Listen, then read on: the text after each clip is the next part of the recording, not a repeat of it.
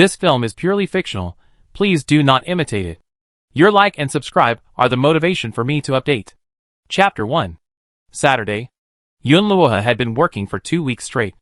The first thing she did after returning from the police force was shower. She needed to clean up the house and get a good night's sleep before returning to work overtime the next day. The house was a mess, like a doghouse. It had to be done. She'd been working non-stop for days on end on a major case, leaving her with no time to clean. But she was a master at housekeeping. In just 10 minutes, a messy room was tidy and spotless. Yun Luoha put the trash outside, planning to take it out tomorrow morning. She grabbed a new trash bag and was about to put it over the trash can. But in the blink of an eye, everything changed. The sound of waves was incessant. Yun Luoha stared blankly at the endless sea, a little lost in thought. This was all too sudden. She was still holding a trash can.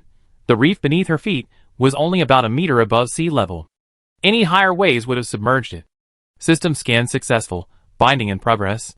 A pleasant female voice echoed in her ears. It sounded very much like the voice of an intelligent voice system. A huge light curtain suddenly appeared in midair. On it were several lines of glowing blue text. Hello, Yun Luoha, welcome to the Doomsday game. It is now the year 5023 on Blue Planet, the third year of global oceanization. As one of the first humans to successfully bind to a floating reef, you will receive a smart bracelet and a resource gift pack. As soon as the words fell, Yun Luoha saw a gift pack flash twice in midair before shrinking and flying into the icon below the light curtain. This isn't just a game, it's a real apocalyptic survival world. In 2 weeks, the official server will launch, and the remaining humans on Blue Star will enter the game. Death here is real death, so cherish your life and live well. There's a 3-day novice protection period at the start of the game, during which players will be relatively safe. 3 days later, spring arrives. Players, hurry up and gather resources to upgrade your reef. Reminder, each player can collect 3 shells daily. The game officially begins, good luck. Yun Luoha's expression froze. It seemed quite plausible. In that case, let's study it first. Although survival here doesn't seem promising, Yun Luoha has always been very adaptable. She looked at the screen.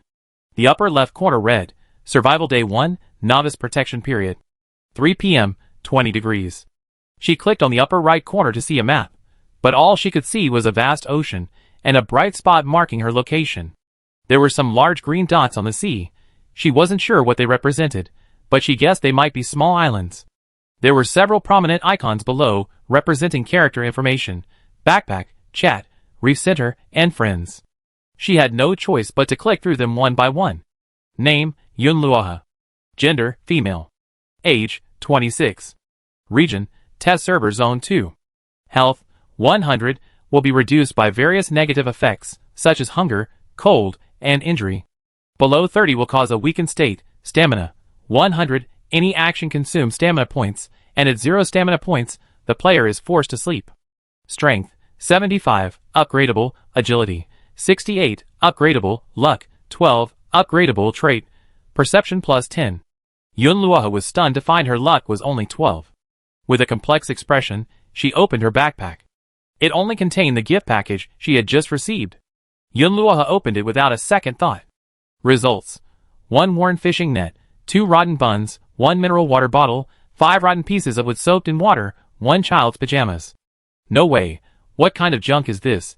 Yun Luoha's eyes widened. The items she had just opened each occupied a slot, with each slot containing a different type. Items of the same type could be stacked together in 1 slot. The backpack currently had 10 slots, and these items occupied 7. With a thought, a fishing net appeared in her hand. Basic fishing net, upgradable a tattered, very old-looking fishing net with a durability of 48.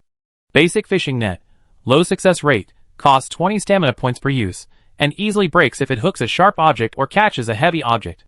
Upgrade requirements, intermediate fishing net blueprint, fiber X5. Stale steamed bun, the bun has gone sour, you still want to eat it?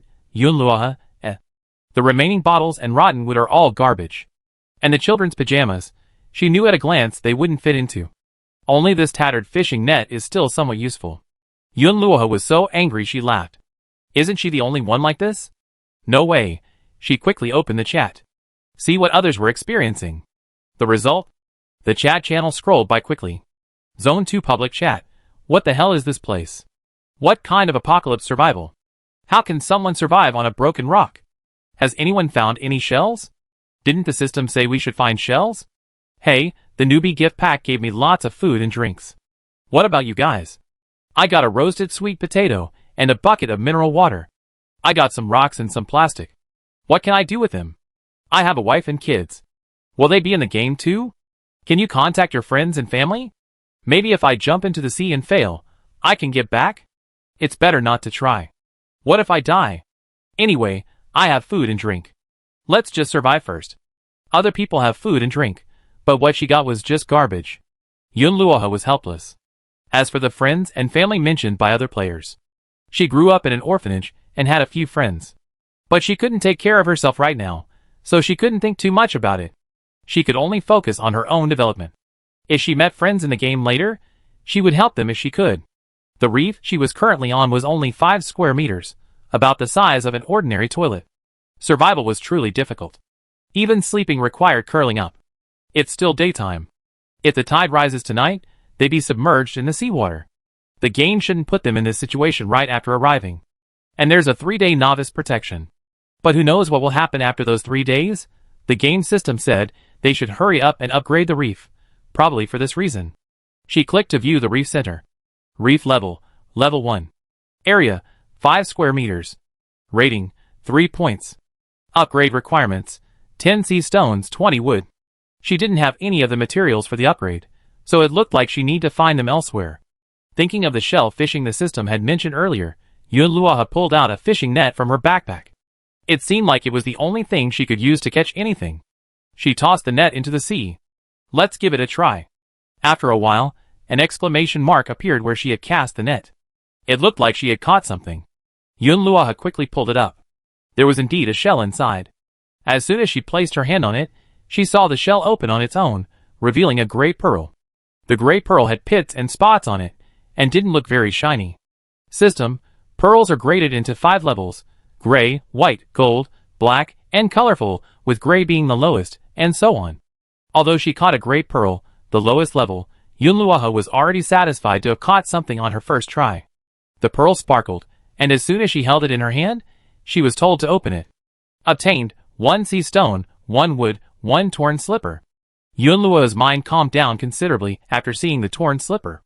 Just now, she was wondering if she had any sea stone or wood, and now they were. If she could gather 10 sea stones and 20 wood, her reef would be upgraded. However, each use of the fishing net consumes 20 stamina points, and also reduces the durability of the fishing net.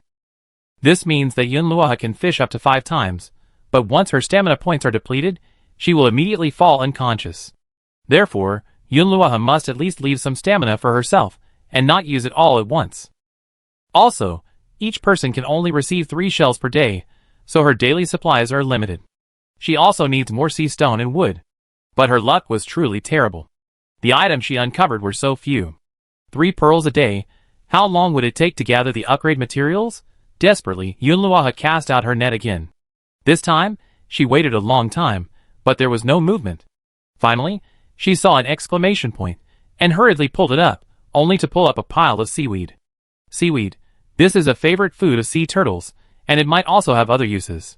The seaweed seemed useless, but although she was disappointed, she still collected it. If she encountered a sea turtle, she might be able to feed it.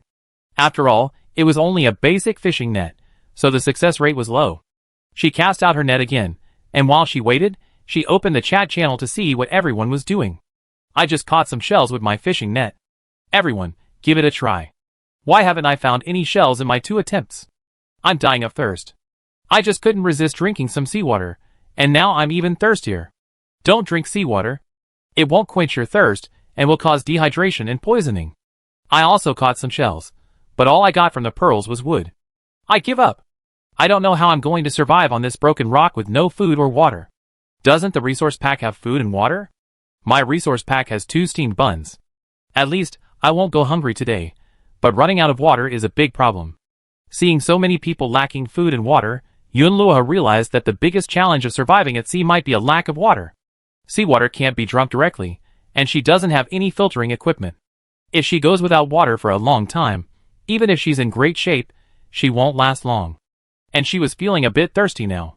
The trash can Yunluoha had set aside suddenly shimmered, catching her attention. Congratulations, player! You obtained a gifted trash can and successfully linked to the waste recycling system. Level 1 trash can. Experience points required to upgrade, 50. Skill, recycling. Tip: please discard your discarded trash into the trash can for recycling. Yunluoha, trash? Haha, she has quite a lot. She tossed in 5 rotten logs. A flash of white light. Recycling success. Gain 2 logs. Really cool. 5 rotten logs transformed into 2 good logs.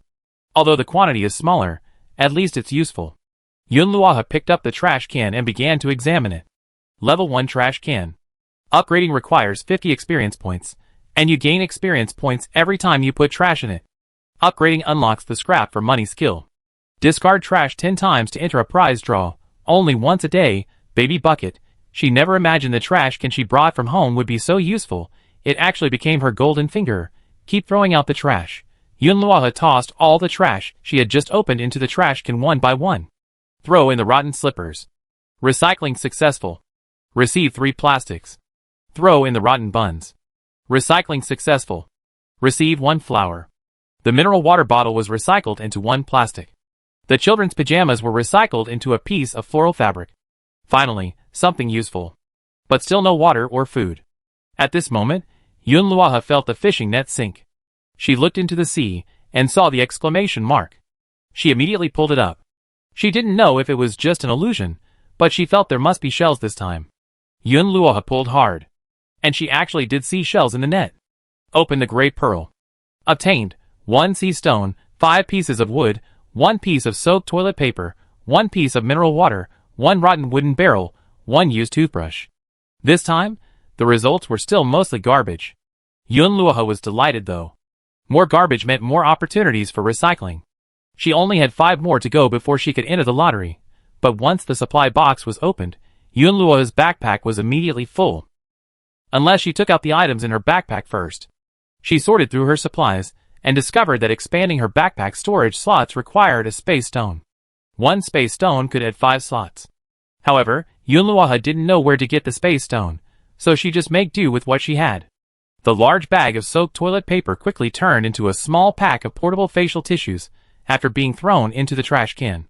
After recycling the rotten wooden barrel, she found 5 pieces of wood.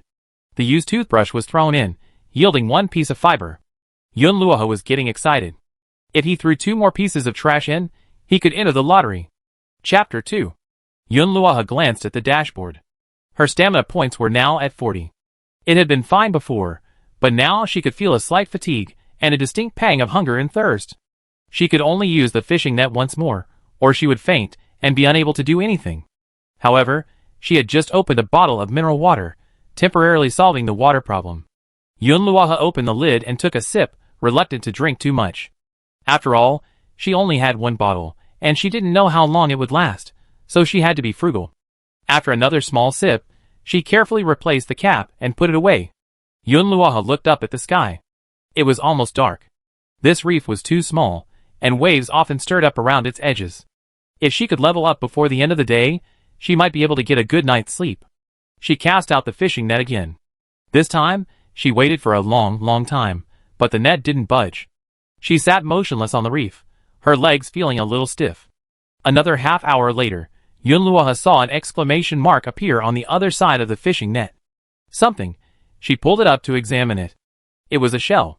Inside lay a great pearl.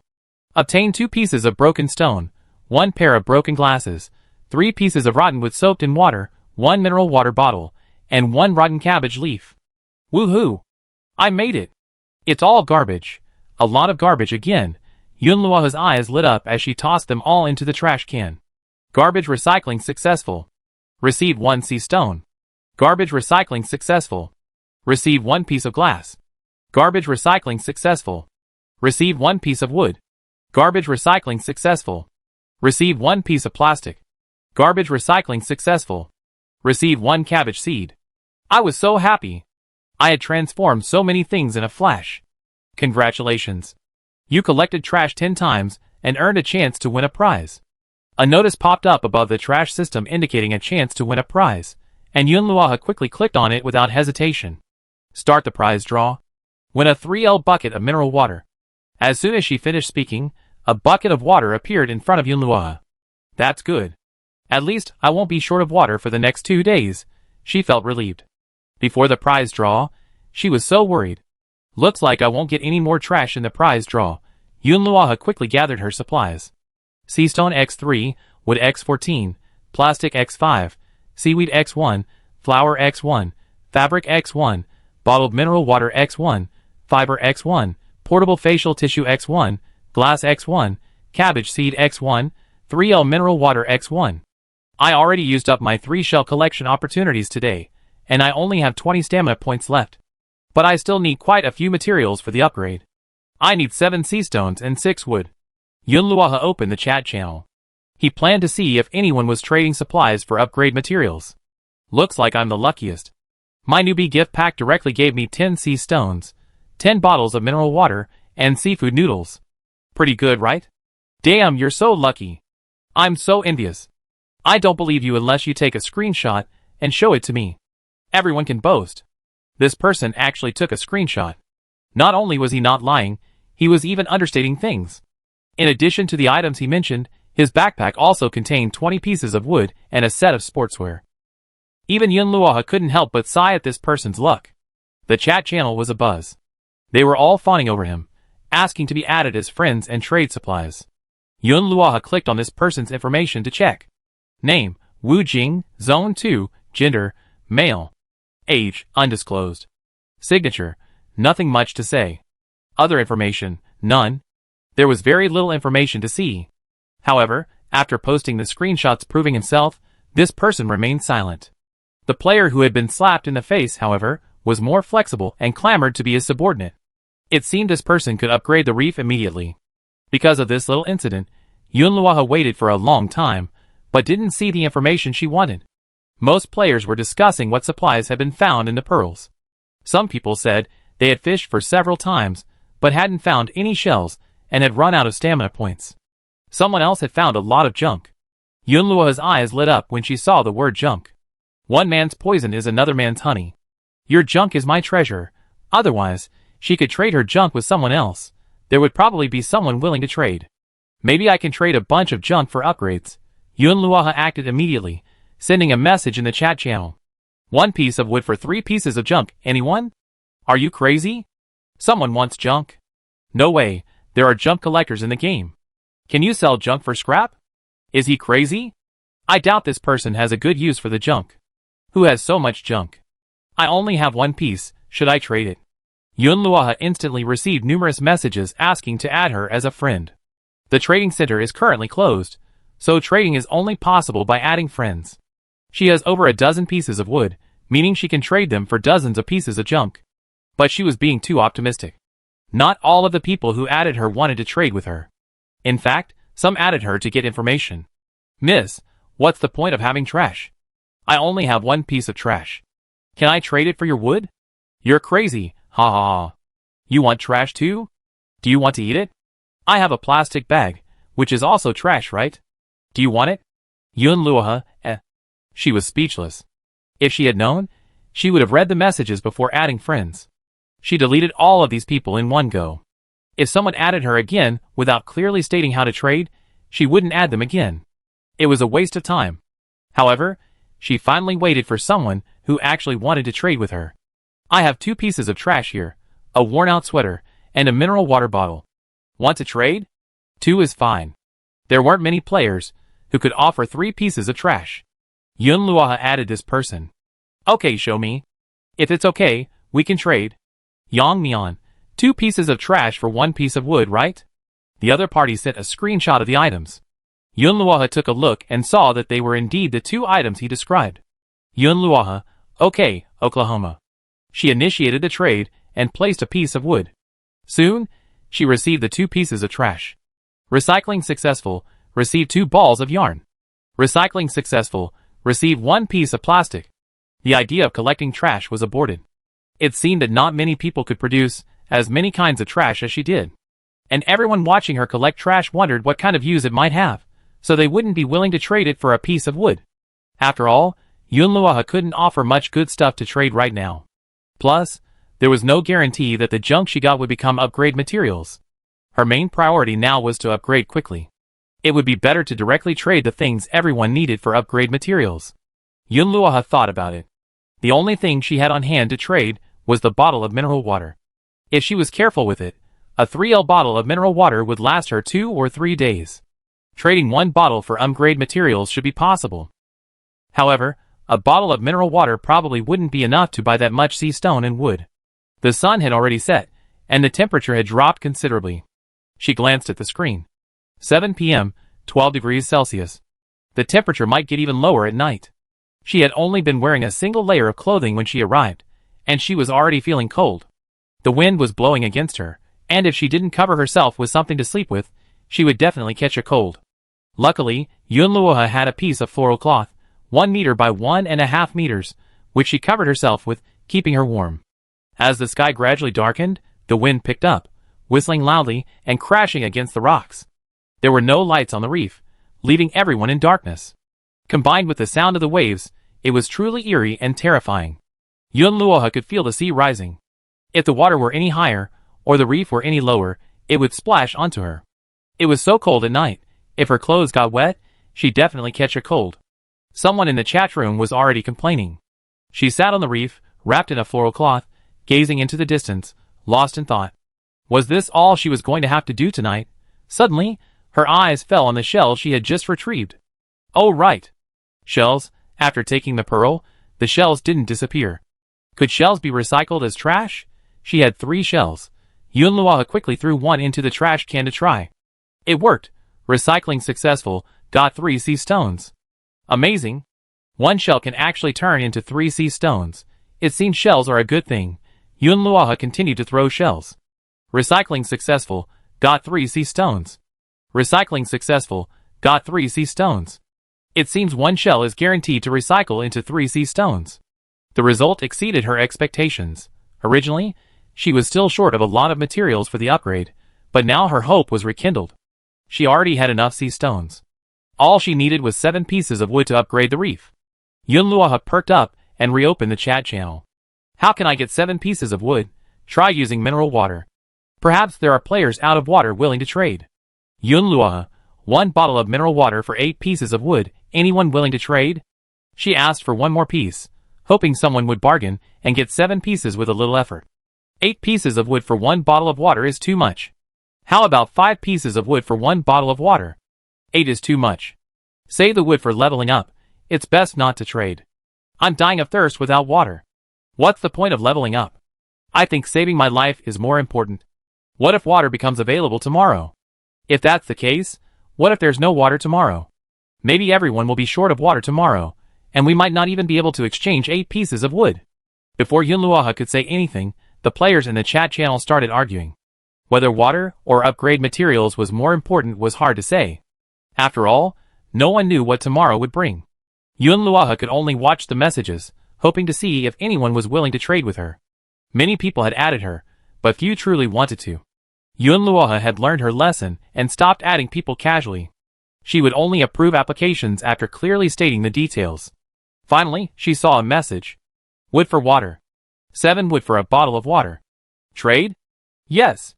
Isn't that perfect? After the transaction was successful, the upgrade materials arrived, and Yunluoha immediately clicked upgrade. The reef was enveloped in a cloud of white mist. The system notification sounded. Upgrade countdown.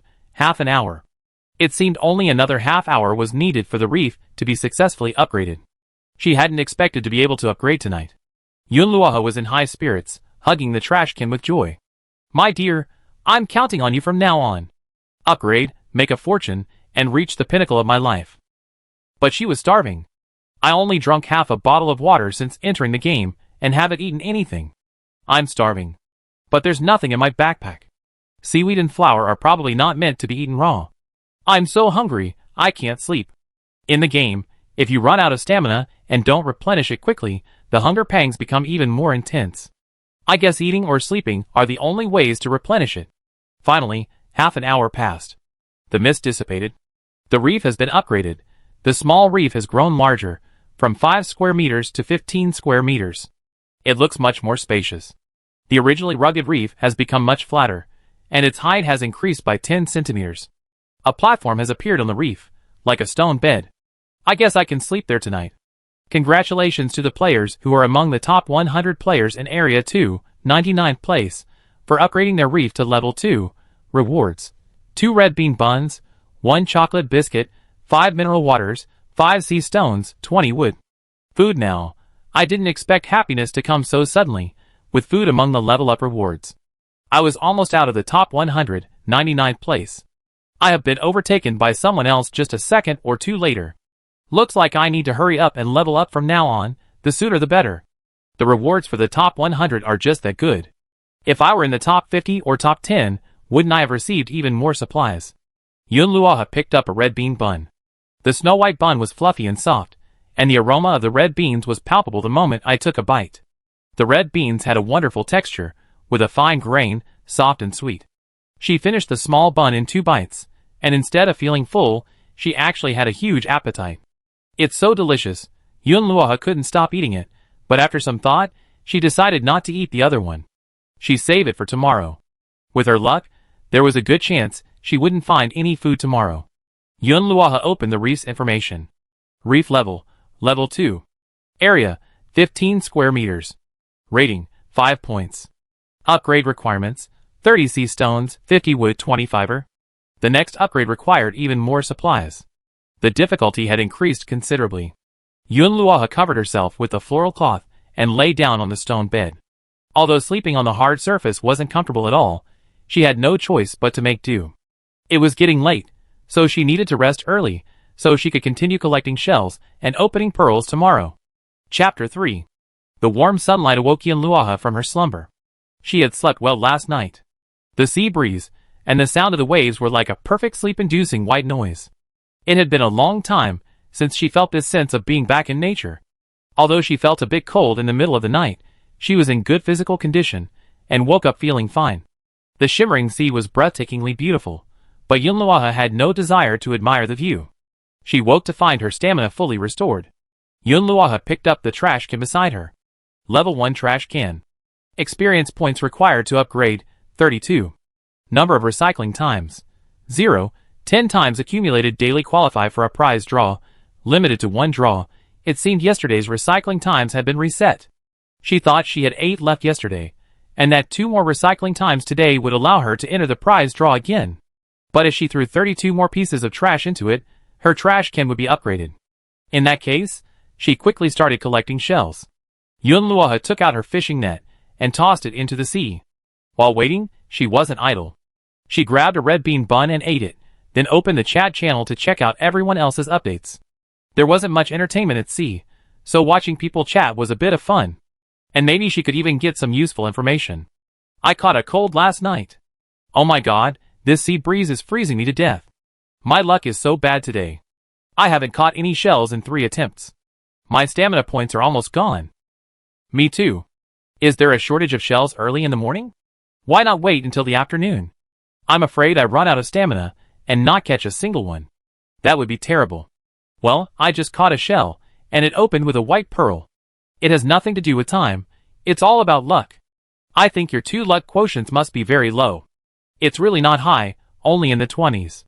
Only in the 20s, ha ha ha. You're lucky to have survived the first 3 days.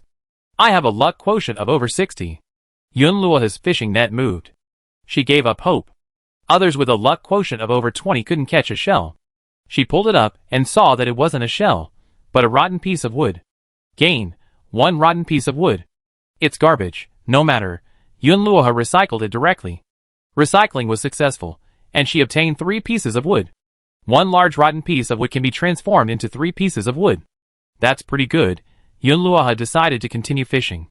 If she couldn't catch a shell after 2 more attempts, she would consider whether she should wait until the afternoon. Perhaps there were fewer shells in the morning.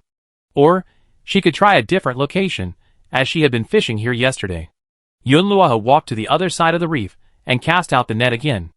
This time, she only waited a dozen minutes. The net began to stir. As soon as she pulled it up, it felt incredibly heavy. It looked like it was a large fish this time.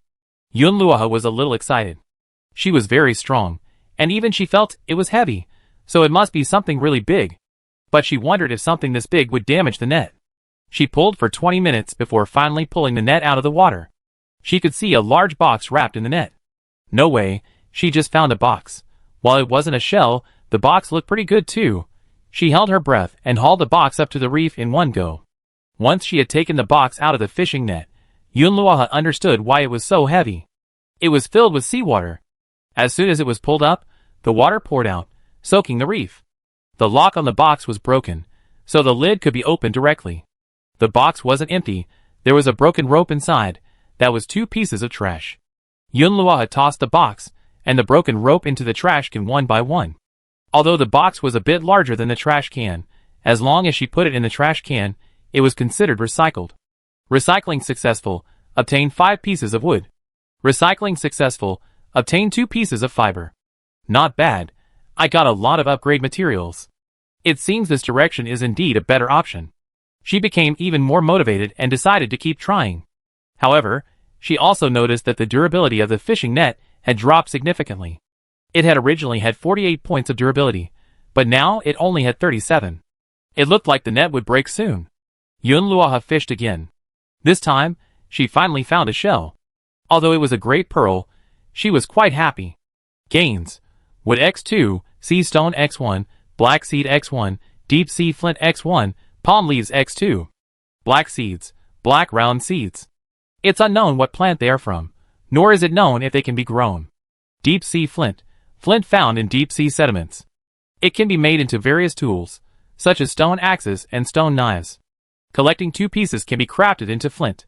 Palm leaves, palm tree leaves. They can be made into various daily necessities, such as ropes, brooms, raincoats, etc. They can also be broken down into fibers. It looked like both the flint and palm fronds were good. However, I only had 1 deep sea flint, so I couldn't make flint yet. I also couldn't make a stone axe or stone knife for the time being, lacking a tool bench. The palm fronds don't seem like trash.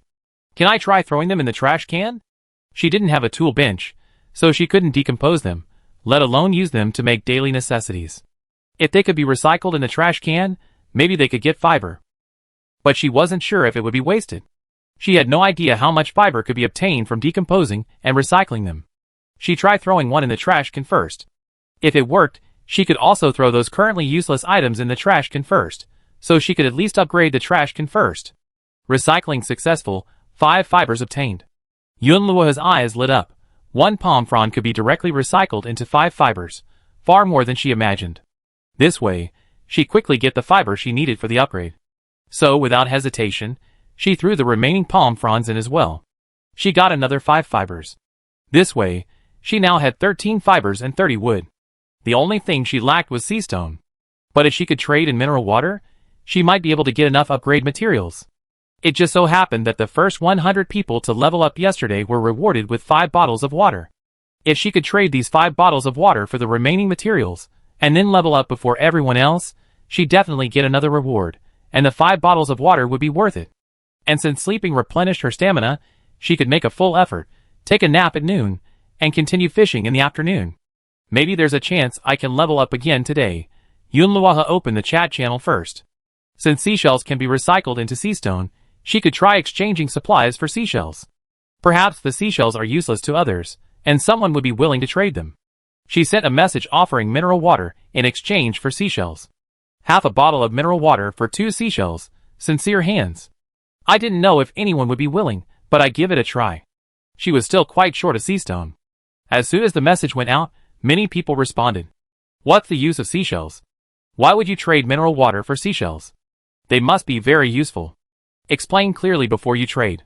Yes, I guess seashells are some important material. It's possible. After I opened the pearls, I almost threw away all the seashells. Shut up. I already threw them away. They wouldn't fit in my backpack, and they take up space. Yunluoha definitely wouldn't tell anyone why she was taking the seashells. They kept asking, but she pretended not to notice. However, this did draw attention to the seashells. Several people added her to ask about the uses of seashells. If that didn't work out, they could just trade for sea stones. It's just not as cost-effective as seashells. And seashells can also generate experience for the trash can. Let's wait and see, maybe someone will be willing to trade. A few people willing to trade would be enough, just in case someone needs water. With so many people in the entire region, she wasn't in a rush. After all, she hadn't gathered enough other materials yet. Yunluo started it, and many others followed suit, posting their own trade requests. I'm trading mineral water for sea stones. Anyone interested? 1 bottle of mineral water for 6 sea stones. Any food? 2 sea stones, or wood for something to eat. Wu Jing, sea stones are important upgrade materials, so it's best not to trade them. Isn't this the lucky guy from yesterday? Boss, you're definitely right. It's best not to trade sea stones for anything. Save them for leveling up. Boss, what level are you now? You have so many supplies, are you already level 3? Wu Jing, haha, no, I'm still short on some supplies. Boss, what do you need? I trade with you. Many people flatter Wu Jing, and a few more come out to curry his favor. Of course, there are also those who dislike him. Since you have so much stuff, why don't you trade some? Everyone's short on water now. You said we shouldn't trade sea stones for water, so what would be a good option? You're so easygoing. If someone wasn't dying of thirst, who would trade upgrade materials for water? Surely their lives are more important. Wu Jing, I'm just making a suggestion. It's up to you whether you listen or not. Seeing the chat channel erupt in another argument, Yunluo was about to turn off the screen. But then she saw a new message. I can trade seashells for water. The person contacting her was Yang Mian, with whom she traded yesterday. Yunluo quickly replied, how many can you trade? Yang Mian, 3. It's just 3 seashells for a bottle of water. And you have to tell me what the seashells do. Yunluo, sorry, I can't tell you that. If the other party refused to trade without her telling them, there was nothing she could do. 3 seashells for a bottle of water was acceptable to her. It even exceeded her expectations. After a while, Yang Mian, if you don't want to talk, I trade 2 shells for a bottle of water. That's fine.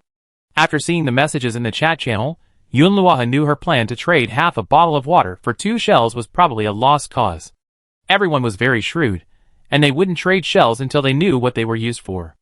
Unless they were desperate for water. And 2 shells could be recycled into 6 sea stones. Yunluo, okay. Yang Mian sent a trade request. Yunluo sent the water, and the transaction was complete. After receiving the 2 shells, Yunluo couldn't wait to throw them into the trash. Soon, she had 6 sea stones. Yang Mian, do you have any extra water? Food is fine too. Yunluo, what can you trade with me? Yang Mian, shells, fiber, sea stones, wood. All upgrade materials, not bad. Yunluo still had a few small bottles of mineral water, and a large bucket of mineral water left, so she could trade them for 2 more. How about this? Give me 2 more shells, and I trade them for water.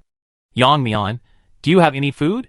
Yunluo herself had nothing to eat, only a box of chocolate cookies. She was planning to be frugal, eating a few for lunch and a few for dinner. No food. Okay, then I trade 1 bottle of water for 2 more shells. By the way, are you still collecting trash? Yunluo's eyes lit up. Yes, just like before, 1 piece of wood for 2 pieces of trash. We can negotiate for other trades. Yang Mian, okay, I come to you if there's trash. Brother, I found shells again. Yang Mei exclaimed joyfully. Okay, I help pull you up. Yang Mian immediately turned off the screen and walked over to Yang Mei.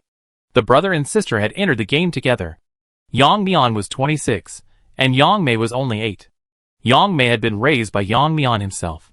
Their parents hadn't played the game, so now they were alone, relying on each other. But Yang Mei didn't have her own reef, so she and Yang Mian shared one. Thankfully, they both had resource packs, so they had 2 fishing nets, allowing them to build a reef together. For some reason, they gotten a lot of supplies, but no water or food. Yesterday, they only gotten 1 bottle of water, and 1 steamed bun all day, barely enough for the 2 of them. Even though the reef had been upgraded, and they were among the first 100 to do so, they received materials and blueprints as rewards, but no water or food. For the past 2 days, Yang Mian had traded everything he eaten and drank from other players. He exchanged 1 bottle with Yunluo, and then with others. He didn't want to trade too much with the same person, lest it appear he had too much supplies. Mimi, come and have some water. Are you hungry? No. Looking at his sister's understanding attitude, Yang Mian felt a pang of pain. She woken up this morning and hadn't eaten yet, and she was already collecting supplies. He had to find a way to exchange for food. He couldn't let her go hungry. But the materials were almost ready for level 3, and he didn't want to trade them. Besides filling his stomach, upgrading was also important. At least, he had to make the reef bigger, so the siblings could live there. Last night, he let his sister lie on the stone bed while he sat there all night. This wasn't going to work. It was for this reason that he asked Yunluoha to trade seashells for water. Although he doubted the seashells would be very useful, he saw no use for them at the moment, and he could always give more later. Chapter 4. Got 2 more shells. Yunluoha was overjoyed. 12 sea stones in one go. 1 step closer to upgrading. And only 1 more chance to win the lottery. She looked around, trying to find any trash. She saw a mineral water bottle with a small bottle of water left. After finishing the water, wouldn't the bottle become trash? Yunluoha simply drank the rest of the water in 1 gulp and tossed the bottle into the bucket. Recycling successful, got 1 plastic. Congratulations, you recycled trash 10 times and earned a chance to win the lottery. Great, another chance to win the lottery. Start the lottery. Get the blueprint for an intermediate fishing net. Awesome, it's a blueprint for a fishing net. Now I can upgrade the fishing net. Although it requires 5 fibers, I can't upgrade the reef yet, so I just use them up. Yunluoha took out the fishing net and clicked upgrade. The fishing net was enveloped in a ball of white light, as if 2 pairs of nimble hands were repairing it. A minute passed. The net in Yunluoha's hands looked brand new. Intermediate fishing net, upgradable, a durable, and sturdy net that looks brand new. High strength and wear resistance, with a durability of 78. Intermediate fishing net has a higher success rate and costs 15 stamina points per use. Upgrade requirements: advanced fishing net blueprint, 5 golden silks. Intermediate fishing net now costs less stamina points. This way, even without replenishing stamina points, she can use the net 6 times a day, and her success rate is higher, potentially making it easier to catch better quality shells. Yunluoha couldn't wait to try out the new net. Just then, someone suddenly added her. Yunluoha took a look. The person who added her was this Wu Jing. He sent a friend request. I'm planning to form a Lucky King Association, and would like to invite some players with better luck to join. Are you interested? Lucky King Association? With her luck, it didn't seem like she was suitable for joining. Wu Jing didn't know where he misunderstood her as Lucky King. Could it be because she sent 2 trade messages? It wasn't surprising that Wu Jing thought she was Lucky King. Players with bad luck usually complained about not being able to find shells, or finding a bunch of junk. They wouldn't bother trading mineral water. Besides, Yunluoha had appeared twice and tried to trade, indicating that she had some water in stock. Plus, she was constantly trading supplies. Yesterday she traded junk, then said she wanted to trade for wood, and today she wanted to trade for shells. It was easy to understand that wood was an upgrade material, but what were the uses of junk and shells? Wu Jing was very curious. He was just about to form the Lucky King Association, so he was definitely going to recruit players he knew well who had good luck. Yunluoha was naturally one of his targets. Wu Jing also sent this message to the others. Everyone else had already accepted his friend request. Although he had only been in the game for a day, many people had seen Wu Jing's show of his resources yesterday. Who wouldn't want to befriend a player with good luck and plenty of resources? But Yunluoha refused. She thought for a moment and replied, I'm not a Lucky King, so I probably don't meet the association's requirements. What if they asked her to send a screenshot of her luck score after joining the group, and she sent it only at 12 o'clock? That would be incredibly embarrassing. Getting kicked out would be even more embarrassing. It's better not to join. Wu Jing frowned when he saw the message. It seemed this person was hiding a lot of secrets, something they didn't want anyone to know. Wu Jing sent another friend request. It's okay if you don't join the guild, let's be friends. Yunluoha thought about it and accepted it. Since he said so, let's add him as a friend. Besides, he has a lot of stuff, so if I need anything, I can trade with him. Seeing Yunluoha added him, Wu Jing pondered for a moment and sent a message. Hello, I just saw you trading shells. Do the shells have any special effects? Yunluoha thought to himself, that's why. Now, making up stories wasn't a good idea, and telling the truth was out of the question. This was the downside of the real name system. No matter what you said in public, it easily attracted the attention of other players. Sorry, I can't tell you about this. You know when it's useful. Wu Jing, okay, I understand. The man didn't press the issue, which actually improved Yunluoha's impression of him. She closed the chat and cast the net again. The new net was indeed very easy to use. And it wasn't long before there was movement. She pulled up a large shell, containing a large, gleaming white pearl. The crystal white pearl was stunning in the sunlight. The luster of great pearls simply couldn't compare. Gains, Sea Stone X5, wood x8, broken boot x1, torn glove x1, mineral water x1, steamed bun x2, scallion pancake x1, rotten vegetable leaf x1. The white pearl yielded a lot more. Only a small portion was junk. The majority was essential goodies. If she eats sparingly, she have enough food for today and tomorrow. She only has 25 stamina points left, so she could only fish once more. Let's throw the trash into the trash can first. The broken boots were successfully recycled, yielding 2 pieces of leather. The rotten gloves yielded 1 piece of fiber. The rotten vegetable leaves also yielded 1 piece of fiber when thrown into the trash can. The backpack had long since overflowed, and many items were simply dumped on the rocks. Yunluoha had no choice but to sort out her supplies again. Sea stone x20, wood x38, fiber x10, plastic x7, seaweed x1, flour x1, fabric x1, bottled mineral water x4, chocolate biscuit x1, black seed x1, deep sea flint x1, yarn ball x2, portable tissue x1, glass x1, leather x2, cabbage seed x1, 3L mineral water x1, steamed bun x2, scallion pancake x1, shells x2. She could only put the bulk of the upgrade supplies and food in her backpack, and put the rest aside. After a long struggle, Yunluoha checked the time and saw it was already 2 p.m. Yunluoha was hungry again. Luckily, she had just found some food that would fill her stomach. She decided to eat the scallion pancake first, then take a nap to see if she could regain some stamina. 10 more points would give her another fishing trip. Before eating the pancake, Yunluoha threw the shells she had saved into the trash can. 2 shells were recycled into 6 sea stones. Level 1 trash can.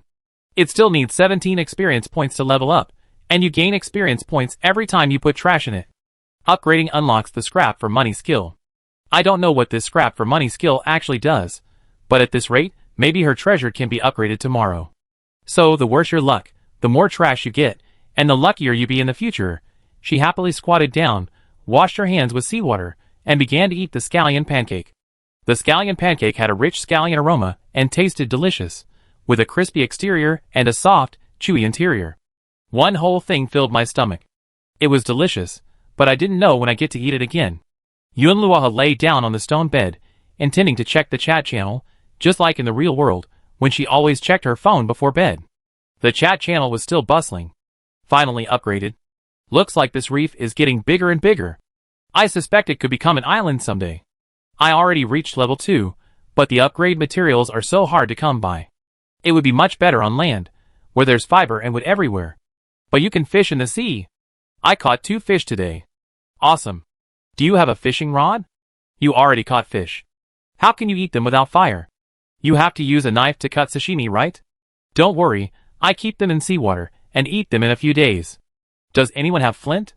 I can trade it for upgrade materials or food. When Yunluoha saw the flint, she sat up. She needed flint too. It takes 2 flints to make flint and steel. She clicked on the person who posted this message. Name, Durwantian, District 2, Gender, Female. Age, 23. Signature, Happy Everyday. Other, Confidential. If the other person also wanted to get a pair of flint and steel to create fire, maybe they could work together.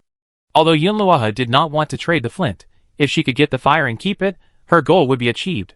Yunluoha took the initiative to contact Durwantian. Hello, I have flint. Durwantian quickly added her as a friend. Hello. Hello. Yunluoha, I have a piece of flint here. Do you have one too that you like to craft into flint? Durwantian, yes. Would you like to trade with me? Yunluoha, well, I can trade with you, but after you get the flint, I need you to give me fire. For at least 3 days, I need fire, and you need it. If you agree, the trade can go through.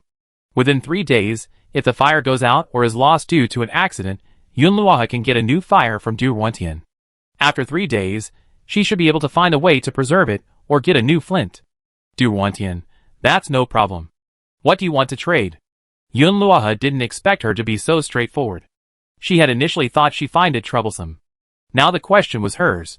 Should she trade for food or upgrade materials? The problem was, she had no idea how many materials one flint could exchange for. If it's for upgrade materials, how much can you give me? Durwantian, I need to keep them for upgrades too, so I can't give you too much. 5 sea stones and 10 pieces of wood, is that okay? She had already asked several times in the chat channel, and quite a few people had added her, but they all wanted to trade for her flint. Yunluoha hesitated. These materials weren't actually that many, they could even be exchanged for 2 bottles of water. Comparing the value of 2 bottles of water to the flint, she felt the flint was a bit higher. But she could still get fire from Du Ruantian later. Looking at it that way, it seemed acceptable. Seeing that Yunluoha didn't reply, Du Ruantian guessed that she had given too little. Du Ruantian quickly checked her backpack. How about an apple? She had 5 apples. Giving one away wouldn't hurt. Yunluoha, how about this? Do you have any unused junk you can give me? Junk? Du Ruantian was stunned. Yeah, like rotten wood, worn-out shoes. Have you ever found anything like that? Du Ruantian, no, I don't think I ever found any junk. Yunluoha, Okay, it seems this girl is a lucky player.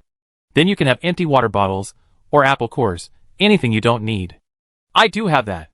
She had 3 water bottles, but she had originally planned to save the apple core to see if it could be used to plant an apple tree later. But it didn't matter if she gave it away, after all, she still had a few uneaten apples. Then I give you 3 more water bottles and an apple core? Okay. Yunluoha was very satisfied. Du Ruantian was also very happy, and quickly initiated the trade. Chapter 5. Du Ruantian searched around and, besides the 3 mineral water bottles and the apple core, actually found another unwanted item. A milk carton. She finished the milk, but she hadn't thrown the carton away. Hee, I just found another piece of trash. I give it to you too.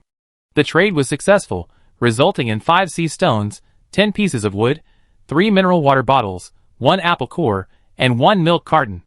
It must be said that the outcome of this transaction was much better than Yunluoha had expected. Du Ruantian had the same idea, trading some of her own unwanted trash and limited materials for the flint she needed most. Yunluoha quickly tossed the trash into the bin one by one and soon found 3 pieces of plastic, 1 sprouted apple tree seed, and 1 piece of wood. The carton turning into wood was a pleasant surprise. The apple seeds were even more surprising. Although apple cores can serve as apple tree seeds, it takes time for the core to sprout and requires special processing. Now, getting sprouted seeds directly saved a lot of trouble. It seemed the trash can was even more useful than she imagined. When she had more supplies, she could take over the entire recycling station and trade all the other players' trash. Wouldn't that make her a fortune? But for now, it was just wishful thinking. She didn't have much supplies to trade, and her backpack wasn't big enough, and the reef was pitifully small. Thinking she was just a few supplies away from an upgrade, Yunluoha contentedly closed her eyes and took a nap. 3 hours later, Yunluoha opened her eyes. The first thing she did was check her stamina. Only 15 points had returned. Sleeping for 8 hours at night will restore your stamina to full, but sleeping for 3 hours only restores 15 points. Perhaps the amount restored by deep and light sleep differs, or perhaps the last few hours of a long sleep restore more. In short, simply sleeping to restore stamina isn't advisable. This should only be done in the early stages when you have nothing to do, otherwise, it would be better to do more. But regardless, Yunluoha now has 40 stamina points, and can use her fishing net 2 more times. She stood up, stretched, and cast her net into the sea. She opened the screen, and saw someone had sent her a message. 2 messages, one from Yang Mian and one from Du Ruantian. Yang Mian, I caught some trash. Do you need it? Du Ruantian, do you have anything flammable? I struck a spark with my flint, but I don't have anything flammable to start the wood. Yunluoha quickly replied to each one. I want trash. It's the same as before, 1 piece of wood for 2 pieces of trash. If there's too much trash, I can trade it for something else. Flammable? I have tissues. Du Ruantian had already messaged several friends, but all of them said they didn't have any. Yunluoha hadn't responded for a while. She hadn't gotten any hope, and was considering sending a message in the chat channel to ask. That's great. Can you trade tissues with me? I need a whole pack. 1 sheet isn't enough. Yunluoha had originally wanted to keep the tissues, but since Du Ruantian needed them for a fire, she was willing to give them up. Plus, she could get something she wanted in return. Sure, you can trade them for shells. Speaking of which, exchanging for shells was the best deal for her. Is 5 enough? I just happen to have 5. Du Ruantian had no use for the shells. She caught 3 yesterday, and 2 today, for a total of 5. I'm out of stamina, so I only caught 2 shells today. For her, tissues were a much-needed flammable material. If she didn't need the shells, she could always get them later, so trading them was perfectly fine. Sure. A pack of tissues could actually be exchanged for 5 shells. This was completely beyond Yun Luoha's expectations. She quickly found her portable tissues. If these aren't enough, I have some plastic, which is also flammable. I can give you one too. Yeah, great. Then give me a plastic too. I trade with you. I'm worried I won't have enough tissues to burn. The sea breeze is so strong, and the reef is so damp, making it difficult to start a fire. It's better to have extra supplies in case we fail. Yun Luoha immediately handed both the tissues and the plastic to Du Ruantian. Since the other party had been so generous in giving 5 shells, it wouldn't matter if she gave him a piece of plastic. She already had several pieces of plastic, all obtained from recycling, and they weren't of much use at the moment. You can use them for now. Du Ruantian piled wood into a 3-sided cube to block the wind. The strong wind at sea could easily extinguish the small flame. She tore the paper towels into shreds and set the plastic aside. After completing her preparations, Du Ruantian picked up the flint. The flint was difficult to use, requiring considerable force to create sparks. Her strength was low, so it took her more than 10 tries to succeed the first time. But now, with experience, she was able to create sparks again after only 5 attempts. Sparks landed on the shredded paper, quickly igniting. Success? Du Ruantian exclaimed in delight. She quickly added other torn paper towels to the fire, then added plastic. Although burning plastic would produce some smoke and harmful gases, it was undoubtedly flammable and durable. With this, the fire would grow larger, enough to ignite the wood. After receiving 5 shells from Du Ruantian, Yun Luoha tossed them into the trash without hesitation. The number of sea stones in her backpack increased by 15, instantly completing the required upgrade, and even adding more. Yun Luoha's mood at this moment could only be described as simply delighted. It looked like she would successfully upgrade today. She wondered if she could move up a bit in the upgrade ranking this time. For the missing materials, Yun Luoha planned to use her extra resources to exchange. But she wasn't going to post a message in the chat channel just yet. She posted several trade messages a day, inevitably attracting a lot of attention. She first asked her friends, then checked the chat channel to see if anyone else had posted any. Just then, Yang Mian replied, I just found 2 unused items in my pearls. Take a look, but I still need to trade them for food and water. Then let me take a look. She was only 7 experience points away from upgrading her trash can. So no matter what, Yun Luoha wouldn't let go of any trash. As long as the item was worth it, even if it was just 2 pieces of trash, trading them for food and water was acceptable. Yang Mian sent a screenshot. Rotten nylon bag. It was so rotten, it was completely useless. Broken hemp rope, soaked in seawater for so long that it snapped at the slightest tug. They were indeed 2 completely useless pieces of trash. But Yun Luoha had some experience with recycling and guessed that these 2 items could most likely be recycled into fiber. She happened to be short on fiber, so she could trade for it. If you don't want the materials, I can give you a chocolate cookie. Yang Mian glanced at Yang Mei, who was intently watching the sea, waiting for any movement in the fishing net. Chocolate cookies were Xiao Mei's favorite. Since the other party could offer this, there must be more than one. 2 cookies. I give you an extra piece of wood. If there was only 1 cookie, her sister wouldn't eat it all by herself and would ask to share it with him.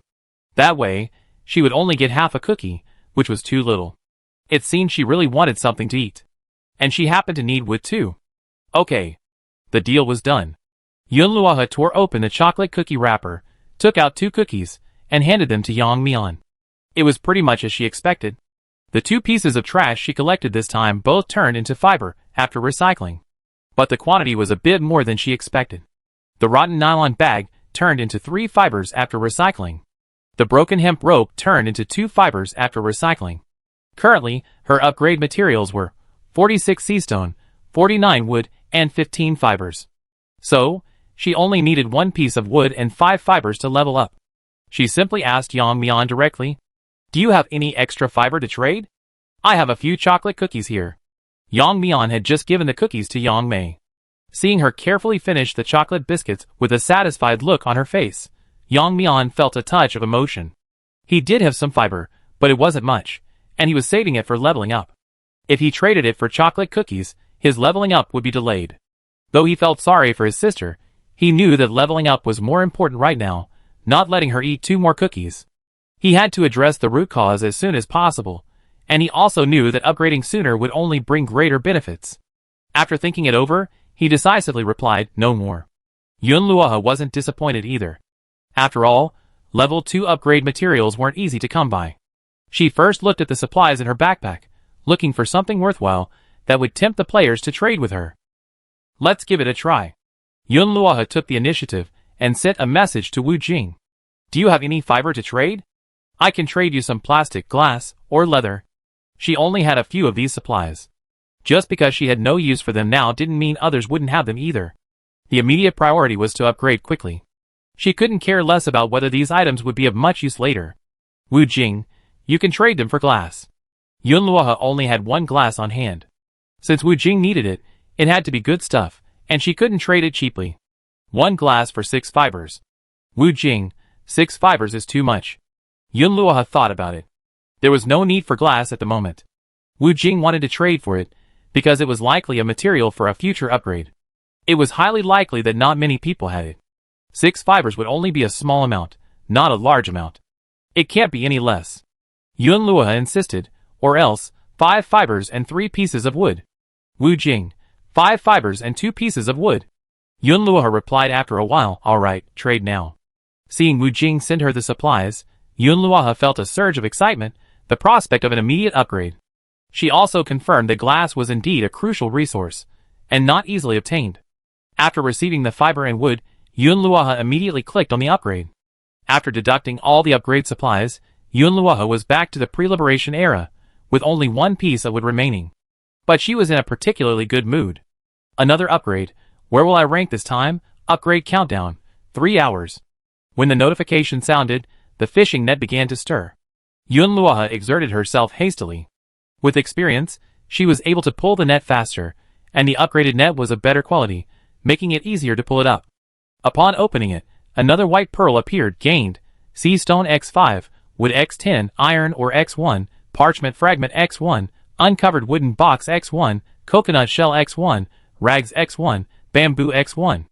Now, Yunluohe needs to focus on the amount of junk. However, it seems the items found this time aren't junk. Just by looking at the name without looking at the details, you can tell if it's junk or rags. Other items require further confirmation by clicking on the details. Parchment fragment. This is just one of the many pieces of parchment paper. Coconut shell. Although it's just a coconut shell, it's still quite useful. At least it can be used as a bowl. The trash can is only 5 experience points away from upgrading, so Yunluohe wants to find more junk. Let's throw the rags in first. Recycling successful, obtained, fiber X10. Yunluohe smiled. She had just traded glass with Wu Jing for fiber, and within a few minutes, she already received 10 fibers. But the more of this stuff, the better. Maybe in just a few minutes, she could level up a few spots ahead of everyone else. Anything is possible, so Yunluohe had no regrets. She wondered if she should throw the rest of her stuff in the trash can to see if it could be recycled. There was no rush anyway. She didn't have to compete with other players for the trash can upgrade. She also checked the chat channel. It's already dark. Luckily I leveled up. I really don't want to be half-drenched in water like last night. I haven't leveled up yet, so all I caught is garbage. That's not the worst part. My net broke. What a rubbish net. It broke right after I pulled up a big rock. That's hilarious. You're so ridiculous. Level 1 player, your net broke, bro, you're dead. Haha, the problem is I haven't eaten all day. Not only am I starving, I'm freezing to death. Why don't you trade your backpack for food? It's already like this. That's hilarious. My backpack is full of garbage. How can I trade it for food?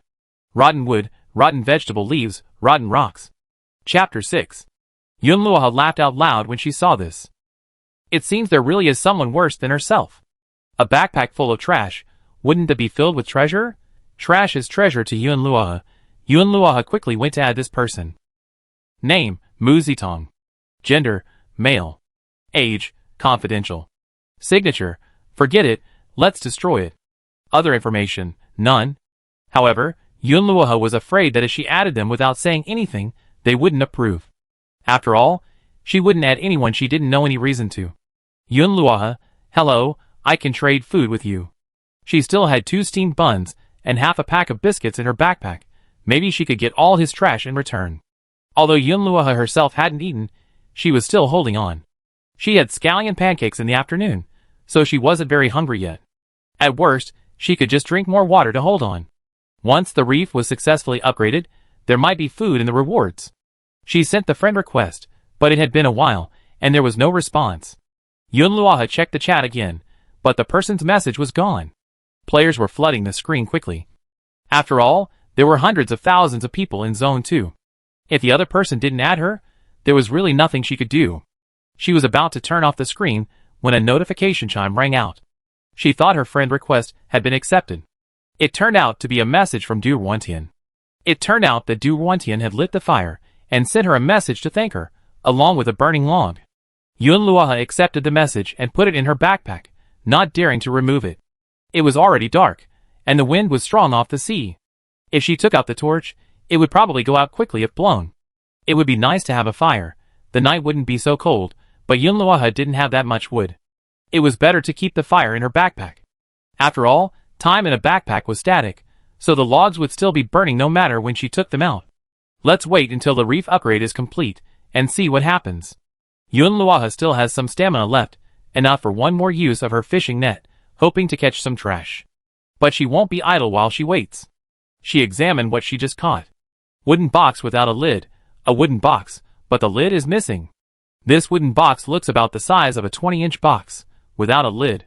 It's a perfect place to store things, and it can hold a lot of miscellaneous items. It's just the right place for Yunluoha to put all the miscellaneous items she piled up on the reef. Upgrading the reef had almost exhausted all her upgrade materials, and her backpack suddenly had several empty slots. Yunluoha picked up the bamboo again. It was just an ordinary piece of bamboo, fresh and green, but she didn't know what to make of it. Iron ore, an essential material for crafting various tools and weapons. This should be a good item.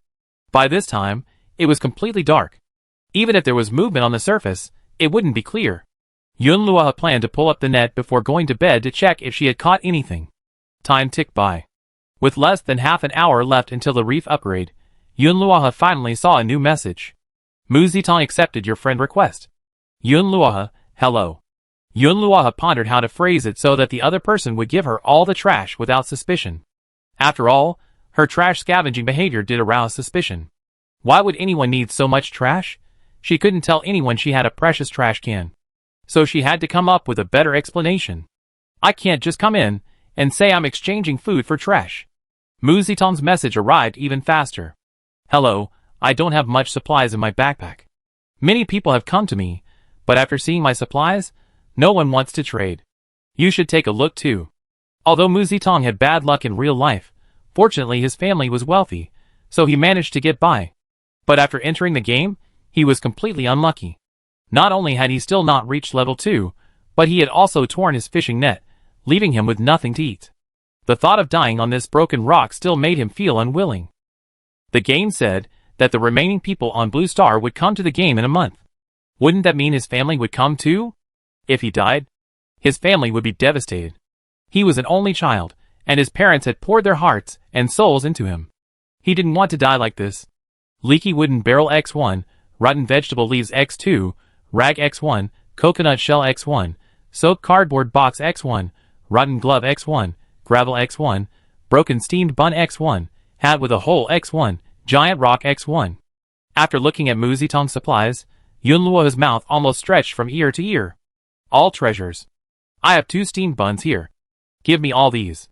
Mu Zitong? ? He almost said, you want these too?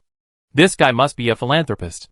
Besides the giant rock, no one asked for anything else. But those people were only willing to exchange 1 or 2 materials for the giant rock, which didn't solve Mu Zitong's problem at all, so he simply didn't exchange them. Yunluoha, how's it? Mu Zitong, no problem. Although he didn't like steamed buns at all, even if he didn't have delicacies every day in the real world, his well-off family made him rather picky about food. But he'd been hungry all day, and since entering the game, he only eaten 1 whole wheat loaf. He was thankful to have a steamed bun now. I'm not destined to die. In Mu Zitong's eyes, Yunluoha was a truly kind person. Yunluoha, let's trade now. Mu Zitong set over all the trash in his backpack. He initially threw some of it away, but then realized that everything he caught was trash, so he didn't bother throwing it away anymore. Yunluoha happily circled on the reef. This time, she really struck it rich. She took a deep breath. She couldn't fit all the trash in her backpack, so she had to dump it all on the reef. First, she recycled the larger items in the trash can. Successfully recycled the leaking barrel, obtaining 2 pieces of wood. Successfully recycled the gravel, obtaining 1 sea stone. Successfully recycled the giant rock, obtaining 10 sea stones. Yunluoha was surprised to see that the giant rock could actually transform into 10 sea stones. Although she guessed she'd be able to recycle a lot of sea stones by the size of the rocks, she hadn't expected there would be 10 of them. Just one more piece of trash to level up the trash can. The closer it gets to these crucial moments, the more exciting it gets. Successfully recycled the torn hat, obtaining 2 fibers. Congratulations. The trash can has reached level 2. Unlock the trash for money skill. Level 2 trash can. Experience required to upgrade, 300. Skills, recycling, trash for money. Note, you can only use 1 skill per day. To change, you must wait until the next day. Upgrading unlocks the item upgrade skill. Take out 10 trash drops to earn a chance to win a prize. Limited to 2 per day, great. The treasure can has been upgraded. Trading scrap for money sounds like a fantastic skill. Although I'm still unsure what this money means, I'm sure she won't suffer any setbacks. And now she has 2 chances to draw a lottery a day. That's awesome. Isn't it that every level up gives her 1 more chance? However, leveling up again is a bit difficult now, and I guess it get harder and harder. Another chance to draw a lottery. So sweet. Start the lottery. Obtain a tool bench blueprint X1. Tool bench can craft various basic tools and also has decomposition and synthesis functions. Required materials: iron ore X2, wood X15. Yunluoha just happened to have 1 piece of iron ore today. As long as she can find another piece of iron ore, she can build the tool bench. She put the blueprint away. Just then, a white light enveloped the reef, illuminating the surrounding area.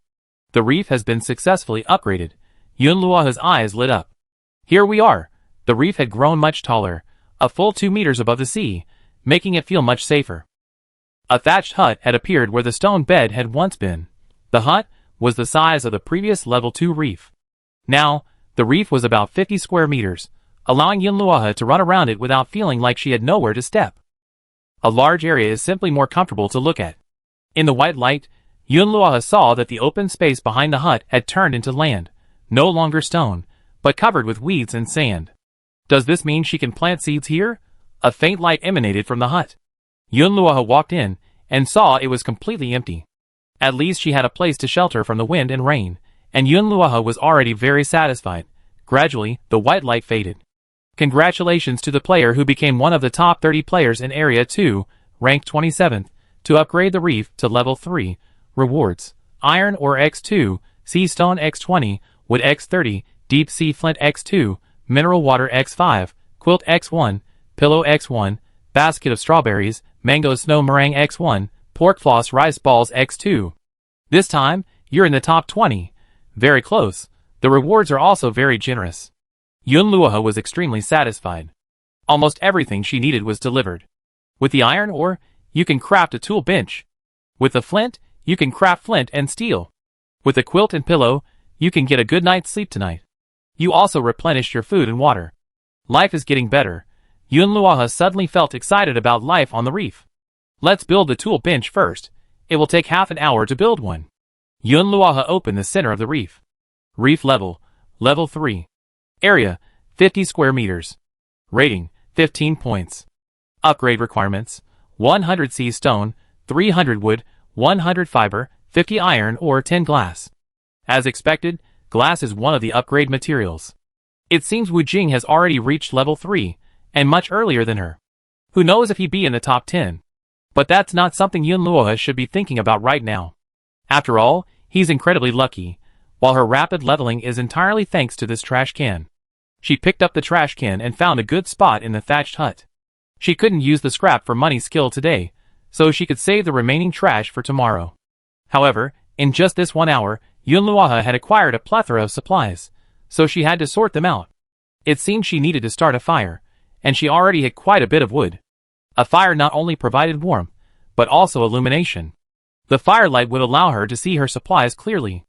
Yunluoha chose a suitable spot outside the thatched hut, took out 2 pieces of wood, and lit them with the fire stick Du Wantian had given her. 2 pieces of wood would last 2 hours. While it wasn't long, it should be enough for her. All she had to do was keep the fire going until it died down. She placed the things Mu Zitong had given her in a wooden box, and then began to organize her own supplies. See stone X36, wood X26, fiber X10, iron or X1, plastic X6, seaweed X1, flour X1, floral cloth X1, bottled mineral water X8, black seed X1, deep sea flint X2, parchment fragment X1, yarn ball X2, leather X2, bamboo X1, cabbage seed X1, sprouted apple tree seed X1, 3L mineral water X1, quilt X1, pillow X1, basket of strawberries, mango snow meringue X1, pork floss rice balls X2, shell X1, coconut shell X1. Also, there's the open package of chocolate cookies. Yun Luoha breathed a sigh of relief. He already had quite a bit of stuff. Survival requires the joy of stockpiling. Yun Luoha stood up, stretched his muscles, ate the few remaining cookies, and drank half a bottle of water. Supplies weren't so tight now, but food was still tight. He had one more snow meringue and saved the rest for tomorrow. The plump snow meringue looked crystal clear, easily devoured in one bite. It was soft, delicious, and refreshing. The mango was particularly sweet and juicy, even stretching when bitten. Guess I still have to grow vegetables and live a self-sufficient life to avoid food worries. Yun Luoha came to the open space behind the thatched cottage and squatted to examine the soil. Soil, ordinary soil with low fertility, a thick layer of soil, and a heavy, sticky texture. While the fertility was low, it wasn't completely non-existent, meaning it was still suitable for growing crops. She had thought about digging a hole with her hands and planting the seeds, but it wasn't possible. She had to hoe the ground first, and she had to clear away any grass and gravel before she could hoe. But she had no tools. At least she needed a hoe. Oh right! A tool bench. It was ready, and she hurried over to check it out. Surely she could make a hoe on it. Chapter 7.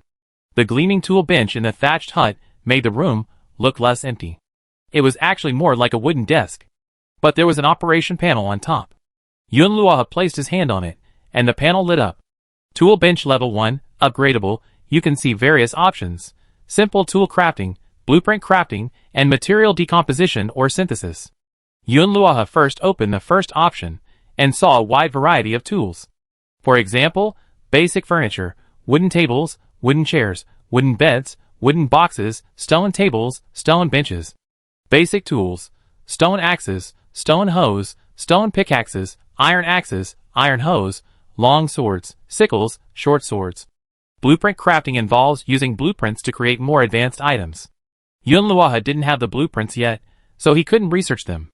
Finally, there's material decomposition and synthesis. For example, leaves can be decomposed into fibers.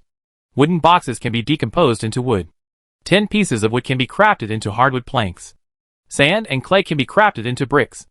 All of this can only be accomplished with a tool bench. Of course, Yun Luoha's trash can recycling skill can occasionally achieve this effect. With a tool bench, everything would definitely be much more convenient. She wanted to make a wooden bed, so she wouldn't have to sleep on the floor at night. However, a wooden bed requires nails. While Yun Luoha didn't have any nails, she could make them with iron ore. One piece of iron ore can make 10 nails. The materials for a wooden bed are 10 pieces of wood and 10 nails. She had enough materials to make a bed. The question now was whether she should save all the materials for upgrading. Receiving 2 level-up rewards intensified Yun Luoha's drive to level up as quickly as possible. But the next level up required a lot of materials, and she was still far from there. Besides, there was no telling when this leveling process would end. Even if she reached level 3 tomorrow, she still had to stock up on supplies. Might as well make herself comfortable first. So Yun Luoha crafted the iron ore into nails, and began crafting a wooden bed. Once the bed was finished, Yun Luoha placed her quilt and pillow on it, and nodded with satisfaction. Finally, it felt like home. She sat on it and felt it. It was quite comfortable. However, she couldn't sleep yet. She had to make the hoe. Making a stone hoe required 2 flints and 5 pieces of wood. She happened to have 2 flints in her backpack. Yun Luoha placed the materials on the workbench, selected the corresponding tool, and clicked craft. A white mist enveloped the materials on the workbench, and a countdown appeared above. 30 minutes. With the hoe, she could plant vegetables tomorrow morning. She removed the burnt wood, knocked a small, glowing charcoal from it, placed it in a coconut shell, and put it in her backpack. She would use it again when she needed to start a fire. After doing this, she went to pull up the fishing net. By then, there was something inside. Yun Luoha pulled it up and saw a huge, heavy rock. If her fishing net hadn't been upgraded, it would probably have been damaged by the rock. She thought to herself, Mu Zitong's fishing net was broken, and she would no longer be able to fish for supplies. Even if she had steamed buns to eat, she wouldn't be able to make any progress. Surviving on the reef would be a hassle. Maybe she could help him again. The junk she exchanged for him had brought her quite a bit of benefit. Yunluohe, is your fishing net badly damaged? Let me see. Mu Zitong hadn't slept yet. The reef was already wet, so he couldn't sleep, so he could only squat on the reef, questioning his life. He was a little surprised to see Yunluohe's message, but he still took a screenshot and sent it over. Tattered fishing net, there's a big hole in it, it's unusable. Repair materials, fiber X3. Only 3 fibers, a piece of cake. Yunluohe happened to have some fiber right now. I can repair your fishing net, but I want you to choose some items from the supplies you catch later. Mu Zitong, really? Mu Zitong hadn't expected Yunluohe to continue helping him. Had she seen the message he sent in the chat, the steamed buns could only keep him alive for a day or two. After all, without the fishing net, he couldn't get more supplies, couldn't upgrade, and had no food source, so he still couldn't survive. In fact, many people had added him, and he had asked for help, but most of them offered comfort or strange advice, with few actually willing to help. One person gave him half a bottle of water, and Yunluohe traded a steamed bun for the trash. He had just posted a message in the chat channel. If anyone was willing to help him repair his fishing net, he would definitely repay them in the future, giving them priority in whatever supplies they caught. Then he was ridiculed by the other players, who said he was giving away all that trash, and no one wanted it. Mu Zitong was deeply hurt, but he secretly agreed with what they were saying, because what he caught was indeed some garbage. But he still didn't want to just wait for death. He wanted to live too.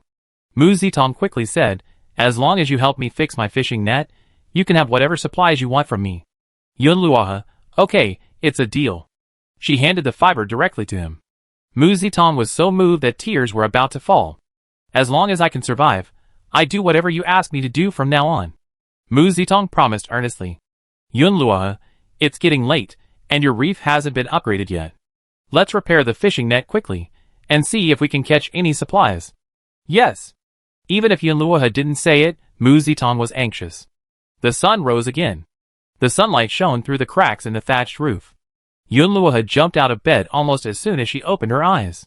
She was thinking about the many things she had to do today. The first thing she did was pick up the trash can, and switch to the trash for money skill. There's still plenty of trash left that can be used. Let's throw a rotten vegetable leaf in first to test the effect. The waste exchange for money was successful. We detected that the current currency is sea stone. All recycled trash will now be recycled at the value of sea stone. Received 1 sea stone. So that's how it is. So today, no matter what she throws in, she gets sea stone. This way, she can quickly accumulate sea stone. Once she has enough sea stone, she switched back to the waste recycling skill. Yunluohe tossed all the current trash into the trash can one by one. After recycling 10 times, she received a total of 16 sea stones. This included the 2 mineral water bottles left after she finished drinking all the water. Throwing something in will yield 2 or 3 sea stones. It's time to draw again. Yunluohe had been waiting for this moment. The draw begins. Receive, Iron Sickle X1. I never expected to get an iron sickle. Iron sickle. Its silver surface is very sharp, making it very convenient for mowing and harvesting vegetables. Be careful when handling it. What a surprise. Yunluohe needed a sickle just to weed. An iron sickle is much more useful than a stone knife. It requires 3 iron ores to craft. No more words. Let's get straight to weeding and planting. Yunluohe started by mowing all the weeds in the plot of land behind the thatched hut. Harvesting weeds also yields fiber. Kill 2 birds with 1 stone. She mowed all the weeds, earning a total of 5 fibers. Now it was time to start planting vegetables. However, Yunluohe didn't have many seeds, only 3. Cabbage seeds, suitable for spring planting, ready for harvest 4 days after planting. Daily watering is essential, otherwise the crop won't grow. Black seeds, black round seeds. It's unknown what plant they come from, nor whether they can be grown. Germinated apple tree seeds, suitable for fruit trees planted in spring and autumn. They begin bearing fruit 15 days after planting, and then produce fruit weekly. Apple trees grow large, so you need to choose a good location, open and out of the way, to avoid blocking access. Also, There should be no other objects within half a meter of the tree, leaving ample space for growth. After planting the trees, Yunluoha dug 2 holes with a hoe and planted the 2 seeds. Finally, she watered the tree and the seeds a little more. Done. The cabbage will be harvested in 4 days, meaning she'll be able to eat her own cabbage soon. It's a bit incredible to think about it. Though she'd probably have to boil the cabbage in plain water, that's fine too. Her own cabbage will definitely be sweet. Yunluoha was in a good mood. She took out her fishing net and prepared to start fishing for supplies. While waiting, she ate a rice ball with pork floss and opened the light curtain. She had been busy since she got up, so she didn't even check the messages. When she opened it, she found several unread messages. Du Ruantian, I found the furnace blueprints. I can build a furnace now. Do you need them? Mu Zitong, half of what we caught today is still junk. Take a look and see which ones you need. Chapter 8. A stove. Of course Yunluoha wanted one. With a stove, she wouldn't have to worry about keeping the fire going. What materials are needed to make a stove? There would definitely be a bribe, but as long as she could afford it, it wouldn't be a problem. The screenshot Mu Zitong said contained details of all the supplies he had gathered that morning. 13 pieces of wood, 6 pieces of sea stone, 1 piece of mineral water, 1 beer bottle, 1 can, 1 piece of dead tree root, 3 pieces of palm leaf, 1 piece of plastic bottle, 1 piece of cabbage leaf. Yunluoha, how many materials do you need to upgrade? Mu Zitong, including the previous ones, I need 5 pieces of wood and 1 piece of sea stone. Yunluoha, keep the upgrade materials and the mineral water for yourself. Give me the rest. I give you the remaining upgrade materials. Upgrade the reef first. Mu Zitong, okay. He had thought Yunluoha would take the upgrade materials, but she didn't. She only took things that were useless to him and offered him the upgrade materials. If Yunluoha hadn't known what he looked like, he would have thought she was trying to support him. Moved, Mu Zitong became even more determined to survive. He wanted to become stronger and repay Yunluoha for her help. Yunluoha was rather troubled. In her experience, if these materials were recycled using the scrap recycling skill, they would mostly transform into fiber, glass, plastic, and even cabbage seeds. However, if the scrap for money skill was used, they would all be sea stone. Recycling would be more appropriate. But that would require waiting until tomorrow. I couldn't switch skills today. Most likely, I save them for now and trade them for other junk to earn more points. Anyway, there's another lucky draw today, so I definitely have to try it. Du Ruantian, 12 sea stones, 3 burning woods. Yunluoha, then please make one for me. What do you need? Du Ruantian, do you have any special materials? Glass or iron ore? It seems Du Ruantian is also collecting materials for the level 3 upgrade, which is why she's helping people make furnaces. Yunluoha had used up all her iron ore in glass. She opened her backpack and looked. Will plastic or leather work? Those were the only special materials she had. Leather is fine. Leather is great for making shoes and gloves. But without the blueprints, she can't make these for now. Du Ruantian also has a tool bench and has been researching all day. However, the only blueprints she has are for furnaces, and making a furnace requires a lot of materials, so she can't mass-produce them for now. She can only ask her friends for help making furnaces to earn some materials. Yesterday, Wu Jing also found her and invited her to join the European Emperor Association, and she joined. There were indeed many lucky people there, but Wu Jing and she had the highest luck, both with luck values above 85, while the others generally ranged between 70 and 80. She also posted in the group that she was offering to build a furnace, and nearly all 10 people in the group did, earning her a lot of good materials. 10 minutes later, Yunluoha received the furnace from Du Ruantian. A furnace, a burning fire. Its uses include lighting, heating, and cooking. It can be upgraded to a furnace. Materials required to upgrade the furnace: 5 iron ore. It turns out that furnaces can be upgraded. Although she didn't know the exact function of the furnace, Yunluoha, based on her gaming experience, guessed it could be used to smelt or and bake some household items. The stove required wood, so Yunluoha didn't use it right away. Instead, she put it in her backpack and waited until nightfall. The stove was windproof, so it would consume much less wood than the fire Yunluoha had built last night. A single log could burn for 2 hours. Since Du Ruantian could take orders for stoves, could she also take on some orders and help with some other things? Du Ruantian probably targeted players with good luck and abundant resources. Could she target those with less luck, like herself and Mu Zitong, who had a lot of trash and struggled to develop? There were probably quite a few of them. The more trash she accumulated, the faster her trash can would upgrade. There were always benefits. As Yunluoha pondered, there was movement in the fishing net. She quickly pulled it up. This was her first catch of the day. A shell lay in the fishing net, containing a gray pearl. Gains, sea stone X3, ragged knitted hat X, palm leaf X1, plastic bottle X1, clear soup noodles X1. Yunluoha thought she gotten lucky, actually catching clear soup noodles today. It wasn't until she opened the chat channel and saw everyone showing off their catches that she realized the system had actually increased the quality of the supplies in the shells. The supplies those lucky souls had managed to secure were simply enviable. Just then, Wu Jing posted a video in the chat channel showing him opening a shell. A dazzling white pearl appeared upon opening it. After a flash of light, a large amount of supplies appeared.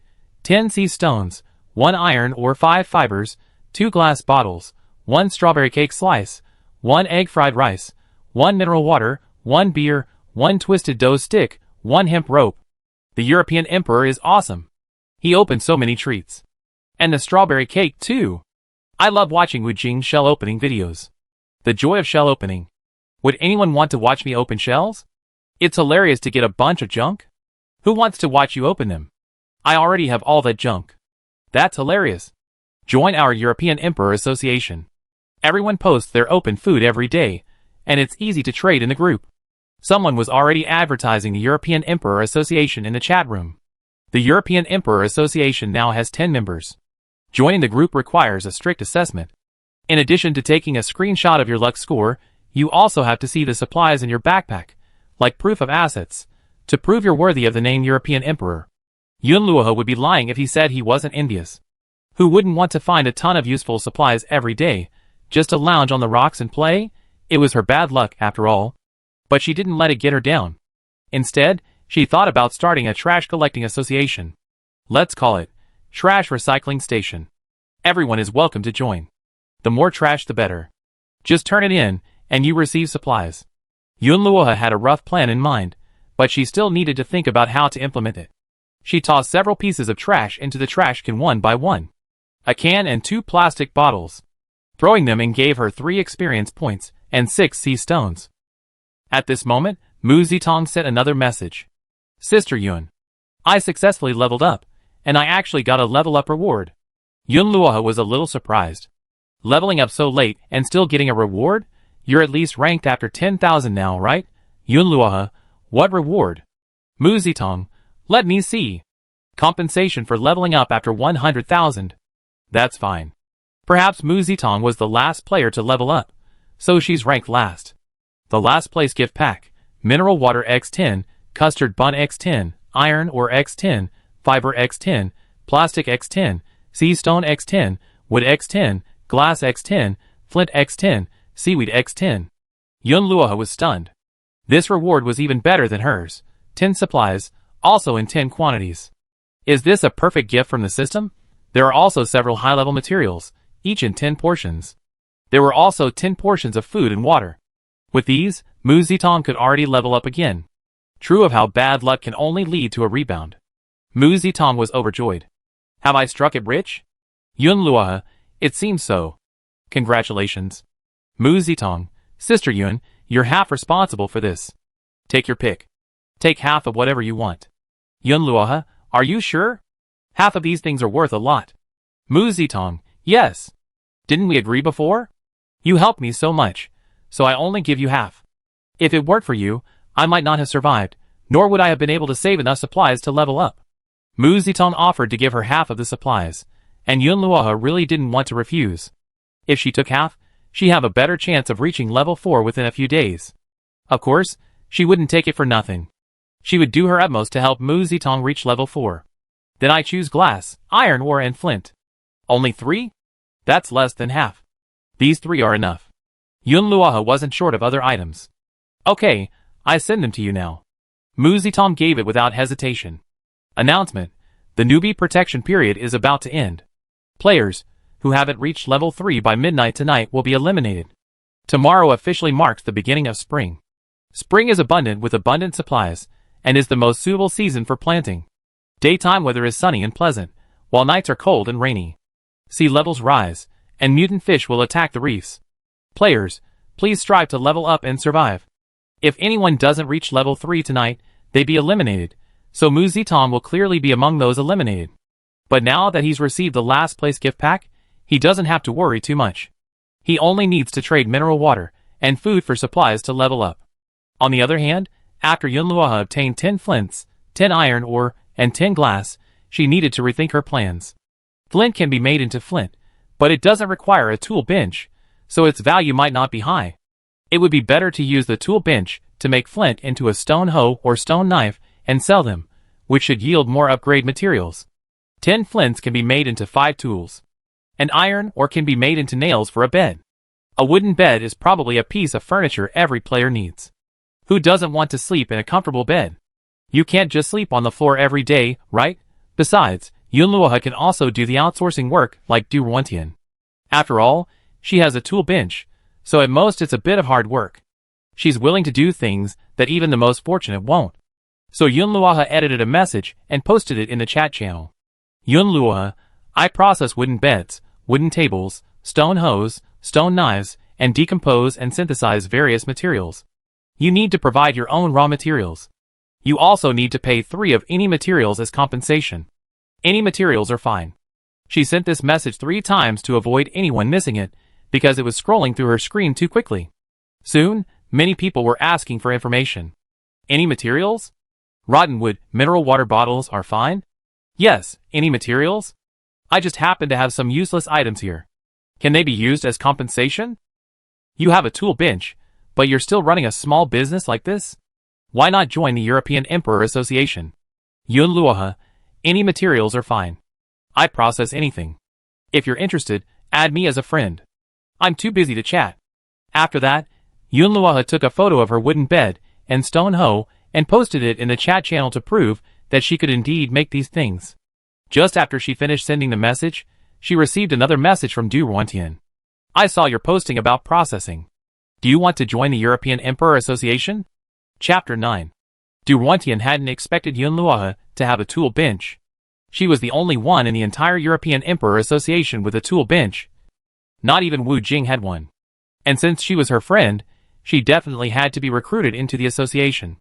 Yunluoha smiled helplessly upon hearing this news. I'm not a European emperor. My luck is low, so I'm not really suited to joining you. Du Ruantian, how could that be? Well, that's a shame. Joining our association offers many benefits and perks. Everyone trades their unloved food, so there are plenty of options every day. Many high-quality materials can also be traded, and there are even blueprints. Yunluoha was tempted, but she wasn't a European emperor herself. Compared to the supplies Wu Jing offered, her supplies would only be despised if brought to the association. None of the supplies offered by the European emperors were fit to be thrown in the trash. Even if she joined, she wouldn't gain much. There's really no other way. One could even say that the European Emperor Association's model wasn't suitable for unlucky people like them. Du Ruantian, okay, let me introduce you to some business. Someone just asked me to make a wooden bed, and I need to make a stove, so my tool bench is occupied. I leave it to you to do it. Yunluoha, okay. This is great news. It seems Du Ruantian has a lot of orders like this. After joining the association, her network will naturally expand. And lucky players have more supplies on hand and are more generous. Yes, you only need to provide 3 supplies for the contract work, right? I go talk to her. Yunluoha, yes, thank you very much. Du Ruantian quickly transferred her friend's order to Yunluoha. The wooden bed took half an hour to make. The other party gave Yunluoha all the necessary materials, and as compensation, he gave her 1 sea stone, 1 palm leaf, and 2 mineral water bottles. Perhaps feeling the gifts were useless, and feeling sorry for them, he even gave Yunluoha an extra bottle. Yunluoha happily accepted it. The mineral water bottle, which others had no use for, was a valuable asset to her. She collected the palm leaf first, and tossed the mineral water bottle into the trash. She used the trash to money skill twice, obtaining 2 sea stones. At the same time, others from the European Emperor Association noticed Yunluoha. I just saw someone else has a tool bench. Why hasn't the president tried to persuade her to join our association? Wu Jing, well, she's a good friend of mine. You needn't tell me. I already contacted her, but she says she's not lucky, so I can't say anything. She already has a tool bench, and she's still not lucky. You're not trying to avoid joining, are you? Haven't you told her how great our association is? Du Ruantian. I just asked her, and she told me the same thing. She said her luck is low, and she's not suitable. It's probably true. Having low luck certainly doesn't meet our requirements, but then how does she have a tool bench? Does she have some special cheat code? Wu Jing, that's not something we can know, and no one else will tell. Wu Jing privately messaged Du Ruantian. You added Yunluoha as a friend too? Du Ruantian. Yes, I did a long time ago. So you are one too. The two began to chat. They are the two people with the highest luck in the association, but they have never chatted privately before. Du Ruantian was introduced to join by other people in the association. Yunluoha, on the other hand, took on several more orders through the chat channel. Not to mention, she had quite a few people looking for her, many offering trash as payment to have her make wooden beds and tools. Yunluoha accepted everyone, and soon the queue had reached number 10. She had so many friends that she had to assign numbers to people to keep up with the order flow. Half of the 10 orders were for wooden beds. One of them was an acquaintance, Yang Mian. The other half were for stone hoes and axes, and one wanted her to make a wooden box. With so many orders, after 10, Yunluoha changed her signature to 10 orders filled, temporarily closed for today's daytime work. The fact that her signature served this purpose made things easier for her. After changing her signature, fewer people added her. But some players still added her, saying they could schedule a job and wait until she was done with work, so there was no rush. It seems that there are indeed very few players in the entire region who own a tool bench. Yunluoha wondered if she should raise the price. 3 random supplies seemed too little. She'd wait and see tomorrow. If she couldn't keep up with the orders, she raised it to 5 quest supplies. Otherwise, she'd be too busy. While making tools, she kept an eye on the fishing nets. Until sunset, she finally completed all 10 orders. Total, 14 pieces of wood, 1 beer bottle, 10 mineral water bottles, 1 rotten slipper, 1 rotten glove, 1 palm leaf, 1 rotten cabbage, 1 moldy potato. Not bad. Yunluoha threw all the mineral water bottles into the trash. After recycling them into 10 sea stones, she gained another chance to enter the lottery. Today's collection has exceeded 20 times, but Yunluoha is sure there will be no shortage of trash in the future, so there's no need to stop at 20 and stop using the trash can. She still needs to earn more experience points every day to level up quickly. Start the lottery. Receive a plastic umbrella blueprint X1. Plastic umbrella. A transparent plastic umbrella used to keep out the rain. Materials. Plastic X3, iron or X1.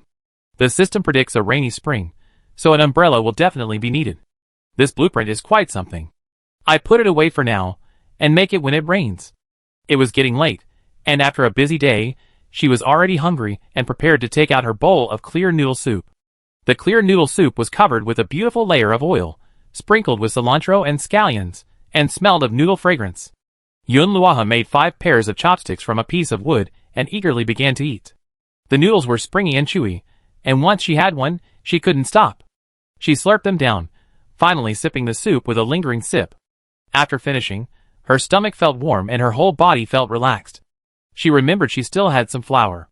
Once the bok choy had grown, she could roll some noodles and add a handful of bok choy to make a delicious vegetable noodle dish.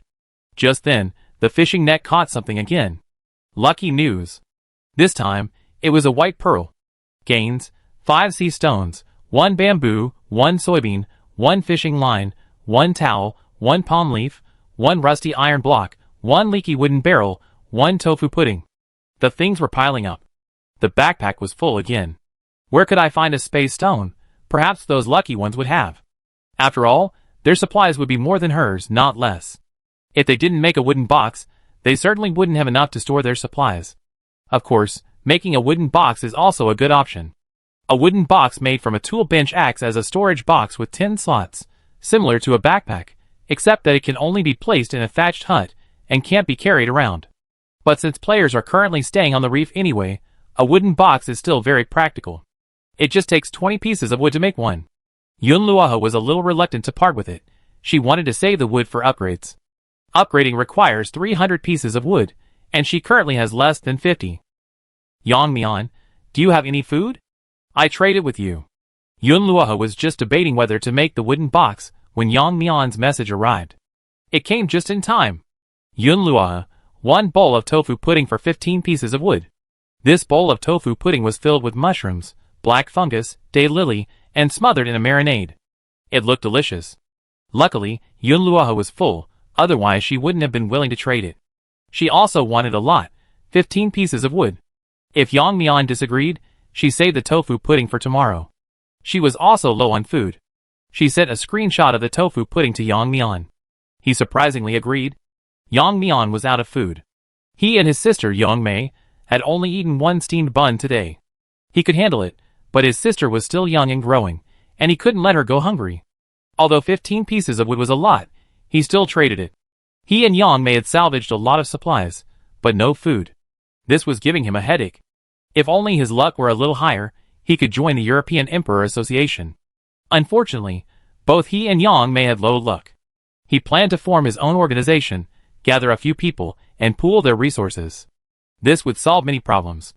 For example, players like him, who had plenty of materials, but no food, could easily exchange some for food. In fact, he could find a partner with plenty of food and provide them with materials.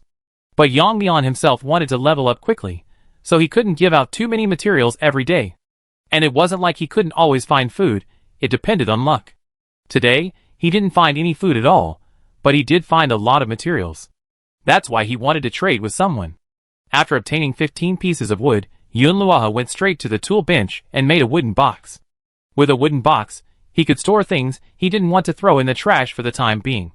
For example, he had quite a few palm leaves and beer bottles, which Yunluoha was saving for recycling tomorrow. It was getting late. Yunluoha sent a message to Mu Zitong. How are you? Have you gathered all the upgrade materials? You have to reach level 3 tonight, or you be eliminated. Yunluoha saw many people in the chat channel complaining about how the system notifications were too late, how they didn't have enough time to gather all the materials, and how they didn't know what to do. Many people were also frantically sending trade messages, offering up all the supplies in their backpacks to see if they could exchange them for upgrade materials. Yunluoha had been busy and hadn't had time to read carefully.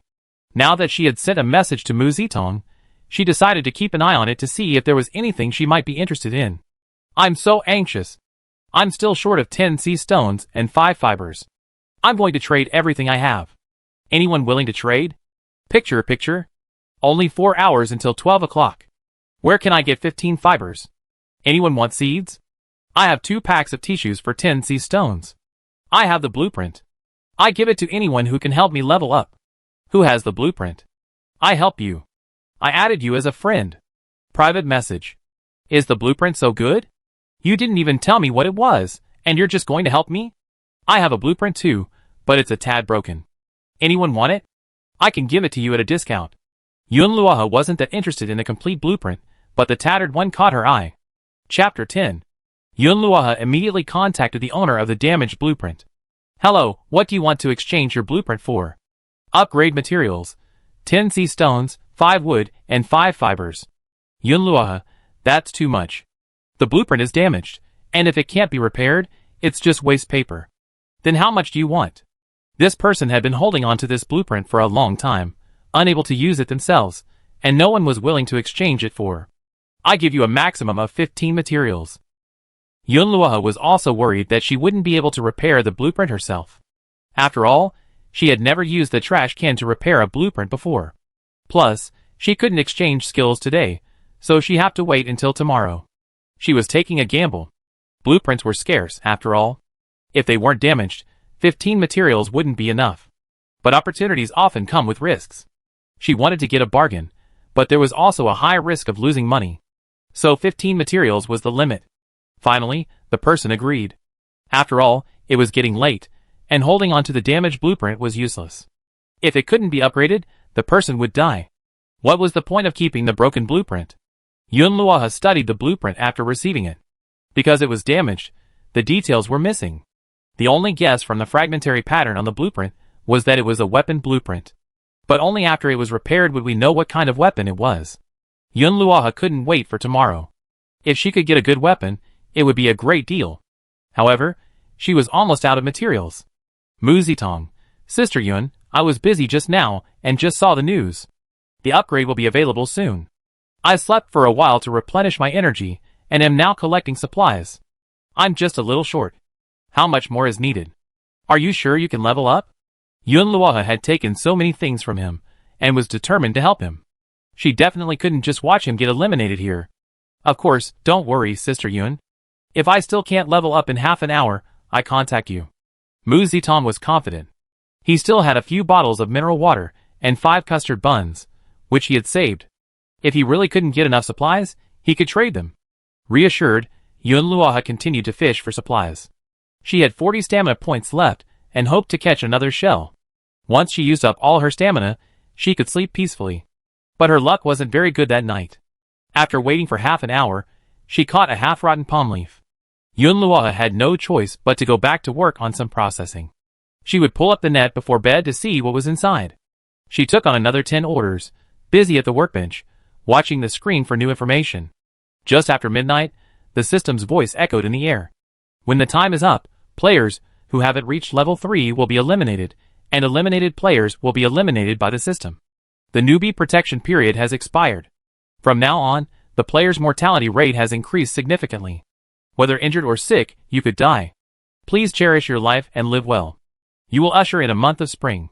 The trading center and forum will be open, and supplies will be distributed in large quantities. There will be one lucky day each week. On this lucky day, the player's stamina point limit will be increased, and you can catch up to 5 shells. Players who haven't reached level 4 after 3 days will be eliminated. It seems the situation will become even more severe from now on. Level up as soon as possible to ensure your survival. The number of online players in the region suddenly dropped by several hundred. They must have been wiped out by the system. Hundreds of people died without a word. How cruel. Yeah, is human life so worthless? Even if players haven't leveled up, it's fine to just let them fend for themselves. Why do they have to wipe them out directly? Instead of saying these meaningless things here, I better get some sleep and get up early to get supplies. The trading center just opened. Has everyone seen it? You can now list supplies directly there. Yun Luoha is already researching the trading center. Players can list items and specify the items they want to exchange, or specify the items they want to trade. This way, players who want to trade can simply search the trading center to find what they need. Of course, if the buyer doesn't have the items the seller specified, they can negotiate with the seller. Sellers can trade with their real names or anonymously. Yun Luoha is very happy with this feature. It allows her to trade junk anonymously. I guess I find all kinds of junk there every day. The launch of the trading center eliminates the hassle of communication between players, allowing them to trade without adding friends. It's truly fantastic. Currently, barter prices are too chaotic, and each player's needs vary, so many players wait and see how others are trading. Even so, after just a few minutes, a plethora of items appeared on the trading center. Some people requested food in exchange for warmth. Others hung up all the junk they salvaged, asking for upgrade materials. The most popular group wanted to trade upgrade materials for mineral water. It seems many people are still short of water. Although those who haven't reached level 4 in 3 days will be eliminated, without water, they might not last 3 days. Yun Luoha checked her mineral water supply. She still had 5 small bottles left. She had emptied half of them this morning to water the seeds, and the large bottle remained untouched. For now, she still had enough. She could trade 2 bottles for upgrade materials at most, but a bottle of water wouldn't buy much, so giving it all away wouldn't be very meaningful.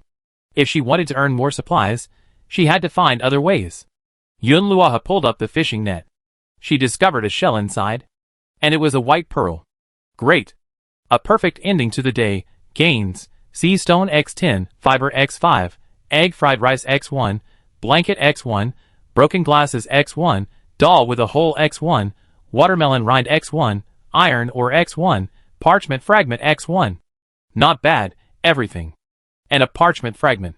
I gotten a fragment before, but I wondered how many pieces would be needed to complete the whole piece. She placed the 2 fragments together, and sure enough, something happened.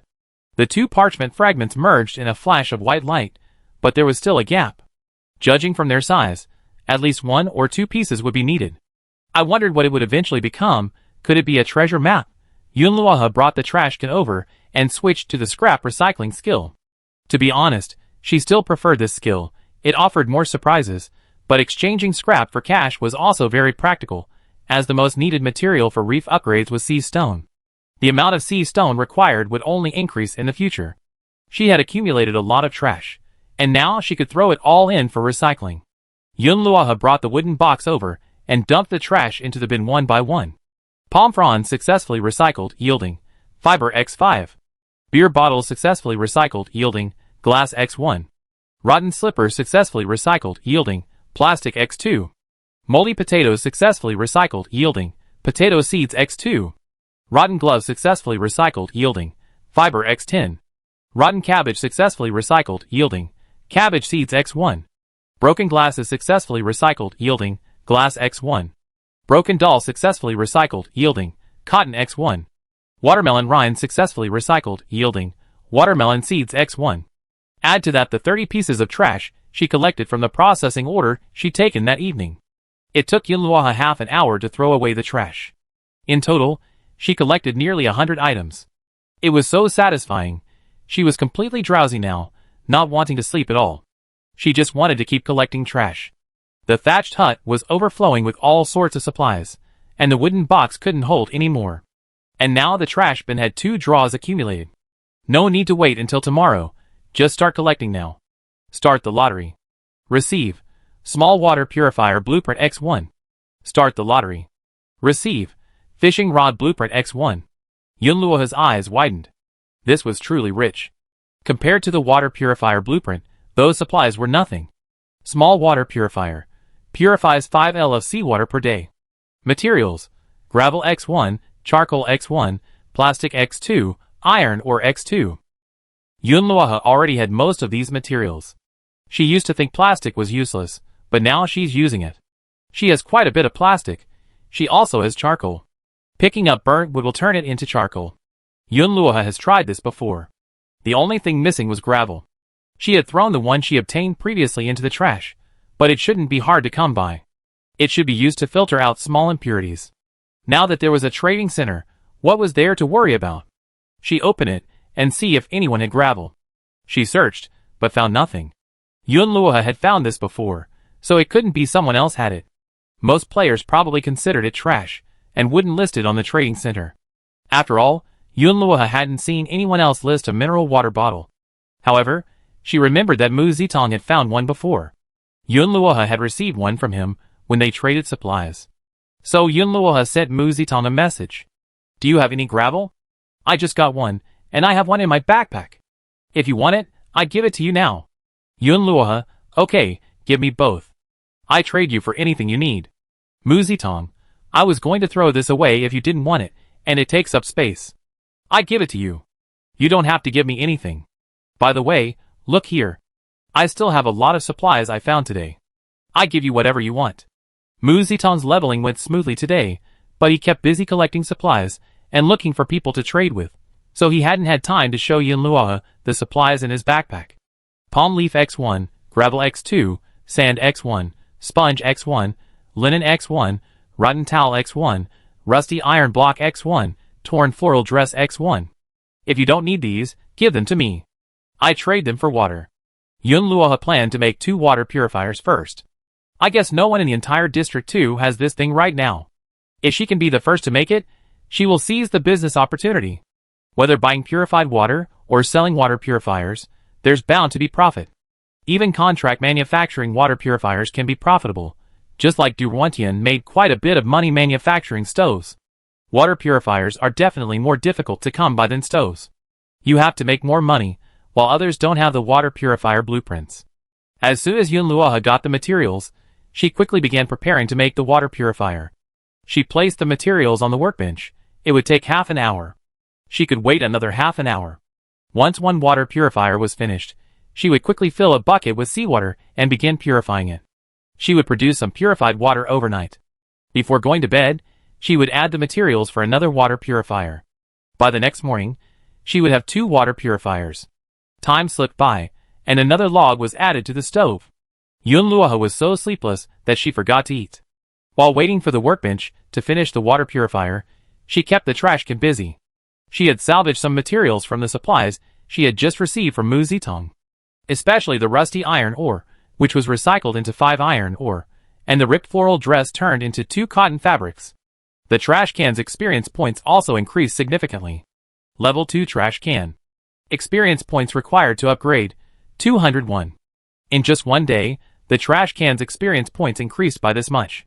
Looks like it'd be able to upgrade again in a few days. Yunluoha was extremely excited. Oh, there's one more blueprint she hasn't looked at yet. Simple fishing rod.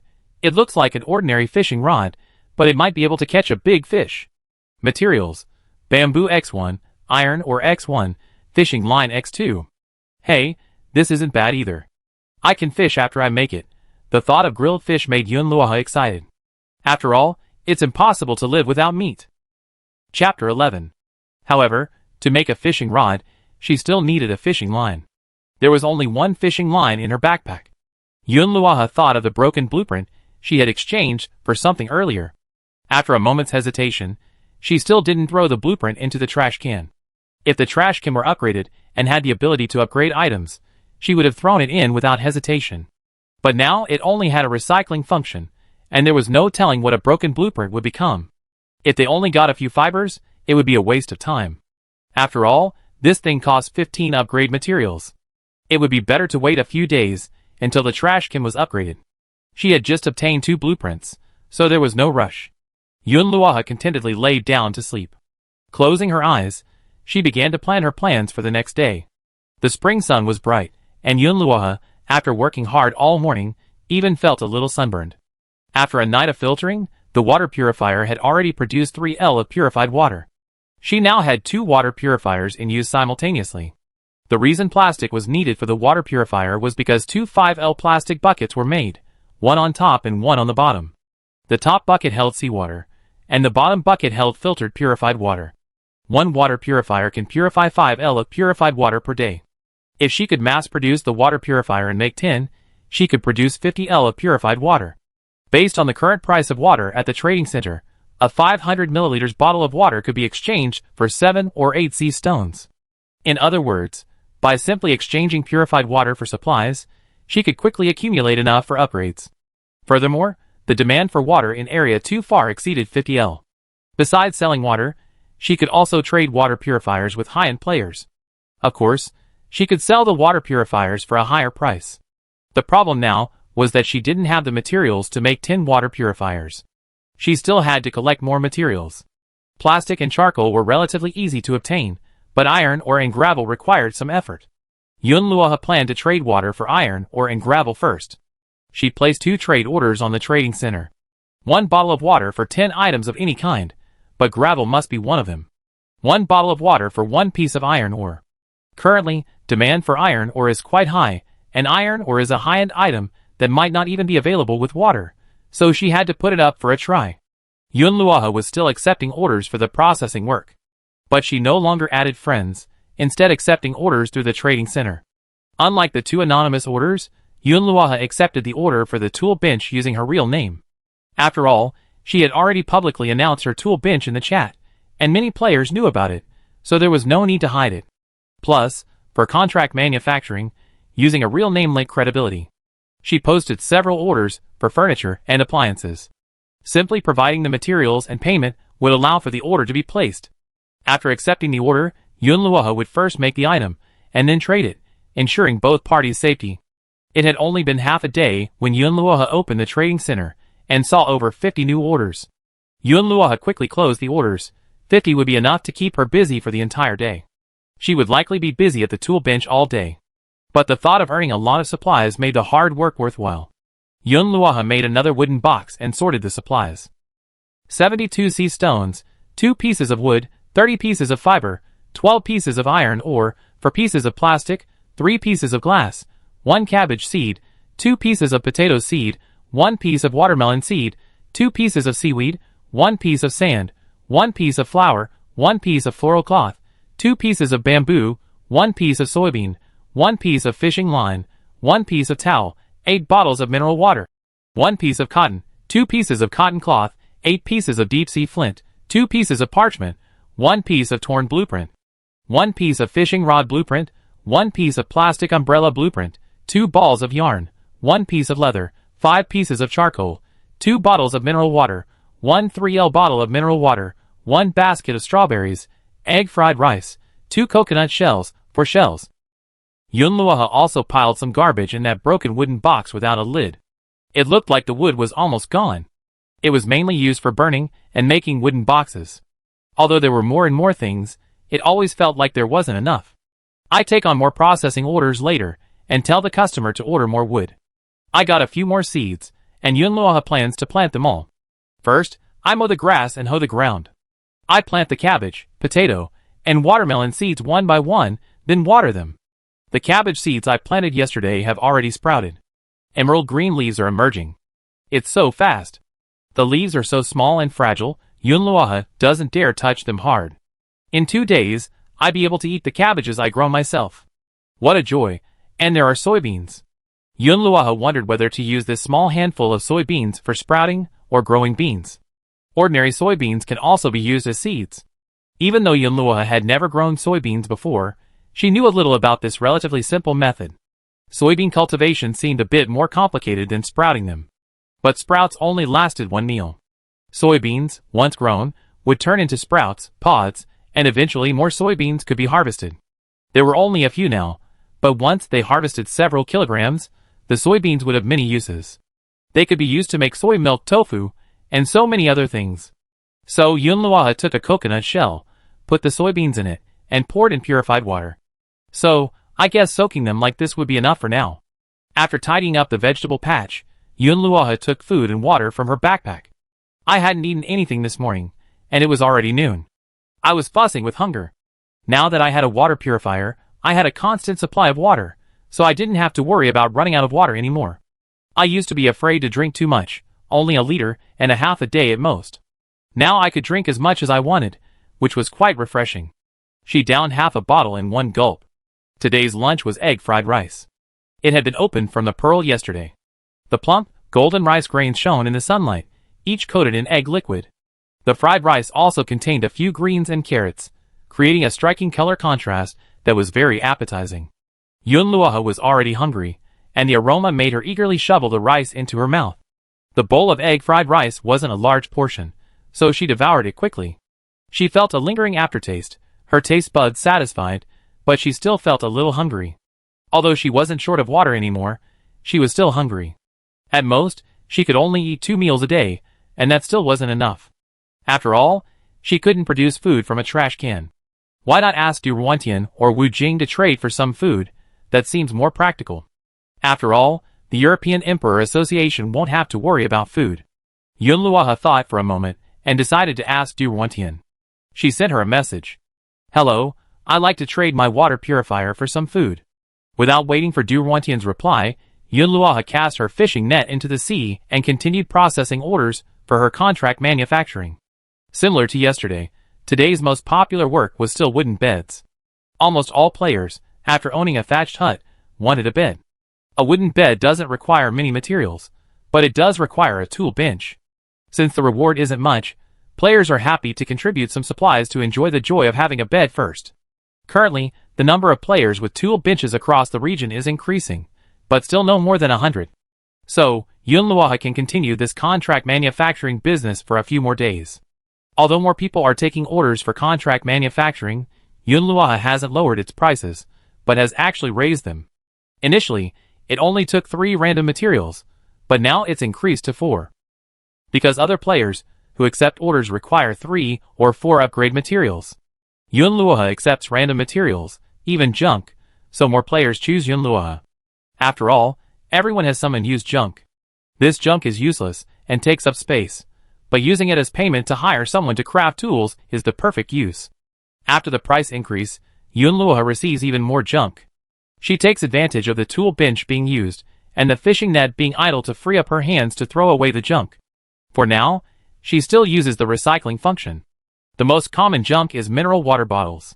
Yunluoha had already saved over 20. She threw them in at once. She got 23 plastics. She opened the screen and saw Du Ruantian's reply. Okay, what food do you want to trade? I happen to have some food here.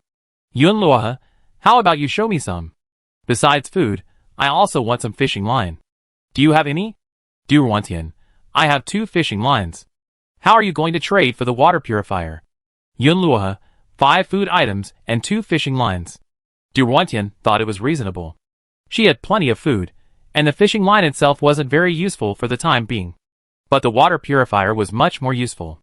Du Ruantian hadn't expected Yun Luoha to be willing to trade such a good item.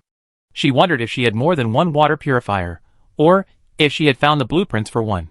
No problem, but I want to ask, can you still make a water purifier? There was nothing to hide about this. Yun Luoha had approached Du Ruantian and wasn't afraid of her finding out. They'd known each other for a few days, and had a few pleasant transactions. Also, if anyone in the European Emperor Association, where Du Ruantian was, wanted to buy a water purifier, Yun Luoha could sell it and ask Du Ruantian to negotiate a good price. Yes, if you have a friend who needs it. But if anyone else wants it, you have to trade it for upgrade materials, 15 iron or 10 glass for a water purifier. Du Ruantian, I understand. Then choose the food you want first. Comparatively speaking, 5 food items plus 2 fishing lines were indeed worth less than 15 iron ores. Du Ruantian was quite happy. She generously took screenshots of the food she had, and let Yun Luoha choose. Crab roe noodles x1, apple pie x1, meat sauce noodles x1, vegetable salad x1, pumpkin toast x1, strawberry cake x1, potato pancakes x2, egg fried rice x1, Lanzhou ramen x2. I have to say, Du Ruantian has a ton of food. Yun Luoha couldn't help but sigh, these lucky players really have it easy. She actually got so many food items. Du Ruantian, actually, I didn't get all of them. I traded a lot of them with other players in the group. I'm a bit of a glutton, and I always want to change things up every day. That's great. Then I have 1 meat sauce noodles, 1 egg fried rice, 1 Lanzhou ramen, crab roe noodles, and toast. Those 5, I guess. No problem. Du Ruantian gets food every day, so she doesn't feel bad about giving it away. She wants a water purifier even more, since she's recently started growing vegetables, and only has enough water for herself, not for watering. This food should last Yun Luoha 2 or 3 days. She deliberately chose food that was relatively filling. With the food problem solved, Yun Luoha began to think about earning supplies again. You can ask if anyone in your association wants a water purifier. If so, trade according to the terms I just mentioned. Du Ruantian, okay, I go ask now. Yun Luoha had just put the food into her backpack when she received another message from Mu Zitong. Sister Yun, aren't you looking for gravel? A friend of mine found some gravel, and I traded it with him for materials. 1 piece of wood for 2 pieces of gravel. I'm sending it to you now. Yun Luoha, okay, thank you very much. Do you have enough to eat and drink now? Not much. I think I can only have 1 meal today. My luck was bad, and I couldn't find any food in the pearls. I had to trade with others, but I wanted to keep all my materials for upgrades and couldn't bear to trade them. Yun Luoha, here's some toast. Please keep an eye on the gravel. By the way, I'm planning to start an association to recruit players with bad luck who often find garbage. Do you know anyone there? Seriously, Sister Yun? Are you trying to be a female bodhisattva in survival games? Mu Zitong thought Yun Luoha hadn't helped him enough and wanted to help more. Chapter 12. You're overthinking it. I have my own reasons for establishing this association. If you help me recruit people, you definitely get some benefits. At least I help you with food and water. Sister Yun, although I do whatever you say, I don't want you to hinder your own development for the sake of doing good deeds. But if you made up your mind, I'd do it. Mu Zitong had complete trust in Yun Luoha. He was simply worried that she would sacrifice herself for others. He couldn't imagine how such an association could benefit Yun Luoha. Yun Luoha, first, find a way to recruit 10 players with similar luck to you. The association is called the Survival Mutual Aid Association. After joining, you hand in a portion of the useless items you find each day. You can exchange them for upgrade materials and water. While the quantity won't be large, it will definitely provide a steady supply. 10 isn't difficult. I only know 3 of them, and their luck is only slightly better than mine. Some of the supplies they find each day are junk. Then go ask them if they'd like to join. I'm usually busy, so you might have to run the association. You be responsible for collecting the supplies. When exchanging supplies, you contact me. I send you the required supplies, and then you can divide them up. Your share will be counted separately, and I also give you an additional share. Yun Luoha truly didn't have the time to manage the association herself. She formed the association to collect more junk and add experience to her trash cans. This would allow the trash cans to level up faster, giving her a greater advantage. Yun Luoha has always been aware of the huge gap between herself and those lucky players. If you want to get ahead of them, you have to make full use of the trash can. Now, 2 daily draws could yield high-level blueprints, but she couldn't mass-produce them with just the things she win. and the amount of garbage she could collect was too small. Working as a contractor could indeed bring in a lot of supplies, including garbage. But she couldn't continue doing this forever. She only had one workbench, which she would definitely use to craft high-end tools like water purifiers and plastic umbrellas. Even her fishing rod business would surely be booming. But if she didn't take orders for contractors, where would she get so much garbage? She couldn't trade water purifiers for garbage. By establishing this association, she could exchange a small amount of supplies for a large amount of garbage, and she wouldn't have to worry about leaving it to Mu Zitong. After all, she didn't have to invest much, just provide some supplies. For the short term, she'd try recruiting 10 people. With 10 players, she should be able to collect 20 pieces of garbage a day. Since plastic is useful, once everyone has a tool bench, they know how to break down mineral water bottles into plastic. Recycling mineral water bottles won't be as easy as she imagined it would be now.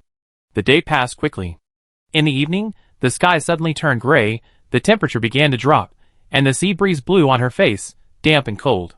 It looked like it was going to rain. The system had already predicted this, so Yunluoha wasn't surprised. Sure enough, Yunluoha soon heard the sound of falling rain. Although the rain wasn't heavy, the surroundings were so quiet that the sound was particularly clear. She opened the chat channel. If it really rains as soon as dark, then I have used up all my stamina points during the day. Remember what the system said about illness and injury leading to death? I think getting caught in the rain is also a good way to catch a cold. There's no doctor at sea, and no cold medicine. So wouldn't that mean we only be able to move around during the day and hide in the hut at night? What if the hut leaks? The rain won't just last a day or two. What else can we do? Upgrade? Maybe after upgrading, we have a brick house. Haha, thank goodness I got an umbrella today. Now it come in handy. Yunluoha took out the plastic umbrella blueprint. It seems I need to make the plastic umbrellas soon. I don't know how long the rain will last, and whether the hut's roof will be waterproof. If it's not waterproof, upgrading will probably be urgent. To make a plastic umbrella, you need 3 pieces of plastic and 1 piece of iron ore. While Yunluoha already has these 2 items, they're also essential for making a water purifier. This also means that the demand for these 2 materials will increase in the future. She first made a plastic umbrella, held it up, and covered the vegetable patch behind the thatched hut to protect the newly sprouted vegetables from the rain. Then she returned to her house to complete the 50 processing orders. This afternoon, her fishing net had hauled up supplies 4 times. Shells, 2 palm leaves, 1 coconut, and 1 broken beer bottle. A gray pearl emerged from the shell. The supplies inside were pretty average. 2 steamed buns, 3 sea stones, 1 piece of fiber, 1 cotton cloth, 1 can, and 1 old CD. She still had some energy left, and she had only caught 1 shell. So she would definitely have to go out and use the net again later. Just as Yunluoha had finished completing all her orders and was about to take a break, Du Wantian sent a message saying she secured a deal for 2 water purifiers. The terms were good, 16 iron ores per person. That was 1 more than she originally requested. She'd just gotten 2 pieces of gravel from Mu Zitong, and with her own materials, she quickly made 2 more water purifiers. To thank Du Wantian, Yunluoha planned to give her the extra iron ores. Du Wantian said, no need. Keep them. You can definitely sell them at the trading center. If the water purifiers were listed on the trading center, players would see them, and the value of purified water would surely drop. Until she could mass-produce the water purifiers, she didn't plan to list them directly on the trading center.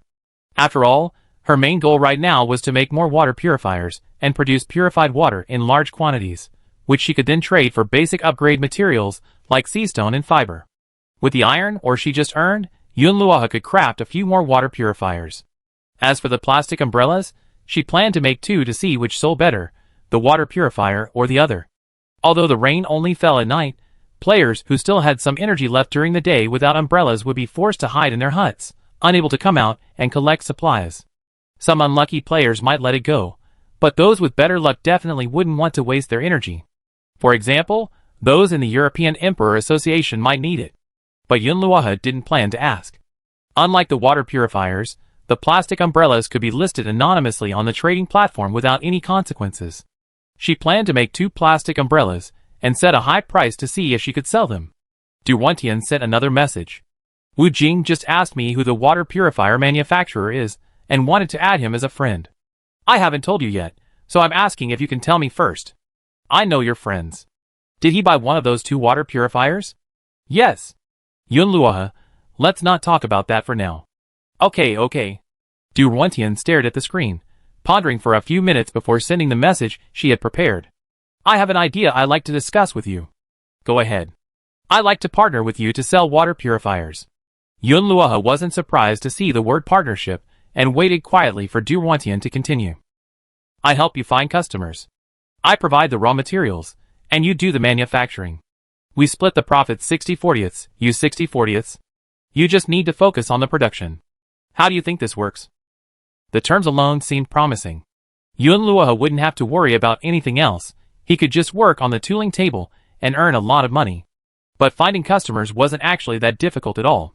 Needless to say, everyone knew the huge demand for water purifiers. Every player in the zone absolutely needed one.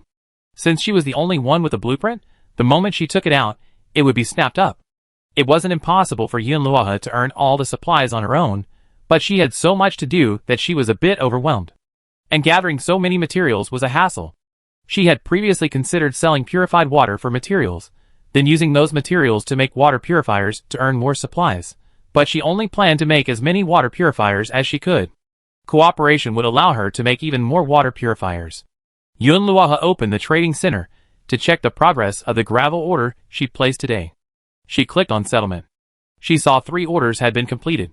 500 milliliters of purified water traded for 3 pieces of wood, 1 piece of sea stone, 2 pieces of gravel, 1 piece of rotten vegetable leaf, 1 piece of torn sack, and 2 pieces of mineral water bottle.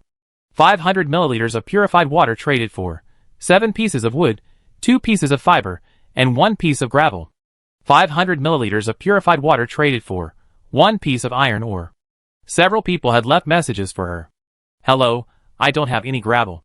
Can I trade it for 10 other supplies? How about 10 pieces of sea stone or 10 pieces of fiber? I have gravel. How about 5 pieces for a bottle of water? We all use mineral water. Is your purified water filtered from seawater? I'm willing to exchange 20 supplies for your filter. From this perspective, it does seem a bit slow. But if purified water doesn't even exchange for much material, can Du Ruantian guarantee a steady supply? Yunluohe replied to the second person first. 5 gravel for 1 bottle of water isn't out of the question. She urgently needs gravel. Since she's anonymous, lowering her requirements won't affect anything. After replying, she changed her requirements to 1 bottle of purified water for 5 gravel. About 10 minutes later, the deal was completed. She then sent a message to Du Ruantian. If you can give me 50 gravel, 100 iron ore, 100 plastic, and 50 charcoal tomorrow, I do as you say. If Du Ruantian can provide the materials for 50 water purifiers, Yunluohe would indeed consider a partnership. It would save her the trouble. Yunluohe, besides the water purifier, I have other blueprints. If you can gather those supplies, we could also cooperate on the same terms for other items. Yunluohe was testing Du Ruantian's abilities. If she could produce so many materials by tomorrow, then Yunluohe would believe she had the resources to work with him. There was very little Yunluohe could do alone, and collaboration wouldn't necessarily yield less profit than going it alone. Plastic umbrellas, fishing rods. These were all good businesses. I needed too many supplies. Du Ruantian, okay, wait for my good news. Chapter 13. It was late at night. Yunluohe had just finished a bowl of noodles with meat sauce. It was incredibly delicious. She sat on a bench, holding an umbrella, a fishing rod in her right hand, and the string of her net in the other, her eyes fixed on the sea. She had been fishing for a long time, but there had been no sign of anything, let alone fish. Yunluohe suspected it was because she hadn't used bait. The bare hook meant she couldn't catch anything. However, where could she get bait? If the soil were more fertile, she might have dug a bit to see if she could find any earthworms. But the soil was so dry that growing vegetables was a struggle, let alone finding insects or earthworms. Or maybe try some steamed buns. She had little experience fishing, having rarely fished before. She didn't know what else would be suitable for bait, especially since fishing for sea fish was different from fishing for river fish.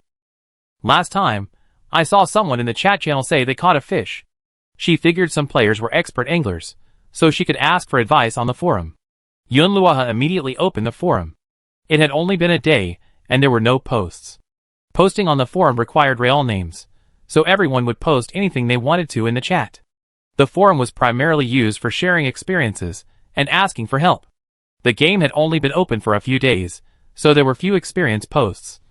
It was mostly requests for help. The top post was, "If I'm a good swimmer, can I just go into the sea?" This post had over 300 replies, and Yunluoha couldn't help but open it and take a look. The initial comments all said not to go into the sea, lest there be fish monsters. It wasn't until over 30 floors that a player appeared, saying it was okay to go into the sea. If you're a good swimmer, you can snorkel. You can see plenty of fish, but it's best not to go too deep. Then, people started responding, saying they'd gone out to see the sea, and indeed, there were schools of fish, but they were just too fast to catch. Some people got lost after entering the sea and couldn't find their reef. They swam until they were exhausted and fainted. When they woke up, they found themselves lying on the reef, feeling very unwell, probably with a cold. The latest reply said someone went directly into the sea and caught fish with a net, but also encountered a fish monster and was bitten. They finally escaped back to the reef, and their wound is still bleeding. The following comments discuss the appearance of the fish monster. It seems that it's best not to go into the water lightly. Even if you can reach the reef, staying in the sea for too long is definitely not good. Besides, with sea monsters, if you're lucky, you might not encounter them, but if you're unlucky like her, you might encounter one right away, and maybe even a large one. The only person who saw the fish monster hasn't reappeared, and it's unclear if their injuries were too severe. After searching for a while, and not seeing any information related to fishing, Yunluoha decided to post a request for help. "I'm looking for paid help. Are there any experienced anglers who can teach me how to fish or sell me some bait?" As soon as I posted, I received several messages. Yunluoha thought someone big would come and clear up her confusion so quickly, but the first few messages were all asking how she got her fishing rod, whether it was from shells or crafted on a tool bench. Yunluoha ignored them and turned off the light curtain. Since she couldn't catch any fish, she might as well leave the net there and make some tools to sell. The plastic umbrella she listed at the trading center for a high price had already sold. 5 iron ore and 20 sea stones each. It wasn't selling very quickly, given the high price, but selling 2 umbrellas in half an hour showed that there was still demand for them among some high-end players. In that case, she could definitely make another 10 and sell them. This time, she could try exchanging them for other materials, like glass and fiber. She already had enough sea stone. Yunluoha planned to stay up late tonight. If she sold a few more umbrellas and traded some purified water for some upgrade supplies, she could upgrade the reef. The materials needed to upgrade the reef were 100 sea stone, 300 wood, 100 fiber, 50 iron ore, and 10 glass. She already had quite a few of the corresponding materials in her backpack: 119 sea stone, 32 fiber, 40 iron ore, 31 wood, and 3 glass. There was still some garbage left to be recycled. Rotten vegetable leaves, torn sacks, palm leaves, broken beer bottles. Yunluoha threw all the garbage that could be recycled into fiber and glass into the trash can. After a few recycling attempts, she had 20 more fibers and 1 glass. The biggest missing item now was wood. Yunluoha simply traded purified water for wood. According to current prices at the trading center, a 500 milliliters bottle of purified water could be exchanged for at least 10 pieces of wood. That left him with over 200 pieces of wood, and his own purified water wasn't enough. So why not trade the plastic umbrella for wood as well? Iron ore is a high-end material, and most players don't have much of it. Wood, however, is different. Players can normally obtain 20 pieces of wood per day. So wood is the most common material. If you trade directly for wood, one umbrella can be exchanged for at least 100 pieces of wood. But even if wood is cheap, it's still an upgrade material. Players might not think much of giving out a dozen or 20 pieces, but 100 pieces would be too much. After all, they need to save them for upgrades. So she couldn't just trade all the wood for it. She thought for a moment, and settled on a reasonable price. 1 plastic umbrella for 1 iron ore, 30 wood, and 20 fiber. Or 2 glass pieces. Once she settled on the price, she simply focused on making the plastic umbrellas. Yunluoha worked until 3 in the morning, finally finishing 10 umbrellas. She yawned, her eyes already sore. She quickly hung the umbrellas at the trading center and went outside to collect the fishing nets. The net wasn't filled with shells, but a broken wooden barrel. Yunluoha rubbed her eyes and was about to throw it in the trash when she noticed something inside the barrel. She brought the wood to the stove and saw a tentacle emerge from the barrel, slowly crawling out. It was an octopus. It was quite large. Its tentacles stretched a full half a meter when extended. Yunluoha reached out and grabbed the entire octopus, and its tentacles clung to her arm. She struggled to pull the octopus off, then bashed it to death with a hoe. Fresh octopus can be grilled or boiled, and Yunluoha was already feeling a bit hungry. But it was too late today, so she put the octopus in a bucket and took it back to the thatched hut. After lying down, she habitually opened the screen to check if there were any missed messages. And then she saw new replies to her post. Yunluoha clicked on it, and saw over a dozen new comments. One of the replies was from a player named Chin Cece. Chin Cece, fishing is much easier with a fishing rod. All you have to do is find the right bait. For sea fishing, there are live and dead baits. Add me as a friend and chat privately for details. Compared to the other irrelevant messages, Yunluoha still found this person more trustworthy. And judging by the name, she looked like a girl.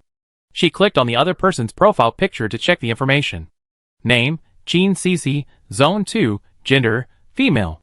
Age, undisclosed. Signature, Live well with hope. Other information, none. It's so late, they should be asleep by now. Yunluoha muttered as she sent a friend request. To her surprise, the other person accepted it almost instantly. Yunluoha took the initiative and said, "Hello, I'm the one who posted on the forum just now." Chin Cece, yes, I remember. Yunluoha, I'd like to know what bait I can use for fishing. If you have any, can I buy it from you directly? Chin Cece, I have some, but not much. It's best if you can find the bait yourself. I don't intend to sell it. For live bait, shrimp and small fish are both fine. As for dead bait, there are more options, such as shrimp meat, crab meat, poultry offal, and even fish maw. Yunluoha thought. He thought, what about octopus? Is that okay? Chin Cece, octopus is fine too. Just remove the membrane, cut it into long strips, dry it, and hang it on the hook. Yunluoha, okay, I understand. Thank you.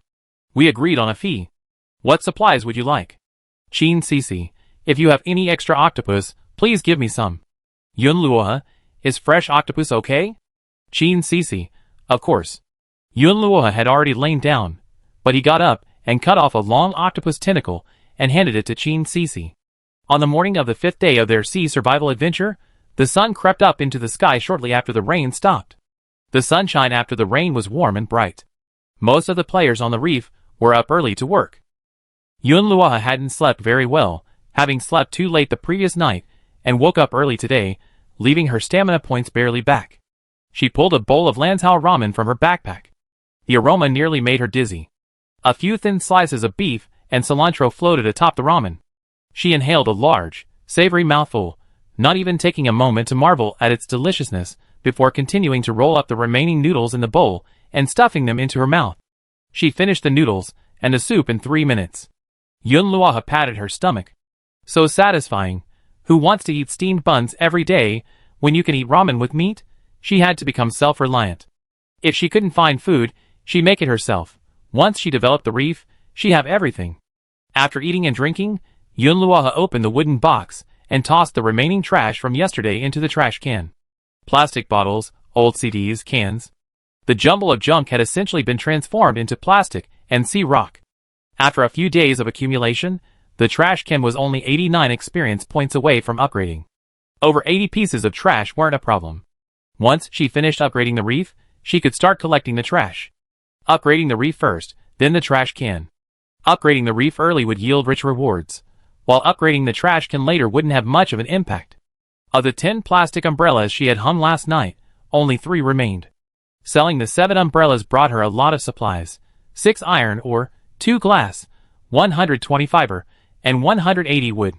If the remaining 3 umbrellas could all be sold, the materials would be almost there. At most, they were short of a few pieces of glass. But she could just collect a few beer bottles or broken glass bottles and recycle them. Yunluoha was now full of energy. Du Ruantian had already messaged her. Supplies are being collected. We should have them all by 5 p.m. Yunluoha, okay. Du Ruantian, then please let me know. Do you have any other blueprints? Yunluoha, no rush, we talk later. Du Ruantian, okay, someone in the group asked about the water purifier again today. Are you still selling it? You can sell one, but the glass must be replaced. The requirement is 3 pieces of glass and 10 pieces of fiber. Yunluoha was worried she wouldn't be able to replace the glass soon, so she had a backup plan just in case. She had only made plastic umbrellas last night, and only made 1 water purifier before bed, putting in the materials. Originally, she had planned to use it herself. Because the current stock of purified water is still too low. Even with 2 water purifiers working simultaneously, they only produce 10 L of purified water a day, which can be easily sold. Trading water for supplies is still more convenient and faster. But selling this one won't affect anything. Just keep making water purifiers, and in half an hour, you get a new one. Now that she has enough materials, she can easily make a few more water purifiers. Even if she doesn't sell them, she can still accumulate her purified water. She has a lot to do today. Collect supplies, take out the trash, make tools, put them up for sale, make bait and start fishing. The materials for the water purifier are already on the workbench. Every half hour, Yunluohe will replace the materials, remove the finished water purifier, fill it with seawater, and start purifying. She made a simple wooden frame and tied her fishing net to it with a rope, so she wouldn't have to worry about it getting swept away by the sea. Once she caught something, she'd pull it up and look at it. Taking advantage of her free time, she hurried to water the vegetable patch. The small cabbage she planted first had grown considerably taller. Looking lush and green, other seeds were also beginning to sprout from the soil. The soybeans she soaked in the coconut shell had also absorbed the water and swelled considerably. Yunluohe wiped off the moisture and wanted to plant them. But a handful of soybeans held over 20. This meant Yunluohe would have to dig over 20 small holes, requiring a fairly large area. But there was only a small patch of land left on the reef suitable for planting, and there was no room for more than 20 soybeans. Yunluohe thought about it, and decided to wait until the reef was upgraded to plant them. If nothing went wrong, it would be upgraded today, and after the upgrade, the land area would surely increase. Then, she could figure out how to remove the strawberry seeds. It seemed those black spots on the strawberries were their seeds. Just then, Yunluohe glanced at the fishing net and saw movement. Something had been caught. She hurried over to pull the net up. It was a shell. The gleaming white pearl was opened. Gains: glass X1, sesame crisp X1, deep sea flint X1, sand X1, gravel X1, torn towel X1, ripped sack X1, parchment fragment X1. This time, the stuff was surprisingly good. She first took out the parchment fragment. She then took out the 2 fragments she had obtained earlier and placed them together. A flash of white light merged the 3 fragments. Gains: Planting Guide Volume 1. Chapter 14.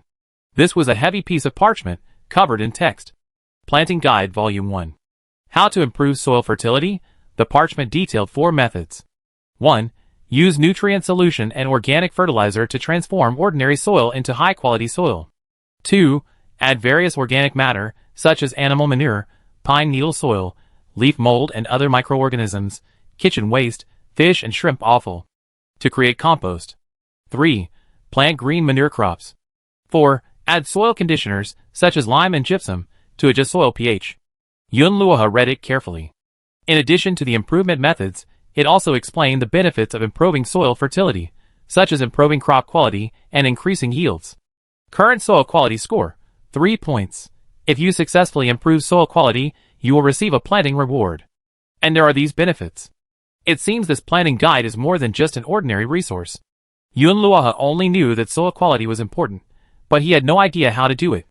Of the several options, the second one was the only feasible one.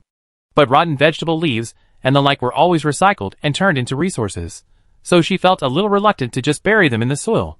But a child cannot be caught without a child. Improving the soil will surely bring many benefits in the future. Since this time I got the first volume of the planting guide, there will probably be a second or third volume. Keep an eye out for any parchment scraps you see at the trading center and collect them. Yunluohe lowered the fishing net into the sea and went to prepare the octopus. While the sun was strong during the day, it should be dry enough to dry in the afternoon, so she could use the octopus meat for fishing that evening. Mu Zitong sent a message, telling her that the Mutual Aid Association had already recruited 5 people. They agreed to join, but how do I actually do it? Do I collect their trash every day and trade it with them for upgrade supplies? Yunluohe, how about this? Players who join in the first 3 days only need to turn in 3 supplies, no matter what they are, even trash, and they get half a bottle of purified water. 3 of any kind for half a bottle of water? So good? They must all agree. Okay, you collect the supplies first, and I give you the water now. There are 5 of us now, right? I give you 4 bottles, and the extra is yours. Mu Zitong, Sister Yun, 1.5 bottles? That's too much. I haven't even given you the choice of supplies I found today.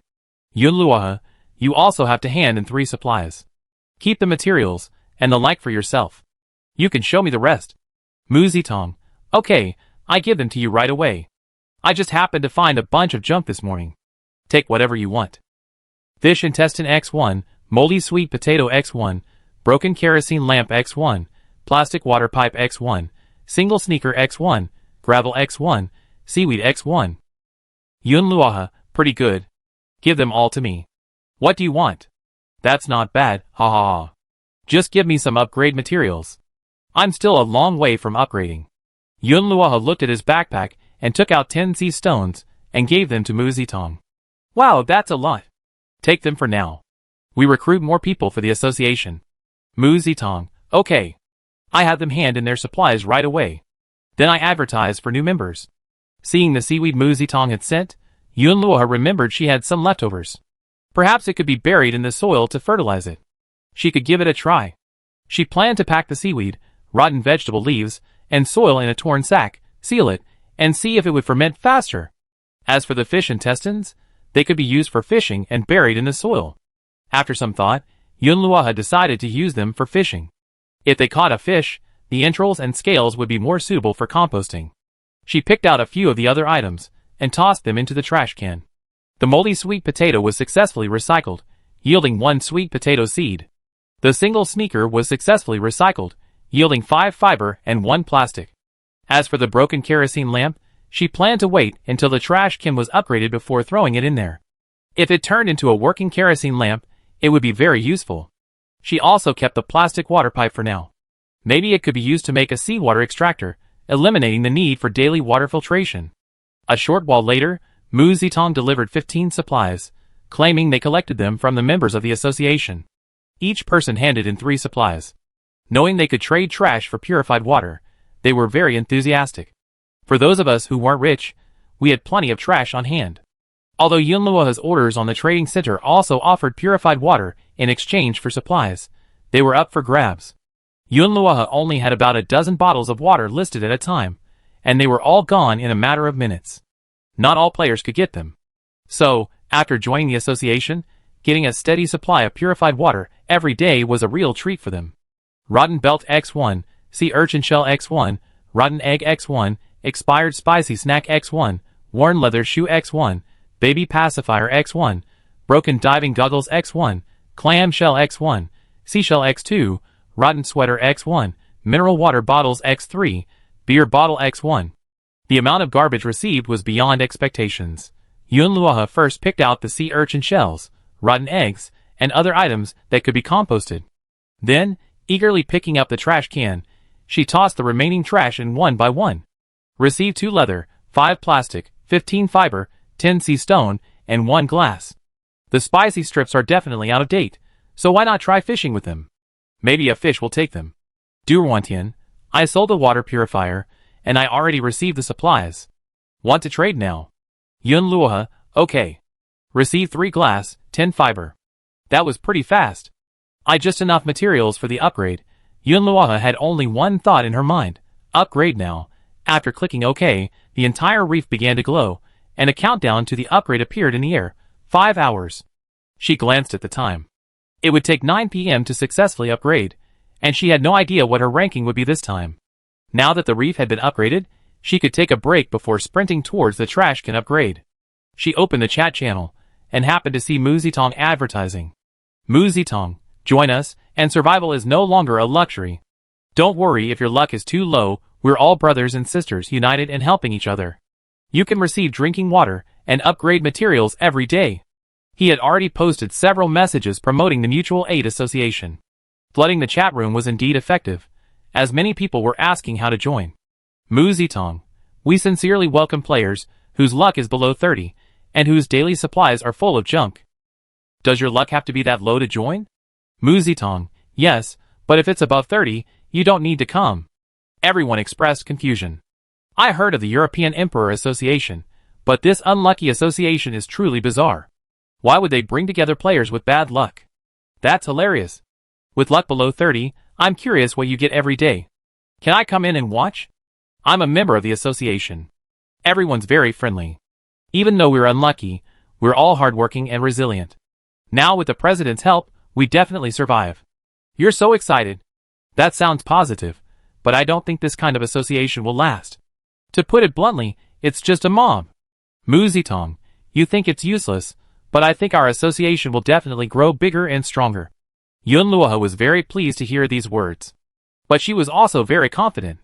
As long as the trash can is there, the association will not collapse. Just then, she received a message from Muzitong. Hey Sister Yun, I was just showing off in the chat channel. A lot of people are asking me to join the association, over 50 people. With so many people, I have to review them thoroughly. Those who aren't unlucky enough won't be accepted. Yunluoha, it's mainly about checking what they catch every day. If there's a lot of junk, I know if they're unlucky. They need to align with you. Muzitong, got it. Yunluoha, okay, good job. Receive the sesame cakes Yunluoha sent. Take them. Sister Yun, why are you being so polite? I'm sure I run the association well. Muzitong, now full of energy, cast his fishing net into the sea and went to review the new members. Yunluoha removed the dried octopus tentacles, cut them into small pieces with a sickle, and then hooked them onto his hook, trying to catch fish. This time, within 2 minutes, the rod moved. Seeing the rod move twice, she quickly pulled it up, only to find the hook had come loose. As soon as it reached the surface, the fish escaped. Frustrated, Yunluoha reeled in the line and saw the bait was still there, just one bite. She must have been too impatient. She should have waited a bit, waited for the fish to bite, then pulled it up. She continued casting. This time, after 10 minutes, a fish took the bait. She felt the rod sink and thought, here it comes. She quickly reeled in the line and lifted it up. This time, her control was good, and the fish was safely reeled in, landing on the reef. But Yunluoha's joy didn't last long when she saw a dark figure appear on the surface. She was about to pick up the fish, but she paused, staring at it. The next second, the figure leaped up and landed on her reef. It was a strange fish the size of a basketball, its mouth shaped like a circle. Its eyes glared at her, and it was covered in spines. It leaped up, ready to bite her.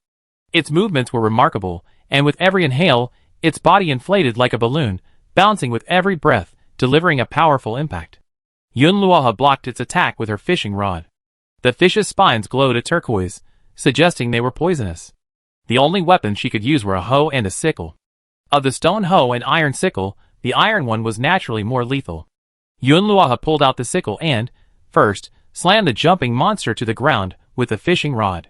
Then, taking 2 steps forward, she crouched down and slashed at the fish. Its hide was thick, so Yunluoha didn't hesitate until the sickle was stabbed into its flesh, still stirring. The creature was resilient, but it slowly died. Kill the mutant porcupine. Should she disassemble it? She chose to disassemble it immediately. Receive porcupine meat X5, porcupine viscera X2. Porcupine meat, delicious and nutritious. Consuming it replenishes nutrients, boosts immunity, strengthens the spleen, and stimulates appetite. Mutated porcupine meat is even more nutritious, and cooking it into a delicacy offers additional benefits. Porcupine viscera, highly toxic and edible. I don't know if it was good luck or bad luck, but I encountered a strange fish that attacked me. Thankfully, I escaped unharmed and got some more fish meat. After disassembling the porcupine, only these items remained. She didn't know if she could get more by disassembling it herself, but since it was covered in spines, it would be a hassle. Even if she lost a little, Yunluoha didn't want to do it herself. If it were another fish, she could try disassembling it herself. For example, the one she just caught might yield some scales and a head that could be used for other things. She picked up the fish first. Grouper, extremely tender meat, rich in nutrients. Decomposition? This time, Yunluoha planned to process the fish herself. First, she scraped off the scales with a sickle, then ripped open the belly. The viscera. The fish maw, fish bladder, and fish intestines immediately flowed out. The fishy smell wafted out, and Yunluoha suddenly felt regretful. She should have processed it in the vegetable patch, so the viscera could have been buried directly in the soil. Now that the fish blood was flowing on the reef, the smell would probably attract more fish, including those mutant fish. But she also had the opportunity to kill more mutant fish and obtain more meat. That wasn't necessarily a bad thing. Thinking of this, Yunluoha no longer had anything to worry about. Kill as many as you can. The more the better. She chopped off the fish head with all her might. She would use it to make fish head soup later, and the remaining bones would be composted. After personally dissecting it, there wasn't much fish meat left, but there were scales, a head, and a tail. 5 grouper meats, 1 head, 1 tail, 2 viscera. Looking at all this fresh fish, Yunluoha felt a little hungry. We could have grilled fish tonight. It was almost dinner time. Let's start with the porcupine fish. It looked delicious. Yunluoha fashioned 5 long sticks from a piece of wood on the workbench, then took out a piece of porcupine fish and skewered it. If only there were a grill. Right now, I have to hold it by hand and grill it over the stove. Before I even started grilling, I received a message from Du Ruentian. Du Ruentian had delivered all the supplies on time. It's what we agreed on earlier. Du Ruentian, when do you plan to start making it? I listed on the trading center after it's finished. I'm planning to auction off the first 10 water purifiers, with the highest bidder winning. No one in the district has made one yet, so I need to make more money before someone else gets the blueprints. What do you think? Yunluoha, sure, I can start now. 1.5 an hour, so 10 will take at least 5 hours. Du Ruentian, okay, thank you for your hard work. Send it to me when it's done. I split the profits every 10, as we agreed before, 6 for you and 4 for me. Yunluoha, no problem. It seems we won't be able to eat grilled fish for a while. Let's get busy now, and have something ready-made. We grilled fish once, we made 10 water purifiers. By then, the reef will have been upgraded. There's also crab roe noodles in my backpack. They're sure to taste good too. As night fell, a drizzle began to fall. The cold air above the sea was very active, bringing strong winds and waves crashing against the reef, making people feel uneasy. The number of mutant fish monsters suddenly increased, and many people in the chat channel reported being attacked by them. Yunluoha spent the afternoon processing fish on the reef, leaving behind a hint of blood, which was extremely attractive to the fish monsters. Fish monsters kept jumping out of the sea around her reef. Yunluoha had to emerge from her thatched hut almost every once in a while to deal with these creatures. However, this didn't prevent her from working on the water purifier. She only had to go in every half hour to replace the ingredients. In the past few hours, she had killed 4 fish monsters and obtained a lot of mutant fish meat, but her stamina points were almost exhausted, and she couldn't even use her fishing net. Just then, the news of the successful reef upgrade came. Congratulations to the player who ranked 20th in the top 20 in Zone 2 and upgraded the reef to Level 4. Rewards: Sea Stone X50, Iron Ore X10, Glass X5, Island Landing Token X1, Dagger Recipe X1, Space Stone X1, Non-Slip Mountain Shoe Recipe X1. Chapter 15.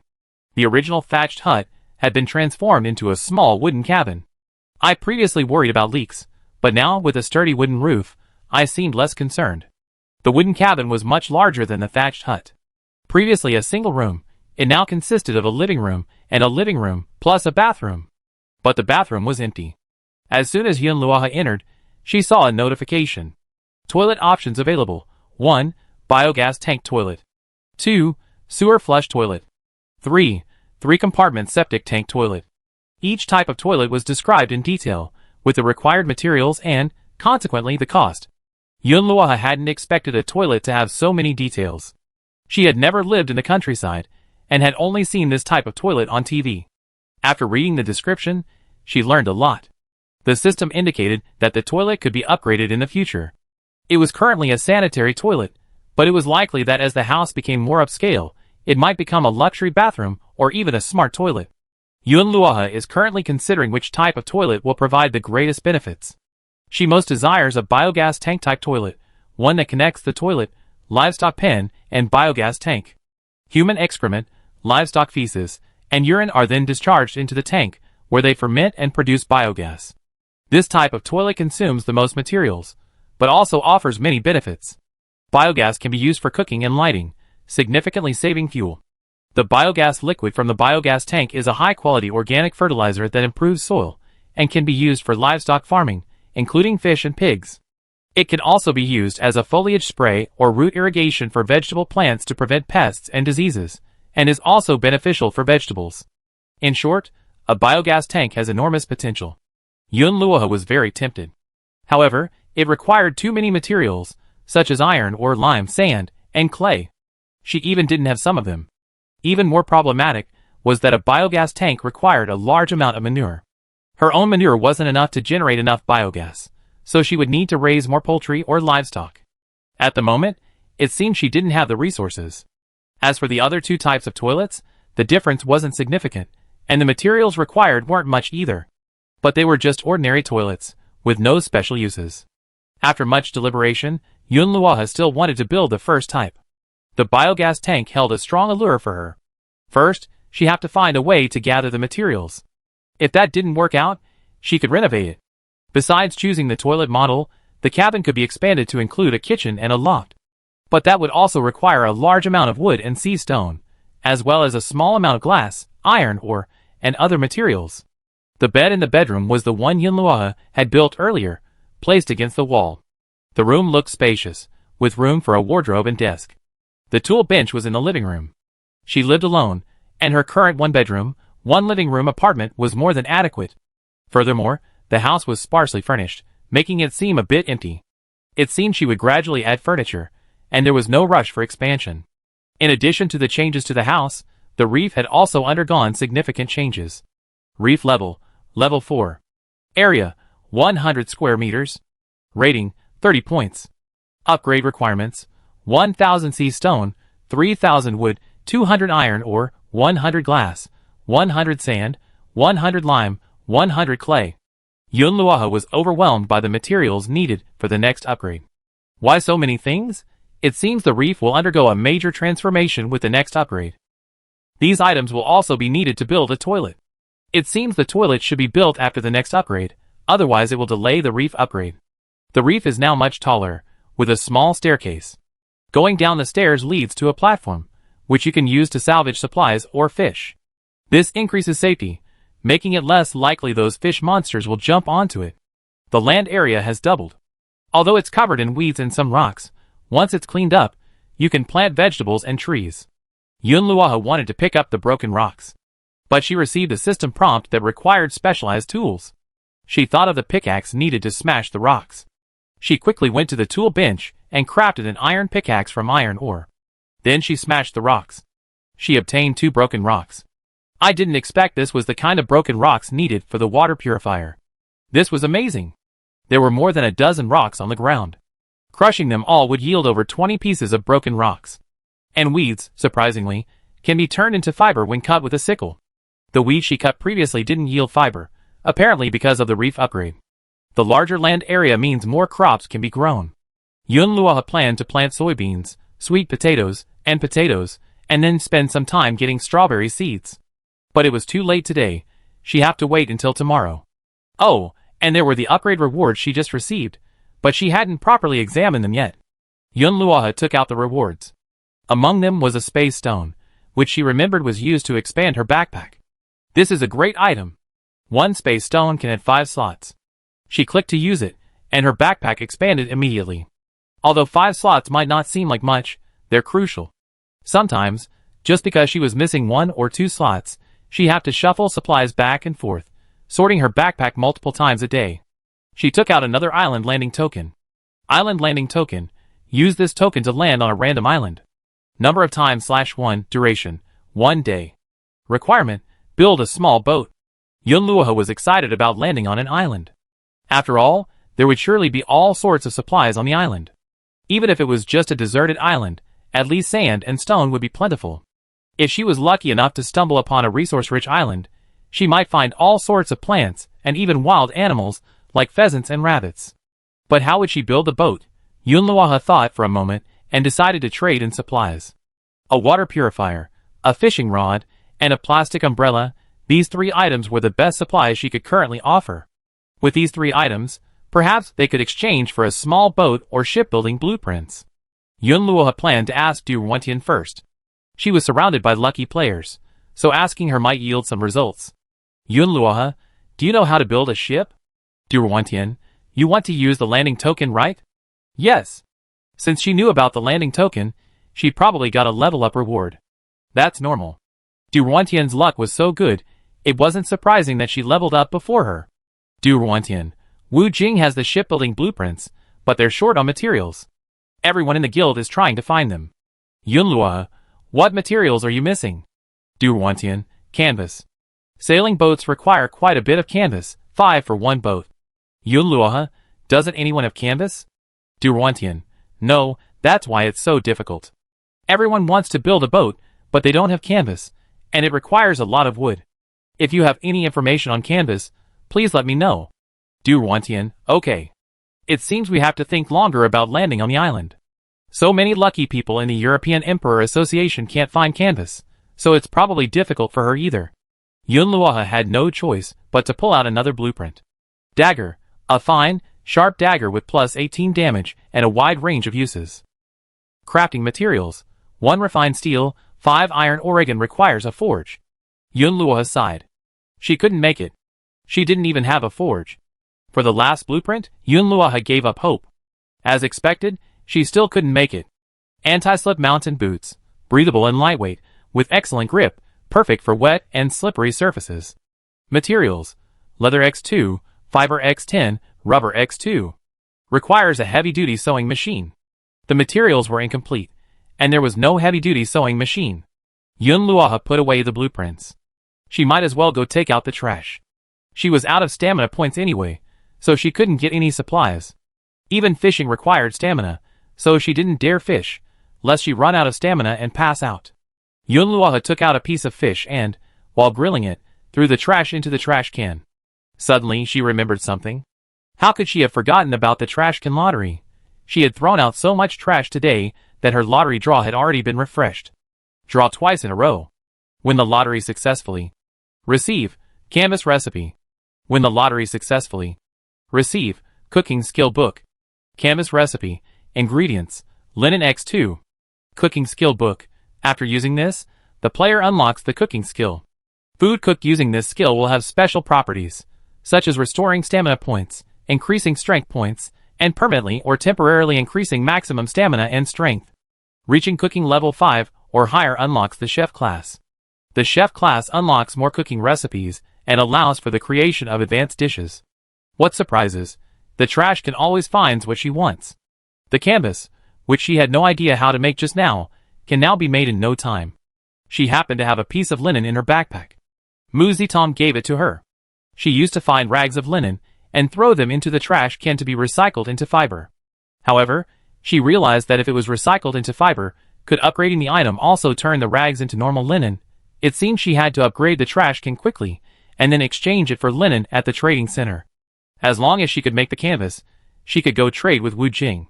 Provide enough canvas, and Wu Jing could help her build a boat. There was also a cooking skill book, and the description told her it was a valuable item. She took it and put it to use without a second thought. Learn the cooking skill. Cooking skill level 1, reward, 1 frying pan. With a frying pan, cooking became much easier. She could simply place the pan on the stove to cook. It could also be used to fry fish. Fish can be greasy, so simply place it in the pan and the fat will melt, turning the surface golden and fragrant when cooked through. Yunluohe quickly removed the half-roasted fish from the sticks on the stove and placed it in the frying pan. The already sizzling fish emanated a fragrant aroma, and the pan's heat distributed the heat evenly, eliminating the risk of burning the fish. While waiting for the fish to cook through, Yunluohe checked the trading center to see if other players had fish for sale. A quick search revealed it. The names were familiar to her. Chin Sisi had listed 2 types of fish, sea bass and grouper. She asked to exchange them for milk and fruits and vegetables. That was a bit strange. Trading fish for something like this. If she was eating it herself, she could just eat the fish. Was it for nutritional balance? Besides her, someone else had also listed fish. But the price was ridiculously high. 1 piece of fish cost 10 iron or 10 bottles of water. Yunluohe wondered if she could trade her fish for something good. She still had dozens of fresh fish left. The few fish monsters I killed later all dropped fish meat. Yunluohe was too exhausted to disassemble them herself, but the total amount was still quite large. The mutant porcupine fish meat was more valuable, and there was also a new type of sea bass. The grilled fish meat should be even more popular. Why not try trading the grilled fish for something better? Soon, a piece of pan-fried grouper meat was ready. Pan-fried fish meat, blue the tender grouper is pan-fried to a crispy aroma, retaining its original flavor, and is sweet and delicious. Cooking effect, plus 3 stamina points. I didn't expect the cooked food to have a grade. It's different from the food found in pearls. I guess the cooking skill is working. She's only at level 1, so adding 3 stamina points is quite good. Since there's a bonus, the price will definitely be higher than regular fish. Yunluohe was already hungry, so he ate this piece himself and grilled 2 more to sell. He also wanted to see what the quality of the high-quality mutant porcupine fish would be after cooking, and whether the effect would be even better. 15 minutes later, Yun Luoha listed 2 portions of pan-fried fish on the trading center. Pan-fried fish, blue, pan-fried fish, gold. The food made from the mutant porcupine fish is golden and grants 10 stamina points after consumption. This effect is already quite good. Yun Luoha planned to trade these 2 portions of fish for linen, lime, sand, clay, and refined steel. All of these were upgrade materials, including refined steel for daggers. Blue quality pan-fried fish was worth 5 materials, so a total of 5 of each would suffice. Gold quality pan-fried fish required 10 materials. There was no rush to exchange immediately, and she didn't want to price her food too low, since it wasn't available at the trading center yet. If it was too cheap now, it would be difficult to set the price later. After finishing all this, Yun Luoha went to bed. When she woke up the next day, she saw many players in the chat channel complaining about leaks in their thatched huts. Luckily, she had leveled up the previous night. It rained all night every night, and more players were asking for umbrellas at the trading center. Previously, only a few people bought the umbrellas Yun Luoha had posted at the trading center. Many people figured it only rained at night, so they could just stay home and avoid buying them. Now they regretted it. The price of plastic umbrellas kept rising. Other people had obtained the blueprints for plastic umbrellas. Yun Luoha looked at the plastic umbrellas currently on sale at the trading center. They were priced at 10 iron ore. It was twice as expensive as Yun Luoha's previous price. Yun Luoha thought about it, and decided that a price increase wouldn't matter. Demand was high, so she could sell them all. Yun Luoha contacted Duwantian. Have you sold all the water purifiers? You're awake. I was just about to tell you. They're all sold. All 10 water purifiers were sold at auction. I made a pretty good profit. I'm sending you the profits now. You can choose 60% first, and I take the rest. Duwantian was generous and efficient. She knew Yun Luoha was still responsible for the success of this business, so she didn't mind taking a small loss and letting Yun Luoha choose first. Yun Luoha didn't bother to be polite, and clicked on the screenshot to examine it carefully. Iron ore X80, plastic X30, glass X8, watermelon X1, grape juice X1, wardrobe blueprint X1, slippers X1, instant noodles X1, linen X2, tea leaves X1, towel X1. It's really impressive that 10 water purifiers sold this much. Then I need 40 iron or 20 plastics for glass, watermelon, linen, and instant noodles. These account for about 60%. While wardrobe blueprints are a good thing, they're pretty useless right now. Without 2 or more pieces of clothing, you don't even need a wardrobe. So Yun Luoha hadn't even considered taking them. Okay, I send them to you. I also have blueprints for plastic umbrellas and fishing rods. I bought over a dozen, but I'm busy making water purifiers, and don't have time for anything else. There are other people selling plastic umbrellas at the trading center, and the prices are pretty good. Fishing rods are still available, but fishing is quick with them. You can discuss whether we can do something together, and I let you decide the pricing. The cooperation model is the same as with the water purifier. Can you show me? Yun Luoha sent screenshots of the detailed descriptions of the plastic umbrella and fishing rod. Great, those 2 items will definitely sell well. But let's start with the water purifier today. A lot of people are asking about it. I go collect some materials, and send them to you tomorrow. Okay. When can you give me another 10 water purifiers? Yun Luoha, 5 hours, starting now. Duwantian had previously given Yun Luoha the materials to make 50 water purifiers. To recoup the cost of the materials, she had to make at least 25 water purifiers for Duwantian before she could start making any money. Since they trusted her so much, she couldn't be lazy. She placed the water purifier materials on the workbench, then got the stove to light. She placed the fish head she had left over from yesterday in a frying pan, filled it halfway with water, and began to simmer. When the water boiled and the broth turned white, she added the instant noodles she had just received. The instant noodles happened to be seafood fish maw flavored, and the fish head complemented the flavor perfectly. In a short while, the noodles were ready, the broth rich and delicious, the noodles chewy and springy. After her treatment, the pot of noodles even had a name. Seafood fish head instant noodles, increases 3 strength points upon consumption. After finishing the entire pot, Yun Luoha felt a surge of strength. Comfortable, cooking skills really come in handy. After finishing, she checked the timer. It was almost time. She removed a water purifier and replaced it with the ingredients. She gave this one to Durantian to sell first, to avoid the excessive wait of 5 hours. She took the fishing net and walked down the stairs.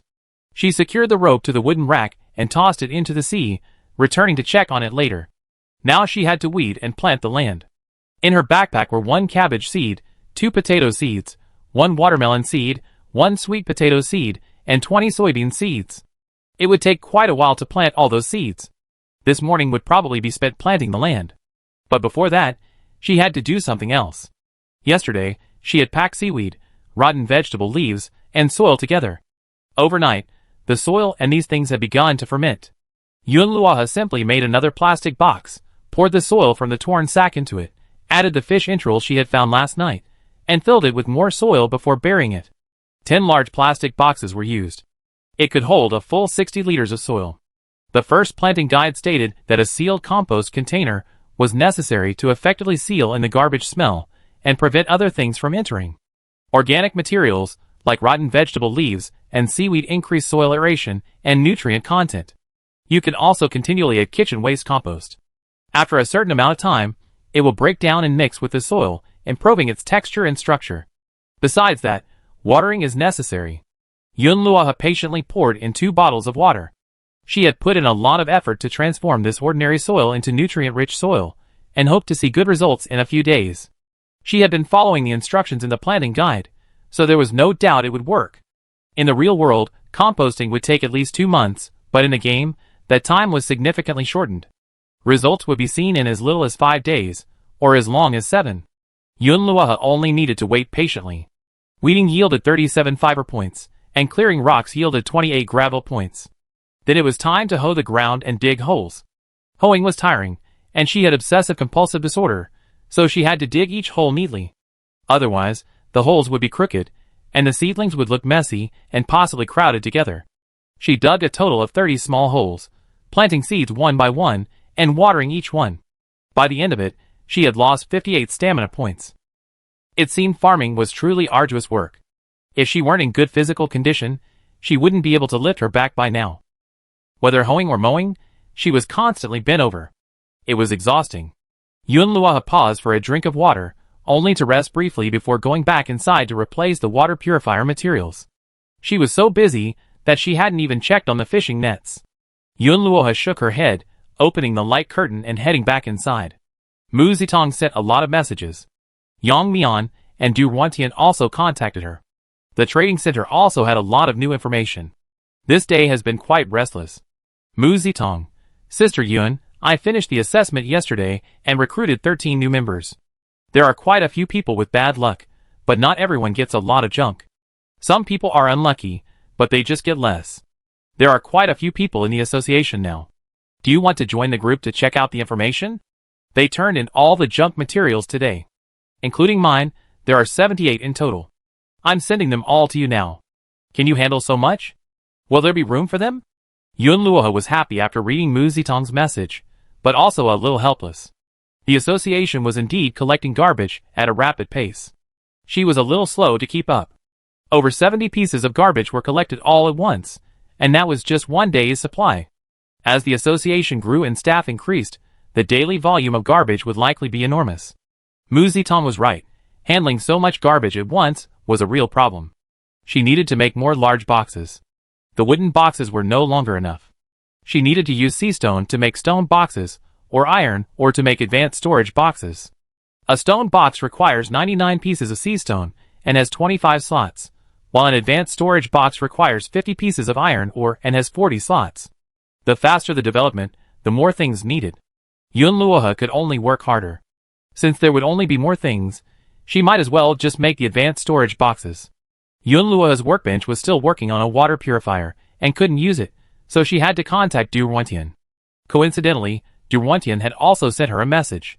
Du Ruantian, how about I give you my tool bench so we can work together? That way, things will go faster and you can make more things. If I need anything, I ask you for help. It was a coincidence, wasn't it? Yunluoha happened to be looking for Du Ruantian to make something, and she gave him her tool bench. That solved the problem. Plus, with the 2 tool benches working together, they could definitely make more water purifiers, and maybe even some fishing rods and plastic umbrellas. Okay, give it to me. Yunluoha also gave her the water purifier she had just finished. Yeah. Durantian's level-up rewards also included blueprints. They were all high-level blueprints, like weapon and armor blueprints. But because they were so advanced, she didn't even have enough materials, a forge, or a sewing machine to make them herself, let alone put them into production and sell. It wasn't as good as the basic item blueprints Yunluoha had obtained. But she was indeed lucky. She had already obtained the blueprints for the forge today. All she had to do was gather the materials and build the forge, and then she could craft weapons. She lent the tool bench to Yunluoha so she could make more supplies and earn more. Besides, she had a lot to do. She was now the vice president of the European Emperor Association, and she was responsible for daily membership maintenance and the supplies submitted by members. Otherwise, she wouldn't have been able to provide Yunluoha with so many materials to make things. She ranked 4th in the district after reaching level 4. She didn't know who else was ahead of her. If she wanted to be first, she couldn't rely solely on luck. Yunluoha quickly built the high-level storage box. Then she had Mu Zitong send over all 70 pieces of junk. She gave Mu Zitong 2 full 5L buckets of purified water. Yunluoha said, "Keep the extra. You can also use it to trade for supplies." Mu Zitong was grateful for Yunluoha's generosity. I found some more supplies. Let me show you some new stuff." Yunluoha no longer valued Mu Zitong's supplies. Mu Zitong had already been a huge help, helping her manage the association, running around collecting so much junk. If she had gone to the trading center to collect them bit by bit as before, it would have been too time-consuming, and she simply didn't have the time now. But Mu Zitong was very proactive, and sent a screenshot of his backpack. Lime X1, Damage Blueprint X1, Parchment Fragment X1, Bamboo X1. I sent you all the junk with the others. Except for the upgrade materials, it's all here. Take it if you want it. It was exactly what Yunluoha wanted. Yunluoha directly handed Mu Zitong a plastic umbrella. "Take this." "Wow, Sister Yun, you're giving me something so good." "Take it, I still have one." Mu Zitong had wanted a plastic umbrella for a long time, but he couldn't afford one. His thatched hut leaked this morning, and he spent the whole day cleaning it up. With a plastic umbrella, he could still collect supplies at night, and he wouldn't have to brave the rain to fight fish monsters.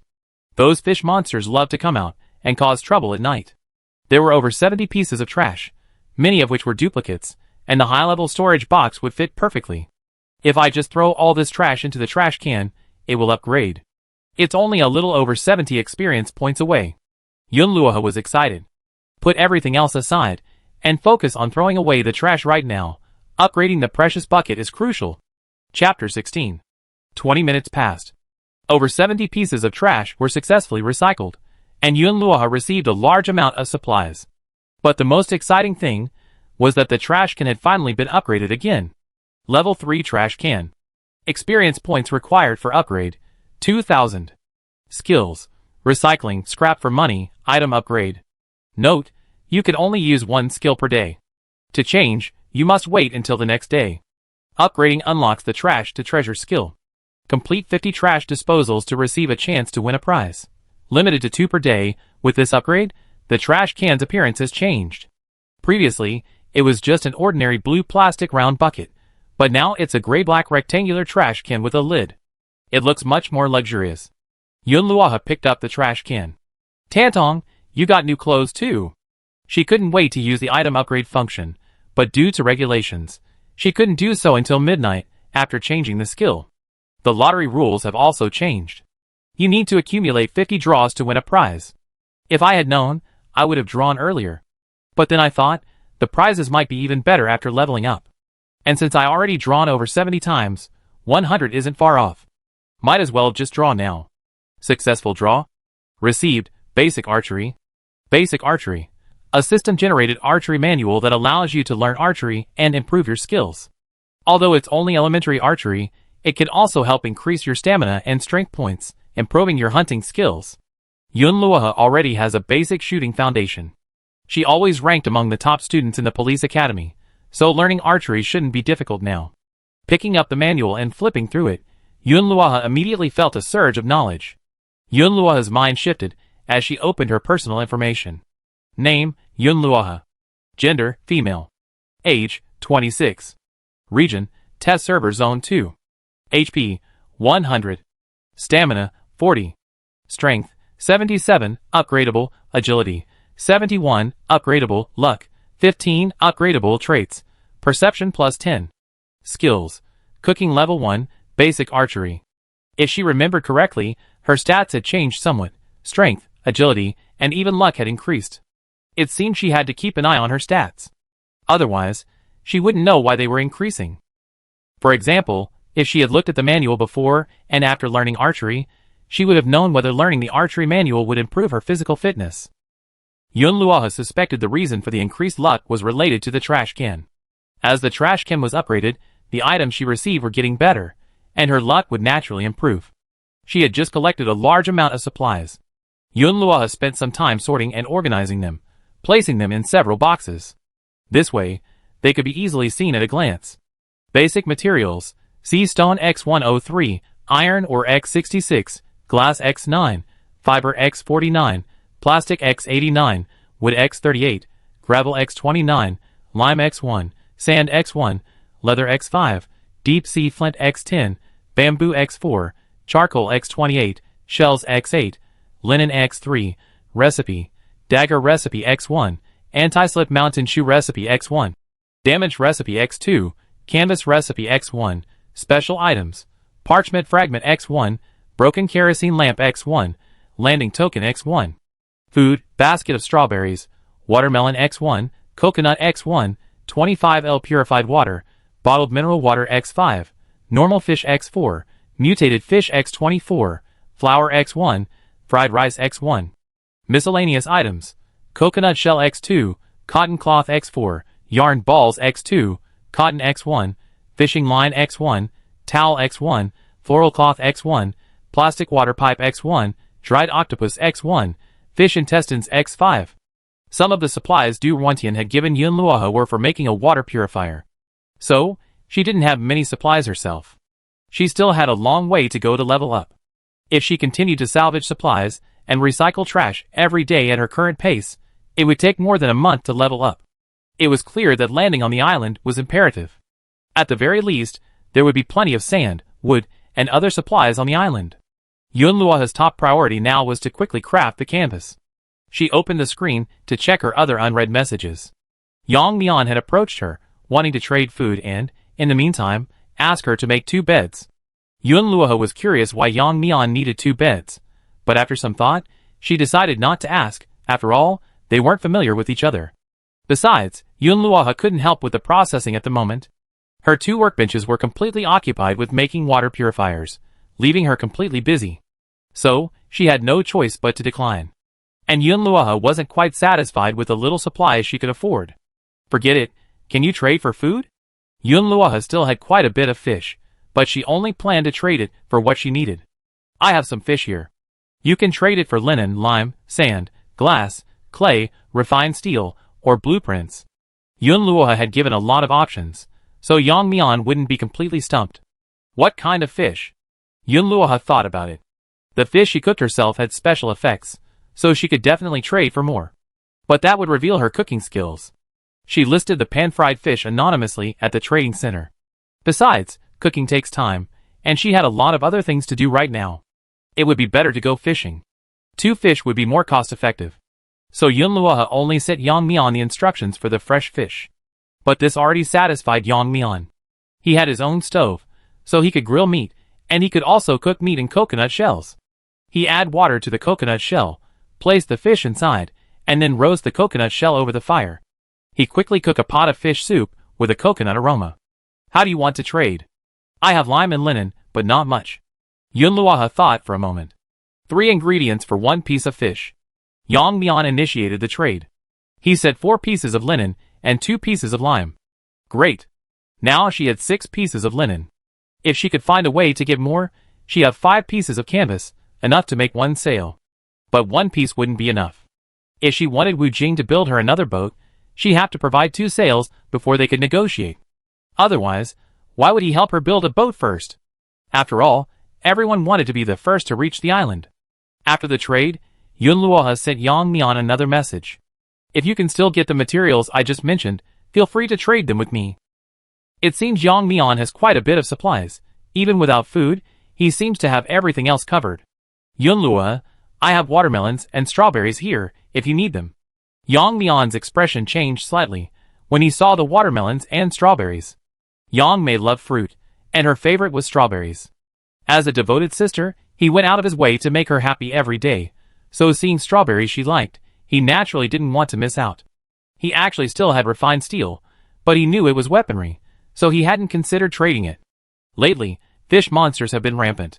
While they're only small, mutated ones now, there's a chance they become larger in the future. Weapons are essential to protecting Yang Mei. How about exchanging the blueprints? Yang Mian had 2 blueprints. He didn't have a workbench or a sewing machine, so he couldn't make them.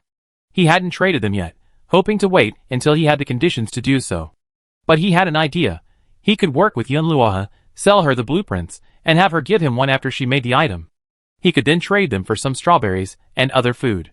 Yang Mian chose the less valuable of the 2 blueprints. Quilt blueprint. I trade this for strawberries. Quilt. Who wouldn't want a warm and comfortable quilt? Materials. 2 cotton balls, 2 cotton fabrics. Requires a Juki sewing machine. Another Juki sewing machine. Even if he couldn't make it now, Yunluohe still wanted to get the blueprint. Players were in high demand for quilts. The temperature difference between day and night was so large that it was actually quite cold at night. Yunluohe's quilt was a level-up reward, but most players didn't have one. This item was even more essential than a plastic umbrella. Yang Mian was probably willing to give it up, because he couldn't make it.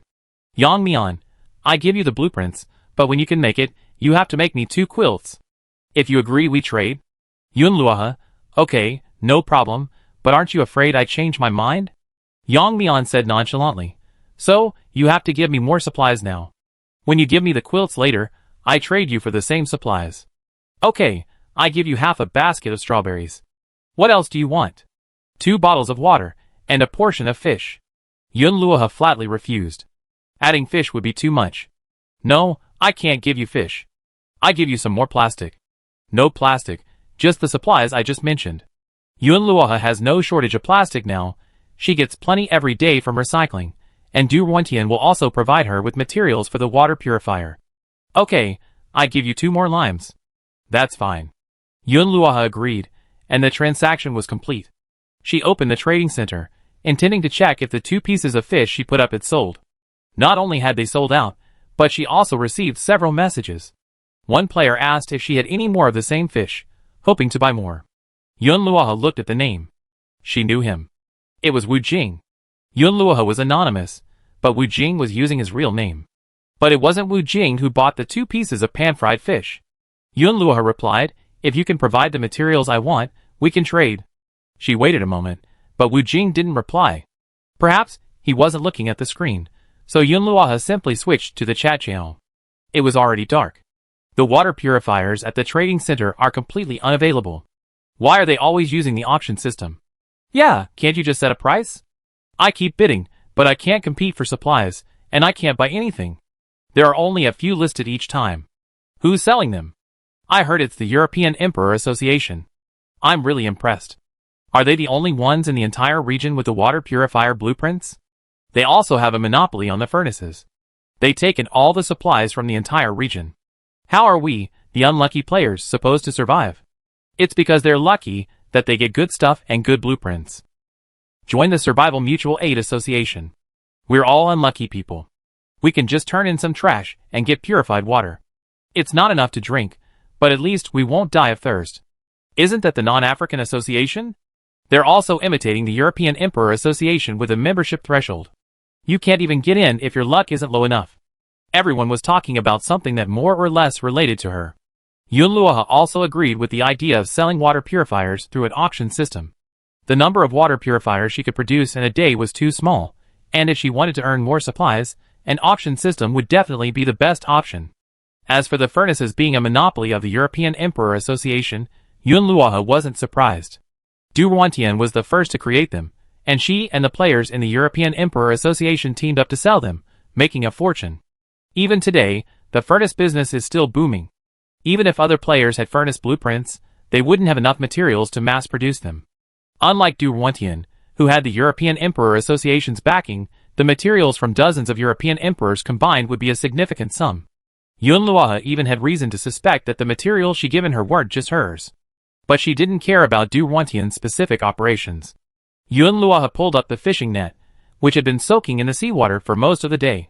Inside was a shell. She was lucky today. Her first catch was a white pearl. Gains: iron ore X2, fiber X5, wood X10, broken ceramic bowl X1, brick X1, torn sack X1, shampoo X1, potato pancakes X2, torn plush slippers X1. There were still 6 hours until midnight. Yun Luoha planned to recycle some of the items, saving a few for upgrading in the trash can after midnight. The broken ceramic bowl was successfully recycled, yielding clay X1. The torn plush slippers were successfully recycled, yielding cotton X2. She kept the torn sack because, based on previous experience, it would be recycled into fiber. But Yun Luoha wanted to see if she could get linen by upgrading. After all, the textures of the sack and linen seemed similar. Yun Luoha had expected that the ceramic bowl would yield clay, since clay could be used to make ceramics. It was getting late, so Yun Luoha roasted some more fish. To replenish her stamina, Yun Luoha roasted all the mutant fish this time.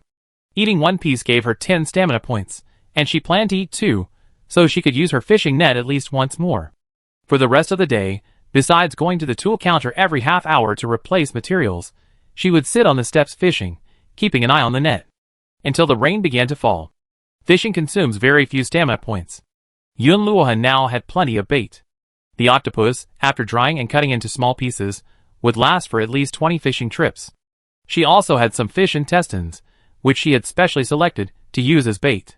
Using these, she caught fish quickly. Yun Luoha sat there for an hour and landed 3 fish. A small cuttlefish and 2 groupers. The fishing net also pulled up a torn piece of clothing. The rain was getting heavier. Yun Luoha held up his umbrella and put away his fishing rod. He prepared to go and process these fish. The smell of killing fish would probably attract more fish monsters.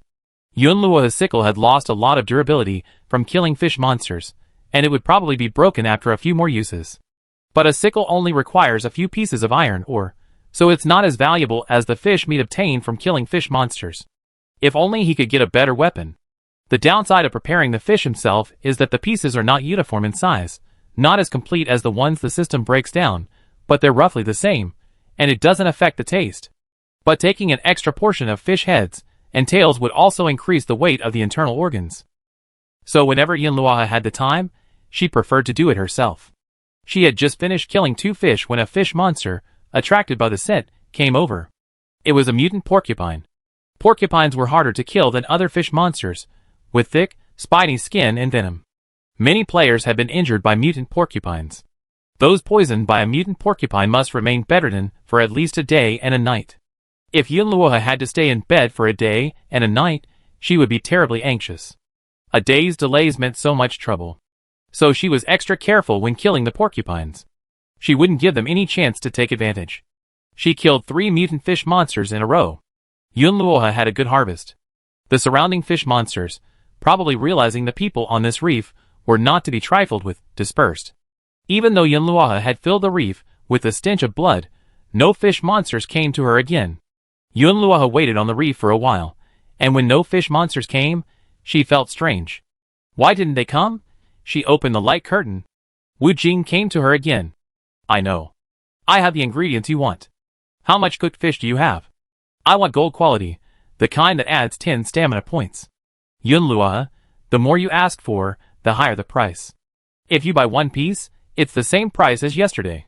If you want more, you need to exchange it with blueprints, space stones, or refined steel. Wu Jing, I want 5 roasted gold quality fish. Name your price. Such generosity, Yun Luoha was secretly surprised. Wu Jing was truly generous, asking for 5 yuan right out of the gate. He wanted so much for the stamina points, right? Is he preparing to go to the island? Even the slightest bit of physical work consumes stamina points. If you don't bring some stamina boosting supplies to the island, you'd be out of stamina in just a few hours, staring blankly at the supplies scattered across the ground. She also needs to prepare in advance. But has Wu Jing already made a sailboat? Yun Luoha is still collecting canvas so quickly. If Wu Jing has already made a sailboat, then if she provides the materials, could she trade him for another one? Thinking of this, Yun Luoha simply said, I want the sailboat blueprint. Wu Jing was silent for a long moment. How did you know I had the sailboat blueprint? Yun Luoha, I didn't know you had it, but I just want it. If the blueprint hasn't been made yet, it can be traded. Once it's made and learned by a player, the blueprint disappears. Ordinary blueprints can be made again after a player has made them once.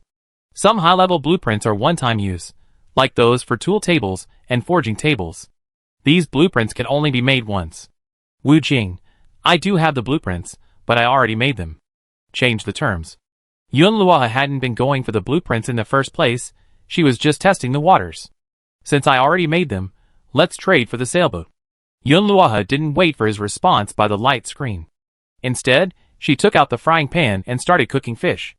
In addition to the 5 portions of fish she traded with Wu Jing, she had to prepare at least 10 pan-fried fish herself. She'd bring the frying pan and stove with her, so she could cook and replenish her energy even on the island. But she was worried she wouldn't be able to eat enough.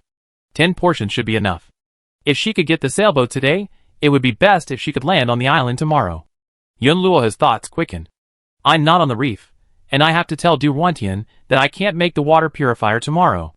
Wu Jing, I don't have any extra materials to make a sailboat. A sailboat requires canvas, so I use something else.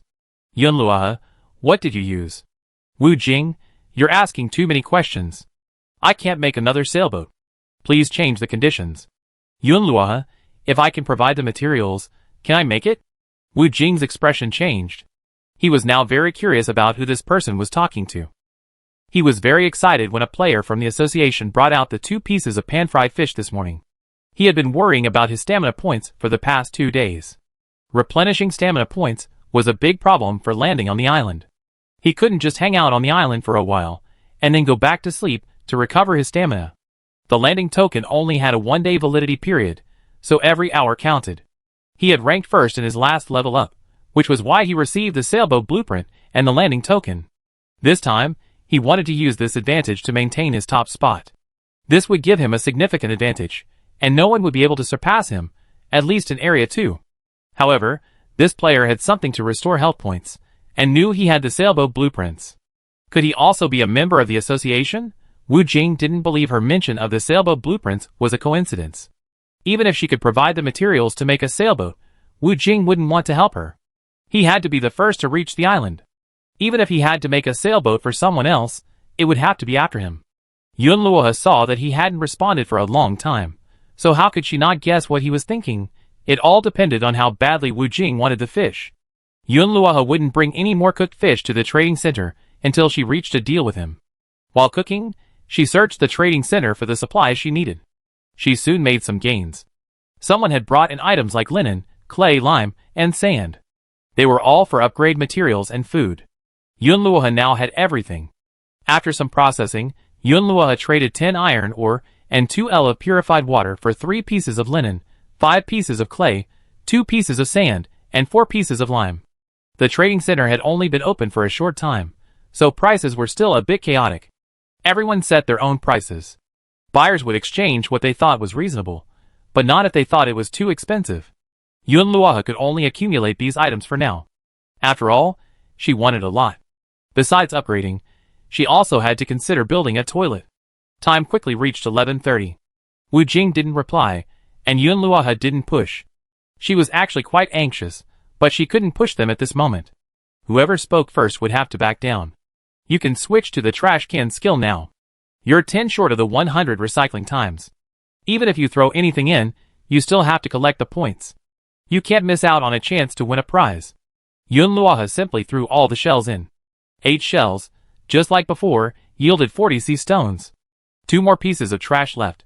Yun Luoha looked over his supplies, and simply threw 2 pieces of gravel in. Gravel is useful later, but the prize draw is important first. Number of draws refreshed, 1. Successful draw. Received, Forge Blueprint X1. Forge, can be used to smelt various metals, essential for forging weapons. Required materials, iron ore X10, deep sea flint X10, shells X5. Great, a forge, the trash can never disappoint. Chapter 17. However, Yun Luoha hadn't anticipated that crafting a forge would require shells. She had just thrown all her shells into the trash. That was embarrassing. Yun Luoha had no choice but to ask others. She sent messages to several friends she recently contacted.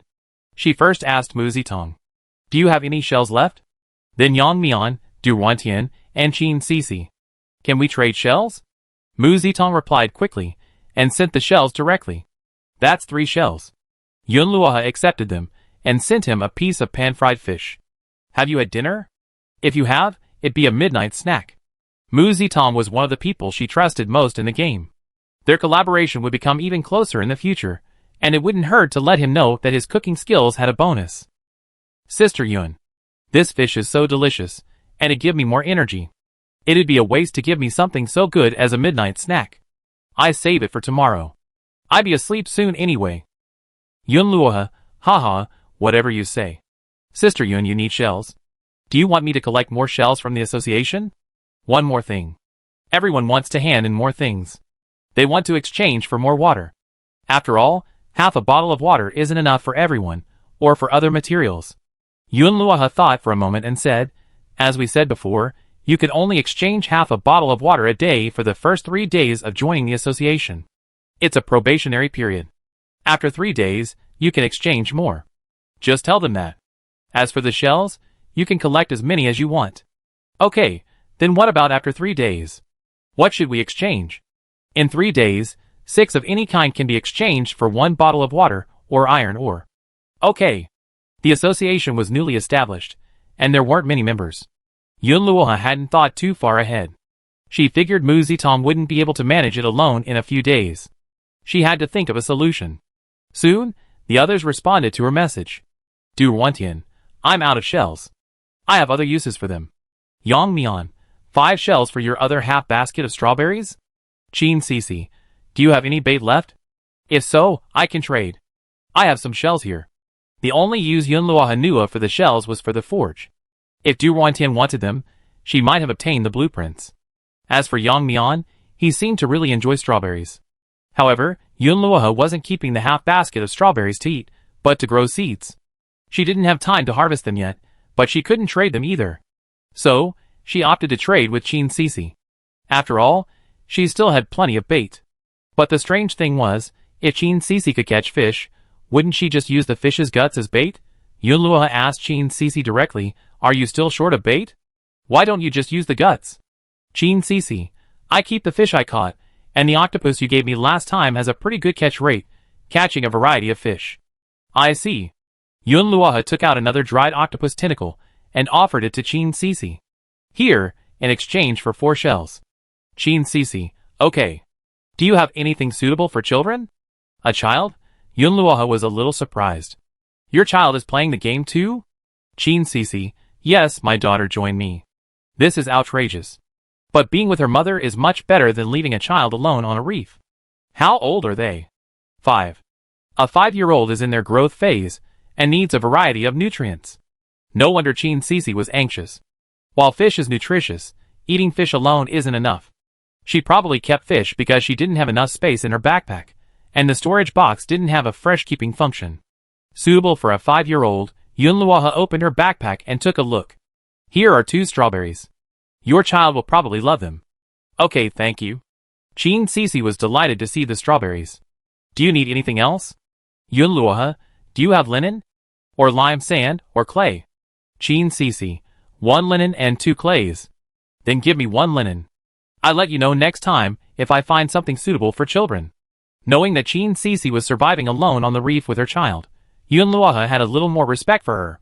Now I have enough linen to make 5 canvases. It all depends on what Wu Jing says. I also have enough shells. Yun Luoha wants to build a forging table right away. But the water purifier on the tool bench isn't finished yet, so there's no space. Yun Luoha had to continue frying and grilling the fish. Wait until midnight.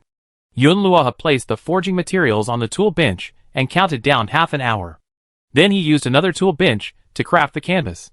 It only took 1 minute to turn 2 linen sheets into canvas.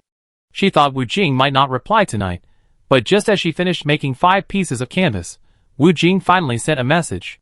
Wu Jing, tell me who you are first, or I won't help you make a sailboat. He had already asked within the guild, and no one admitted to selling fish at the trading center. He had also privately chatted with all the players he found suspicious, so there was a chance this person wasn't actually from the guild. Wu Jing didn't want to help anyone make a sailboat, especially one from the guild, whose luck wasn't much lower than his. But if this person wasn't a guild player and their luck was average, it wasn't impossible to trade. After all, he really needed something to replenish his stamina. Yun Luoha wasn't going to let him trick her into revealing her identity. Since Wu Jing had sent the message first, it meant he really needed the fish. Yun Luoha, it's just a trade. Why do you have to know who I am? Wu Jing, you don't have to tell me. Let's trade something else first. I promise, when I'm done with the sailboat, I lend it to you, or help you build one. I need more of this fish meat by then. Wu Jing was mainly trying to seize the initiative. He had no intention of monopolizing the opportunity to land on the island, nor was there any possibility of that happening. Yun Luoha thought for a moment. Alright then, let's do as we agreed before. Trade for refined steel, space stone, and blueprints.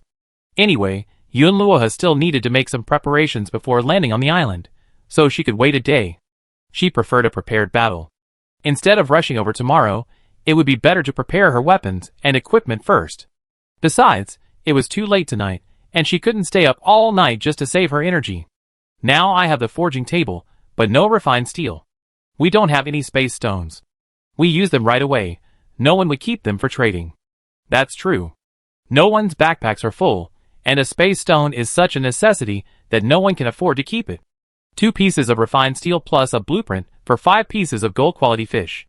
Wu Jing was becoming increasingly curious about who this person was. He happened to have 3 pieces of refined steel, one of which he had reserved for forging weapons. Could this person really have calculated how much supplies he had? As for the blueprints, he only had 2. Basic bow and arrow blueprint. Heavy-duty sewing machine blueprint. Sewing machine blueprints couldn't be traded, so he could only use bow and arrow blueprints. While he knew these items were valuable, he couldn't use a bow and arrow, so they were of no use to him for the time being. We had to leave early tomorrow morning, and Wu Jing didn't want to delay any further. If he didn't leave tomorrow, he might not be the first player to arrive on the island. Okay, let's trade. Wu Jing gritted his teeth and agreed. Yun Luoha was overjoyed when she saw the refined steel and blueprints Wu Jing sent her. Isn't that a coincidence? She had just learned basic archery, and she already got the bow and arrow blueprints. Someone sending me a pillow, basic bow and arrow, upgradable a powerful, long-range weapon. The basic crafting materials are simple, but it can be upgraded with more advanced materials later. Crafting materials: bow body, basic bamboo x3. Bowstring, basic hemp rope x2. Arrowhead, basic iron or x5. Arrow shaft, basic bamboo x5. Quiller material, leather x3. Advanced bow body materials, various hardwoods. Advanced bowstring materials, common elastic materials including natural fibers such as horn and tendon. Advanced arrowhead materials, copper or and refined steel. Advanced arrowhead materials, various hardwoods, and animal feathers for fletching. Current resources are limited, but there is still hope of crafting a basic bow and arrow set. As for the advanced materials, they have to wait until they were collected before upgrading. But it must be said that crafting a bow and arrow is much more complicated than crafting a dagger. A complete set requires quite a few items. Now we need to deal with bamboo and hemp rope. There are only 4 bamboos in my backpack. I need to go to the trading center to collect some. It was past midnight, and the trash can could now switch skills. Yun Luoha had been waiting for this moment for a long time. She quickly picked up the trash can and switched the skill to item upgrade. She had saved some items for this moment. 2 broken blueprints, 1 broken kerosene lamp, and a torn sack. If the results were good, she even planned to throw in some ordinary items she had no idea what they were for. Upgrading the broken blueprint yielded half a weapon blueprint. Half a weapon blueprint. This is a weapon blueprint, but only half. Find the other half to combine into a complete blueprint. In fact, Yun Luoha had assumed the trash can would simply repair the blueprint. However, now, I can combine 2 broken blueprints into a complete one, which is quite a win. Upgrade the broken blueprint to obtain half a furniture blueprint. It seems these 2 broken blueprints are not the same type. Upgrade the broken kerosene lamp to obtain 1 oil-deficient kerosene lamp. Kerosene lamp. This is a good kerosene lamp, but it's out of oil. Add oil, and it will work normally. Not bad, put it away, I definitely use it later. Upgrade the broken sack to obtain 2 hemp ropes. Yes! If you just recycle it, it will turn into fiber. Now it can be turned into hemp rope, much better. And hemp rope is exactly what you need to make bows and arrows. This skill is indeed quite good. Yun Luoha set her sights on some other items. Keep throwing, Upgrading the coconut shell to obtain Coconut Shell Bowl X1. Coconut Shell Bowl. A bowl made from natural coconut shell, with a naturally beautiful texture and color.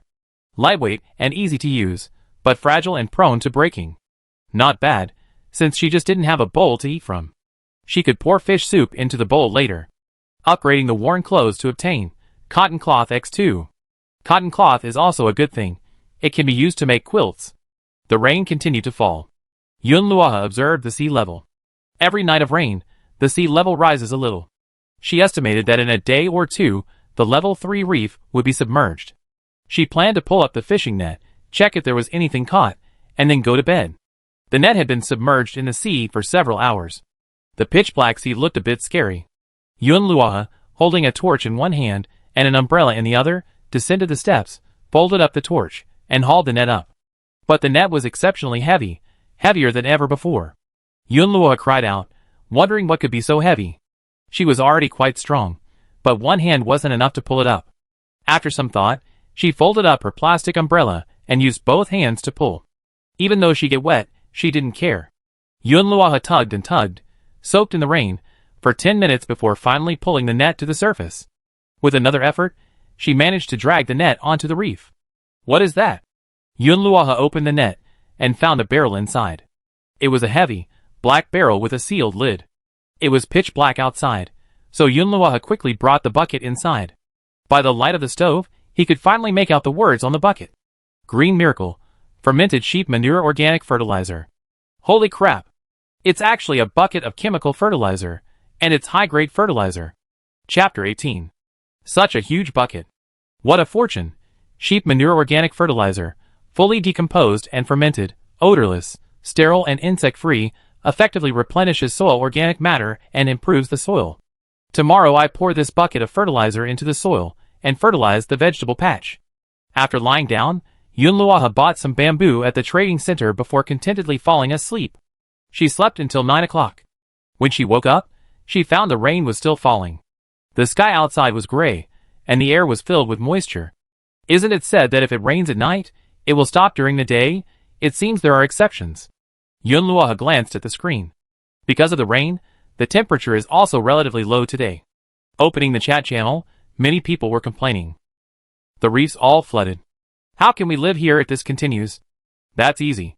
We just have to upgrade quickly, or we be eliminated sooner or later. This is the end of the world, and the system will force us to upgrade. It's freezing cold at night. This awful weather is excruciating. Several fish monsters jumped onto my reef last night. They were incredibly ferocious. I almost got mauled to death. Luckily, I bought a stone axe, but I broke it while chopping the fish monsters. I guess I need an iron axe. Why isn't anyone selling quilts at the trading center? I'm shivering from the cold. Yun Luoha wanted to sell quilts. She even had the quilt blueprints, but not the heavy sewing machine blueprints. However, she now had a forge, so she could craft weapons. Weapons at the trading center were very expensive, so she could try to trade them for sewing machine blueprints. Yun Luoha got up and ate a potato pancake to fill her stomach. Then she lit the stove and began to stew fish head soup. She had several fish heads in her backpack, and her fish head soup had special properties. It could not only dispel cold, but also boost strength. Yun Luoha planned to make a large pot and sell it at the trading center. She placed 3 large fish heads in a frying pan, then added a piece of fish meat and simmered. After half an hour, the aroma would develop. When the fish heads were tender, the remaining bones would be composted and the soup would be sold. Oh, by the way, 4 days had passed, and the cabbage she had planted was ripe. Yun Luoha walked to the vegetable patch, holding an umbrella. She saw a lush green cabbage standing in the field, looking very lovely. It was a milk cabbage variety, relatively short and plump. Yun Luoha had bought it at the supermarket.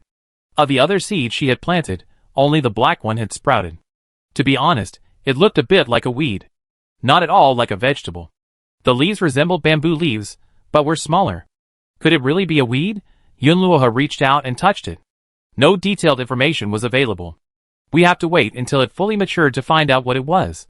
Let's plant it for now. She reached out and plucked the cabbage next to her. Obtained 1 cabbage. Cabbage prefers cool weather. It's a semi-cold tolerant vegetable and can be grown year-round. This variety of cabbage is tender, juicy, and delicate, and Yun Luoha really enjoys it. One head of milk cabbage is only enough for one meal, not much, but it would be perfect in fish head soup. Yunluo planned to eat this cabbage today.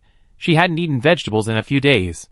She also planted another cabbage seed yesterday, and would harvest it in a few days.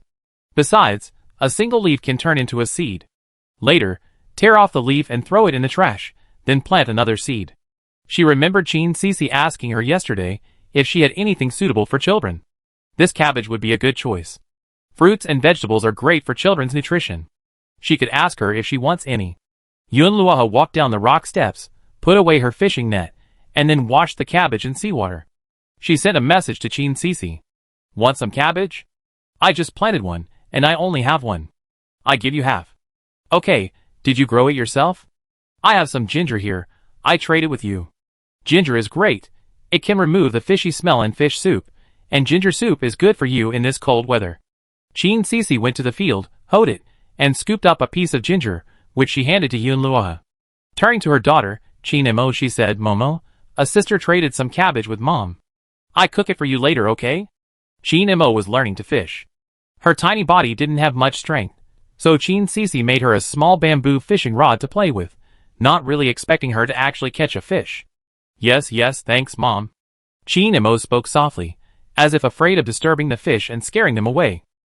Qin Cici had also seen many people in the chat channel complaining about the cold weather, so she made a pot of ginger soup with some, planning to sell it. She had earned a lot of supplies from selling fish over the past 2 days, and she had upgraded her reef yesterday, which gave her an iron pot as a reward, perfect for making soup and cooking. Yunluo was delighted to receive the ginger. As far as she knew, ginger could be planted naturally, without seeds. Just like soybeans. She knew all this thanks to a logistics officer at the police station, who was close to her.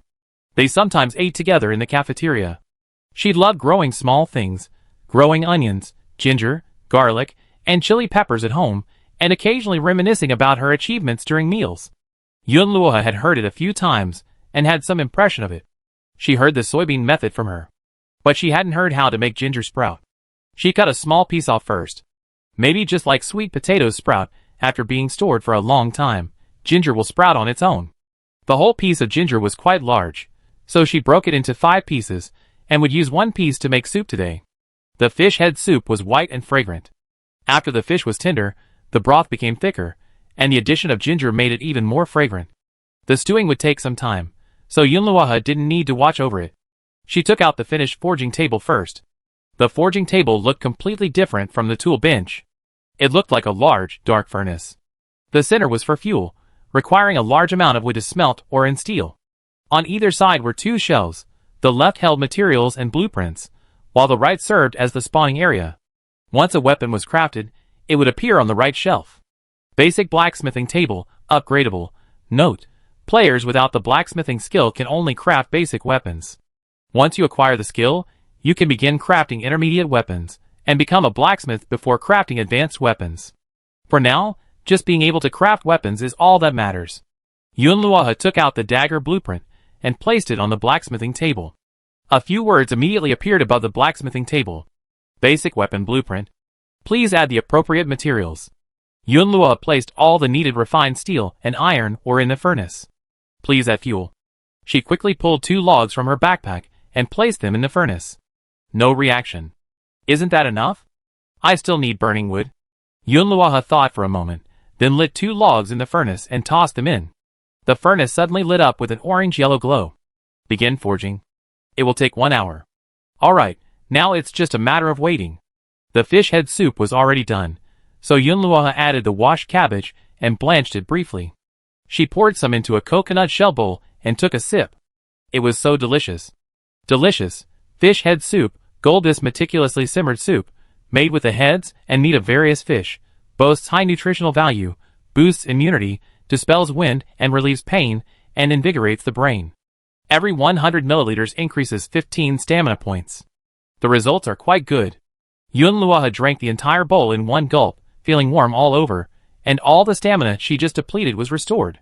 Her stamina was at 95 just now, so drinking a bowl felt a bit wasteful, but since she made it herself, it didn't matter. The large pot held a full 1,000 milliliters. Yunluo drank 1 bowl, and she could still divide it into 10 bowls. But there were no bowls to serve it in. Yun Luoha decided to collect some coconut shells, which could be turned into bowls. With 10 coconut shells, she could sell the fish head soup. Putting it in a plastic bottle didn't seem right. She included the price of the coconut shells in the price of the soup later. There were some coconut shells at the trading center, which could be exchanged for a piece of wood or a piece of fiber. Yun Luoha exchanged 7 of them. Throw them one by one into the trash can for recycling and upgrading. A few more are still needed, and Yun Luoha plans to ask Mu Zitong. It's a good opportunity to chat with him about the association. The Mutual Aid Association was officially established on the 5th day, and today is the 7th. Today will be exactly 3 days. She needs to give Mu Zitong some extra purified water to distribute.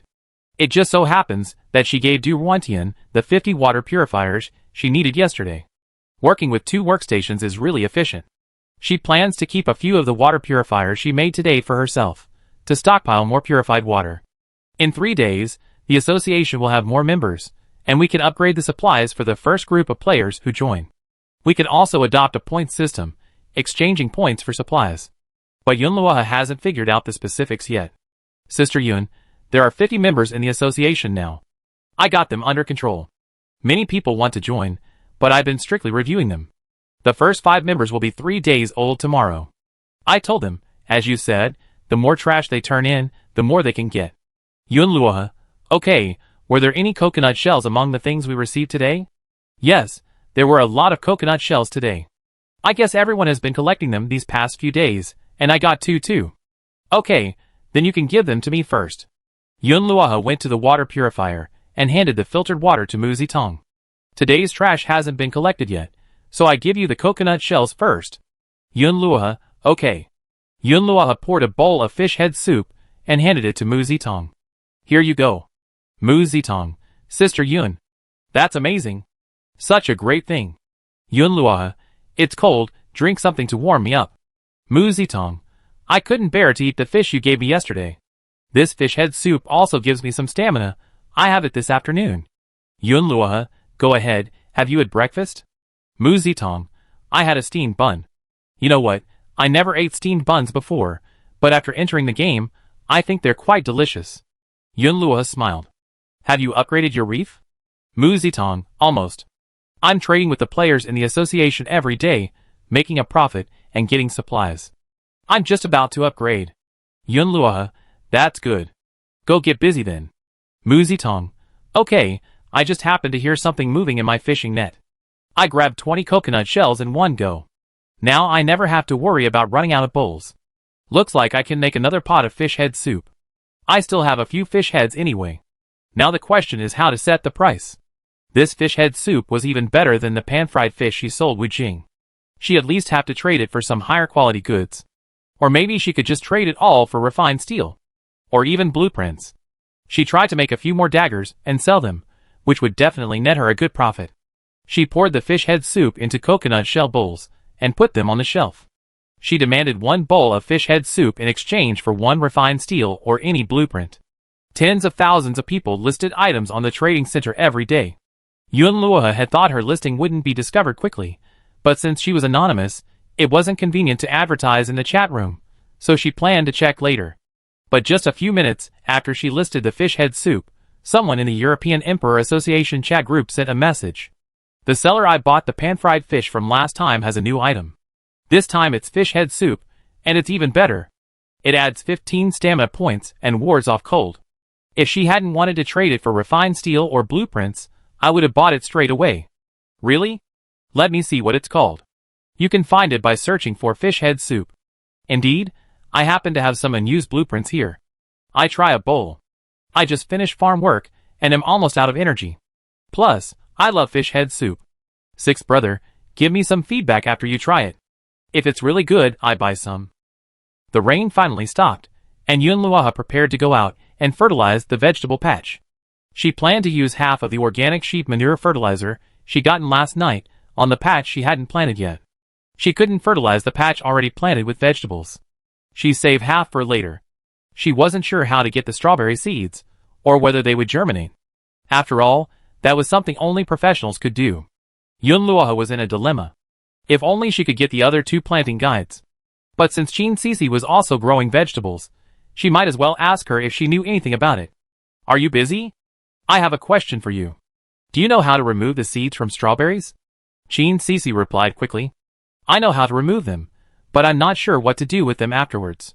It just so happens that I'm planning to plant some strawberry seeds today. Put the strawberries in a bottle with some water for 2 days.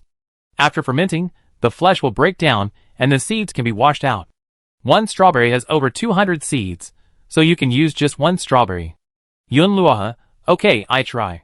Since they only needed one strawberry, Yunluohe still had 5 or 6.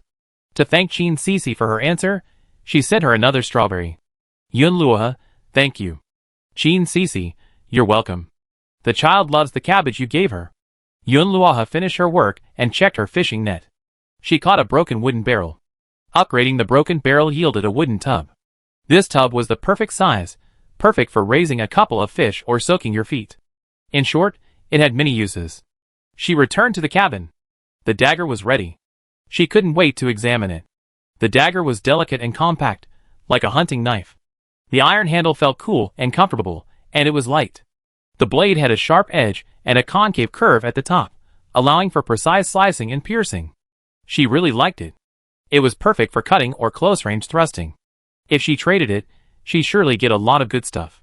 She still had a piece of refined steel. How about making another dagger? After all, refined steel wasn't needed to make a basic bow, and upgrading a bow required more than just upgrading the arrowhead. If she could trade the dagger for something more valuable, she'd have more confidence in reaching the island. Yunluohe hesitated for only a few seconds before making her decision. She placed the materials on the forge and continued making the next dagger. This time, she had to refill the fuel, which was quite a waste of wood. She flicked open the screen to check the chat. Exquisite fish head soup. So delicious. I felt like my cold was almost gone after drinking it. And they even gave me a bowl. What a generous person. How can it be generous? It's so expensive. Refined steel for a small bowl. Only the rich can afford it. I traded it for a sofa blueprint. If I hadn't been feeling unwell, I wouldn't have traded it. Why doesn't my cooked fish head have this effect? Is there a recipe? A special system recipe? It must be your fish head that's not good. I saw it. They used a variety of fish heads and high-quality fish meat. Your ingredients must be subpar.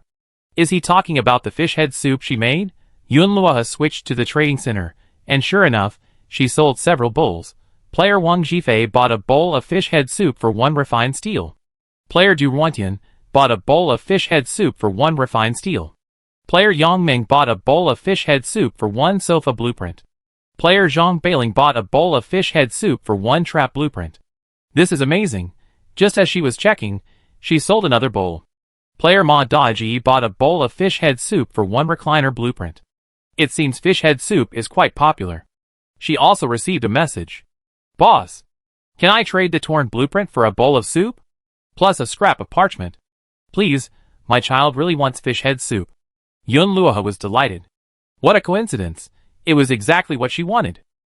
Sure. Great, boss. You set it up, so you can only use refined steel and blueprints. Add me as your friend, and we can trade privately. Yunluohe, I just changed the settings. Okay, thank you. This person wasn't anonymous. Yunluohe opened her message and took a look. Name, by Yuemian, Zone 2, Gender, Female. Age, 21. Signature, being a nerd in survival games. Other information, food lover, seems like an interesting girl. Chapter 19. The damaged blueprint he traded with by Yuemian was immediately thrown into the trash for recycling and upgrading, turning it into a half-tool blueprint. As for the parchment fragment, it was fused with the one he obtained earlier, and only one more piece was needed to complete the parchment. What delighted Yunluohe most was the animal trap blueprint. This was a valuable item. If he could use the trap to capture some wild animals and raise them after landing on the island, it would be very beneficial. Animal trap blueprint. A powerful trap capable of inflicting damage to wild animals, causing them to bleed profusely. Materials: iron ore X2, bamboo X2, hemp rope X1. You can make 2 animal traps. They'd be useful when we land on the island. And I need to keep collecting bamboo and hemp rope. Yunluohe had obtained several tons of refined steel, but she didn't plan to use it all to make daggers. If she sold a few daggers quickly, they wouldn't fetch a high price. She decided to save the refined steel for making better weapons later. Yunluohe only glanced at the blueprints for the sofa and recliner before putting them away. They required a lot of materials, and she didn't really need them right now. If she had more supplies in the future, she could make them, and add some furniture to her home. At 3 p.m., Mu Zitong delivered the day's garbage. After Yun Luoha collected over 100 pieces of trash, her storage box couldn't hold them all. She had to pile the remaining half in the hut. Now that the association has 50 members, the amount of trash they turn in every day is enormous. Not only does this ensure the trash cans are always full, but it also provides a steady stream of supplies and experience points. It takes her over an hour to put the trash into the recycling bins, and then she spends more time sorting it.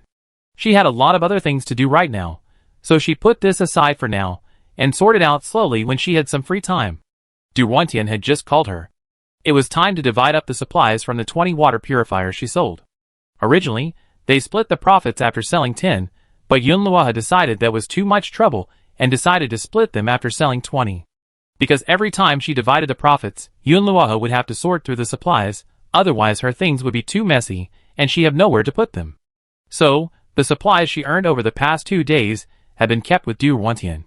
Du Ruantian had to make several storage boxes to accommodate them, and she already upgraded her backpack with 2 space stones. Take a look and see what you need. I pick it out and send it to you. There's a lot, so take your time choosing. Don't rush. Iron ore X147, plastic X28, glass X21, cotton cloth X14, bamboo X13, cotton X2, linen X4, silk thread X10, spatula X1, thermos X1, telescope blueprint X1, steamer blueprint X1, latex mattress X1, quilt X1, pillow X2, waterproof jacket X1, rain boots X1, carrot juice X1, apple juice X1, oatmeal X2, wafer biscuits X1, orange X2, instant noodles X1, dragon beard noodles X2, Yangzhou fried rice X2, tea leaves X1, towel X1. There was indeed a lot of stuff, everything from food and daily necessities, as well as some blueprints and materials. Yun Luoha would have to spend some time choosing. She first took the materials she needed. I take half of the iron ore and glass. I take all the bamboo, cotton, and linen.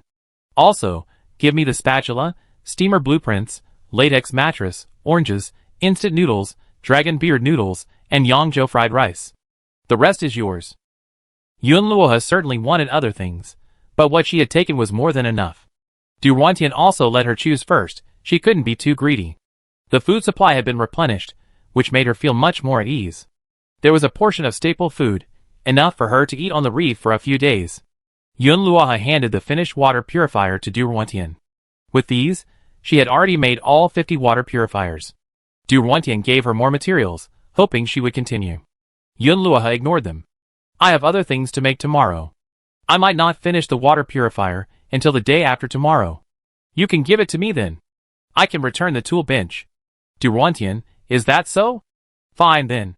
Go ahead and do your thing. Du Ruantian was also preparing to land on the island. She expected to gather the canvas to make a sailboat by the day after tomorrow at the latest. She might not be able to sell anything tomorrow or the day after tomorrow, so taking a 2-day break would be fine. There was no end to the profits. The fish head soup on the shelves had already sold out. Later, she got another blueprint for refined steel and a chicken coop. Because the fish head soup was so effective, someone left a message asking when she'd be putting it up again. Yun Luoha made 2 more daggers. She planned to list one of them on the trading center to see what price it would fetch. This time, she also implemented an auction mode. Because the fish head soup had become so popular, many people had added her shop to their favorites. Yun Luoha decided to strike while the iron was hot and gave her trading shop a name. It was very simple and understandable. Rich Woman's Shop. After players added a shop to their favorites, they would be notified whenever new items were added. So, as soon as the dagger was added, some people received a notification. Those who could afford fish head soup were usually well off. For example, Wang Zhifei, Du Ruantian, and Zhang Beiling. All 3 were members of the European Emperor Association. The moment they saw the dagger, they immediately decided to bid, but were prompted that they could only bid. The auction would begin in 1 minute, and after half an hour, the seller would select a player from the bidding pool to receive the item. There was no starting price, but the seller noted that the bid must include the blueprint, upgrade materials, and food. Seeds, clay, sand, linen, and other items were also accepted. Wang Zhifei's eyes lit up as he looked at the dagger. He was determined to get this dagger. So he placed his bid.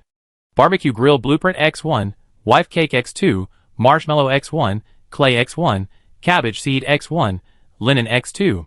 He pulled quite a few goodies from his backpack this time. However, whether or not he could buy the dagger depended on other people's bids, and whose items the boss preferred. After reviewing other people's bids, he could add some more items. Durontian already had a weapon, but this dagger suited her better than the long sword she crafted. So, after some thought, she decided to bid on the dagger. She had plenty of supplies anyway, and she made a lot of money selling water purifiers recently. Others also made bids. Soon, someone mentioned this in the chat channel. The fish head soup guy is suddenly selling weapons. What kind of weapons? So impressive? So many supplies? I heard you need a special tool bench to craft weapons. It's a forging table. Those are even rarer than tool benches. Not many people have them these days. He must be some super lucky guy. He can sell weapons, and even fish head soup for extra stamina. He must have everything he needs. I'm tired of saying India's. I just went to see it. Several people have already bid. Watching the big man's bidding, Yun Luoha hung up the items and left them alone. Instead, he went fishing to collect supplies.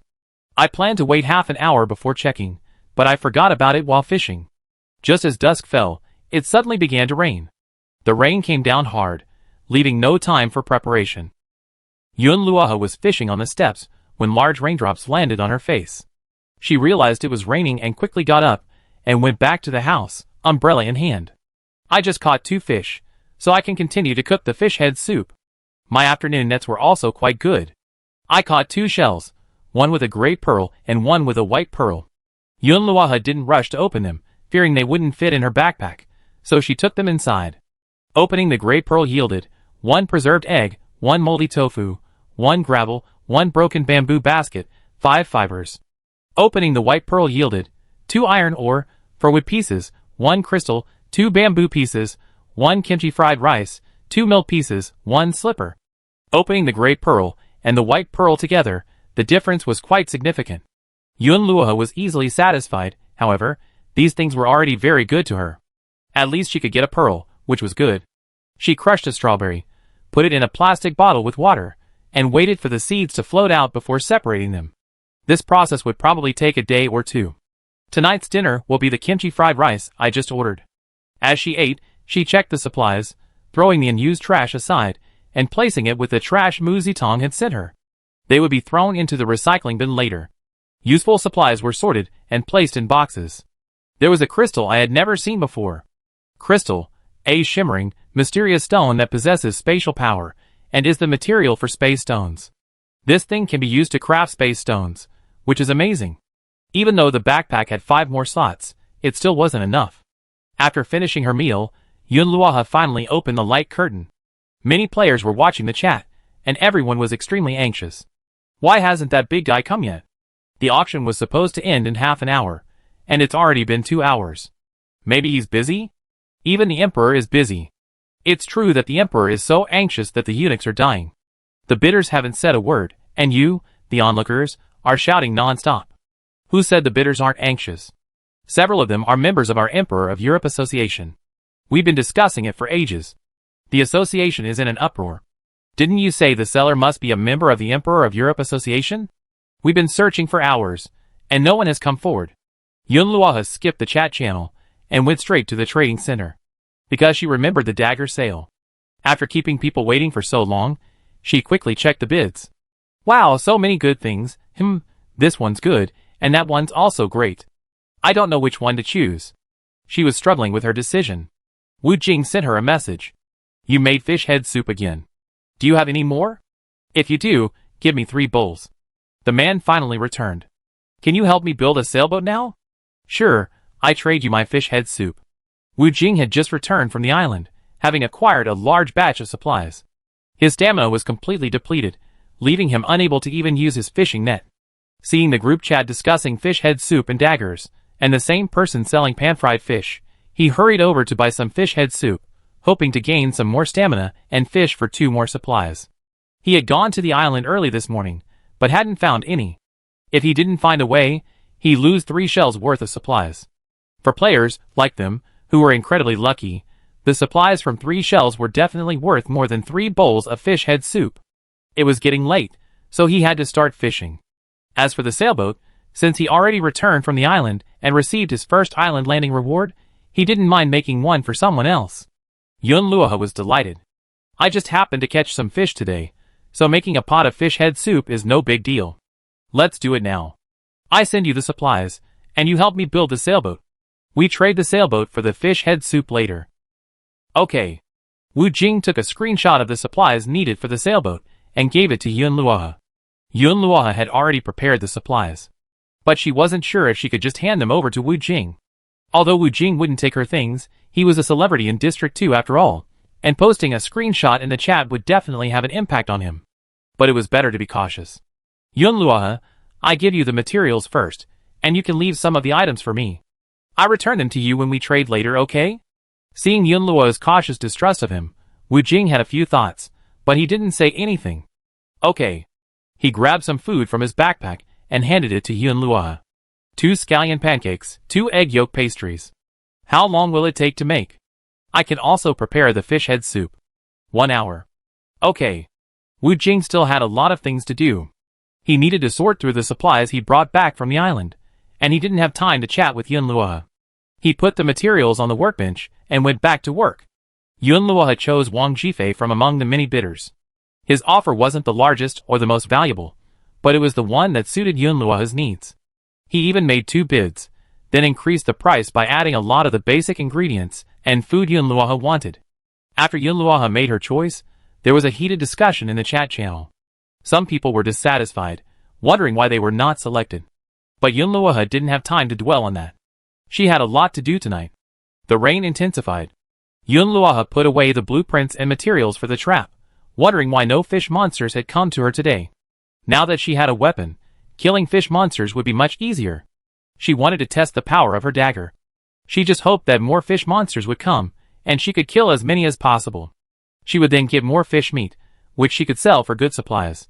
The fish monsters had clearly been coming quite frequently before. She checked the chat channel, and saw that other people's reefs had already seen fish monsters. But for some reason, no fish monsters had come to her reef yet. Perhaps she hadn't killed any fish today, and the absence of the smell of blood might have attracted no fish monsters. She happened to be making fish head soup, so she went to the steps to kill the fish and let the blood flow onto the rocks. That should attract some fish monsters. Using a dagger to dissect the fish was very convenient, and her butchering skills were becoming more and more adept. But the dagger was still too small. A Chinese kitchen knife would have been much better. She deliberately left the organs and blood on the edge of the reef, making it a bit messy. She left an umbrella outside, tied to a wooden frame, and placed a stove underneath for lighting. If any fish monsters came later, she would be able to see clearly, making it much easier. She stewed fish soup inside, and took care of the over 100 pieces of trash. There were so many, she was too lazy to choose, so she just threw whatever she could find. The trash can's beeping sounded constantly. When the trash was thrown in, all kinds of supplies popped out. Not much had been thrown away when there was movement outside. Yun Luoha thought to herself, here they come. She grabbed the dagger and headed out. He was startled by the gigantic fish monster lying on the reef. Even with the firelight, he couldn't fully discern the fish monster. Half of its body was still beneath the reef, while the other half lay on top, licking up fish blood and entrails. Yun Luoha slowly approached, his expression gloomy, yet a hint of excitement lingered in his eyes. This is a mutant moray eel. A creature this big must be able to break down a lot of fish meat. And eel meat is delicious. Moray eels are very aggressive and ferocious, especially since this one is a mutant. Its body is half a meter thick and a full 2 meters long, making it a truly terrifying sight. The pattern on its skin is so mottled that it would be very unsettling for someone with trypophobia. Yun Luoha was extremely alert, keeping a vigilant eye on the mutant moray eel. It seemed to have spotted Yun Luoha. Its eyes gleamed coldly, its mouth wide open, bearing sharp teeth. It was fast, so Yun Luoha didn't dare to take it lightly. She wondered if she should strike first. The dagger in her hand reflected its beautiful color in the firelight. Just as the mutant sea eel was about to squirm towards her, Yun Luoha pulled out her hoe from her backpack, rushed forward, and smashed it hard. Although the stone hoe wasn't sharp and didn't do as much damage as a dagger, the sudden blow still caused some damage. After all, a dagger must be used in close combat, and against a sea eel, close combat is actually somewhat disadvantageous. Taking advantage of its frantic rage, Yunluoha found an opportunity, leaped forward, and stabbed the dagger into its head. Yunluoha exerted all her strength, but only managed to get the dagger half an inch into its head. Even after the headshot, Yunluoha didn't let up. Because moray eels are incredibly resilient, even if cut in half, they can still bite. Being bitten is a serious threat. She thrust the dagger forcefully into the mutant moray eel's head. Its body thrashed frantically, trying to struggle, but Yunluoha held it down firmly. In fact, the mutant moray eel was incredibly powerful. Yunluoha had wounded its vitals before it could even unleash even 50% of its potential. It simply wanted to use its last bit of strength to inject the venom from its teeth into the person. But Yunluoha didn't give it a second chance. She used the dagger to sever the mutant moray eel's massive, ugly head, piece by piece, then stabbed it between its eyes, securing its mouth. After completing this, Yunluoha looked at the mutant eel's corpse with great satisfaction. Kill the mutant eel. Decompose it or not. Decomposing such a large eel would take considerable time and effort on her own, so she decided to leave it to the system. Obtain 30 eel meats. Eel meat, delicious and rich in protein, it replenishes qi and blood, nourishing the body. Mutated eel meat is even more nutritious, and cooking it into a delicacy offers additional benefits. 30 servings, about right. Given the size of this eel, she figured there would be enough meat. Grilled eel is delicious. I just got the grill blueprints. I make this. I have grilled eel for supper tonight, and I stock up on extra for tomorrow's island visit. After killing the mutant eel, Yunluoha checked her stamina. It was running low. Although the battle had only lasted 20 minutes, Yunluoha couldn't let up. Having to keep the mutant eel under control had required considerable effort. She was constantly on edge, and her stamina points were depleting rapidly. Luckily, she didn't have anything else to do today that would require too much energy, and she had already caught 2 shells. She eat the grilled eel later to regain some energy, then fish the net again and sleep. Over 100 pieces of trash were thrown into the trash can, and Yunluoha had collected about 100 basic supplies. Mostly wood, sea stones, fiber, glass, with some bamboo, linen, cotton, and other materials. These materials were consumables, and she used them every day. Being able to recycle them through the trash can save her a lot of money. And she could enter the lottery again. Yunluoha rubbed her hands, feeling a little excited. Successful draw. Received, Gathering Skill Book X1. Successful draw. Received, Waterproof Cloth Recipe X1. Gathering Skill Book. After learning, you gain the gathering skill, allowing you to effectively identify various useful plants and animals. The higher the gathering skill level, the higher the chance of obtaining higher quality plants. Reaching gathering level 5 or above unlocks the Gatherer class, which randomly grants double gathering bonuses, increasing the chance of obtaining high-quality items. Chopping trees, gathering wild fruits, or plants in the wild can all increase gathering experience. This gathering skill seems quite useful. Upgrading it also grants double gathering bonuses. This will be great for chopping trees later, as it will yield double the wood, but you need to be at level 5 or higher. Her cooking skill is already so effective at only level 1. I wonder what it will be like once she reaches level 5. Yunluoha felt she had a lot of room for improvement and more to do. She immediately learned the gathering skill. Waterproof cloth, highly waterproof, thick, and non-breathable, it can be used to waterproof houses, raincoats, and tents. Materials: 5 cotton sheets, 2 plastic sheets, crafted using a Juki sewing machine. It's raining today, so having waterproof fabric is definitely more convenient. I can make a larger camping umbrella or even a sunshade.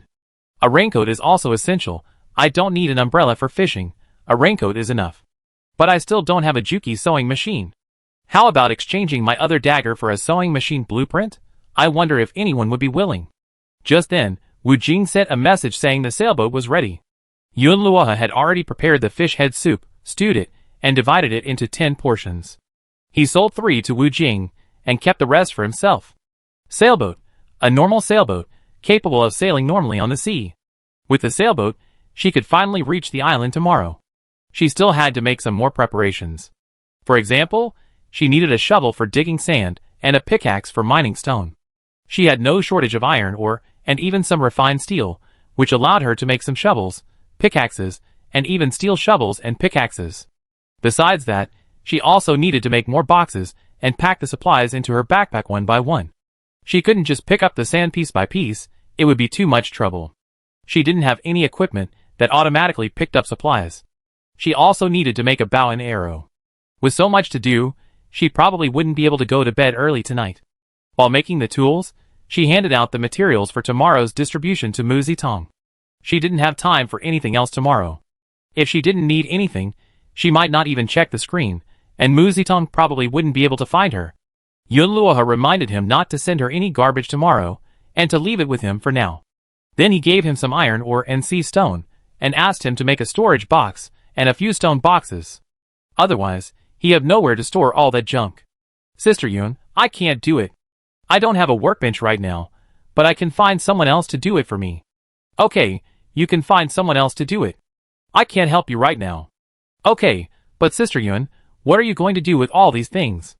I have something to do all day, and won't be free tomorrow, so I'm making arrangements. Oh, I see. Yun Luoha thought for a moment and asked, have you upgraded? Mu Zitong, just upgraded. I'd be living in a bigger house tomorrow. Mu Zitong had already seen the level 4 Reef house posted by someone else in the chat channel. Okay, we talk tomorrow night if you have anything to say. The next morning. After a night of rain, the level 3 player's Reef was completely submerged. Their thatched hut was leaking badly, and if it continued like this, it would be submerged in water. Yun Luoha's cabin was safe and sound. She didn't rush to eat breakfast, but planned to go to the island first. She would use up some stamina points on the island and eat something, which would fill her stomach and restore her stamina. She had made a pan-fried eel last night. She didn't have time to grill yet, so she had to use the pan. The food made from the mutated eel was quite effective. In addition to increasing stamina points, it also increased strength. Although it only lasted for 5 minutes, it was still quite surprising. Eel meat is good for those with weak constitutions, replenishing qi and blood, so it makes sense that it would also increase strength points. Before setting off, Yun Luoha watered the vegetable patch and replaced the plastic bucket under the water purifier with an empty one. Then she checked her backpack. 1 dagger, 1 iron axe, 1 iron shovel, 1 iron pickaxe, 1 iron hoe, 1 sickle, 1 bow and arrow, 10 pan-fried eels, 7 fish head soups, 5 wooden boxes, 2 traps, 1 sailboat, 1 landing token, 2 plastic umbrellas. There was only 1 slot left in her backpack. She would undoubtedly gather a variety of supplies once she arrived on the island. If she ran out of space, she would carry the dagger, landing token, and bow and arrow with her. If she couldn't fit them anymore, she would sell the tools at the trading center and come back to make a new one. After confirming everything was correct, Yun Luoha took out the landing token and clicked use. We're about to land. Please wait in the boat. Yun Luoha walked to the steps and took out the sailboat. A 2-meter wide, 5-meter long boat with 2 sails appeared on the sea, looking a bit like a tour boat. She boarded the boat and settled herself in, only to be greeted by a strong gust of wind seconds later, teleporting to the island. The sailboat sped across the sea, but Yun Luoha's vision was shrouded in a white mist, obscuring everything. After 5 minutes of sailing, the mist dissipated, revealing a lush green island. Yun Luoha was pleasantly surprised. On the way, she had already prepared for the worst-case scenario, a rocky, barren island, a garbage island, or a tiny island with nothing but mangroves and reefs. Sighting so much greenery now indicated the island's abundant resources. She impatiently stood up and prepared to jump off the boat. Chapter 20. The clear turquoise waters contrasted beautifully with the white sandy beach, which was pebbled and fringed with red rocks in the distance. The beach itself was small, as was the island itself. Welcome to Butterfly Island. This island is surprisingly called Butterfly Island. It seems likely to be home to many butterflies. Environments suitable for butterfly growth are generally beautiful, with at least abundant flowers, lush vegetation, and fresh water. If these conditions were met, she would surely be able to find a wealth of supplies here. It was 8 o'clock in the morning. She had at least 12 hours to explore the island. The token details stated that she could stay on the island for a day, and it wasn't impossible to stay overnight, but it wouldn't make much sense. By nightfall, she would undoubtedly be out of energy, and would need to sleep to recover. There were no lights on the island at night, so there was little to do, so there was no need to sleep here. Yun Luoha observed her surroundings, and decided to pick up whatever supplies she could on the beach before heading inside. She took out a shovel and began shoveling sand, trying to put it into her backpack. It actually worked. Sand, a common building material. Now the entire beach's sand was at her disposal. It felt so good. But after she filled one box, she realized a wooden box could hold 50 units of sand. Upgrading the reef required 100 units, and digging one box of sand cost her 20 stamina points. She made 5 boxes, but couldn't fill them all, otherwise she wouldn't have enough stamina points, unless she relied on stamina-boosting food to regenerate. It was better to dig 3 boxes first, and see how things went from there. She kept 2 boxes for herself, and the extra could be traded or distributed to members of the association. Once she had explored the entire island, if she still had stamina points and enough time, she could dig up some more and take them away. Luckily, she had brought a lot of stamina-boosting food with her this time. Otherwise, it would have been too heartbreaking to have run out of stamina points so quickly, leaving her staring at the resources scattered across the ground without any means of taking them. Compared to her initial excitement upon seeing the island, she had calmed down considerably. Even if there were countless trees here, she couldn't take much wood with her because stamina points were limited. No matter how much she replenished, she couldn't possibly fill her stomach to bursting. She had to plan carefully. In addition to the sand, she also used her pickaxe to break up the gravel on the beach and took it away, obtaining 38 gravel. Gravel could be used to make a water purifier, so she definitely didn't want to miss out.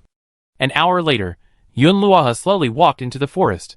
The vast forest was a chaotic mess of unevenly growing trees, and not a single butterfly was to be seen. These trees can be chopped down with an axe. Yunluoha tried it. At random, she chopped down a stout tree. It took 8 hits to completely chop it down, yielding 15 wood. But a smaller tree only needed 5 hits, yielding only 10 wood. Each tree she chopped down cost her 2 stamina points. Yunluoha thought, even if she used up all her stamina points, she wouldn't get much wood. Leveling up required 3,000 wood, but with the few remaining stamina points, she could only chop 300 at most. No matter what, she had to chop wood. But not now. Perhaps because of the recent frequent rain, the ground was damp, and the woods were a bit stuffy. Yunluoha continued deeper, planning to find a place to set up her trap. Based on the distribution of vegetation, she searched for water sources. Where there were water sources, there were often signs of wild animals. Soon, Yunluoha discovered pheasant tracks. Great! Luckily, the ground here was moist enough for the tracks to form, and judging by the size of the tracks, the pheasant was quite large. Yunluoha set down a trap where she had found the pheasant tracks. Yunluoha wasn't sure what pheasants liked to eat, but she guessed it was similar to chickens at home. She squatted down and found some ants and insects on the ground. After killing them, she plucked 2 young leaves from a tree, wrapped the insect carcasses in the leaves, and placed them on the top of the trap. Any pheasant that came to feed would be caught in the trap. Just as she finished, she saw another lizard. Lying motionless on the tree trunk, it had a long tail, shiny black eyes, and its skin a beautiful blue-green speckled with spots. Compared to the brown lizards Yunluoha had seen before, this one was remarkably vibrant and far more attractive. Lizards can be used as medicine, and their meat is edible. Yunluoha drew his dagger, intending to capture the lizard as well. But as soon as Yunluoha moved, it darted away, so fast that Yunluoha couldn't catch up. He could only see it running forward. Yunluoha marked the spot where the trap had been set and gave chase. Yunluoha didn't catch up with the lizard, but he did spot a 5-meter-tall cashew tree. The emerald green cashew tree was covered with cashew nuts, not yet fully ripe. The nuts consisted of a red nut on top, shaped like a small pear, and a brown nut on the bottom, a somewhat strange appearance. Cashews have a harvestable sign on them. This is an ability she gained after learning the harvesting skill. Some wild fruits have a clear sign indicating they are harvestable. Cashews glow faintly, making them particularly dazzling in the sunlight. Cashews, pears are sweet and sour, fresh and juicy, and can quench thirst and moisten the lungs. Pears can be eaten raw or made into juice, jam, preserves, canned goods, and wine. As for the lower cashews, they need to be ripened and dried before they can be eaten. They are covered with a layer of shell oil, which is toxic. If it comes into contact with skin, it can cause stinging, redness, swelling, and even blistering. It can be used to make preservatives or waterproofing agents. These cashews are really good. They are divided into 2 parts. The upper part is the fresh fruit, and the lower part can be used as a nut. There are at least dozens of fruits on this entire tree. Yunluoha narrowed her eyes, intending to pick them all and take them away. But be careful of the oil on the cashew shells. Hold the upper part of the pear fruit when picking. After carefully picking all the fruits, Yunluoha suddenly had an idea and took out her axe to chop down the cashew tree. Cashew wood X12, cashew seeds X2. Cashew wood. The wood is resistant to decay and relatively light, making it suitable for furniture, flooring, doors and windows, and also a good material for shipbuilding. As expected, Yunluoha saw that the wood from this tree was no ordinary wood. Since this cashew tree was full of treasures, she would definitely plant a few when she got back.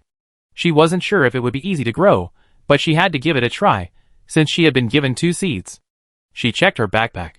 She had 43 cashew nuts. Her backpack was already full, and she would have to make room for anything else she got. There was only 1 cashew tree nearby. Yunluoha had only half her stamina points left, so she decided to eat something. She hadn't eaten in the morning. Since arriving on the island, she'd been so focused on gathering supplies that she would have forgotten to eat if she hadn't been so hungry. To replenish her energy, Yunluoha decided to have a bowl of fish head soup and a serving of grilled eel. Homemade food is just delicious. Yunluoha felt incredibly satisfied after finishing her meal. She didn't stop eating, and when she finished, she heard the sound of gurgling water. It seemed the island did have fresh water. She quickened her pace, and soon spotted a thin stream. The current was gentle, but there were many animal footprints along its banks. It seemed that all the animals on the island came to this stream. She placed the other trap nearby. Yunluoha placed the trap under the tree, covered it with leaves, and placed a cashew nut on top, hoping some animals would enjoy it. She stared at the stream, trading some freshly cut wood for some plastic and mineral water bottles at the trading center. She filled some water and hung it up there. She wrote it was tap water, which needed to be boiled before drinking. She should be able to get something in exchange. Holding it directly at the trading center wouldn't take up any space in her backpack. After filling over a dozen liters of stream water, Yunluoha finally stopped. She saw a butterfly fly in from nowhere, circled her head twice, and then flew away. She had been on the island for so long, and this was the first butterfly she had seen. It was a bit strange. Yunluoha hesitated for a moment, deciding to follow the butterfly. The butterfly flew slowly, looking here and there, seemingly finding nothing interesting, and flew downstream. Yunluoha followed it, chopping down 2 trees along the way. The butterfly slowly flew into a cave. Fearing she lost it, Yunluoha hurried over. Through the cave, she discovered another world on the other side. There were flowers and plants scattered across the ground, and countless butterflies. Amid the flowers lay a tiny lake, with butterflies fluttering above it. The sunlight shone on the lake, making it look like a crystal-clear emerald. Yunluoha gazed at everything in amazement. She thought, if she could take the flowers and plants back home and plant them, she'd be able to make the reef look beautiful. However, there was no need to capture the butterflies. It would take a long time to build up her small reef to its present state, and butterflies certainly wouldn't like living on it as it was. However, since so many flowers and plants could grow here, the soil must be of excellent quality. If she could take some of the soil back home, perhaps it would improve the reef's soil. She still had a few wooden boxes left. She might use them to store the soil. Yunluoha immediately got to work, picking up a shovel and finding a relatively open area. He carefully dug out the flowers and plants, along with the soil, with a hoe and set them aside, then began digging. High-quality Chernozem soil, rich in humus, loose and breathable, and rich in nutrients, it's suitable for growing a variety of flowers and crops. Isn't this a stroke of luck? The soil on my own reef is ordinary, low-fertility soil, while the soil here is high-quality soil. The difference is so great. If I take it back and plant it, I'm sure I grow more and better crops. Whether you're growing flowers, vegetables, or trees, you definitely need more high-quality soil. And this soil is full of earthworms.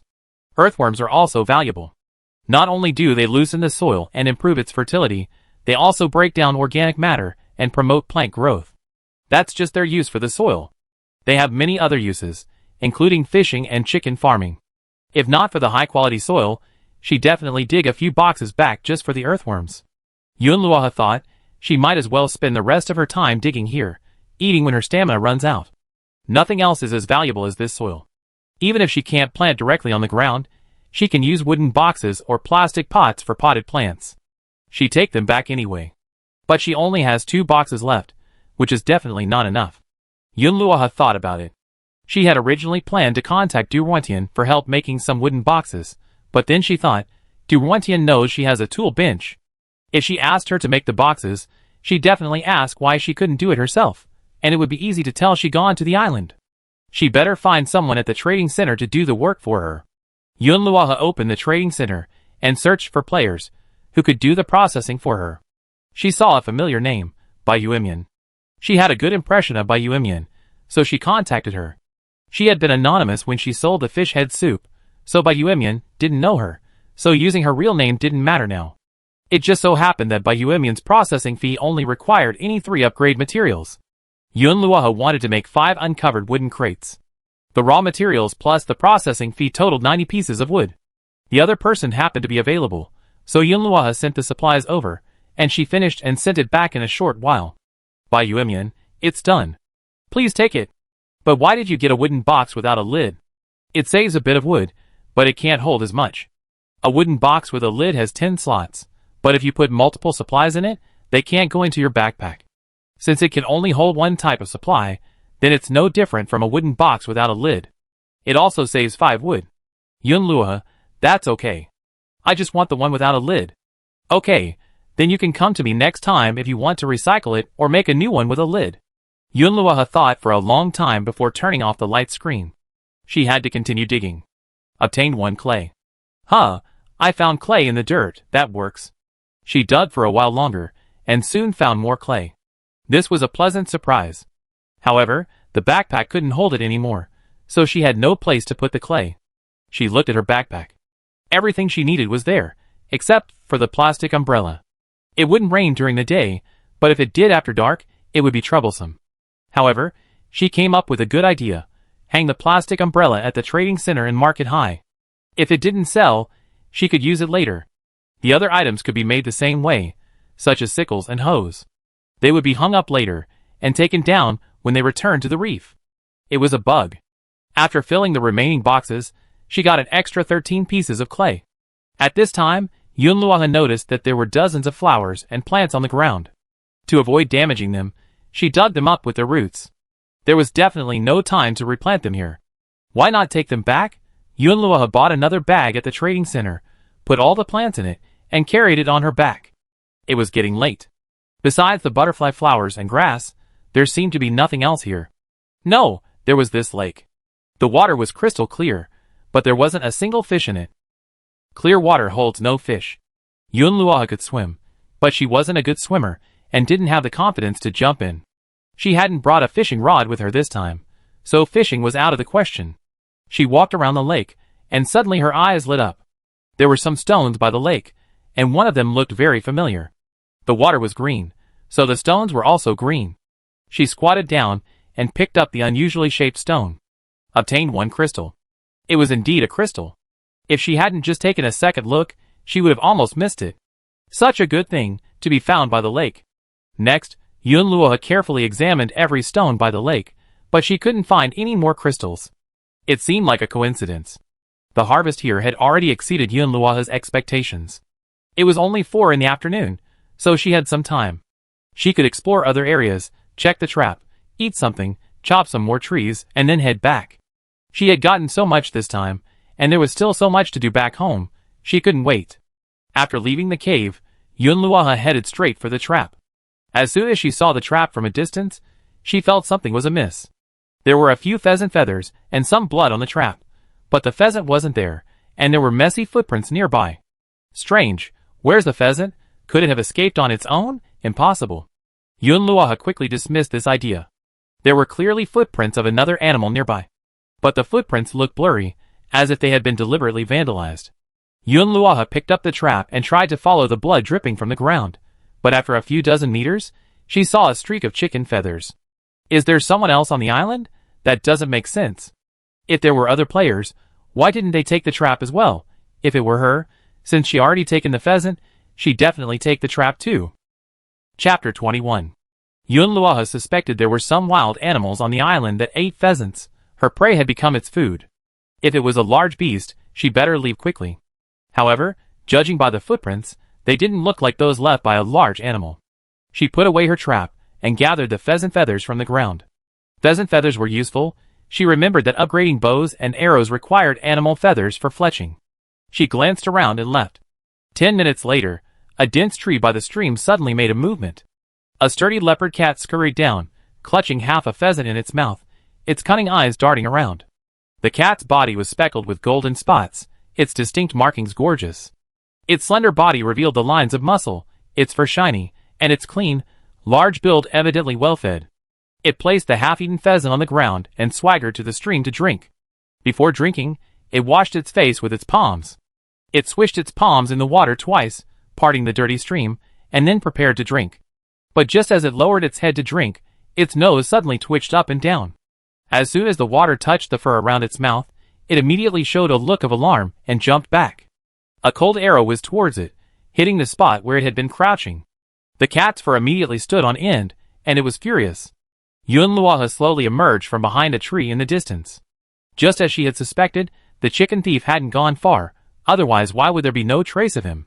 He really had hidden in the tree. She pretended to leave, and the thieving cat emerged on its own.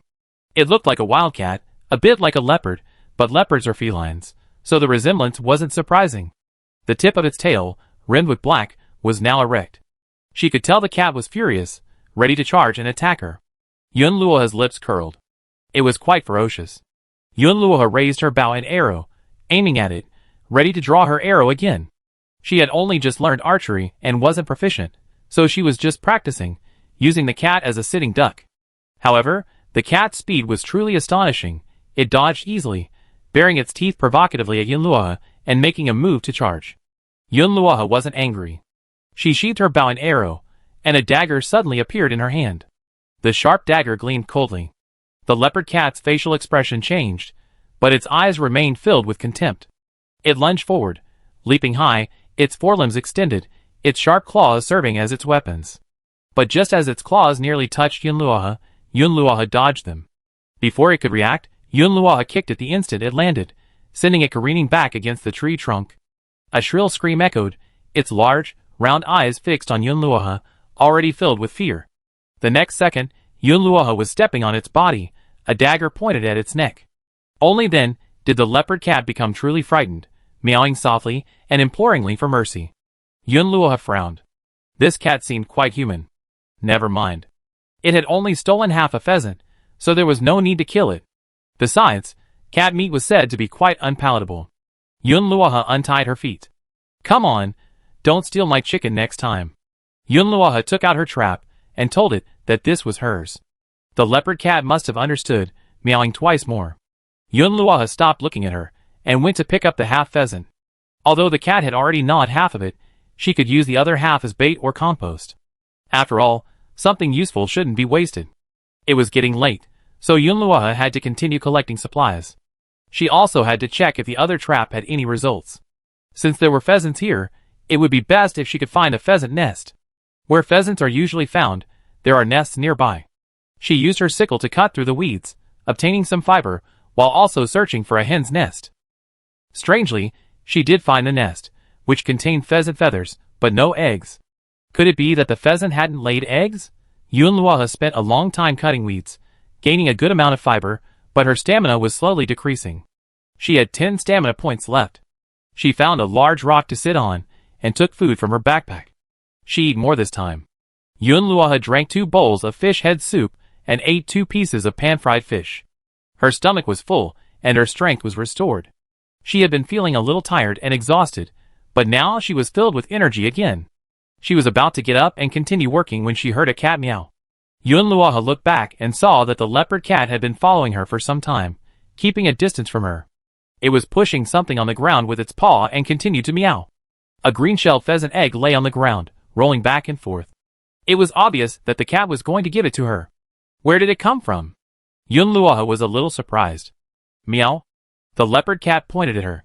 Yunluohe didn't understand what he meant. The leopard cat simply pushed the pheasant egg forward, placing it in front of Yunluohe and rubbing it boldly against her leg. Is this thing trying to please her? But why is it trying to please her, even though he already been released? Yunluohe looked at the cat in confusion.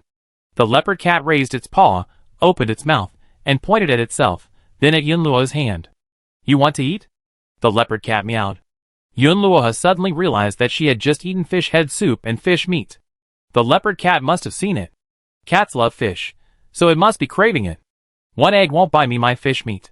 Yunluohe picked up the pheasant egg and weighed it in her hand. The leopard cat grasped Yunluohe's sleeve with its claws. Can you lead me to find more eggs? Yunluohe narrowed her eyes. Ocelot, meow. That would be great. Sure. If you can lead me to more pheasant eggs or other pheasants, I give you a piece of fish. Yunluohe took out a piece of pan-fried fish and waved it in front of the leopard cat. The leopard cat eagerly jumped up, trying to grab the fish, but Yunluoha suddenly put it into her backpack. Watching the fish suddenly disappear from Yunluoha's hands, the leopard cat became anxious. Okay, let's go! I give you eggs only if you find them. The leopard cat's eyes flickered, and it took a few steps forward. Then it looked back at her, raised its chin, and called out, as if to say, follow me. Yunluoha followed. The cat had a sturdy build and steady steps, occasionally climbing up a tree and hopping around. Yunluoha had to concentrate completely if he wanted to keep up. After passing through the woods, they soon came upon a small patch of grass. It turned out to be a pheasant's nest. The leopard cat rushed forward, leaped to a spot, and stopped to wait for Yunluoha. Knowing they had arrived, Yunluoha quickened his pace. Soon, he saw 11 green-shell pheasant eggs lying in the grass. So many! Yunluoha had thought there would be only 3 or 5 at most. A dozen pheasant eggs could hatch chicks overnight, a huge profit. But without hens and an incubator, hatching chicks would be impossible. But that would be a solution later. First, take the eggs. Without room to put his backpack, Yunluoha hung up his sickle at the trading center and put it away. After accepting the eggs, Yunluoha took out the pan-fried fish and handed it to the leopard cat. The leopard cat excitedly grabbed the fish and devoured it with joy, taking bites. It purred as it ate. Meow meow meow.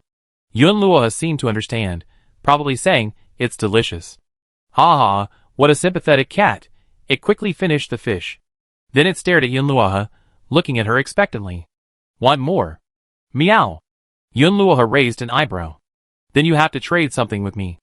The leopard cat thought for a moment, as if unsure what else to give Yunluoha. Yunluoha checked the time. It was getting late, and she already caught a lot. She walked outside, and found the trap she set earlier. It was still there, just as it had been when she left, untriggered. Though disappointed, she had no choice but to put the trap away. She still had some energy left, so she planned to chop down some more trees. Try to bring back as much wood as possible. Today, I spent 90 pieces of wood making a wooden box. The forge and furnace also consume wood every day. Wood is used up too quickly. However, you can't just chop down random trees. Choose large ones. They drop more wood and are easier to work with. This forest is full of trees. Yunluoha picked up her axe and chopped furiously, sending wood flying everywhere. She put all of it into her backpack. The ocelot, following behind her, kept observing her, unsure of what she was doing. After an hour of chopping furiously, the sun slowly set. Yunluoha paused to stretch her wrists. They were a little sore. She was almost out of stamina again.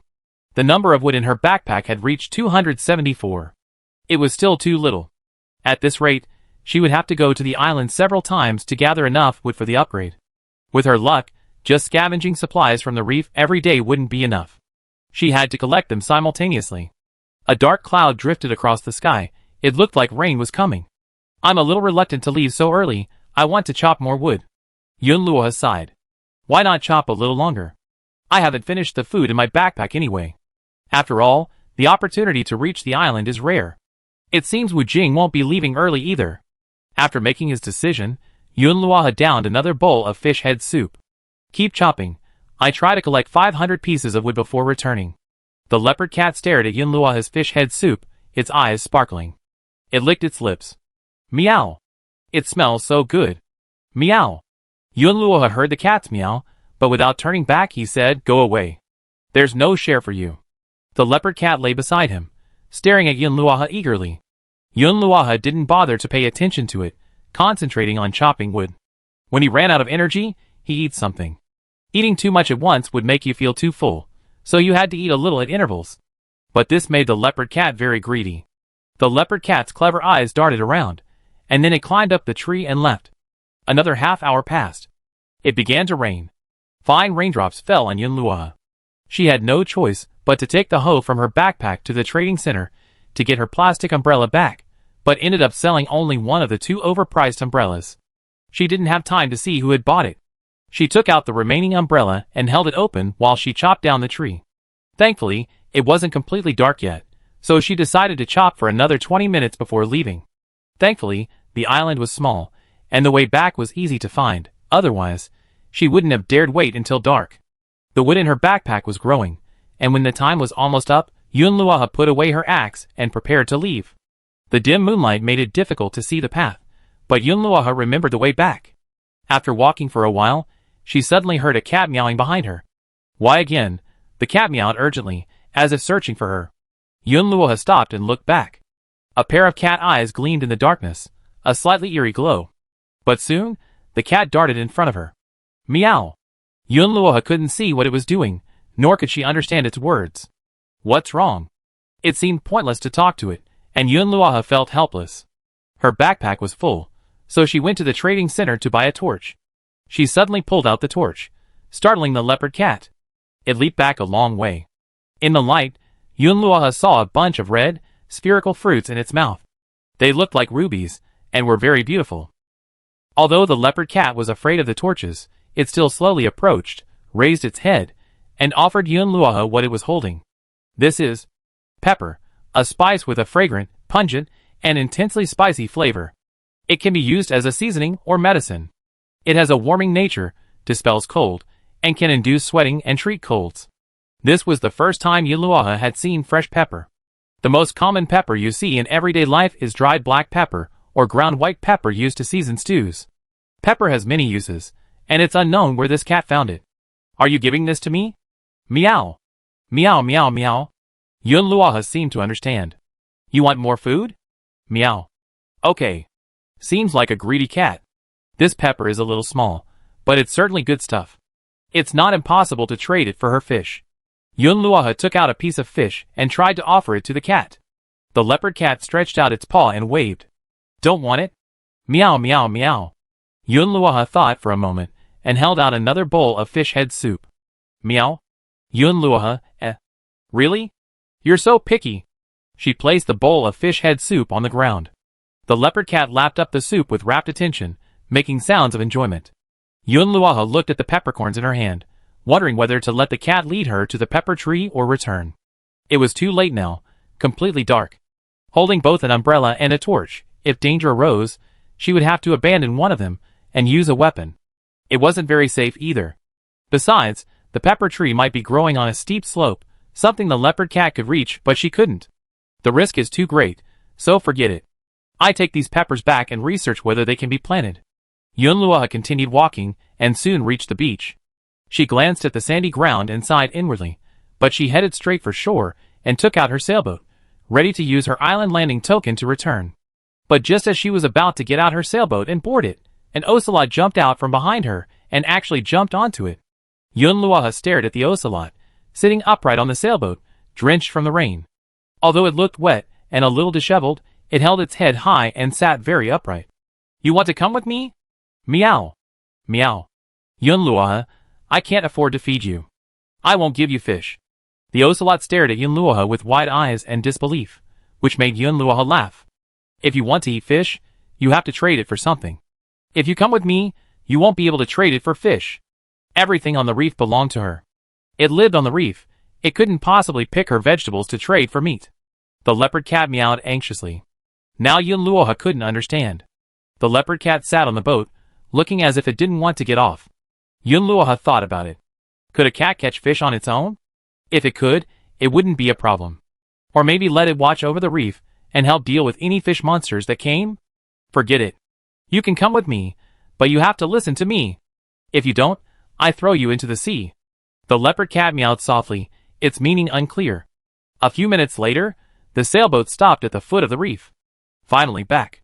Seeing the familiar reef, Yunluoha felt relieved. She climbed the steps onto the reef, and the ocelot followed, looking around, curious about the place. Yunluoha folded up the sailboat and said, "Don't run around. Follow me. Don't touch any of the plants outside." With that, she hurried into the cabin. There's a lot to do back home. First, put the supplies into the storage box. I brought back quite a bit this time, and I need to sort it out. Several boxes of sand, several boxes of high-quality soil, a large bag of flowers and plants, dozens of clay, hundreds of pieces of wood, half a pheasant, cashews and cashew wood, a crystal, a few pheasant feathers, and the pheasant eggs the ocelot had found for her, and the pepper for her. It's too late today, and it's raining, so farming is definitely not going to work. I'd better contact Muzitong to bring the trash over for recycling. I can't miss the daily raffle. Then I replenish my energy and see if I can find any supplies. While messaging Muzitong, she went to the tool bench, took down the finished water purifier, and added new materials. The leopard cat had been following her. After entering the house, it observed everything. When it spotted the stove, it was initially wary, but then it simply laid down beside it to warm itself and dry its fur. Yunluo glanced at it. It seemed quite easygoing. Sister Yun, you're finally here. I put all the items the association members handed in into the box. I found some strange things today. Take a look and see if you need anything. Mu Zitong had been getting a lot of goodies from Yunluo lately, and he was always thinking about giving her something in return. But the goodies he found were few and far between, so he could only hope that these strange pieces of junk would be of some use to Yunluo. Parchment Fragment X1, Broken Key X1, Black Metal Fragment X1. Aside from the parchment fragment, Yunluo had never seen anything else. Send them all to me. Yunluo took a piece of pan-fried eel from his backpack and gave it to him in exchange for these items. Soon, Mu Zitong sent over 100 more supplies. The first 5 members, who arrived each traded 6 supplies for a bottle of water. I told them we could trade for other items later, and they were very happy. Yunluo checked his backpack and asked, did they mention they wanted to trade for something else? You can ask in the group chat. When purified water becomes less scarce, we definitely need a different kind of traded item. I ask, but I assume they all want iron ore. Yes, iron ore is considered a high-level material, difficult for unlucky players to obtain. It's also needed for many things, including upgrades. But Yunluo himself didn't have enough iron ore. Ask if there's anything else they like, and let's reach a consensus. Iron ore is definitely out of the question for now. Do we need to recruit new people then? If they expanded, they get even more trash. But the purified water she could produce was barely enough for the current members. Any more would be a stretch. You can't eat a big fat man in one go, it's better to take it slow. Yunluo accepted the trash and counted it, 165 supplies in total. It's time to get busy again. After throwing away a few pieces of trash, Yunluo turned around and saw the leopard cat looking at her curiously. An idea suddenly occurred to her. It might be possible to ask the cat to help take out the trash. It just had to bite the trash and toss it into the trash can. That wouldn't be difficult. Yunluo smiled, pulled a piece of fish from her backpack, and called out to the leopard cat, "Big cat, come here." She knew it understood. Sure enough, the leopard cat lazily raised its head, saw the fish in Yunluo's hand, and immediately ran over. Its tail stood up and twitched. Dump all this stuff into the bucket like I did. Once you dumped it all, I give you fish. How's that? Meow. Agreed? Meow. I give you soup tomorrow. Meow. Okay, get started. The leopard cat bit down on a mineral water bottle and threw it into the trash can. The mineral water bottle recycling upgrade was successful, earning 2 plastic bottles. It really works. Yunluo petted the leopard cat's head, feeling very satisfied. The leopard cat wasn't happy to be petted, but it didn't resist. Chapter 22. She simply cleaned half a pheasant, chopped it into small pieces, skewered it, and grilled it on the grill. She would later give it to the leopard cat as a reward for her hard work. The chicken skin was roasted to a golden brown, sizzling with oil and emitting an enticing aroma. The leopard cat had only ever eaten raw pheasant, and had never smelled the aroma of roasted chicken. It mewed, expressing its craving for it. Yunluo comforted it, "Wait a minute, you have something to eat when you finish your work." She also took out a few cashew berries, and separated the fresh pears from the nuts. She tasted the pears. They were sour and sweet, not very juicy, but very thirst-quenching. She roasted the nuts by the stove. After they dried, she cracked the shells open, revealing the tiny cashew nuts she had seen before. After the leopard cat had thrown all the trash into the trash can, the ground was covered with recycled and upgraded supplies. Hundreds of supplies would take her a while just to collect. Yunluo opened the chat channel, checking everyone's chat while sorting. I found the blueprints for a water purifier. If anyone wants to make a water inlet, come to me. Provide the materials yourself, and I just give you 2 iron ores for the processing fee. 2 iron ores, that's pretty cheap. I remember people selling water purifiers at auction before, and they were incredibly expensive. Let's check the crafting materials first. The crafting materials are so scarce, and that person was selling it so expensive before. I remember it was someone from the European Emperor Association selling it. What a ripoff. Luckily I didn't buy it before, or I would have lost a fortune. Oh my god, can I return what I bought before? It's such a ripoff, what a scam. It's all voluntary, no one's forcing you to buy. It seems the value of water purifiers and purified water will continue to decline. Once water purifiers become widespread, no one will lack water. If Yunluoha hadn't landed on the island today, she could probably have made 20 more water purifiers to sell. But the income from her own island trip far exceeded what she could earn from selling water purifiers. No matter what the players in the chat channel said, she and Du Wantian couldn't return the supplies they earned, they just have to sell something else. If fishing line weren't so hard to come by, Yunluoha would have considered selling her fishing rod, but she didn't have much line left, and it rarely appeared on the trading center. Selling plastic umbrellas was more practical. But mass-producing plastic umbrellas was difficult for her right now, as she had so much to do every day. She could only do a little when she had time. After all, at this moment, Yunluoha's most important priority was building her own reef, improving her living environment, and improving her food, clothing, and shelter. After sorting the supplies, Yunluoha looked over the harvest from this recycling and upgrading. Seastone X42, Wood X65, Fiber X25, Plastic X38, Linen X8, Glass X10, Cotton X4, Tomato Seed X1, Cotton X2, Leather X3, Sand X3. Now, Yunluoha had to sort the supplies into different boxes. All the upgrade materials were placed in one box. This way, she could easily see how much she needed for the upgrade. Yunluoha heard a meow. She couldn't help but glance back. The leopard cat, holding a roasted chicken, was happily lying at her feet, chewing on the chicken between its paws, its mouth greasy. This guy eats so deliciously. Yunluoha ate a lot today, and still isn't hungry at all. This is the most she's eaten in a single day since entering the game. By the time she finished organizing and putting all her supplies away, it was already 10:30 p.m. She had several boxes of high-quality black calcium soil and sand outside. She had to plant the flowers and plants tomorrow morning, but for now, they could only be placed in a cool, shady spot inside. The most important pheasant eggs had Yunluoha worried. If she couldn't hatch them, would she have to eat them? Pheasant eggs are more nutritious than regular eggs, but it would still be a waste to eat them. She better keep them in her backpack for now, to keep them fresh, until she got an incubator. The rain outside was getting heavier, and Yunluoha began the lottery. Obtained an alchemy table blueprint X1. Obtained a glass recipe X1. Alchemy table, used to refine various medicines. You need to master the alchemy skill to use it. Different recipes required different levels of alchemy table. Required materials, basic 5 ferrous metal fragments, 10 iron or 5 glass. It's a good thing, but I can't use it right now, and there's no need to make it. Let's put it aside for now.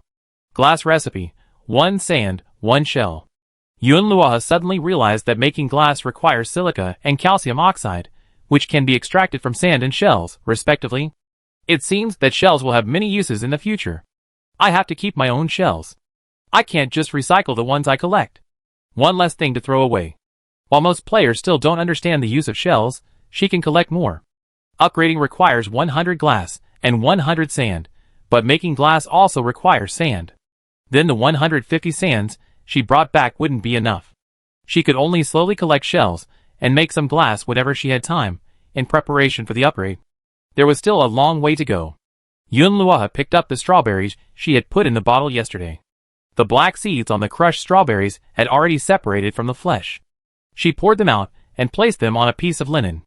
Now she just had to dry the black seeds, but she wasn't sure if they could be planted directly.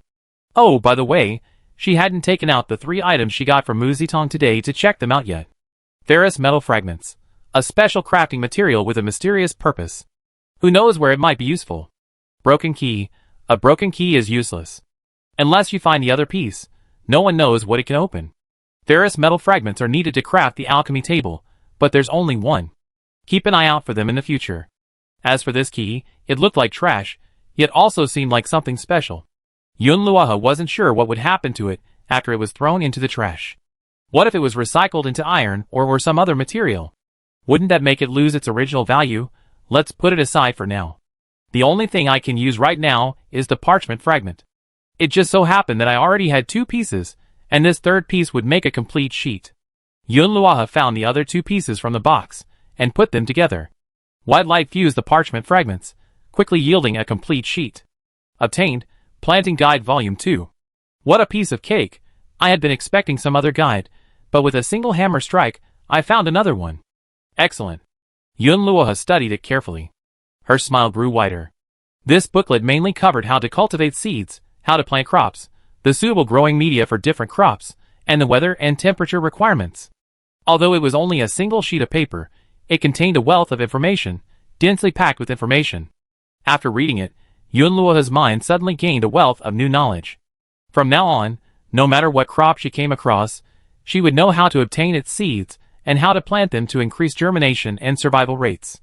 Take these strawberry seeds, for example. You can't just plant them casually. The seeds need to be germinated first. Germination is not difficult. Simply place the black seeds in warm water at around 50 degrees Celsius and stir them. Then, wait until the water temperature drops to 25 degrees Celsius and soak them for 2 to 3 hours. Rinse the seeds with clean water and cover them with wet gauze. Yunluo didn't have gauze, but a breathable linen cloth would work just as well. Two other methods were high-low temperature treatment and soaking in concentrated sulfuric acid, but both were too cumbersome, and she didn't have the necessary conditions.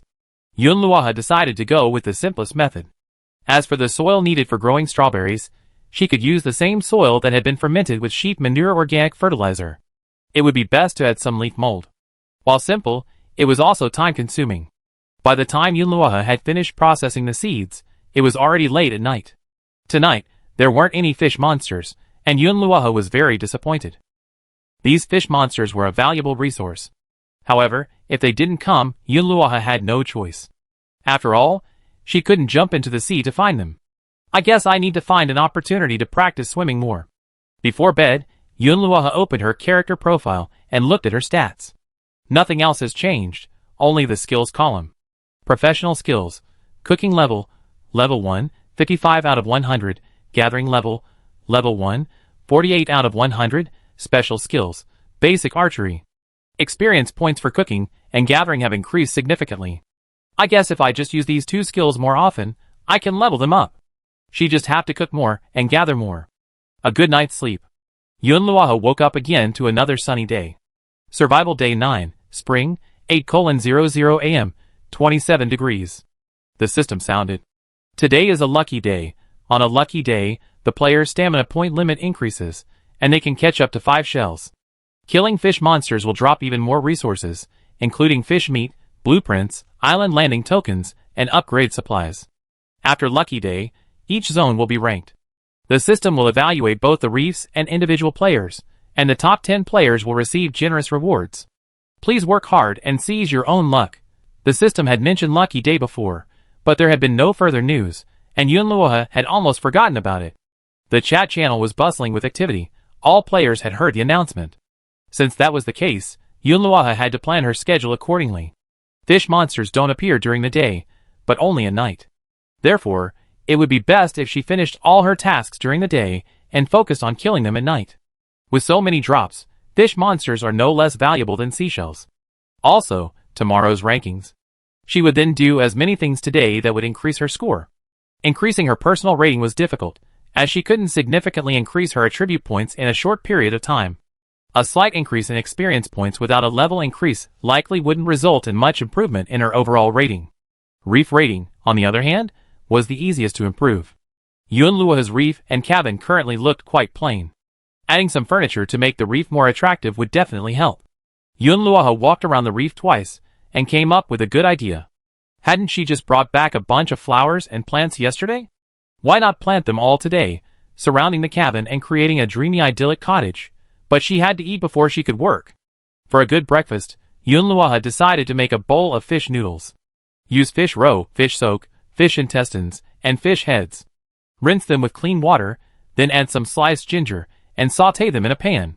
Once fragrant, pour them into a stew with purified water, and add a few fresh peppercorns. Soon, the entire reef was filled with fragrance. The leopard cat had been sleeping soundly under the workbench in the corner, when it scrambled to its feet at the aroma. Seeing Yunluo cooking, it was thrilled. It couldn't get enough of the roasted chicken last night. Roasted chicken was so much better than raw. It never wanted to eat raw meat again. Chicken was delicious, but fish was its favorite. Yunluo had been stewing soup with fresh fish early in the morning, a real test for it. The leopard cat meowed ingratiatingly. Yunluo, want to eat? You have to work to eat. The leopard cat, meow. There was no reluctance in its voice, instead, it was happy. As long as you work, you get to eat. That's great. It was worried Yun Luoha wouldn't share. It settled into a pose, sat upright, and meowed. What can I ask you to do? Yun Luoha pondered. Can you farm? The leopard cat was silent. Then why don't you go fishing? The leopard cat examined its paws. Yun Luoha raised an eyebrow, as if it could only take out trash. But there was no trash to take out yet. She racked her brains, finally coming up with something. She stood up, grabbed a box of soil, and poured it next to the vegetable patch. A few earthworms could be seen in the black soil. Catch all the earthworms out of the soil, and put them in this bottle for me. That's doable, right? The leopard cat meowed proudly. It seems this is a piece of cake for you. Yun Luoha was satisfied. The earthworms could be used for fishing or in the vegetable patch, but Yun Luoha primarily wanted to cultivate them. Earthworms are very useful, and the earthworms in the soil are clearly not enough. If I can raise chickens in the future, I can feed them earthworms. Coincidentally, the first volume of the planting guide not only discusses how to improve soil, but also how to cultivate earthworms. After assigning work to the leopard cat, Yun Luoha continued cooking. She also took out the grill, planning to grill all the fish after she finished cooking the noodles. Since cooking more food can increase her cooking experience, she decided to make more. She could sell it anyway. Maybe if she cooked enough today, her cooking skills would actually level up. While she didn't hold out much hope, if it wasn't too much trouble, she could give it a try. It would kill two birds with one stone. She also needed to roast the cashews and jar them for easier storage. As for the fresh pears, Yun Luoha hadn't decided what to do with them yet.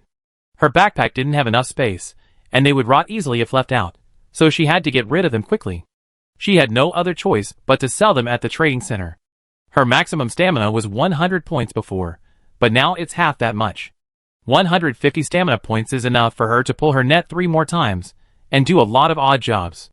If she encounters fish monsters at night, she can kill a few more without running out of stamina. Wait for the fish noodle soup to be ready. The aroma becomes even stronger, especially with eel meat grilling nearby. The two aromas intertwined, making Yun Luoha herself drool, not to mention the ocelot. Fish noodles, purple quality. These addictive fish noodles increase 25 stamina points, 10 strength points, and plus 1 luck. Surprisingly, they're purple quality. A pot of noodles can only be divided into 3 portions. Compared to soup, fish noodles are a bit expensive. But the purple quality is a pleasant surprise. Not only does it increase stamina and strength points, it also increases luck. That's amazing. Congratulations to the player who first cooked a purple quality dish. Reward, 1 Jam Bucket Blueprint. Chapter 23. Jam Bucket, used for making jam. 1 pound of fresh fruit can make 1 250 milliliters bottle of jam. Materials: wood X20, flint X2, sea stone X5. This is just what you want, isn't it? She was just worried about the cashews losing their freshness after being stored for too long. But now with the jam bucket, she can make them into jam. And the ingredients are all there, so what's there to wait for? Yun Luoha quickly found the ingredients and placed them on the workbench. At the same time, Yun Luoha opened her character profile and checked her cooking skill proficiency. Sure enough, 5 experience points added. It seems that making more high-quality food will help you level up faster. I guess I need to study more about culinary techniques. Using better ingredients, making more delicious food, there are so many benefits. Looking at the leopard cat, who had been waiting for so long, Yun Luoha felt a little reluctant to share such a good thing with it, but it was already agreed. Yun Luoha still took out a coconut shell bowl and filled it with some. A full bowl was placed on the ground, and it immediately dove in. Yun Luoha, eat your fill, and get back to work later. The leopard cat ate with great relish, meowing constantly. It was unclear if it hurt her. Since we're living together, maybe I should give you a name? Yun Luoha pondered as she ate her noodles. Yun Luoha didn't consider herself the leopard cat's owner. Rather, their relationship was more like that of an employee and their boss. The leopard cat worked for her, and she paid him with food. How about calling you Meat Bun? That's quite fitting. You love meat, and you look like a leopard. After Yun Luoha finished speaking, the leopard cat looked up and meowed. Take that as your agreement, Meat Bun. She laughed. Having a cat to eat with her didn't seem so bad. This fish noodle soup was truly delicious. She reluctantly put the remaining portion of fish noodles in her backpack. She was now full of energy, and her luck had increased by 1 in an hour. She couldn't waste this golden hour. Yun Luoha planned to take advantage of this moment to cast her net a few times. Although it only increased her luck by 1, it might work wonders. She cast the net with great skill, and in just 10 minutes, she had caught something. Impressive. It seemed that this one point of luck was quite effective. She quickly hauled the net up. It was a shell. Opening it revealed white pearls. Obtained: iron ore X4, wood X10, fiber X2, sand X1, broken hemp rope X1, used disposable plastic bowl X1, clay X4, sesame cake X1. It seems there's nothing good either. One more time, Yunluoha continued fishing. She put the fishing net aside and said to Robao, who was lying on the rocks basking in the sun. Robao, watch the net. Call me if you hear any movement. Meow. I make you dinner tonight. Meow. Yunluoha was now communicating more and more smoothly with the leopard cat. She could tell by the tone and inflection of its voice whether it was willing or not. The cashews on the stove were roasted, emitting a fragrant aroma. She quickly plucked them out one by one with chopsticks and placed them in a glass jar. Cashews need to be kept sealed at low temperatures to minimize their exposure to air and moisture. Yunluoha first found a cool place to store them. Without a refrigerator, these things needed to be eaten quickly. It could also be used in recipes, like stir-fried shrimp with cashews, salt-baked cashews, or stir-fried chicken with cashews. In short, she definitely wouldn't let any of this go to waste. If she couldn't finish it, she could sell it. At worst, she could still make meat buns. She just had to stock up and make more. The eel meat on the grill was done, and the result was the same as before. Yunluoha planned to list it on the trading center. It was expected that more people would arrive on the island in the next few days, and this kind of stamina-boosting food would definitely be in high demand. Many people had left messages asking when she would make fish head soup again. And grilled eel, a convenient food, was even better suited for takeout, so some people would probably enjoy it. As soon as she put the items up, she received a message from Wu Jing. Wu Jing had contacted her through the rich woman's shop. After all, he didn't know the person he was trading with was Yunluoha. Are you there? I need to discuss something with you. Can you lend me your sailboat? My friend would like to borrow it. Ask for the benefits. Borrow a sailboat? Doesn't Wu Jing have one himself? Since he's his friend, why wouldn't he lend it to her? Yunluoha hadn't even asked. Wu Jing explained himself. My sailboat has some problems, and can't be lent. If you agree, feel free to ask for any terms. Yunluoha had no intention of lending her sailboat. She didn't have the blueprints for it. It was the only one she had, and she had bargained with Wu Jing for it. If it got damaged, or they didn't return it, how would she get to the island? Although the possibility was small, Yunluoha didn't want to take the risk. No. Yunluoha refused outright. Wu Jing, okay, I tell him. You made more food. Do you have more? I just saw it, and I want to buy more. Yunluoha, that's all. Just buy it in the store. Yunluoha set the price at 5 glass for one portion of fish, or 40 wood. Wood is her biggest demand right now. She grilled 10 portions of fish, and put them all on the shelf. If she could trade them all for wood, she wouldn't have to worry about it so much. Wu Jing, can I add you as a friend? If you make food in the future, you can trade privately with me. I'm sure I can afford your price.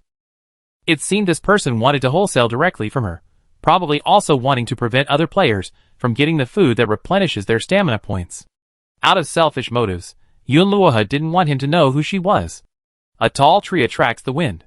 Her luck was low, and she had always been reluctant to join the European Emperor Association. If he knew she could make both weapons and food, he'd probably become suspicious. After comparing information with Du Ruantian, he learned they were collaborating on water purifiers. So Yunluoha bluntly refused, just buy whatever you want at the store. It wasn't that she didn't want to build a good relationship with someone like Wu Jing, but she found her current situation quite satisfactory. Besides, she even had a mutual aid association. Seeing Wu Jing's reluctance, Wu Jing had no choice but to go to the rich woman's shop to buy grilled fish. He knew very little about the owner. All he knew was that she was a woman, otherwise why would it be called the rich woman's shop? He knew nothing else. But Wu Jing knew a lot about him. Of course, this is also because he's not anonymous in anything he does, and is very outspoken in the chat channel. In other words, most members of the European Emperor Association are quite outspoken. For example, right now, because of Lucky Day, everyone's finds are quite good, so the group has held a swap meet. The European Emperor players take screenshots of their finds and share them, trading them for what they need. Wu Jing also traded a few, getting a nice blueprint and a skill book. As for any items that couldn't be traded in the group, only the European Emperor players will trade them. This is the unwritten rule of the European Emperor Association. The good stuff is consumed internally first. And these leftover items are also popular. As for why they're not kept, it's naturally because there's no place to put them. Backpacks have limited space, and they're all used for fresh items and important items. There's also some extra food that doesn't keep well, and things that don't have much use for them. Keeping them just takes up space, so it's better to trade them for what you need. Wang Shifei just posted a bunch of screenshots of supplies in the chat channel. Anyone want these supplies? Just bring what I want and I trade them. Wang Shifei is a bit of a celebrity in area too. He's been popping up in the chat these days, offering up tons of supplies in exchange for just what he wants. Many players wait for his appearance daily. Big boss. You're here. I've been waiting for you for so long. Brother Wang, I got 2 pieces of glass today and was waiting for you. I have glass too, and potato seeds, both of which I can trade. Wang Shifei, no rush. Prioritize glass and blueprints. We have a lot of stuff today, so I send out a bunch now, and I can send more later. Awesome, boss. Did we get a big catch today? Wang Shifei, hee, not a big catch, but we did get a lot. Lucky days allow you to get 5 shells, which is truly a great opportunity for those lucky ones. Those with less luck, like Yunluoha, might get more, but what they get in 3 or 5 times might not even compare to what others get in 1. She also saw the chat channel, but her mood was quite calm. This way, she should get even more trash today. Yunluoha sent a message to Mu Zitong. Today is lucky day. Tell the members of the association that everyone who turns in 10 supplies will receive a plastic umbrella tomorrow, and there will be an event every lucky day from now on. As for why it's tomorrow, of course, it's because Yunluoha is too busy today and can't come up with 50 plastic umbrellas. It should be ready by tomorrow afternoon. With 1 lucky day a week, she should be able to organize an event once a week. Mu Zitong, really Sister Yun? Such a generous offer would definitely have the group going wild. Yunluoha, well, let's put it that way. As for the daily exchange for purified water, it can be stacked. Mu Zitong, okay, I go inform everyone right away. Even if only half of the players chose to exchange 10 supplies for a plastic umbrella, she still get at least 400 supplies today. Of course, the majority would be useless junk. Yunluoha glanced back at Robao. Looks like Robao is going to have to eat extra tonight. Trash removal is a bit of a chore. As her lips curled up, Robao, stretching, glanced up sensitively at Yunluoha. Yunluoha quickly averted his gaze, looking at the screen, pretending to be focused on something else. Meow! Robao called out and ran to Yunluoha's feet. Yunluoha coughed softly. Any movement in the fishing net? Meow? You want to know what's for dinner? Robao nodded. Yunluoha opened her backpack and took a look. We're having fish head stewed with tofu. I just happened to have a piece of tofu in my backpack. Satisfied to hear there was a fish head, Robao walked steadily back to the reef to sleep. Besides eating, his favorite thing was sleeping. Don't forget to keep an eye on the fishing net. It was getting late. Yunluoha checked. 10 servings of grilled eel meat had only earned her 2 experience points. Too slow. She had to go make furniture now. The jam barrel was finished, and she took out the blueprints for the sofa and the recliner. Sofa, double fabric sofa, 1.2 meters wide and 0.7 meters long. Materials, 15 pieces of wood. The better the quality of the wood, the more beautiful and practical the sofa.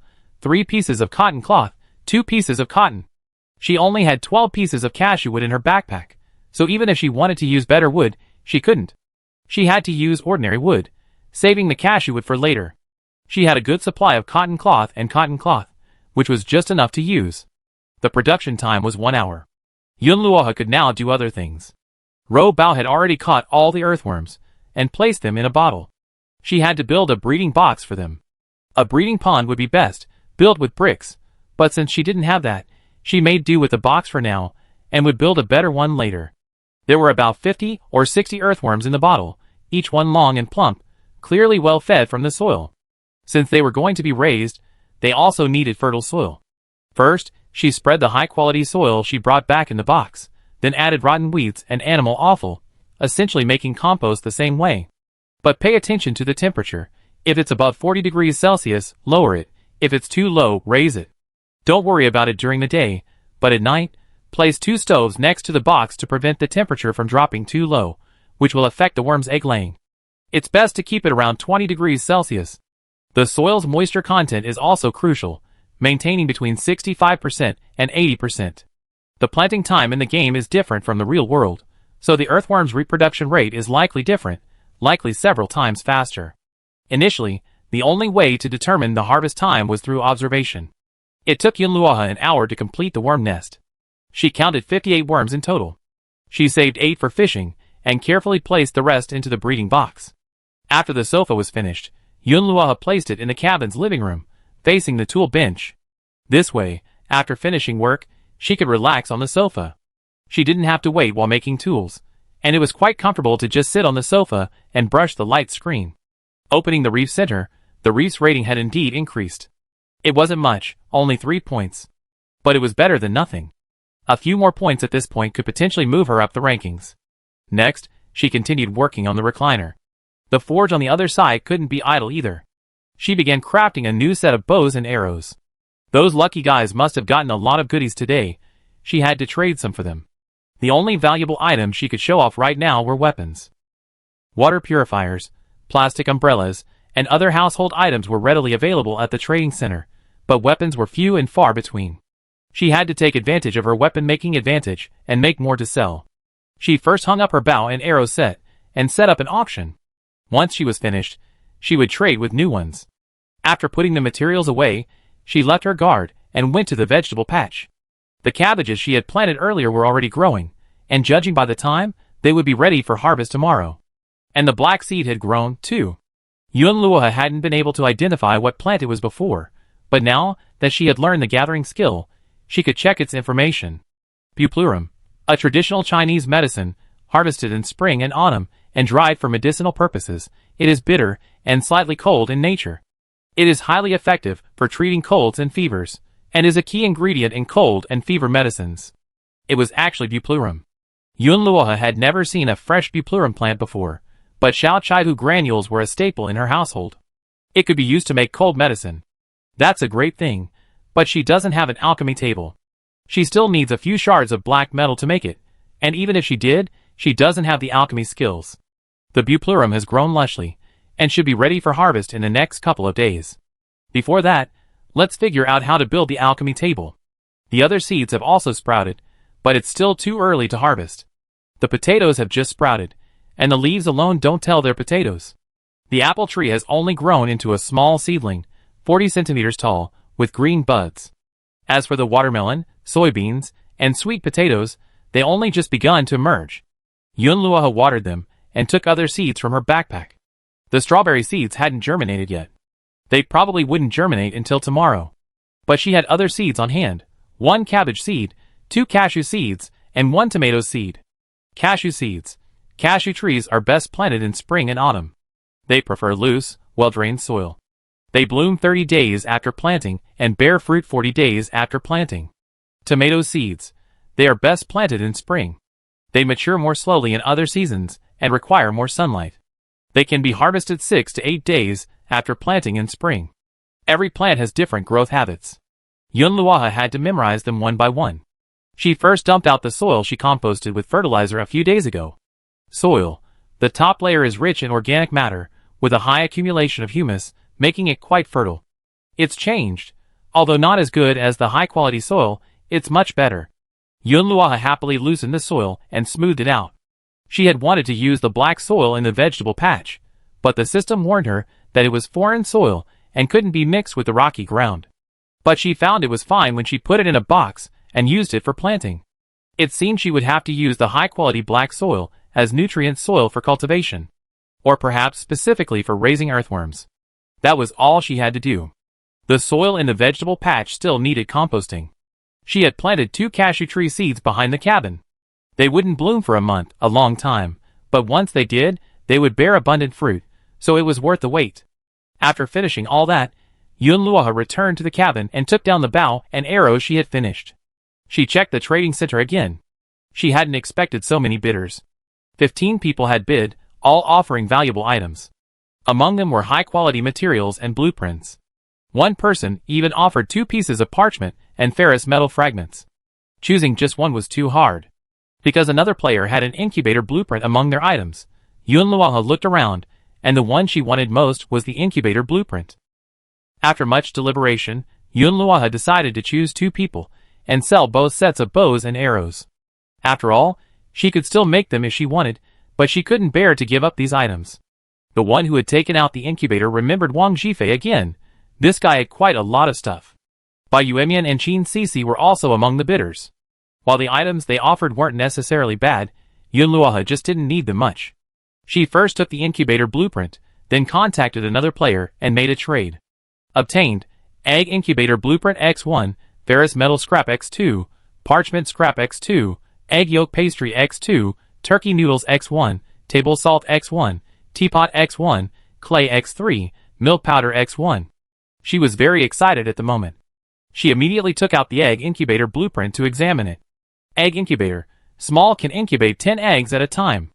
Instructions: maintain the temperature at 37.8 degrees Celsius. Chicks will hatch after 10 days.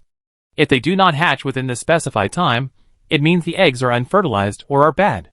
Required materials: ferrous metal scrap X2, plastic X2, iron or X3. More ferrous metal shards. They are also needed to build an alchemy table. Compared to the other items, the alchemy table is definitely more valuable, but Yun Luohe decided to start with the egg incubator. She didn't have any alchemy skills anyway, and an incubator was more of a necessity. And she already had enough materials to make one. She saw the half-hour countdown on the workbench. Yun Luohe nodded with satisfaction, then turned to the forge, added new fuel, and crafted another set of bows and arrows. The remaining bamboo and hemp rope were only enough for one set of bows and arrows. She had to keep gathering materials. Many people had left messages asking for bows and arrows. Yun Luohe thought for a moment, and decided to take out 10 pieces of iron ore from her backpack and trade them specifically for bamboo and hemp rope. Iron ore is hard currency, so it would definitely go quickly in exchange for bamboo. She didn't care about that anymore. She had to get more materials as soon as possible to make more bows and arrows. Then Yun Luohe unloaded all the flowers and plants. She roughly counted them. There were over 40 in total. They seemed useless beyond their ornamental value. While they could be turned into fiber by throwing them in the trash, Yun Luohe wasn't going to do that. She thought about beekeeping. If I had the opportunity to keep bees, these flowers would be incredibly valuable. Bees need to collect nectar from flowers and plants, and bare reefs wouldn't be suitable for beekeeping. Plant diversity is also crucial for the ecosystem. It took Yun Luohe 3 hours to replant these flowers. I even accidentally broke a few plants, which was heartbreaking, but I ended up throwing them in the trash and recycling them into fiber. I also recycled one into herbal tea and wildflower seeds. Herbal tea, it has a rich, floral aroma that warms the body, nourishes the skin, and calms the mind. Spring wildflower seeds. Seeds that will bloom in spring. Not bad, not bad. Although not every plant could be harvested for herbal tea and seeds, the chances were good, so keeping them was worth it. With the addition of these flowers and plants, the reef gained a lot of vitality. The cabin was surrounded by a riot of flowers, and the air was filled with a light fragrance, bringing a sense of peace and tranquility. From now on, whenever she stepped out of the cabin, she would be able to see such a beautiful scene. Just thinking about it made her happy. Living in such a beautiful environment made her work more enjoyable. But the most important thing right now was whether the reef score had increased. Yun Luohe opened the reef center. Reef level, level 4. Area, 100 square meters. Score, 56 points. An increase of 12 points. That's incredible. Just planting some flowers had such a significant effect compared to adding furniture. It seems planting trees and flowers is the best way to increase the score. Of course, it's also possible that the furniture she added was too ordinary. If she had used higher quality wood, the effect might have been different. Now, Yun Luohe felt more confident about tomorrow's ranking. I originally just brought these flowers and plants, but now they become so useful. It really makes me feel good. Meow. Ro Bao called out as he ran over. Is there any movement in the fishing net? Meow. Yun Luohe sprinted to the stairs without stopping. Although his lucky +1 bonus had long since passed, Yun Luohe still managed to catch another shell. It was just a great pearl. Gains: 4 pieces of wood, 1 damp coffee bean, 1 beer bottle, 1 rotten sweater, 1 expired can of yellow peaches, 1 gravel, 1 soaked dog food. Okay, there's a lot of stuff, but it's all garbage. Yun Luohe was at a loss for words. She had no choice but to save it for later collection. Oh, the jam bucket is ready, but she hasn't used it yet. She was so busy. Yun Luohe quickly took out the fresh cashew nuts. Placing her hand on the jam bucket, she could see the instructions. Just put in 1 pound of clean, fresh fruit at a time, and you get 250 milliliters of jam. If you want a better flavor, you can add some ingredients. Yunluo guessed that the ingredients would probably be sugar or honey. But she didn't have any, so she just do it this way for now. First, wash the cashews and put them in. Without a scale, she just go by feel. A little more or less wouldn't matter. It would take a day to make. Yunluo put the fruit in and left it there, coming back to collect it tomorrow. It was still a while before dark. Yunluo rested for a while, and looked for something she needed at the trading center. She needed a lot of materials, but she could only find so little herself. She had to look around the trading center. If the trading center didn't have them, she could ask friends. After some searching, Yunluo found 10 bamboo, 5 cotton cloth, for cotton balls, 2 cabbage seeds, 5 clay, 3 hemp rope, 1 fishing line, 15 deep sea flint, and 20 shells. These items cost her a lot of iron ore. Although she didn't want to trade them, with these items, she could make some tools. She thought about what else she could make and sell. Water purifier, plastic umbrella, dagger, jam bucket, trap, barbecue grill sofa. She could make another bow and arrow. Let's sell the bow and arrow. It's the most valuable. I stop making anything else on the tool bench and make more plastic umbrellas. Otherwise, I won't be able to make those 50 tomorrow. The chat channel is still buzzing with discussions about bows and arrows. I just went to see so many people bidding on bows and arrows. The items they're bringing out are dazzling. It's all just the rich competing. People like us with limited resources can't even get involved. Tonight, killing fish monsters will drop goodies. Everyone wants weapons. People are willing to sell, and some are scrambling to buy. With a bow and arrow, if the fish monsters come, it'd be easy to kill. You're overthinking it. Do you think everyone is a sharpshooter? Even if you have one, it's useless if you don't know how to use it. Wang Zhifei could only smile wryly when he saw the message. This person was right. He had the bow and arrow for 2 hours, and he still couldn't use it properly. Forget hitting the target from 100 paces away, even using it was a struggle. He didn't have enough strength to even draw the bow. It's worse than a dagger.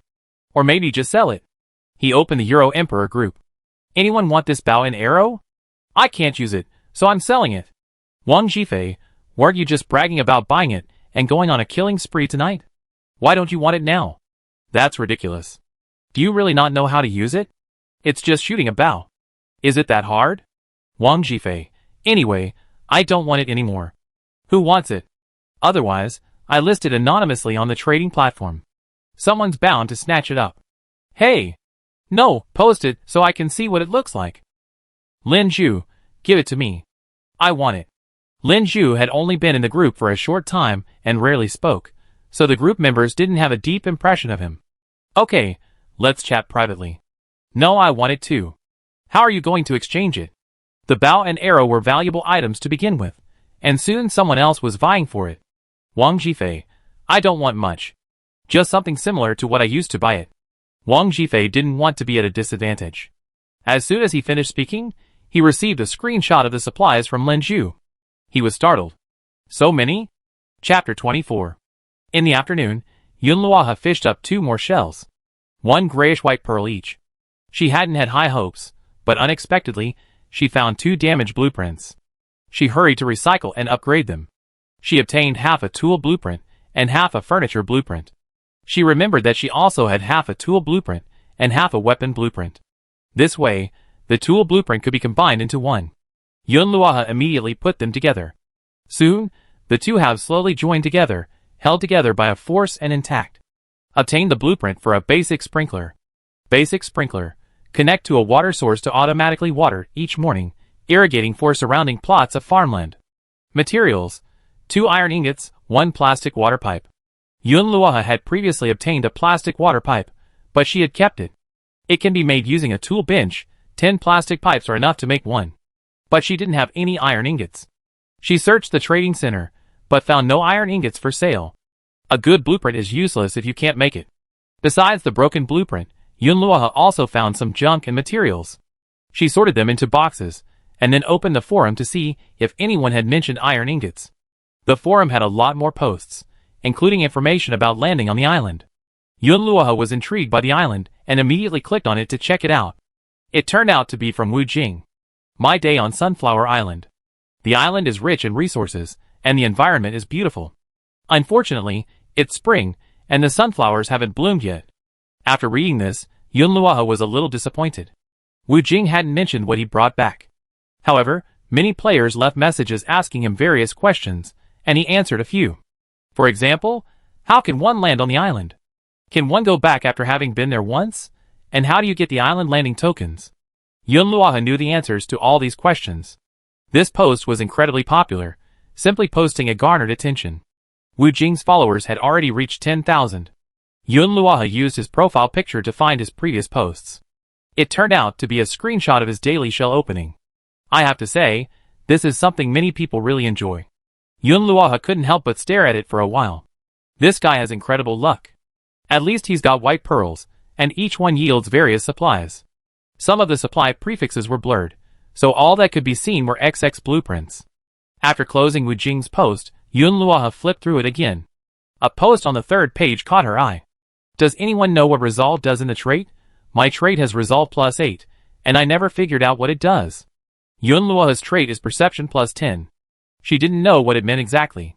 At first, she thought everyone had perception. Now, it seemed otherwise.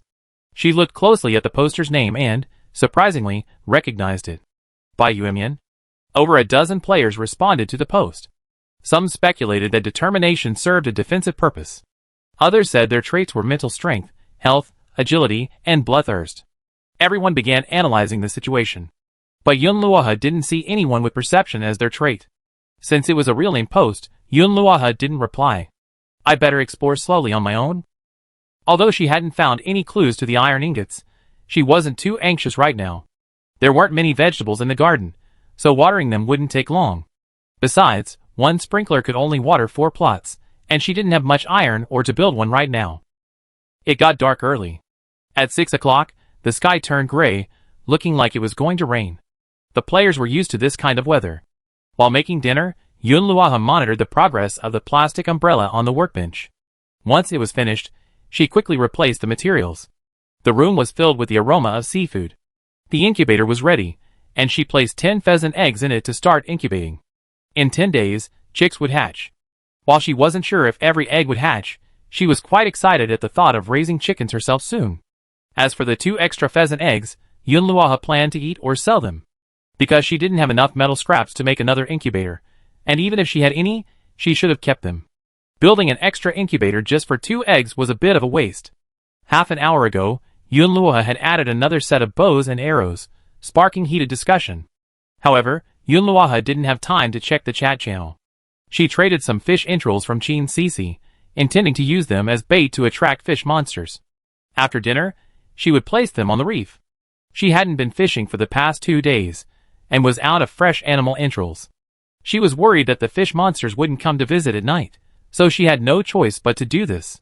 Originally, Qin Sisi didn't want to trade, but when she offered 2 bottles of milk, she couldn't refuse. Milk is definitely best for children. Yunluohe casually sent a list to Qin Sisi, asking if she had the supplies listed. She also traded 10 roasted cashews, and a can of powdered milk for 10 shells, 5 clay, and 3 limes. Since such targeted inquiries could actually yield some of the things she needed, Yunluohe simply sent a group message to her friends, trying to exchange supplies. She didn't have many friends, only a few so far. Mainly because she was used to being alone and independent, she'd been busy since joining the game and rarely chatted unless absolutely necessary. Needless to say, Mu Zitong would send her whatever she needed. Yunluohe then received 5 shells, 2 cotton cloths, 2 clays, and 2 linen cloths. Sister Yun, we almost collected all the supplies for today. Do you want me to send them to you now? Yunluohe checked the time. It was getting late, just in time for Robao to get back to work after dinner. Okay, send them over. How many are there? About 300. Many people don't want purified water anymore, they just want plastic umbrellas. Okay, tell them the umbrellas will be distributed tomorrow at 3 p.m. Okay. Everyone actually wanted to get their umbrellas tonight. After all, it was going to rain soon, and the sooner they got them, the sooner they could use them. But Mu Zitong was adamant. Yunluohe said tomorrow afternoon, so tomorrow afternoon. If it was too late, they didn't need to exchange them. Everyone relented. The members of the association all knew that Mu Zitong wasn't the president. The president's identity had always been a mystery within the Mutual Aid Association. Mu Zitong had always said he would reveal the president's identity when the time was right. Although he didn't know when Yun Luoha would join the group, for now, he was helping Yun Luoha maintain the association's operations. He would reap the benefits, and the members would also receive what they wanted. After the association was established, Mu Zitong had thrived.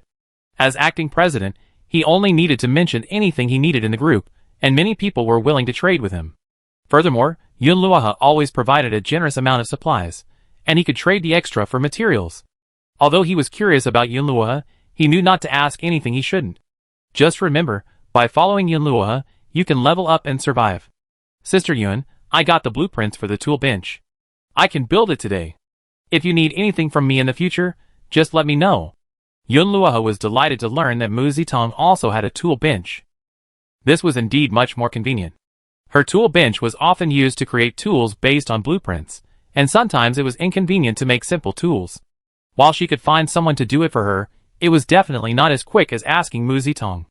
Okay, I'll let you know if I need anything. On a sudden thought, Yun Luoha asked, do you have any good weapons right now? Killing fish monsters tonight will drop supplies, so you can prepare ahead of time and kill a few more. I'm planning to make an axe and sickle later. While axes and sickles are useful, they're definitely not as good as weapons crafted in a forge. Do you have any refined steel? If so, Yun Luoha could help Mu Zitong make a dagger. Iron ore isn't a big deal, but refined steel is quite rare, and Yun Luoha doesn't have much of it himself. I don't have any refined steel. Sister Yun, do you need some? If you do, I can ask my friend if I can trade for it for you. Mu Zitong has a good friend from the game, and he just happened to get 2 refined steels today. Go ask him and trade. Mu Zitong, okay, I send you the supplies first. Over 300 supplies filled the entire wooden hut. Yun Luoha looked at the overflowing supplies, feeling a bit overwhelmed. The reef needed to be upgraded quickly. Mu Zitong was having a hard time. He didn't know how to store all the junk he had. Besides the wooden hut, Mu Zitong's reef was filled with boxes, 10 of them lined up in a row, specifically for junk. The wooden hut also contained a lot of supplies. He didn't farm, and he had no other skills. Besides fishing for supplies, he managed the association, collected junk from it, and exchanged it for something at the trading center. So the reef was barely enough. Ro Bao, come alive! Yun Luoha exclaimed. Ro Bao sauntered over. It was almost time for dinner, and now he was being asked to work. He was a little reluctant. Yun Luoha, work now. Rest after dinner? I give you a snack tonight. Ro Bao then meowed. Yun Luoha also sent messages to Du Ruantian, Wu Jing, and Yang Mian, but Du Ruantian hadn't replied. Maybe she's busy? Yun Luoha guessed. But she had a vague feeling that Du Ruantian might have gone to the island.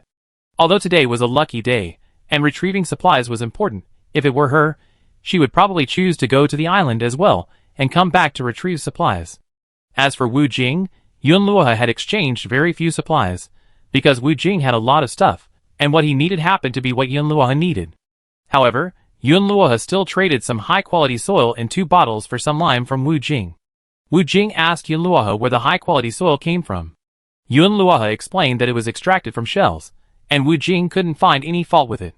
High-quality soil can only be used for potted plants or seedlings, but it's still very useful, and is needed by any player who farms. Yun Luoha put away the 8 limes. She was still accumulating upgrade materials too slowly. As for Yang Mian, he needed food, just like before. Yun Luoha gave him all the snacks in her backpack. Sesame cakes, egg yolk pastries, wife cakes, and marshmallows. She got a lot of good materials in exchange. 20 bamboos, 5 limes, 3 clays, for hemp ropes, and 2 leathers. Yang Mian had quite a lot of materials. Yun Luoha decided that she would go back to him to trade for materials whenever she found food. But this guy needs so many snacks. Is he eating them all himself? Thinking they might trade frequently in the future, Yun Luoha asked. Are you short on food right now? I guess. After all, there are 2 people to feed. And he and Qin Sisi are different. Qin Sisi is raising a child, and children have small appetites. But his sister, at her age, eats a lot and needs a lot of things. Thinking of Qin Sisi, Yun Luoha asked, aren't you alone on the reef? How did you know? Yang Mian was startled and alert. Yun Luoha didn't expect he was right. I just happen to know a player who also shares a reef with 2 people, so I thought I ask. Although he guessed it, Yang Mian didn't intend to say more. Although he and Yun Luoha were good friends, he didn't trust her. If you have any extra food, you can trade it with me. Yun Luoha, okay. Although he wasn't sure who Yang Mian was with on the reef, he wasn't short of food at the moment. As long as she traded her utensils, she could definitely get some food. Those lucky guys usually traded some food for utensils, and her vegetable garden was gradually yielding a harvest. What she needed now was materials.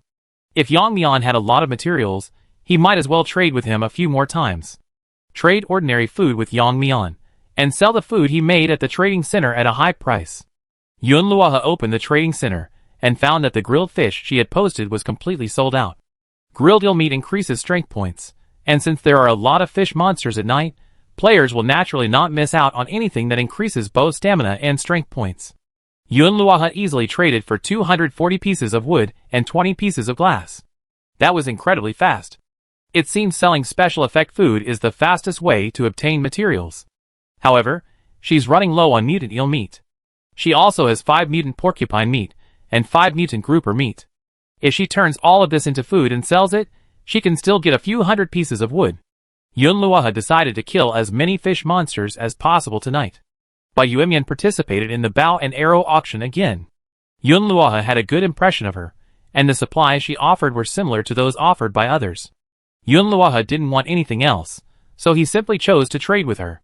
Crystal X1, Seedling Tray X1, Sport Set X1, Rose Seed X1, White Sugar Formula X1, Black Metal Fragments X3.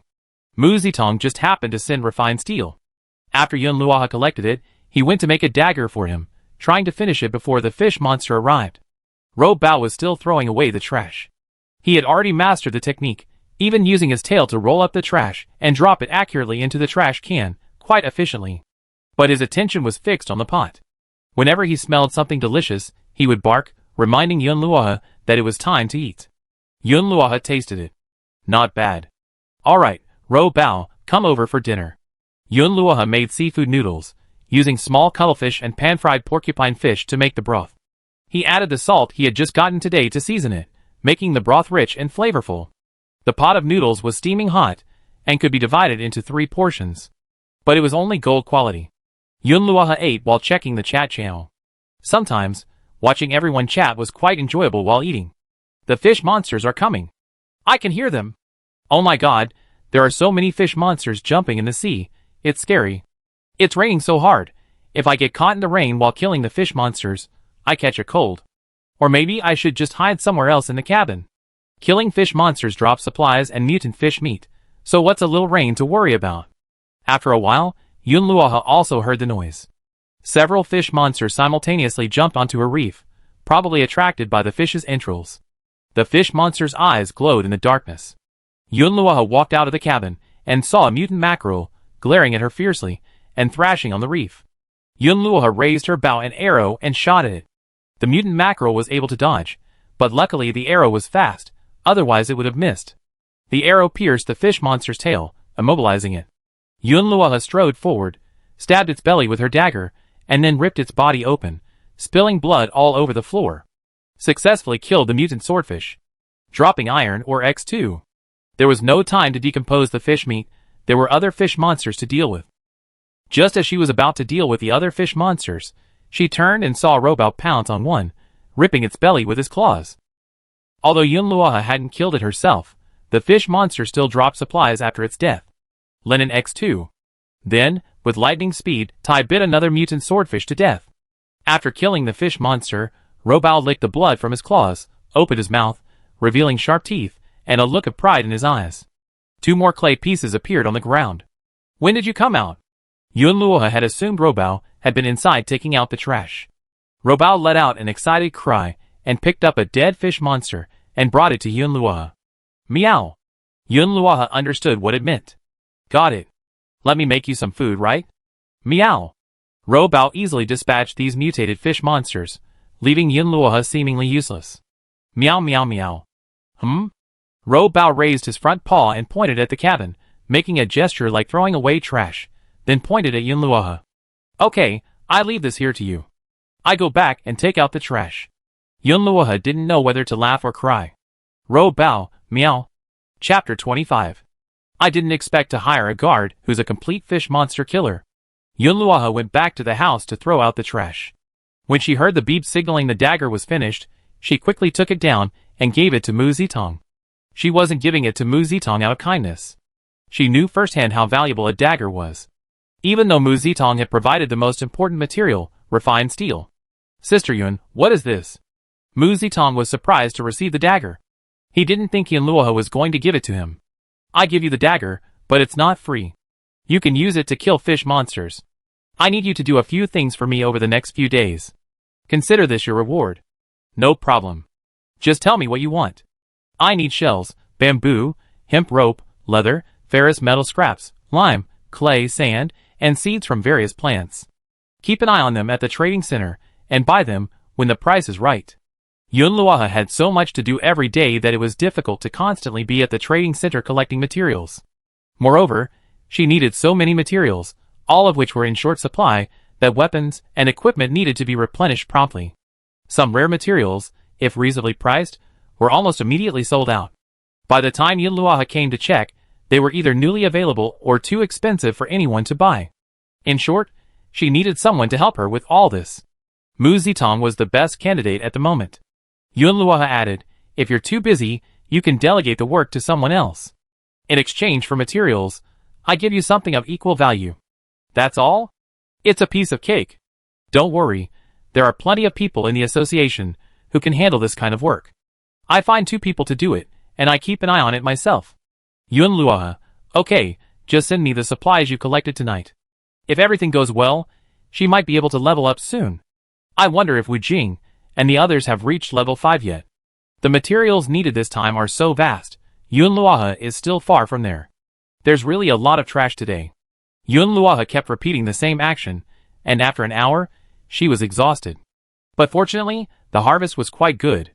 Wood X71, fiber X85, cotton cloth X4, plastic X68, clay X4, sand X18, lime X7, linen X4, bamboo X21, leather X5, glass X19, cabbage seeds X3, potato seeds X2, toilet paper X1, fishing line X1.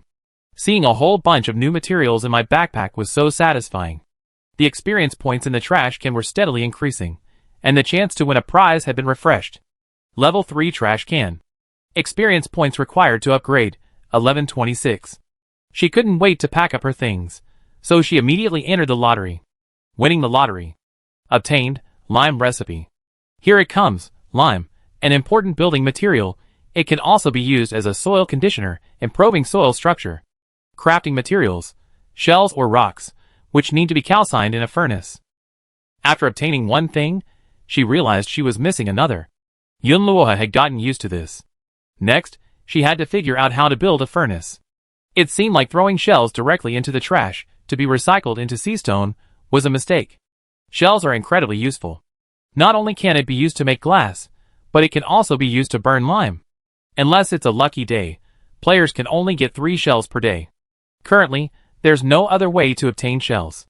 To get more, one has to trade with others.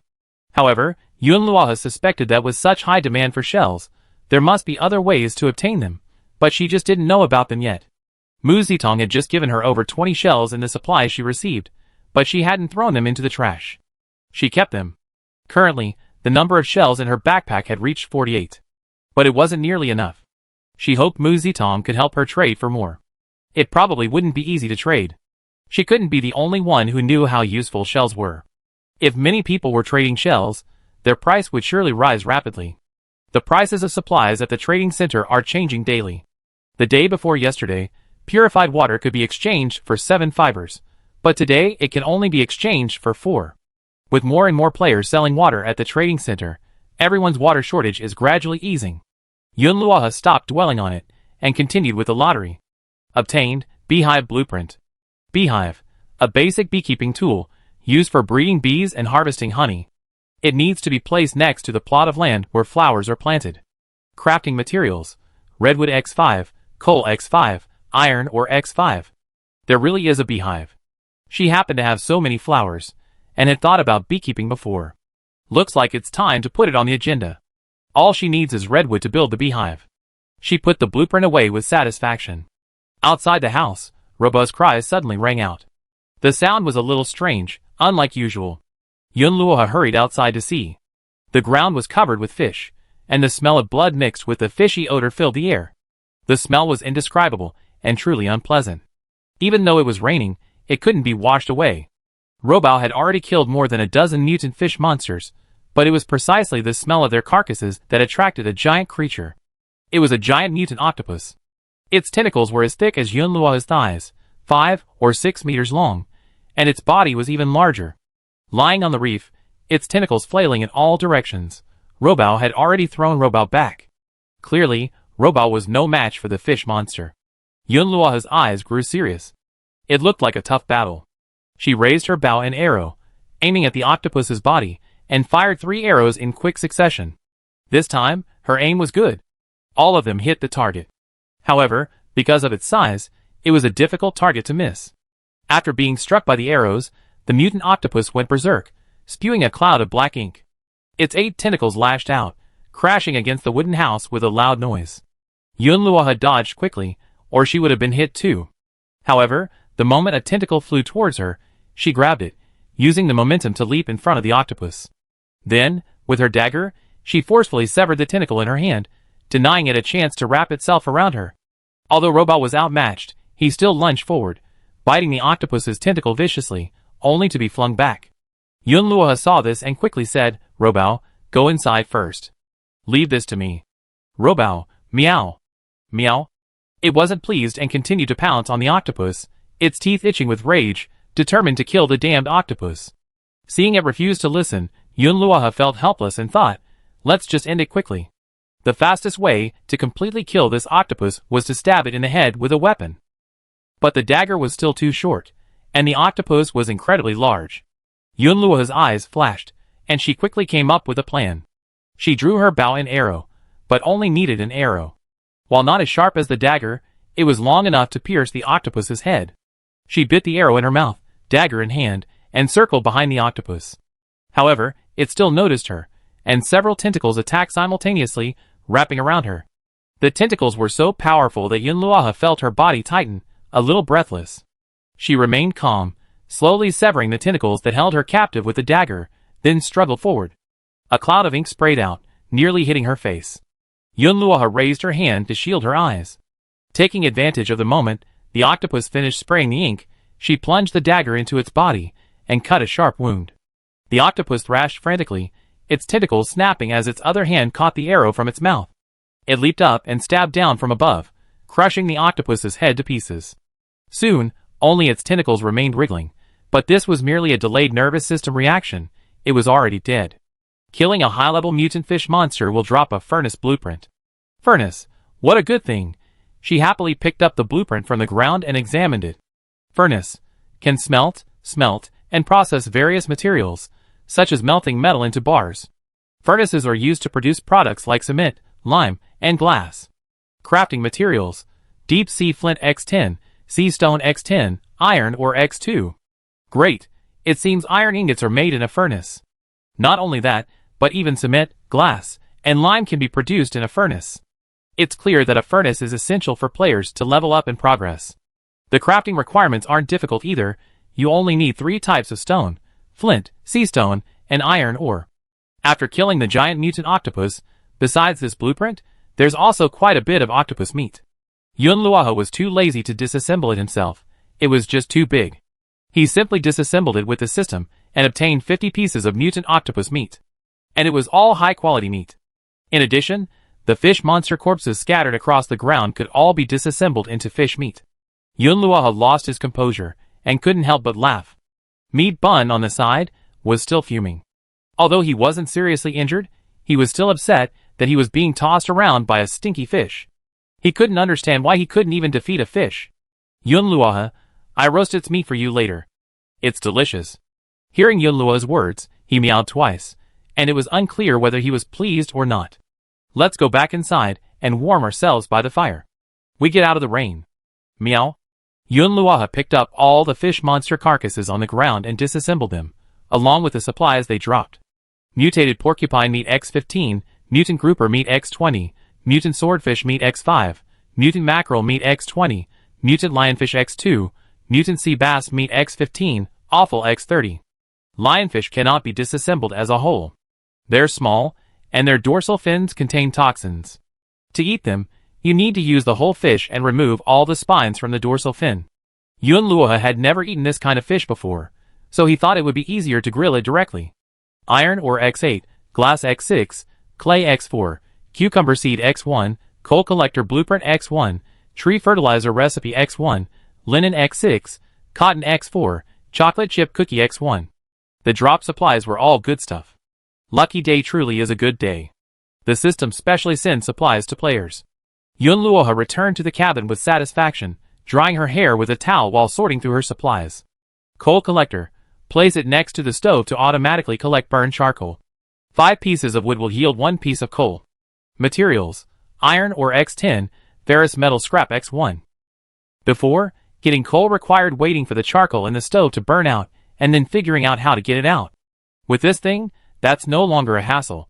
It's like a coal stove. When you need coal, you just take it from inside. Very convenient. Tree fertilizer. Accelerates tree growth, but less effective for fruit trees. Materials. Fiber x10, animal offal x1. This isn't difficult to make. She'd been thinking all that fiber in her backpack would be useless. It seems like any material can always be put to use. She just doesn't have enough blueprints and recipes. Guess I have to save everything for future use. Make a few more storage boxes. But right now, the priority is to make all the items with blueprints. Especially the furnace. It looks like another late night, but Yun Luoha is happy. Today has been truly fulfilling and satisfying. While crafting the tools, she also makes some food for Robao as a snack. Robao's been working hard today, killing so many fish monsters. First, grill the octopus tentacles, then make a seafood soup. She grunted and toiled. It's already 11 o'clock, and the chat channel is still bustling. Does anyone have hemostatic potion? I got hurt killing the fish monsters. If you have any, I can trade you the blueprints. What blueprints? Weapon blueprints, furniture blueprints, whatever. There are so many fish monsters tonight, I can't kill them all. I already retreated to the cabin. That's right, it feels like a waste not to kill them. There might be high-level supplies. I just saw someone say they dropped an island landing token. My friend said he dropped a blueprint for a heavy sewing machine. I'm so envious, but he's incredibly lucky. If I killed one, I wouldn't have gotten something this good. Yun Luoha was grilling octopus legs when she saw the news and tooted. Comparing yourself to others can be frustrating. It's truly incomparable. I had thought the blueprints I got today were already pretty good, but after looking at the supplies others dropped, there was still a gap. However, she won by sheer numbers, and only got the essential blueprints and recipes. Besides, others only killed 2 fish monsters at most in a night. She and Robao killed nearly 20 in total. The fish meat alone could be traded for thousands of basic supplies, so she was already satisfied. However, since the Juki sewing machine blueprints have appeared, she'd definitely get them later, just a little slower. She still wants another landing token though. She doesn't know where to get one. Sister Yun, I'm here. It's a good thing you gave me the dagger, or I'd be in big trouble tonight. I killed 5 fish monsters. Holy crap, I went on a killing spree, like I was divinely assisted. I guess it's because my trait is bloodthirst. But my luck is so bad. The landing token is only in pieces. Holy crap. There are also fragments of landing tokens? Yun Luoha, let me see. Damaged landing token. This one has probably been damaged for some reason. If it's repaired, it might still be usable. That's incredible. You're just unlucky, and you're using this to mess with me. Yun Luoha could imagine how furious Mu Zitong's tone was. She felt like laughing. Anything else? I got 10 ingredients and a bone meal recipe. Bone meal can be made into fertilizer, dye, mixed with grass seeds to make wildflowers bloom, and fed to chickens to increase egg production. Ingredients: 1 animal bone, 1 coal. This stuff is okay. But getting so much mutant fish meat is nice too. Mu Zitong consoled himself, thanks to the dagger Sister Yun gave me. It's incredibly powerful. Mu Zitong gave her half the fish meat. Yun Luoha, no need, keep it for yourself. If you don't have any use for the broken island landing token, I trade it with you. What's there to trade? It's a gift. Chapter 26. Even after receiving the damaged landing token, Yun Luoha's mind was still occupied with other things. Mu Zitong's trait was Bloodthirst plus 9. According to him, Bloodthirst allowed him to use his weapon to drain the health of his prey, with bonus damage to those at low health. This was his conclusion from killing fish monsters numerous times tonight. It wasn't necessarily entirely correct, but it was pretty close. It had to be said, this trait was truly incredible. Even though Mu Zitong's martial arts skills were low, he still had the ability to protect himself. Yun Luoha decided to help him more. He would be a great asset in the future. In case there were any future team battles, she would need a teammate who wouldn't hold her back and could still provide assistance. Mu Zitong also said that Bloodthirst was triggered suddenly when he was nearly injured. So did her perception also require a triggering opportunity to trigger? In fact, she had some theories about the perception trait, which, based on its literal meaning, meant premonition and insight. She does have an advantage in this area. When she was on the police force, the captain often praised her strong judgment and intuitive sense, qualities that helped her catch criminals and spot details others missed. This advantage seems to be equally useful in a Doomsday survival game. Lucky day is over. The system will evaluate players comprehensively. The results will be announced via email tomorrow at 8 a.m. Please check back. The leaderboard will also be sent simultaneously. On the 10th day of survival, the night rain intensifies, and the reef will be submerged. Players are about to face a new disaster. Please upgrade the reef as soon as possible. A new disaster? Yun Luoha fell into deep thought. For now, aside from the night rain and the fish monster, there seemed to be no major dangers on the reef. Survival wasn't difficult, but what new disaster might come? The rain outside was indeed getting heavier. You could tell just by the sound. If the reef was flooded, who knew if the vegetables planted outside would be affected, as well as the flowers and plants? We had to find a solution. The only solution she could think of was digging a drainage ditch to drain rainwater to a low-lying area. This way, water could be stored and used to irrigate the crops. However, that wouldn't be something that could be dug quickly. Let's start digging tomorrow. We can't work in the rain right now. Looking down, she saw the broken token in her hand, and she pulled her thoughts back. She stroked the damage, debating whether to throw it in the trash right now. To be honest, she felt unsure. What if she threw it in and got some materials? That would be a waste. Might as well save it until the trash can is upgraded. The next skill is turning trash into treasure. It sounds advanced. Currently, I'm only a little over 1,000 experience points away from leveling up. At the current rate, it only takes 4 or 5 days. Just wait a few more days. It's getting late. The furnace is already built. She approached the furnace and saw the operating instructions. Each time you use the furnace, you must use coal as fuel. To melt metal, you need to add 5 pieces of the same metal to make metal bars. To produce products like cement, lime, and glass, you need to add different raw materials according to the recipe. Yun Luoha first ignited the furnace with coal, and then added a shell, the ingredient for making lime. Half an hour left. Yun Luoha planned to make a few more plastic umbrellas before going to bed. The furniture he could make was already finished. The overall ranking would have to wait until tomorrow to see the results. Ro Bao was gorging himself beside him. Seeing how hard he worked tonight, Yun Luoha had given him so much food. He was overjoyed. Even though his belly was already bulging, he insisted on finishing it. Yun Luoha ignored him, and put the grilled fish in his backpack and listed them on the trading center. All of them were gold-quality grilled or pan-fried fish. They all increased stamina and strength. Yun Luoha had just grilled and pan-fried the fish, so he made a total of 25 servings of cooked fish. Let's trade this fish for some wood. Previously, one piece of fish was worth 40 pieces of wood. It seemed like it couldn't be exchanged anymore. People were buying wood in bulk in the chat channels and forums. She decided to lower the price, but not too much, so she changed it to 35 wood for one piece of fish. Or 6 shells, or 5 glass for one piece of fish. She opened her backpack and prepared to sort out her upgrade supplies to see how much she still needed. 278 sea stone, 796 wood, 63 iron ore, 74 glass, 168 sand, 29 lime, 57 clay. Aside from the sand, she didn't have enough of anything. Until now, Yun Luoha hadn't collected sea stone, mainly because it was so cheap at the trading center and easy to exchange. But she suddenly had a feeling that perhaps others felt the same way, because they were still short of other materials and had neglected sea stone. In a few days, when everyone needed to rush to upgrade, they would stock up on sea stone. She clicked on the trading center and searched for sea stone. Over 5,000 trades suddenly appeared. With so many people selling sea stone, it seemed like there was no need to rush. But her instinct told her it was better to collect them sooner rather than later. So she immediately executed over a dozen trades, exchanging various materials for 200 sea stones. She'd buy the rest later when she had time. She had originally planned to make a few plastic umbrellas and then go to sleep. But she'd gotten so busy that she lost track of time and been frantically buying and trading at the trading center. Many people, like her, were up all night. After she hung up the cooked fish, many people approached her, asking if they could trade for other items. Yunluo happened to be using the trading center, so she simply started communicating with them. The furnace was also constantly in use. One shell could make 2 limes. She made 8 in a row. When her eyelids began to strain, she saw that it was already past 2 o'clock. She quickly turned off the light screen and went to bed.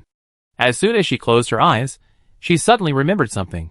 She quickly opened the screen to check her personal information.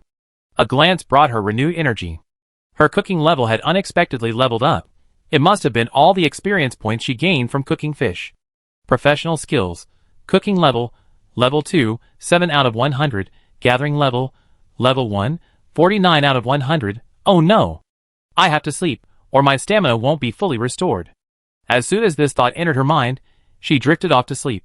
The next day, Yunluo woke up promptly at 8:30, but she only slept for 6 hours, and her stamina was still a few points short of full. It wasn't a big deal, she just had to eat something to replenish it. Oh right, I forgot to check my email. Last night, the system said an email notification would be sent at 8 a.m. This player scored 108 points in the first overall rating, including a 56 for the Reef and a 52 for the player's personal rating. This places them 6th in District 2. They received an honor pack, so please check it out. District 2 Comprehensive Score Rankings. First place, Wu Jing 120 points, Reef score 72 points, personal score 48 points. Second place, Duwantian 118 points, Reef score 71 points, personal score 47 points. Third place, Linju 116 points, Reef score 68 points, personal score 48 points. Fourth place, Wang Jifei 112 points, Reef score 70 points, personal score 42 points. Fifth place, Su Lang 110 points, Reef score 62 points, personal score 48 points. Sixth place, Yunluo 108 points, Reef score 56 points, personal score 52 points. Seventh place, Suya 105 points, Reef score 61 points, personal score 44 points. Eighth place, Qin CC 102 points, Reef score 59 points, personal score 43 points. Ninth place, Yang Mian 99 points, Reef score 62 points, personal score 37 points. After reading the rankings, Yunluo fell into deep thought. Her personal rating was the highest, but her Reef's rating was a bit low. She planted a lot of flowers and plants beforehand, adding over a dozen points, and even built furniture, yet her Reef's rating was still so low. She wanted to ask Du Wantian or Wu Jing what improvements they made to their reefs to earn such high ratings. But first, she checked the chat channel. Maybe someone would analyze it. The chat was flooding with comments, and everyone was discussing something else entirely, not the rankings. There's a lot of seaweed growing on the edge of the reef. It's black and looks really dirty. Mine too. There are some barnacles and bugs in it. It doesn't feel right. Didn't the system say there would be a new disaster last night? Could this be it? Is seaweed edible? This color of seaweed isn't normal. It's poisonous. It's growing like crazy. It's already crawling up the reef surface. The steps were super slippery when I was trying to retrieve supplies, and I almost fell. If we don't clean it up, it'd probably cover the entire reef. Yunluo also hurried over to the steps to take a look. Sure enough, they were covered in black and green seaweed, with something wriggling inside.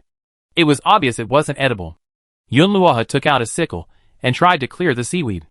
It was easier than she thought, but after 2 cuts, the sickle's durability had worn off. It seemed like it would damage the tool. But if we didn't clean it up, fishing and retrieving supplies would be inconvenient. Yunluo had to spend a lot of time clearing away the seaweed. It took an hour, and she lost 20 stamina points. It was so time-consuming and exhausting. Besides, some low-lying areas of the reef were already flooded. Sea levels were rising, and the steps had already submerged several sections. It looked like if she didn't upgrade, the water would soon flood over. Once the reef was submerged, the crops would surely perish. Upgrading was urgent. Let's get the honor pack first. Yunluo opened her email and scrolled to the bottom. There was a gift pack icon, Click on it to claim it. Opening the 6th place honor pack, she received 1 island landing token, 1 team member card, 1 heavy machine sewing machine blueprint, and 30 upgrade materials of her choice: glass, lime, clay, sea stone, iron, ore. Not bad. This honor pack was beyond Yunluoha's expectations. 6th place had so much good stuff, so what about 1st place? Even the top 3 would surely be much better than hers. It seems I really need to actively participate in system activities. The rewards are incredible.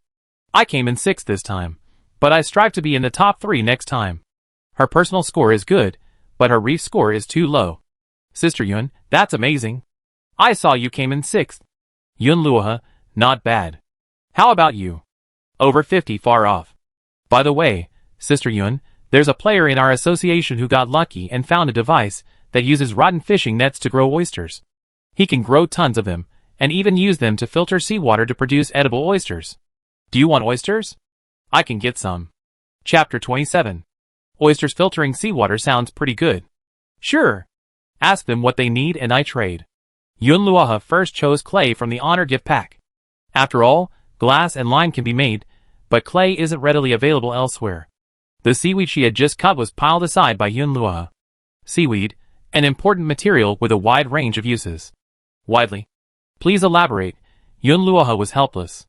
Since it was useful, and no one had explained its specific uses, Yunluoha was tempted to throw it in the trash. After all, she harvested 13 pieces of seaweed in an hour, which was quite a lot. Suddenly, Yunluoha stared at the seaweed at the edge of the reef, her expression changing. It looked like something was in there, and new seaweed was slowly growing from the spot she just cut. If left unchecked, the seaweed could spread across the entire reef. Yunluoha took out her sickle and scraped through the seaweed. Sure enough, she spotted a dark worm, so similar in color to the seaweed that it would be invisible without careful observation. She had just had a strange feeling, which had only just dawned on her that something was amiss. Quickly, Yunluoha chopped the worm in half with a single blow of her sickle, but the worm was resilient and still moving.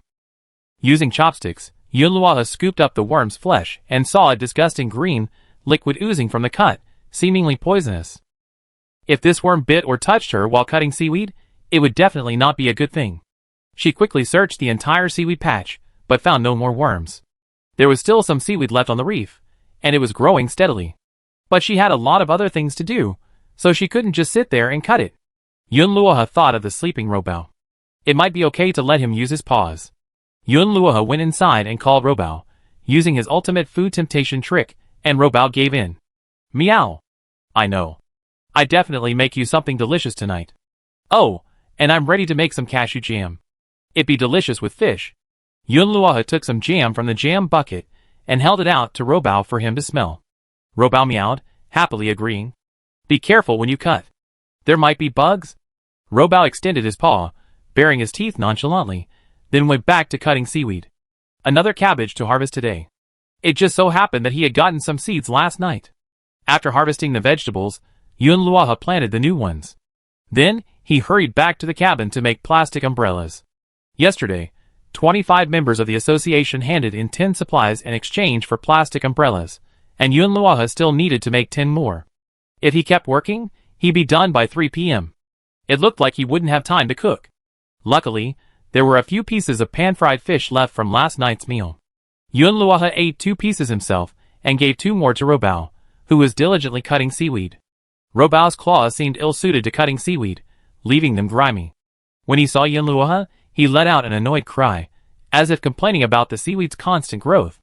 A dozen pieces of seaweed lay piled on the ground, all the fruits of his labor. Yunluoha said, "Thank you for your hard work. If it's really hard, don't bother. Eat first." Meat Bun kept meowing, and Yunluoha wasn't sure what it meant. But she had a lot of things to do, so she couldn't communicate with it any further. She had already sold most of the gold-quality fish she put up for sale last night. Besides wood and glass, she also traded it for some other material she needed. She simply received the supplies from the trading center with one click. Wood X350, glass X25, deep sea flint X20, shell X18, lime X8, cotton X5, linen X10, rubber X4, leather X5, iron ore X30. Yunluoha took the remaining fish back and didn't sell it. She had other uses for it. Yunluoha opened her sweet chat with Du Ruan. I have a question for you. Is your reef rating so high because you built so many high-end furniture? Du Wantian replied shortly, not entirely. The players in our European Emperor group all have high reef ratings. Wu Jing and I have the highest. We done a lot of landscaping and used a lot of furniture and furnishings. Plus, now that we have a sewing machine, we also added curtains, fabrics, and soft furnishings. Oh, and have you built the bathroom yet? That at 8 to 10 points. Yun Luoha suddenly realized that she hadn't built a bathroom because of the biogas tank. That was a huge loss of points. If she had added 8 points, her ranking would have moved up at least 3 places. But nothing can be predicted. She had chosen not to build a bathroom, just for the biogas tank. Now that things have come to this, it's even more important to build a biogas tank and bathroom. After a silent sigh, Yun Luoha sent Du Wantian a piece of cooked fish, of high gold quality and good value, to thank her for clearing up her doubts. Here you go. Thank you for telling me so much. Du Wantian told her this not for the small reward, but because she genuinely wanted to befriend Yun Luoha. Not to mention their previous pleasant collaboration, Yun Luoha's high personal rating alone made her a worthy partner. And they were both girls. Du Wantian, being highly capable herself, naturally preferred to befriend the stronger. Yes, I take the gift. Any other questions? Yun Luoha, you also got the landing token, right? Du Wantian, yes, the top 10 should have. I asked the other people in the group. Hearing this, Yun Luoha couldn't help but sigh. There were indeed many advantages to these lucky players banding together. For example, if one person had a sewing machine, others could get them to help make some clothes if they could afford it. Perhaps she should also gather some people to form her own small group. Unlike a mutual aid association, it would be for all the well-developed players to improve together. She used to be solitary, even leaving the association's affairs to Mu Zitong. Now, asking her to take the initiative and form a small group was a bit of a stretch. But she didn't regret not joining the European Emperor Association. From what she knew, its members essentially shared important equipment.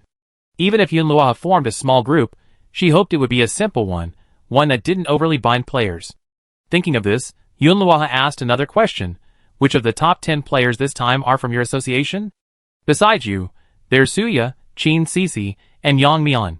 We asked Suya and Qin Sisi, but they weren't interested in joining, so we dropped the idea. As for the last one, someone has already contacted them. It seems the top 5 spots were all taken by the European Emperor Association. Qin Sisi and Yang Mian happened to be her good friends. And neither of them was alone on the reef. Perhaps this was the reason they were reluctant to join the European Emperor Association. Of course, it's also possible that, like her, they weren't lucky enough and thrived better thanks to other advantages. Du Wantian, I want to ask you again, are you really not considering joining our association? You came in 6th this time, so even if your luck wasn't high, we definitely welcome you. Yun Luoha hesitated for a few seconds before declining. This wasn't just a matter of luck. She already had her own mutual aid association, and sooner or later, she'd have to hide it. Besides, joining the European Emperor Association meant having to take screenshots of her gains every day, which Yun Luoha couldn't accept. Forget it. Du Wantian, okay then. Feel free to contact me if you need any help. In fact, after receiving the landing token and companion card, she had considered inviting Yun Luoha to join the association. What a shame! She should team up with Wu Jing. A companion card allows 2 people to travel with her, but the number of island visits per week is limited to 2. Someone in the association has already experimented with this. This means she and Wu Jing can visit the island at least twice. Players in the association, who have both island visits and companion cards, are auctioning off spots to bring one more person. As long as they bring enough supplies, they have the chance to travel together. Yun Luoha was busy until noon, unable to stop. While making a plastic umbrella, she studied the contents of her honor pack. The island visit token was the same as the previous one. What concerned her most was the companion team card. The companion team card, after use, you can invite 2 players to join you. It's recommended to use it in conjunction with an island landing token, and it can only be used once. This way, wouldn't she be able to bring 2 players to the island together? Yun Luoha didn't know that the weekly island landing limit was 2, so she thought that if she could find 2 more players with companion team cards and island landing tokens to partner with, she could reach the island 3 times. She immediately thought of Qin Sisi and Yang Mian. This matter was urgent, so she quickly contacted them. To cut a long story short, Yun Luoha directly proposed her idea. Yang Mian, however, explained that he was in 10th place and only had one island landing token, not a companion team card. This was awkward. Chin Cece readily agreed. So they had to find another partner. The best partner was naturally Suya, the 7th place winner who also hadn't joined the European Emperor Association. Yunluoha tried to add him as a friend, but her request was delayed. Yunluoha messaged Chin Cece, "When do you want to go to the island?" Of course, the sooner the better. But there's a problem. I'm worried about the child being alone on the reef at night, so I have to return after dark. Only if you agree can we go together. After all, we have to go and return together. Yunluoha thought for a moment. Okay. After all, the child is only 4 years old, and with the night rain and the fish monster, it's definitely not safe. Since Yunluoha wanted to cooperate with Chin Cece, he had to accept this. The problem now is that Suya can't be contacted. The other players with the companion cards are all from the European Emperor Association. I guess they already discussed it among themselves. Who do you think we should contact? Since they were going together, it would be best if they discussed this matter together. Yunluoha couldn't make all the decisions on her own. Actually, 2 trips would be enough. I'm a bit worried about my trips taking too long. Plus, there's still a lot to do on the reef, and I have to deal with fish monsters when I get back tonight. How about we give 2 of the island landing slots to players who don't have island landing cards in exchange for some needed supplies? Yunluoha pondered for a moment. This idea wasn't impossible, but what would they get in exchange? She and Chin Cece would each have an extra slot, and they could find partners on their own. Any supplies they obtained would naturally belong to them, and they wouldn't have to share them, saving a lot of trouble. If that were the case, Yunluoha would want to take Mu Zitong with her. For one thing, Mu Zitong was doing well, and would be of greater help to her in the future. For another, Yunluoha was already consuming the energy of finding a partner right now, and she didn't know what she could exchange the slot for. She already had the blueprints for the heavy-duty sewing machine. What they needed most right now were upgrade materials. But it's impossible to just give Mu Zitong the chance to land on the island. Let's use this opportunity to test him. Yunluoha, okay, let's do as you say. We start our first landing tomorrow. You can decide on the second landing the day after tomorrow, or take a day off before going. Since we're going, let's go 2 days in a row. Maybe we can save up enough upgrade materials quickly. Both of them understood the benefits of upgrading quickly. Okay, then we discuss who to take tomorrow later. With that, they went their separate ways. Yunluoha switched to the chat channel. Many players were discussing the rainwater collector. Someone actually listed this item on the trading center. Rainwater collector. It can collect large amounts of rainwater, with a storage capacity of 40L. Connect the rainwater collector to a kettle, and after boiling, it can be directly converted into purified water. Actually, with the recent rain, players have started collecting rainwater in basins and buckets. After so many days of rain, water shortages are no longer so severe. That's why the demand for purified water has decreased significantly recently, and more people are listing purified water. Yunluoha previously sold only a little over 50 water purifiers, but they were all sold at high prices. Players with more supplies naturally prefer water purifiers.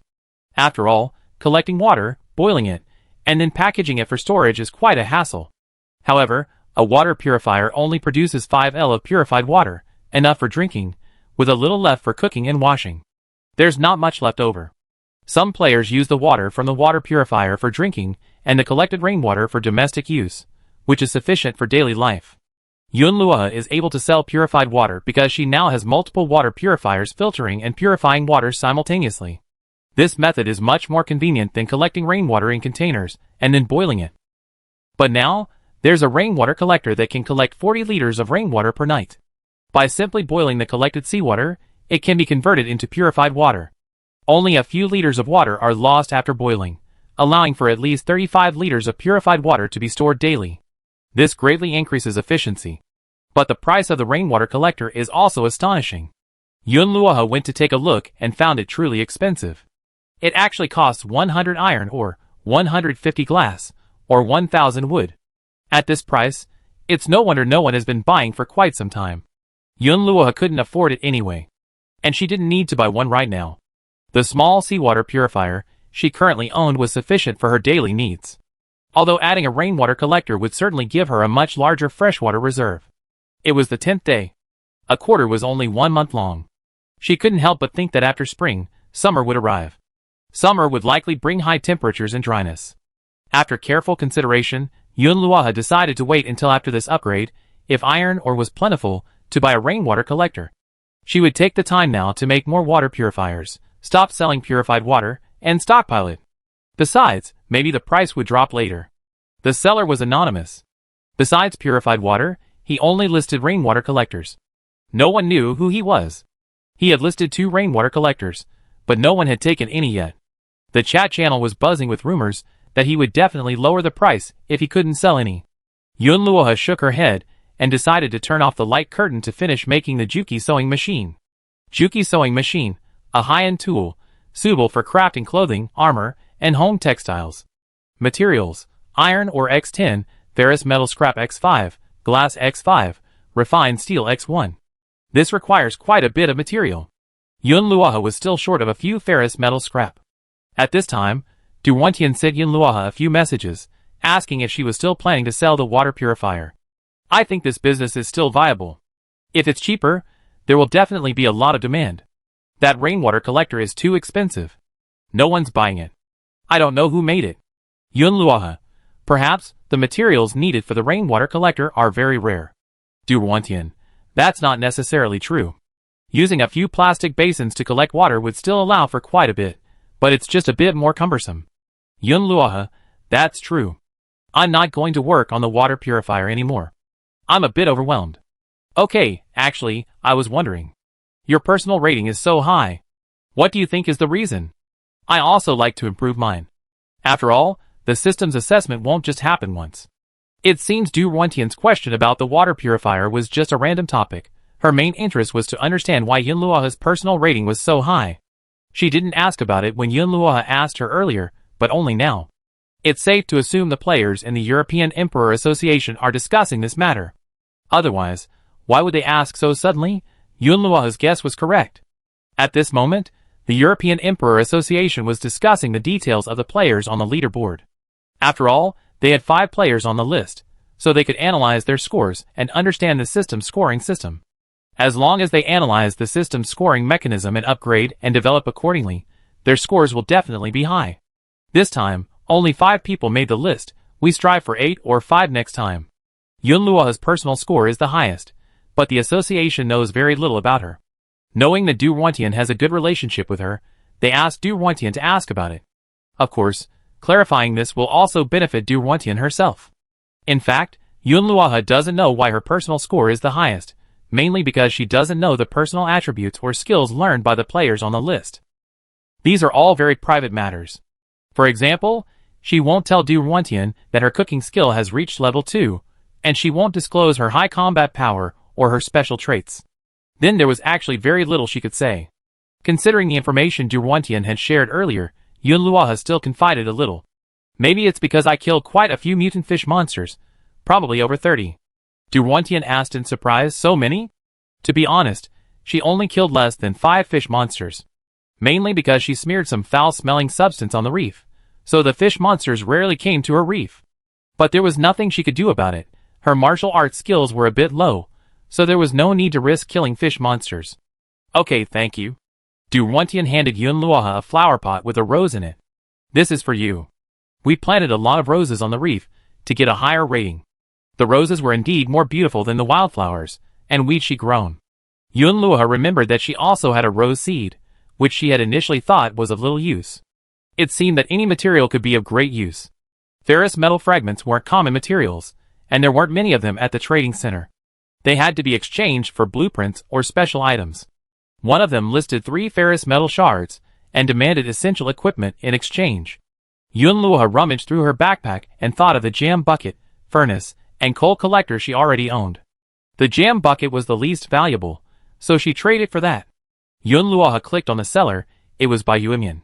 Hello, can I trade your ferrous metal shards for the jam bucket? Jam bucket. Let me see.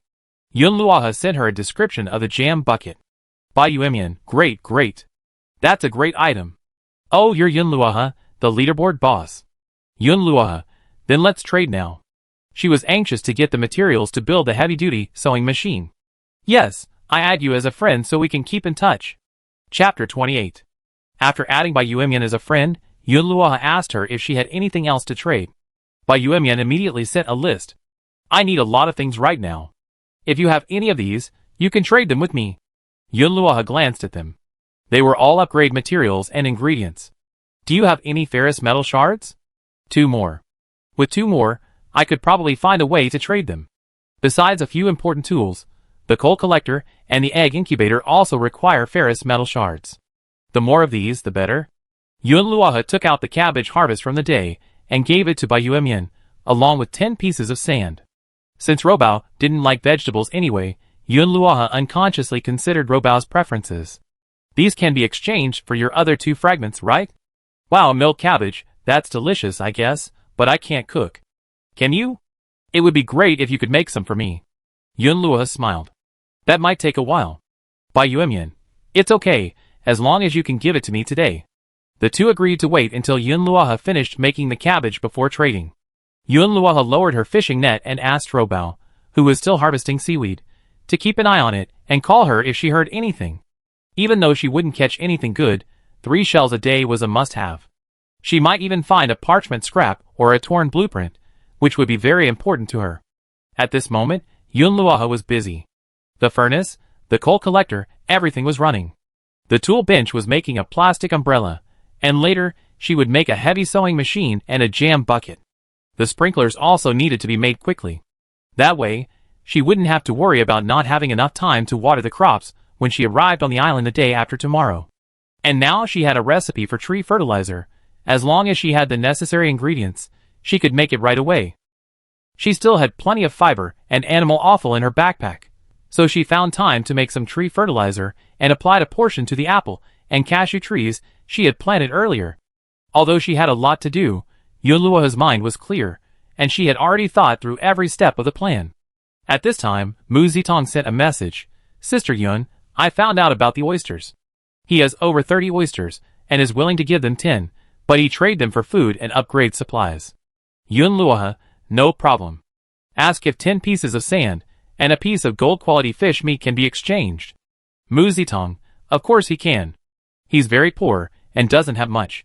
He's a good friend of mine, so he told me. He actually tied an abandoned fishing net to the reef and forgot about it. He left it there for 5 or 6 days before checking it. There were some small oysters and seaweed inside.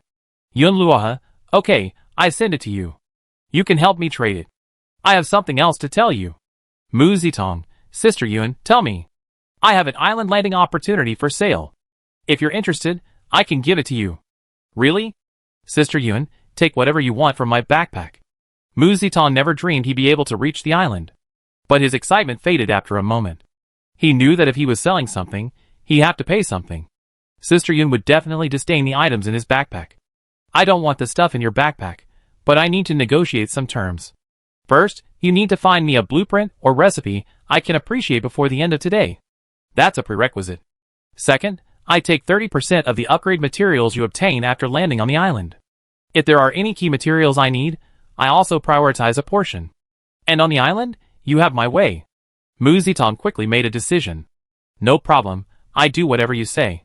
I go find the blueprints now. One more thing. I already got some of the materials you asked me to collect. It's not a lot, just over 30. Should I give them to you now, or should I save them for later? Yunluoha, tomorrow. If you have room, I keep them. Yunluoha put the seaweed into her backpack and took out a few pieces, intending to throw them in the trash. A question suddenly occurred to her. If she threw in several pieces at once, in varying quantities, would she get different things back? Before, when she collected trash, she'd thrown in one at a time, only adding another when she saw it was successful. Throwing in one piece of trash earned her a little experience point.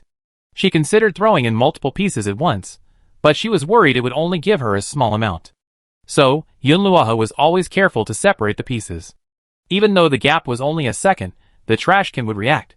But now, a sudden thought struck her. What if she threw in 3, or even 5 pieces at once? Would the results be different?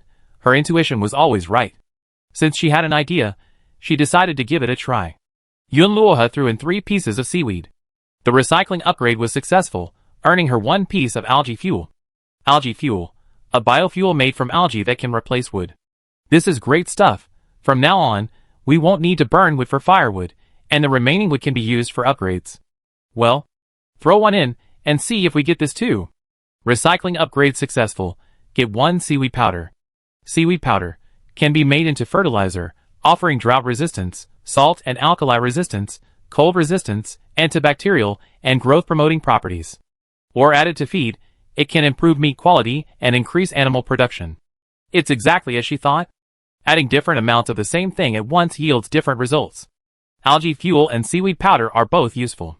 As expected, this seaweed has a wide range of uses. Yunluoha stared at the remaining seaweed. This time, why not put in 10 at once? If we don't get anything good, it'd be a waste. But since this stuff keeps growing even if you cut it from the reef, it doesn't seem a big deal to waste a little. Yunluoha pulled 10 pieces of seaweed from her backpack and dumped them all into the trash can. Successfully upgraded the recycling, receiving a seaweed mud anti-slip mat X1. Yunluoha couldn't help but laugh out loud. Hi, isn't this the floor mat in my bathroom? Seaweed mud anti-slip mat, super absorbent and quick drying, it's incredibly slip resistant. Put this on steps covered in seaweed to prevent falls. It's truly amazing. Put 10 pieces of trash in at once to achieve the eco-friendly star achievement and receive a seaweed charcoal fiber fabric recipe X1. And it can do that. There are so many more surprises in the trash can that she's unaware of. It seems she hasn't fully explored it. On the 10th day, she only just discovered the trash can has this function. It seems she needs to experiment more, whether she's doing it or not. Perhaps there are many more achievements waiting for her to unlock. Seaweed carbon fiber fabric. It has both thermal and health benefits, making it suitable for use as undergarments. When worn, friction creates a heat reaction, promoting blood circulation and achieving heat retention. If made into socks, it can also be antibacterial and deodorizing. Ingredients: seaweed X10, fiber X5. Yunluoha grinned from ear to ear. Great stuff. Truly great stuff. The materials are so simple. Now that she has a Juki sewing machine, she can easily make any clothes she wants. No more worrying about running out of clothes or socks. So cool. Make more and sell them, they definitely fetch a high price. Yunluoha could already foresee making a fortune from this free seaweed. She was going to go on a seaweed harvesting spree. Open the chat channel first to see what others had to say about this seaweed. I'm so annoyed. This seaweed has been growing right up to the door of my cabin since this morning. I don't have time to cut it. What will happen if I don't? I'm annoyed too. The seaweed is so slippery and dirty, and there's stuff in it. It looks scary. If we don't do anything, it's bound to grow more and more. By the time it covers the rocks, I'd be crying my eyes out. Stop it! I've been cutting it all morning, and I even worn out my sickle. I just want to know if this is edible. Can I make seaweed soup? No, it doesn't look edible. There are even bugs in it. Players without cooking skills should avoid eating this. If it's not sterilized, it definitely gives you diarrhea. Oh! How do you know? Do you have cooking skills? Have you tried it? Yunluoha thought, if he could use his cooking skills to make the seaweed into food, it would have many more uses. For example, making it into nori? Or making seaweed salad, seaweed soup. Though Yunluoha didn't dare try it rashly, he could read the detailed instructions after making it. He could eat it again and again, even if it had any negative effects. He didn't have time to do it right now. Yunluoha started collecting seaweed in bulk at the trading center. Although the information about this thing claimed it had a wide range of uses, it didn't specify what it was. Everyone cut and kept only a portion, and the rest was sold at the trading center for a very low price. A few people used it for composting. After all, everyone had a lot of it growing on their reefs. Yunluoha had found a bargain, having spent only a small amount of supplies to buy over 200 pieces of seaweed. He was rich. If he didn't have so much to do, Yunluoha would probably be collecting seaweed with a trash can. At 3 o'clock, Yunluoha promptly handed Mu Zitong enough plastic umbrellas to distribute to the players in the Mutual Aid Association. He also took out 20 bottles of purified water, 10 pieces of sand, and some food as redeemable supplies. Today's trash hadn't been collected yet, so he used these items to exchange. As for the supplies, he would need to exchange for trash over the next 2 days. Yunluoha planned to sort them out later and decide which to give out. Ro Bao had already rested. He had almost finished harvesting the seaweed on the reef, harvesting over 20 more. He would have to work harder the next day, or the day after tomorrow to get more. Yunluoha thought of the oysters he had just acquired. Oysters eat seaweed. If they were raised and placed on the seaweed, allowing them to eat the food, they could control its growth.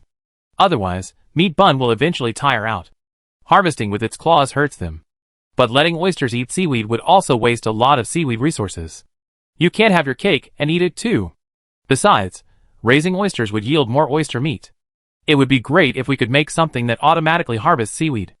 The whole afternoon passed like this. Yunluoha was busy in the cabin.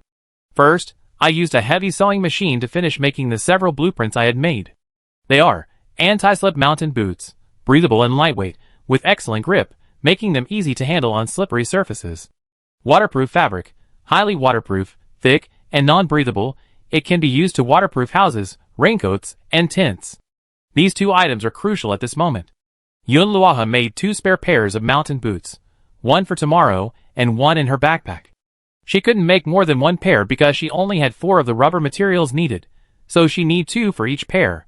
She made a lot of waterproof fabric. The material was simple, and she had a good supply. 3 pieces were used to make a waterproof raincoat, and 5 were used to waterproof the house. With the constant rain, the wooden house wasn't very waterproof, and she worried it would leak if she didn't take some measures.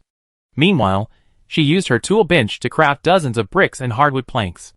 Bricks require sand and clay, and 10 pieces of ordinary wood can be crafted into hardwood planks. These were upgrade materials, and Yunluoha was reluctant to use them, but she had no choice. She planned to use these bricks to build a drainage ditch and a rainwater reservoir. With this, she wouldn't have to worry about the reef flooding.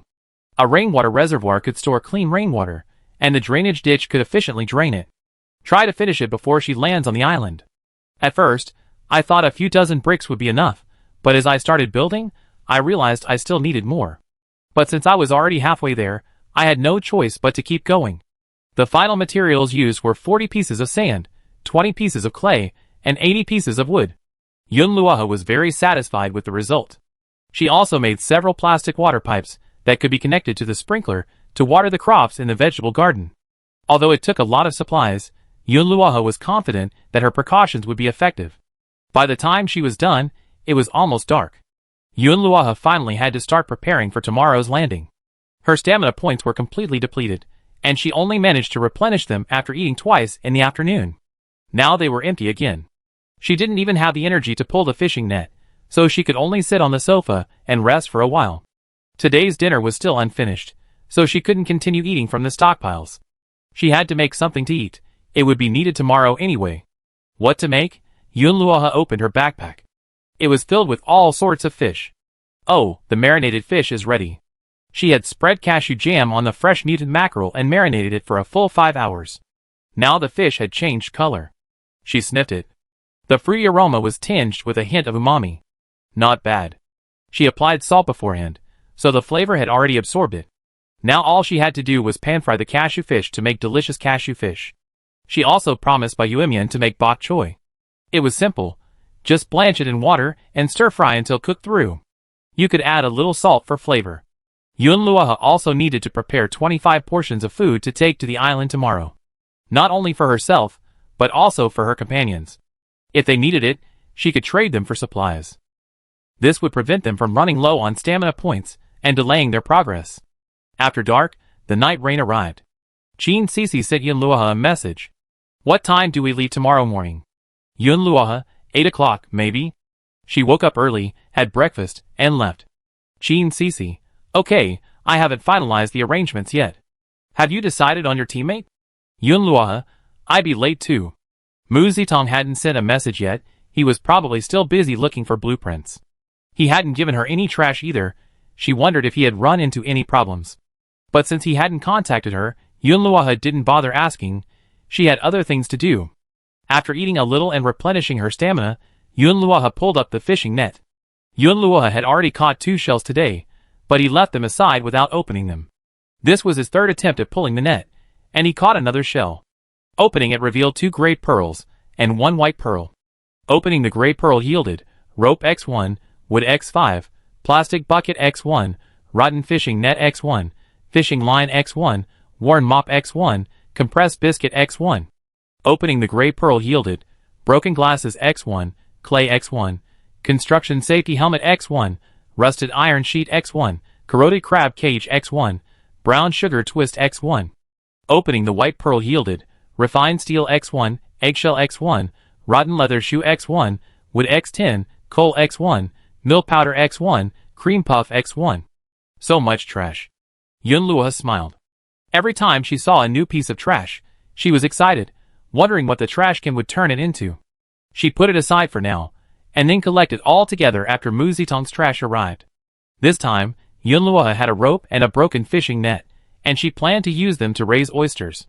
She also had some hemp rope, which she could use to fix the broken fishing net to the edge of the reef. The oysters would be raised inside, just in time to feed on the seaweed growing on the reef. There were only 10 oysters, not a lot, but she'd give it a try. If there were too many, she was worried they'd eat all her seaweed, leaving her with nothing. After dark, the torches and stove outside were useless, and being without lighting was inconvenient. She had previously received a kerosene lamp that was running low on oil, but she hadn't used it. With no hope, she searched for keywords like kerosene and petroleum at the trading center and actually found half a bottle of kerosene. The terms of the trade weren't difficult. All she needed was some food. Yunluo immediately took out the compressed biscuits she opened from the seashell today and initiated a trade. She didn't like it anyway. After getting the kerosene, she put it into the kerosene lamp and lit it with a flame. The lamp would then be operational. While the light wasn't bright, it would at least allow for a clear view of the outside world. If the fish monsters came later and Robao couldn't handle them, she could use them when she came out to help. Her vision in the dark wasn't as good as Robao's. It was just 8:30. Mu Zitong finally sent a message. Sister Yun, what do you think of this blueprint? I've been searching for a long time and finally found one I like. It cost me almost all my supplies to get it. Mu Zitong finally found this weapon blueprint after asking over 50 people in the association to contact his in-game friends. If he'd gone to the trading center, he certainly wouldn't have been able to buy any good blueprints with his meager supplies. Because weapon blueprints listed on the trading center were all auctioned off, his supplies consisted of basic materials and miscellaneous items, making him impossible to compete with. Yunluo clicked on the blueprint to examine it. Multifunctional outdoor engineer shovel. It has multiple uses, including excavation, surveying, and combat. Made of high-grade refined steel, it can cut through mountains and transform enemies into weapons, making it an essential tool for outdoor survival. Ingredients: 5 refined steel, 1 obsidian. Forging required. As a police officer, Yunluo had a certain understanding of engineer shovels. She could say they were a magical tool for outdoor survival. This thing had actually landed in her hands. Yunluo's joy at this moment was beyond words. Of course, while the blueprint was impressive, it was also quite difficult to craft. Obsidian was unheard of, and forging was required. I guess the blueprints will have to stay in her collection cabinet for a while. But since Mu Zitong had given her this blueprint, Yunluo had no hesitation in bringing him along on this trip. Yunluo, get ready. Go to the island at 8 a.m. tomorrow. Bring your stuff with you. After you check everything, take a screenshot and show it to me. Okay. Mu Zitong was as nervous as she was a moment ago, now as happy as ever. I send you the items I collected later. I've been looking for the blueprints and got stuck on this. Yunluo, don't worry. Go kill the fish monsters first. Your bloodthirst skill is perfect for killing them. Trade the fish meat they drop for supplies, or sell it to me, and I trade it for something. Yunluo wouldn't let him suffer any loss. She simply prepared an extra portion for Mu Zitong, as she happened to be in high demand for the mutant fish. Late at night, Robao returned to the cabin drenched. He casually shook his fur to shake off the raindrops, then found a place to rub his body before warming himself by the fire. Before he could even dry himself, he began to cry for food. Yunluo had been prepared and offered him the leftover jam fish from afternoon. Robao devoured the sweet and sour jam fish, licking his paws afterward. Yunluo couldn't bear to eat any herself, as there wasn't much, so she saved 3 portions for tomorrow. The jam fish was quite effective, adding 20 stamina points and 10 strength points, perfect for eating while working tomorrow. Robao was content as long as he had something to eat. Ever since Yunluo built the sofa, he'd been sleeping on it, enjoying it immensely. Yunluo hadn't even sat on the sofa herself, but Robao had already made it his home. He quickly devoured the fish and closed his eyes again, ready to sleep. He even sneezed. Perhaps he caught a cold from being caught in the rain last night while killing fish. Yunluo thought for a moment and opened the trading center to buy a blanket or a mat suitable for cats. She quickly found a leopard print blanket, which seemed perfect for Robao. The other party asked for practical tools in exchange. Yunluo opened her backpack and offered a plastic umbrella, which the other party quickly agreed to. She spread the leopard print blanket on the sofa and patted Robao's butt. "This is for you." Robao lazily opened his eyes, meowed, and moved to the blanket, rubbing against it for a long time before finding a comfortable position and lying down again.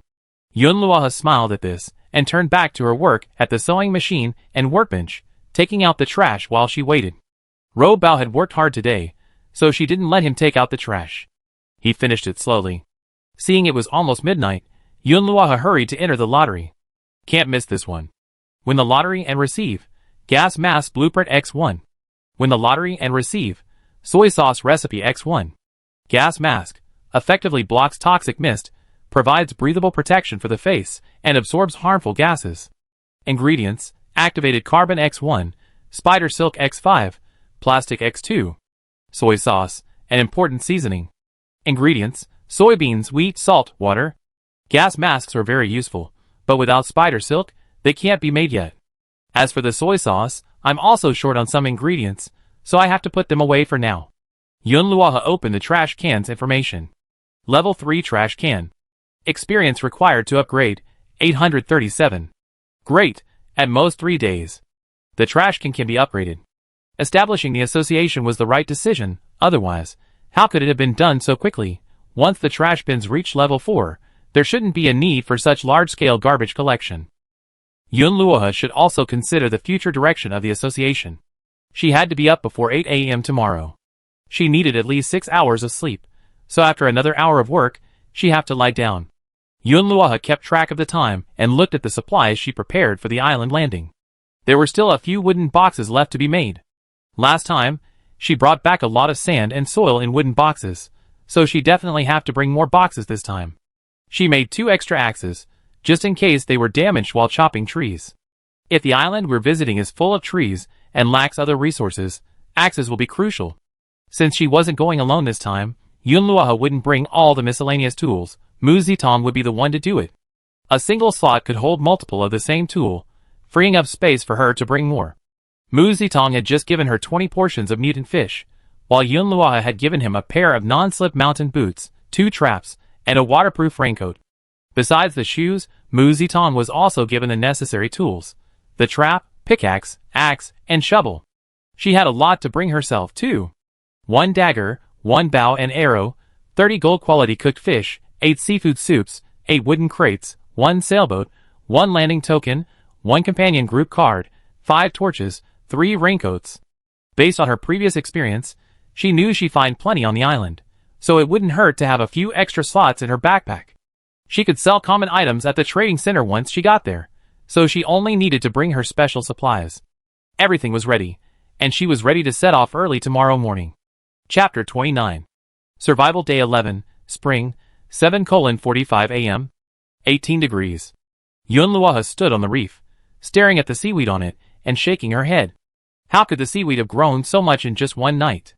It's almost spreading to the cabin. This growth rate is quite astonishing. She hurried to check the oysters in the fishing net. The oysters had grown considerably, and were now diligently munching on the seaweed. The way they opened and closed their mouths was a bit amusing. It seemed impossible for these 10 oysters alone to eat so much seaweed. Yunluoha called out Robao and gave him some food. I'm going out all day today and won't be back until dark. Here's some food for you. Don't eat it all at once. I leave this seaweed up here to you. Help me cut it all off and put it in this plastic bucket. Yunluoha gave careful instructions, while Robao's attention was completely focused on eating. Did you hear me? I check it when I get back. If you don't, there won't be any midnight snack. Meow. Yunluoha finally felt relieved and checked the drain and reservoir again. The small drain had been cleaned by the rain. There was still water on the rocks, but not as much as before. It seemed it was still useful. The reservoir was filled with clear rainwater, about 100 liters full. The pool was connected to a sprinkler with a hose and watered regularly every day. Although these facilities were haphazardly built and a bit crude and unsightly, whatever, they worked. Finding the right time, Yunluoha sent messages to Mu Zitong and Qin Sisi, asking how their preparations were going. Today, he was using Yunluoha's landing token and Qin Sisi's companion group card. So, after Yunluoha brought out the sailboat, Qin Sisi would use the travel card to teleport to Yunluoha's sailboat. After the two met, she would use the travel card again to bring Mu Zitong along. Everything was going according to plan. The three of them would meet soon. Yunluo's sailboat could accommodate 3 people, thankfully, though it was a bit cramped. The three of them exchanged a few simple greetings and introduced themselves. This was their first meeting, and Mu Zitong and Qin Sisi didn't know each other. The atmosphere was a little awkward. Qin Sisi was a very attractive woman, dressed in a black sports suit, her hair tied up in a neat and steady style. She was thin, with delicate features, a smile on her face, and a gentle look in her eyes. This matched Yunluo's impression of Qin Sisi. Mu Zitong, on the other hand, surprised Yunluo. He looked like a high school student, tall, with fair skin and large, single-lidded eyes. He had been staring at Yunluo since he appeared. His features were strikingly beautiful, the kind that would make any girl jealous. But in a Doomsday survival game, everyone was essentially playing solo, focused solely on survival, so appearance wasn't important. Yunluo offered, "We don't know which island we'd land on soon. Once we get there, let's observe, and then discuss how to collect supplies." Qin Sisi, okay. Mu Zitong had become withdrawn for some reason. He was usually quite talkative. Yunluo thought, perhaps, it was the difference between offline and online conversations. Many people are like this, chatty online, but very reserved in person. The sailboat sailed on the sea for a few minutes before finally coming to a stop. A massive island appeared before the three of them. The butterfly island Yunluo had visited previously pales in comparison to this one.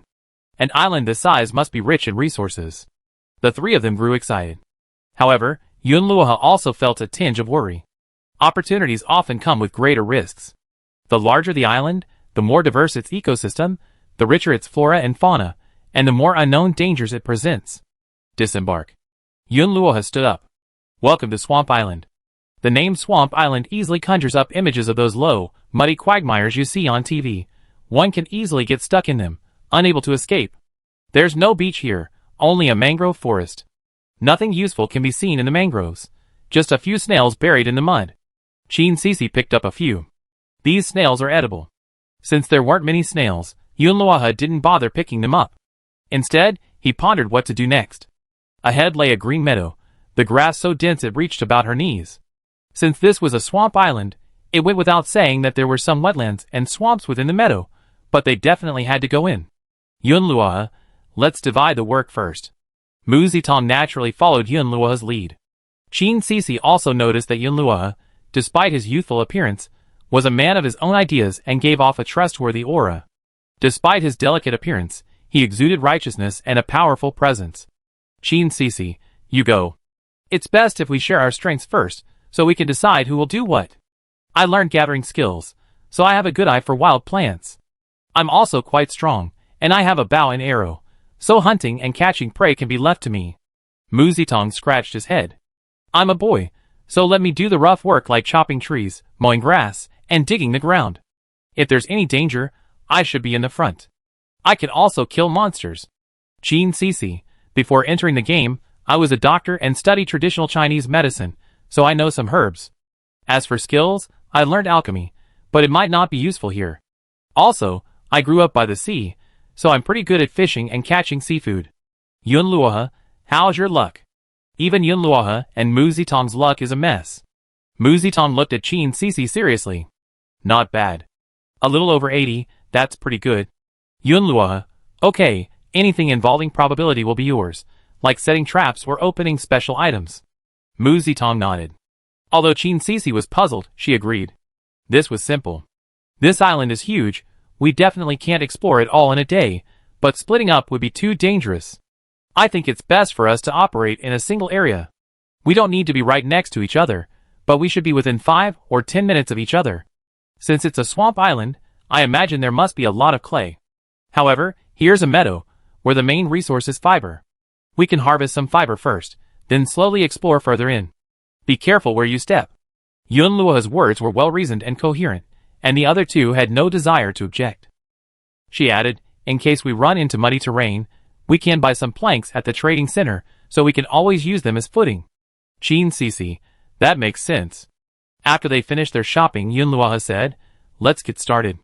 Mu Zitong walked ahead, and the three of them stepped into the deep meadow one after another. Mu Zitong mowed the grass with a sickle as he walked. Instantly, a lot of fibers fell off. Each blade of grass had 3 to 5 fibers. Looking around, there were at least 8,000, if not 10,000, of these grasses. That's too much. If we mowed all the grass here, we have at least tens of thousands of fibers. Yunluohe, well, fiber isn't an upgrade material, so a little bit will do. Qin Cici, yes, we should focus on finding other resources. The meadow also had shallow water. Logically, such an ecological meadow would be home to many birds, small fish, eels, and other creatures.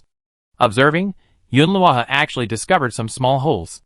Eels like to burrow into caves, so these holes were probably made by the eels.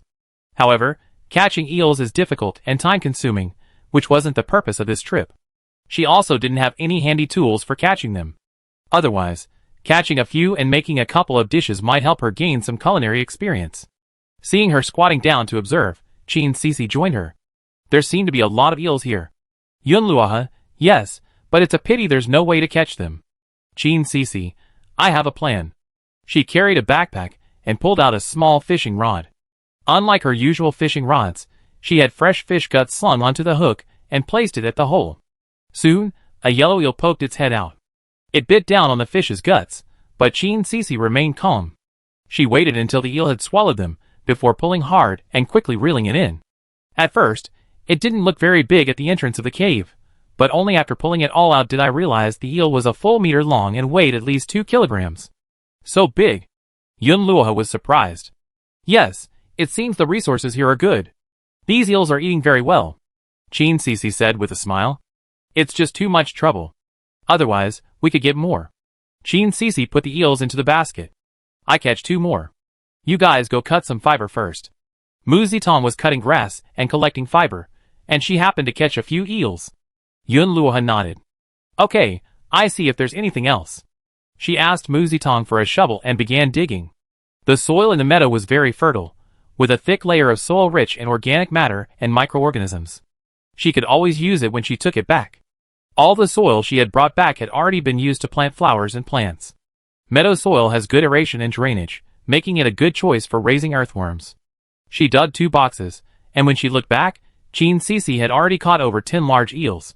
Sister Yun, I already have over 500 fibers, and some grass seeds have dropped. I can take them back and plant them on the reef. Although fiber isn't a resource for upgrading, there are many things it can be used to make, like tree fertilizer. So, if Mu Zitong brings more fiber back, he can always trade it for some resources. Yunluohe, really? Let me see. Mu Zitong took out grass seeds and handed them to Yunluohe. Grass seeds. You can grow grass to improve the appearance of the place, and grass can be used to feed livestock. Great stuff. I need more of these. How many grass seeds are there? About 30 in total. They don't drop much. Yunluohe thought perhaps the sickle's level was too low, or perhaps their luck was too bad, otherwise they mowed such a large area and only yielded a little over 30 grass seeds. It was a little less. Yunluohe looked at Qin Cici. Sister Cici, Mu Zitong dropped some grass seeds while mowing just now. Grass seeds are very useful. Do you want to mow some too? Qin Cici also looked at the description of the grass seeds. Indeed, taking them home and planting them has a lot of benefits. Then let's mow a little more and leave. The 3 of them began mowing together. Another half hour passed, and a large area of the meadow had been cleared. The grass had been completely mowed, leaving the soil almost exposed to their eyes. The wet ground was filled with holes, not just small holes made by eels, but also fist-sized holes in the drier areas, likely from voles and the like. There was no telling how many small animals this meadow supported. Qin Cici had a good harvest. In half an hour, she mowed and obtained over 200 fibers and over 30 grass seeds. The probability of obtaining grass seeds is indeed higher than Mu Zitong's. Let's go! It had been an hour and a half since we landed on the island, and it would take a while to cross the meadow. We couldn't spend the whole morning here. Qin Cici had already started planning to use these eels to make a delicious meal for the children when she got home. Eels are highly nutritious and can also boost immunity. The children had caught a bit of a cold recently, and eating some eels would be a good way to replenish their bodies. As they were about to cross the meadow, the 3 of them stopped at the same time, frowning at the distant scene. Not far away was a quagmire, and in the middle of it grew a dozen tall, bizarre trees. To say they were bizarre was not enough to describe their appearance. They resembled man-eating tree spirits, each one a terrifying sight, their bodies twisted and their claws bared. If it weren't broad daylight, everyone would have suspected the place was haunted. Thankfully, the temperature wasn't too low during the day, and there was sunshine, so it wasn't so scary. However, this place looked unsafe. Besides, it was completely muddy. Simply walking through it was definitely impossible. The three of them frowned and looked at each other. Mu Zitong, what should we do now? Qin Cici, can we use wooden planks as steps to pave a path? Yun Luohe, we can only try. If that doesn't work, we find a way around it. Continuing forward, they finally reached the edge of the mud. Yun Luohe observed the movement of the mud, stabbing it in with a stick she had picked up to test its depth and firmness. In reality, she wasn't sure. Even if she could get through the edge, what if she reached the middle, where the mud was too soft and deep? She would still be stuck, or even fall in accidentally. Everyone knows that if you get stuck in a swamp, the more you struggle, the faster you sink, and it's difficult to get out without experience. And who knows if these mud pits might harbor some terrifying creatures. After poking it twice with a stick, it wasn't deep, but it was still quite hard. Yun Luohe looked around and saw a large tree right at the edge of the quagmire. An idea struck her. Let's tie a rope to this tree first, and then tie the other end to ourselves. We can use it to get out if we get stuck. But we need a long enough rope. Mu Zitong, that's easy. Fiber can be crafted into rope. I find someone to help me make an extra long rope. He knew all the players in the guild. He just needed to find someone with a tool bench and offer them some money. About 100 fibers can be crafted into a 1-kilometer rope. At most, a 2 kilometers rope is possible. This muddy area only looks like it's 1 kilometer long. Yun Luohe, okay, go ahead and do it. I tested out by laying wooden planks on it. Rope alone isn't enough. A temporary walkway must be built to ensure the planks are stable. They don't need that many planks. Each person can pick them up and throw them forward after use. They can't afford hundreds of planks to pave the path. The key is to find hard ground to cross. Land with vegetation on one side will be harder. However, this muddy area has very little grass to be seen, only some rotting plants. It seems that there's nothing else growing besides these strange trees. Furthermore, these trees are covered with brightly colored fungi. I don't know if they're poisonous. I have to pick them to find out. With Yun Luohe's gathering skills, he should be able to tell. Plus, Qin Cici is a doctor and knows how to identify the toxicity of Chinese herbs, so she might have some idea as well. She bought a pair of gloves at the trading center and put them on before picking the mushrooms. It's amazing that a single tree can grow 5 or 6 different kinds of mushrooms. One of them was an orange-red mushroom with a rough surface and many tiny cracks, resembling a miniature pumpkin. Yun Luohe picked it first. Flammable mushrooms. Flammable mushrooms that, after drying, can be made into matches and rubbed together to start a fire. Yun Luohe, wow! There's this kind of mushroom. It seems pretty good. She picked the other mushrooms one by one. Dream mushrooms. Colorful mushrooms that glow at night. They are highly toxic, causing immediate coma and hallucinations if accidentally ingested. They can also be used to make drugs that cause people to lose consciousness. Black-skinned Alpinia arborescens, delicious and rich in protein. Madu mushroom, a very small mushroom that should not be picked directly, as contact with skin can cause stiffness and paralysis. It can be eaten after being cooked. Blue velvet mushroom, very beautiful in appearance, with a rich aroma. Dried and ground into powder, it can be added to food to enhance flavor and freshness.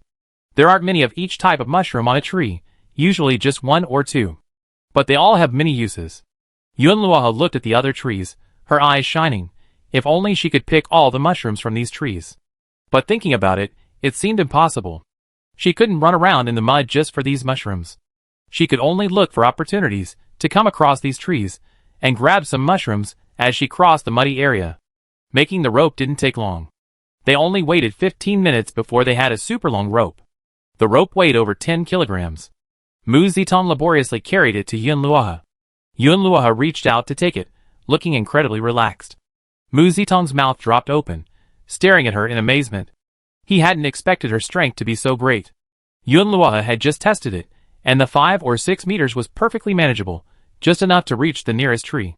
She tied a knot around the tree with a rope, making sure it wouldn't come loose before tying the other end around her waist. I go first. If it's okay, you can follow my method. It wasn't to save 2 ropes, but rather it was better for Yun Luohe to explore the path first. After all, there wouldn't be enough hard ground for 3 people to cross. It was a good thing Yun Luohe had found a path. Mu Zitong, then you better be careful. Qin Sisi, be careful. If you can't find anything, turn back quickly. Yun Luoha nodded. You can look around here for any resources. Having discovered these mushrooms in the muddy area, Yun Luoha suspected that while it might be dangerous, it must contain a lot of high-quality resources. She stepped into the muddy area first. Seeing that she had walked a dozen meters without any problems, Qin Sisi and Mu Zitong stopped watching and began searching for supplies. Mr. Zitong soon discovered some exposed dark brown soil. It looked different from ordinary soil, very fine and smooth, and it glowed in the sun. He quickly took out his tools and dug. Obtain clay X1. There's clay here, Mu Zitong exclaimed. Yun Luoha walked a few dozen meters and glanced back when he heard the sound. Found clay? Not bad. Qin Sisi also came over. Clay is a crucial resource. If we could bring back enough, this trip to the island would be worthwhile. The two began carefully searching the edge of the mire for similar clay, and indeed, they found quite a bit. This type of clay isn't always visible. Some require digging beneath the surface to find it. The two dug furiously with shovels and hoes. Stamina points drained quickly, but the harvest was plentiful. Mu Zitong dug up 15 pieces of clay, and Qin Sisi 20. I'm so exhausted. I wish I had a tool, an automatic excavator. Mu Zitong wiped the sweat from his forehead. Qin Sisi smiled. It's really exhausting. She only had 35 stamina points left, and needed to replenish. She had also brought some food to replenish her energy this time, bought at the trading center. It was very expensive, but she had no choice but to buy it. She had already spent a fortune just to reach the island. Yun Luoha estimated it would take a while to cross the mud pit, so they could dig carefully here. Yun Luoha's situation was not smooth. The mud pit was of varying depths, and some places were extremely wet, making it impossible to walk. She used a stick to feel the way as she walked, looking for places to lay wooden planks. This made her walk very slowly, but there was no other way. Safety was paramount, and she had to be cautious, even if it meant a little slowness. She had a responsibility not only for herself but also for the other two people. Although Qin Sisi and Mu Zitong had found clay, she didn't feel too bad because she had also found some good things in the mud pit.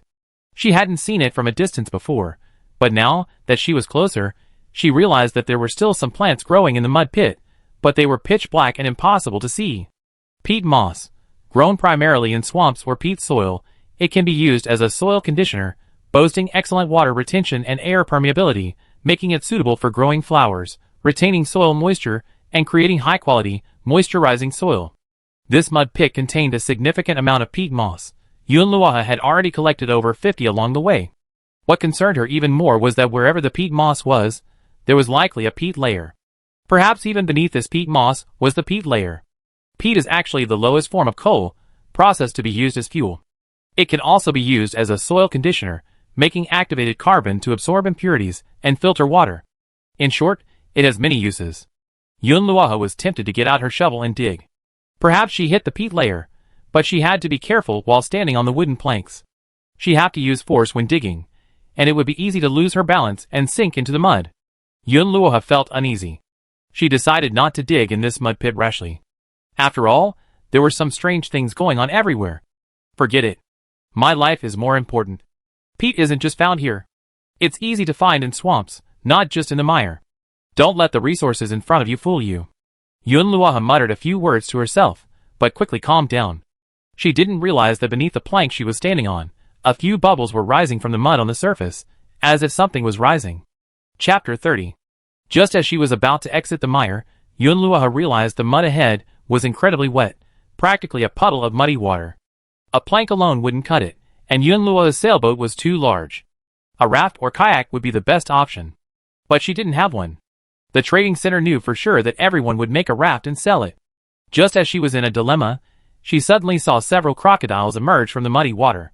Most of their bodies were buried in the mud, their backs covered in rough, gray scales, revealing two deep eyes. They practically blended in with the mire. If Yun Luoha hadn't felt a sudden chill down her spine, she wouldn't have noticed them. It suddenly occurred to her that perhaps her special senses manifested themselves in this aspect. This had happened many times. Senses weren't always about detecting danger, but they certainly allowed her to sense things beforehand without using her eyes. The crocodiles looked at Yun Luoha coldly. Yun Luoha's mind was a bit confused, her brain rapidly calculating a response plan. Getting through in this situation would be far from easy. Not to mention the muddy water, making it impossible to pave a path with planks, and the only option was to wade through. But with so many crocodiles now in sight, that was no longer feasible. Yunluoha thought of a plan, stepping on the crocodiles' heads and sprinting across, as the grassy area ahead was only a dozen meters away. A dozen meters would only take a few seconds at her speed, but if she could do it, could the other two? Yunluoha couldn't turn to see what the other two were doing, her nerves were on edge. She didn't move, and neither did the crocodiles. From this distance, the crocodiles were covered in mud, blending seamlessly into the mire. The two men certainly hadn't noticed what was happening here, but she hadn't moved for a while. If they looked over here, they might notice something was wrong. There was another option. She would kill all the crocodiles, and then step over their carcasses to get through. There were some healthy trees not far away.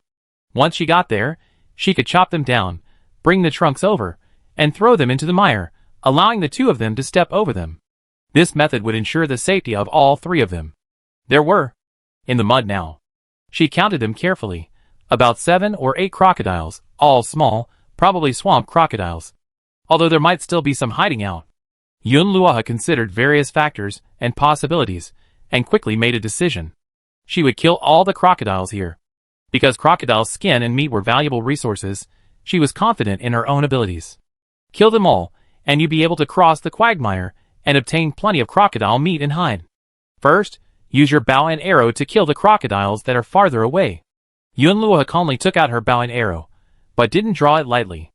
Instead, she took out the mushrooms she had just picked from the tree. Dream mushrooms and Medu mushrooms.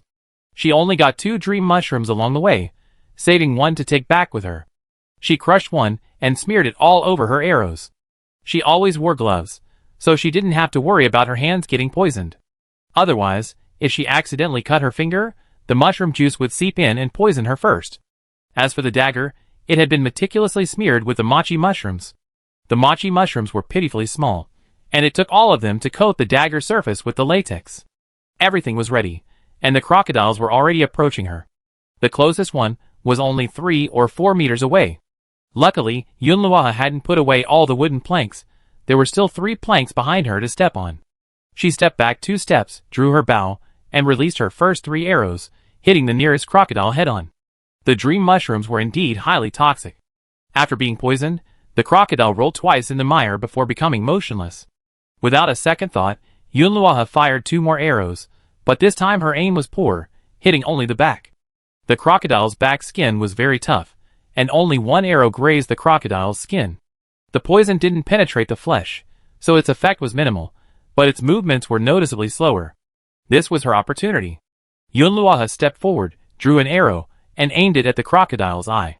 She hit it. Only after the 2 closest ones were struck did she feel slightly relieved and glance at the other crocodiles. The injured crocodile, poisoned as it was, didn't make much noise, but the remaining crocodiles grew even more restless. They must have sensed Yunluoha's danger, and were actually planning to attack. The remaining crocodiles swam towards her from all directions, surrounding her. Yunluoha counted carefully, and saw 2 more crocodiles. Now was the time for the real hunt.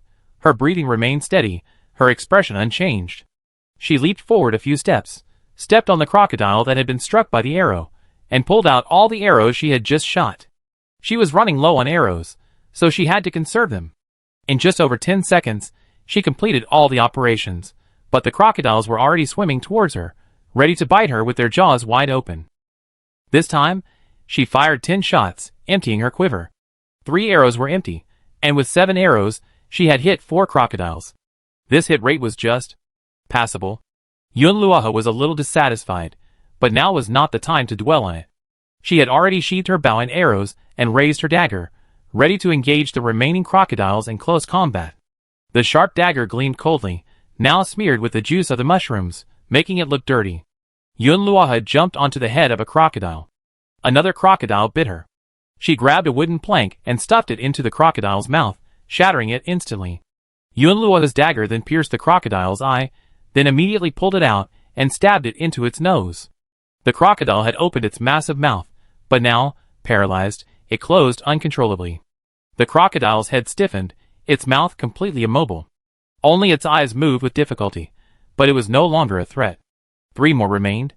Yunluo's stamina must have been running low, as she was already feeling fatigued, but she could only press on. Thankfully, her explosive power was also astonishing. She stabbed 2 more crocodiles in quick succession. But the last one, hiding in the mud, found an opportunity and, while Yunluo was dealing with the other 2, swam to her feet. With a sudden thrust, it knocked the crocodile she was standing on away, causing her to lose her balance and fall directly into the mud. As her body slowly sank, Yunluo immediately grabbed the rope. The suction of the swamp was truly astonishing, but her strength was immense. In 2 seconds, she had tugged at the rope and was lying on top of the immobilized crocodile, slowly rising. The crocodiles weren't dead yet, merely temporarily paralyzed by the poison. No one knew when they would recover, so Yunluo's move was extremely dangerous, but there was no time to worry. Yunluo turned to look at the crocodile that had hit her. She saw a gaping maw. Without a second's hesitation, Yunluo thrust her dagger vertically into the crocodile's mouth, then quickly dodged with a roll. The crocodile's bite was incredibly powerful, and she couldn't hold back, biting down hard, piercing her mouth completely. Blood spurted out, and she let out an angry cry. The dagger had pierced its mouth, preventing it from opening again. Soon, the remaining trace of the mushroom juice on the dagger paralyzed its nerves. Yunluo lay exhausted on the wooden plank. Her body desperately needed to maintain balance and not move, otherwise she wasn't sure she had the strength to pull herself out of the quagmire. At this point, she didn't care about getting her hands dirty, and simply took out a piece of food and stuffed it into her mouth. After eating a piece of fish, she regained some stamina and strength. Without delay, she quickly climbed up and used her dagger to kill each of the poison crocodiles one by one. Kill 8 crocodiles in a row to achieve the achievement, Crocodile Terminator. Reward, 1 golden crocodile leather backpack. Crocodile Terminator. Damage dealt to crocodiles increased by 10%. Dissecting crocodiles has a chance to yield more crocodile leather. Golden crocodile leather backpack. Maximum carrying capacity is 80 kilograms. As long as you stay within this limit, you won't feel the weight. Yunluo, shock. Her face was covered in mud, looking utterly disheveled, but her smile was bright. Looks like the bet paid off. This time, she made a killing. With this backpack, Yunluo's future gathering of supplies would be much easier. 80 kilograms, roughly the weight of a crocodile. At this moment, Yunluo glanced back at her teammates and saw Mu Zitong waving at her. They were too far away, and they didn't dare shout for fear of attracting anything. Yunluo reacted quickly and opened the screen to check for messages. Sure enough, Mu Zitong had sent a lot of messages. Just now, they noticed Yunluo fighting something. After a long look, Mu Zitong realized it was a crocodile. The 2 of them were terrified, but they couldn't come to help. Yunluo, it's okay, I'll be there soon. Pull the rope away and follow my route. The last bit of road is all water. Give me the axe, and I go chop down some trees to pave the way. Yunluo stood up and bought some ordinary ropes at the trading center. She tied the 8 dead crocodiles together. Then she stepped on their carcasses and made her way out of the mud. As soon as she touched the ground, her heart finally settled. She pulled the rope upwards, pulling all the crocodiles up, and then dismembered them all at once. For 100 crocodiles, 15 crocodile hides. Yunluo's eyes widened. For 100 portions of crocodile meat. She had truly struck it rich this time. It was too much. But think about it, it made sense. Each fish had 5 portions of meat. For a crocodile this size, weighing 100 or 200 pounds, only 50 portions of meat wasn't much. However, she did get a few extra pieces of skin, probably due to the Crocodile Terminator. She pulled out a piece of crocodile meat and examined it. It was quite large, snow white with a hint of pink, and its texture was delicate. It looked similar to ordinary fish, and it must have tasted good. Yunluo had never eaten it before. Crocodile meat, rich in protein and various vitamins, it promotes muscle growth and repair, making it very beneficial for power players, and can be used to make a variety of high-quality dishes. She had obtained 400 portions of such fine meat in one go. She would use it all to cook when she got home, and she would never have to worry about running out of food. It was also good for power players, which was perfect for her. Crocodile skin, high-quality leather, suitable for armor, backpacks, shoes, and other items. The piece of crocodile skin was very large, probably a whole crocodile hide. It had many uses. She would take it back and study it carefully. If she could make a few more golden crocodile backpacks, she wouldn't have to worry about running out of space when she went out exploring. After all, as long as she didn't overload them, the crocodile backpack wouldn't feel heavy. After wasting a lot of time, Yun Luoha hurried to cut down the tree. She saw Qin Sisi was halfway there. Dirty as a grime, Yun Luoha quickly bought some purified water at the trading center, washed his hands and face, and then rinsed his mouth. His hands were covered in mud, and he'd eaten something before. It was an emergency, and there was nothing he could do. Thinking about it now was a bit painful. But these were special times, and there was no point in being so fussy. Yun Luoha quickly felled 5 trees, put the trunks in his backpack, and brought them to the edge of the mud pit. He threw one tree, stepped on it, and then threw another one forward, tying the 2 trunks together and securing them. By connecting them one by one, he could safely cross the mud pit. After finishing all that, she sat down to rest and catch her breath. Qin Sisi had been safe when she arrived, and nothing had happened. The only one left was Mu Zitong. Qin Sisi and Yun Luoha waited for him on the other side, having lunch there. As Mu Zitong walked, he also discovered peat moss in the mud. He had come to the island to gather resources, and wanted to bring back more. After finding the peat moss, he thought he had made another haul, and was in high spirits. But Yun Luoha had already picked up most of the peat moss on the road, leaving little. He only found a few, and feeling it was too little, he used a shovel to dig in the mud, thinking that there might be something valuable in the clay outside the mud. And he actually found it. A dark lump that looked like coal. No. Mu Zitong picked it up and took a look. It was peat. Peat, a charcoal with a high water content. It can be made into peat bricks for fuel, activated carbon, nutrient soil, seedling pots. This stuff looks incredibly useful. Mu Zitong messaged Yun Luoha, saying he found some peat, and wanted to dig a little more before leaving. He asked them to wait for 10 minutes, and that it would be done soon. Yun Luoha, on the other hand, was talking to Qin Sisi, eating and resting, and hadn't even glanced at the screen, unaware of what was happening on Mu Zitong's side. When she felt like it was taking too long, and Mu Zitong didn't seem to have gone very far, she checked her chat messages. When she saw Mu Zitong mentioning digging peat, she suddenly had a bad feeling. When Yun Luoha sent a message to dissuade Mu Zitong from digging, she heard a loud explosion, just as the message was going out. The methane gas beneath the swampy mire exploded. At first, Mu Zitong only heard a sizzling sound and smelled a nauseating, rancid odor, but his continued digging for peat and clay, his excitement at finding supplies, made him ignore these unusual occurrences. Until a ball of faint blue flame suddenly ignited, unpredictably detonating the methane gas leaking from the mire. In an instant, Mu Zitong had no time to react before he was blown away by the immense force. From the explosion center, the surrounding mud, rotting vegetation, and the strange trees growing in the mire were all swept into the air, thrown high into the air, and then scattered. Yun Luoha and Qin Sisi were stunned. What's going on? Qin Sisi still had no idea what was happening. Only Yun Luoha reacted immediately. This swamp was rich in methane gas. Her earlier anxiety wasn't about the crocodiles, but about the methane gas. Once it was dug up and exposed to enough oxygen, it would explode. She couldn't help but feel thankful she hadn't dug into the quagmire before, but Mu Zitong. How is he now? Being blown away by the methane gas, the outlook was grim. A deep pit appeared at the center of the explosion, filled with charred mud and emitting acrid smoke. Because there was little vegetation, the fire didn't spread, only the trees were burning.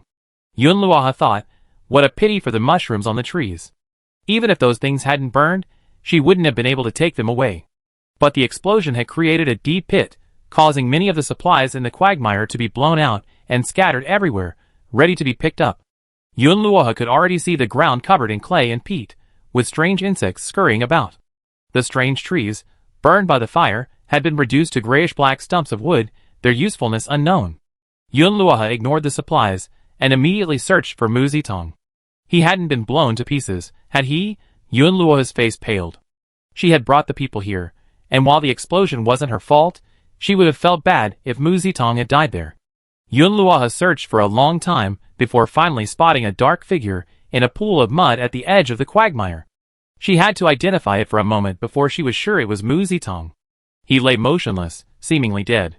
The surrounding mud had been blown away, and because the raging methane fire had instantly dried the quagmire, it had hardened, and Yun Luoha could even walk on it. Fortunately, the flames didn't spread, but Mu Zitong's clothes had been burned, and he was covered in mud beyond description. She still saw some traces of burns on his body. He lay there motionless. Yun Luoha called his name softly. Mu Zitong. Honestly, Yunluoha thought he was probably dead. Detonating methane gas at the center of the explosion made survival difficult. Yunluoha walked over, intending to carry his body out and find a proper burial. But the moment she touched his body, she suddenly saw his fingers move. His fist clenched, then unclenched, and out fell a handful of shrunken insect shells, like the dried skins of insects squeezed out of their flesh and blood. There were dozens of them. Mu Zitong, wake up! Yunluoha called out again hurriedly, then turned his body over to face her. Qin Sisi, hearing the sound, also ran over. She was a doctor, and had been looking for Mu Zitong elsewhere. How is he? Let me see. Qin Sisi quickly squatted down to check on Mu Zitong, and after a long sigh of relief, she said, he's still alive. She paused, but his breathing is unstable, and he's very weak. He was thankful to be alive. He was lucky. To be alive in this situation was a miracle. Yunluoha suddenly thought of Mu Zitong's peculiarities. Could it be thirst for blood? The two of them carried Mu Zitong away from the mire, and found a clean patch of grass to lay him down. Qin Sisi said they could only wait for him to wake up on his own. Yunluoha gave him some water, but there was nothing else they could do. The two decided to leave him alone while they went to the mire to collect the resources that had been blown up. There was no way they could just leave them there. It was a bit of a dilemma. Mu Zitong's explosion had blown everything out of the mire, a boon for the two of them, while Mu Zitong himself was seriously injured. The mire was so large, Yunluoha and Qin Sisi split up. Yunluoha went first to the burning trees. She was particularly interested in the mushrooms on them, and wanted to pick more. She also noticed that these trees looked unusual. Even after the trees burned, the remaining roots and dead trunks might be useful. When she approached, the trees had been blown through, and the mushrooms had either burned or fallen into the mire, rolling in the mud and unusable. What a pity. The trunks and branches had already burned to charcoal, with only a few twigs still remaining. Yunluoha walked over and shoveled out the flames. Then she picked up a peculiarly shaped tree root from the ground. The tree, even the roots, had been burned down to just this little bit. Rotten swamp strangewood root, a lifeless root. Perhaps you can find a way to revive it. Yunluoha didn't know how to revive it, but since she had a trash can, she took it back. She gathered some more roots and a large amount of clay and peat. The mud pit still contained many dead insects, which looked quite disgusting. When Yunluoha had finished her collection, she left. It was getting late, and they had other places to go. Qin Sisi was a little slower, still collecting, so Yunluoha decided to go check on Mu Zitong. She reached Mu Zitong and saw him open his eyes. How are you feeling? Mu Zitong's voice was weak, pitifully small. If you can't speak, just send a message. Yunluoha opened the screen. Let's communicate by typing. Mu Zitong nodded imperceptibly, then began typing a message to Yunluoha. Just now, I was digging when it exploded. I remember the moment I was blown away. I grabbed a handful of mud from the ground. Yunluoha frowned. Mud? Yes, there were a lot of bugs in the mud. The moment I fell, I thought I heard the system's voice. Mu Zitong sent a screenshot. It turned out to be his character information. Bloodthirst trait awakened. Skill 1, Blood Rage. When health drops to 1% and is in the burning state, passively activates Life Steal. This skill can help Mu Zitong absorb Life Steal to save his life. So, he only had 3 health points left. A slight fall would have killed him. Yunluoha didn't know whether he was just unlucky or lucky. Mu Zitong, Sister Yun, how are you guys? You're not hurt, are you? It's my fault. If we hadn't been digging, nothing would have happened. We're all fine. The quagmire exploded, and a lot of stuff came out. Qin Sisi is still picking it up, and I picked up some too. Mu Zitong felt sorry for himself, but couldn't express it on his face. He couldn't move, and he needed some time to rest and eat to recover his health. Don't worry, I give you something when we get back. Mu Zitong, thank you, Sister Yun, but I won't have to. We agreed to share my gains with you. How can I ask you to give me something? In fact, if it weren't for Mu Zitong, she wouldn't have been able to pick up so many supplies if the quagmire hadn't exploded. The amount of clay in her backpack now exceeded 150. Yunluoha didn't argue with him. We talk about it when we get back. Mu Zitong blinked at the new line of text below his character traits. Achievement name, Bloodbath Nirvana, use bloodthirst to survive, and kill 10 targets.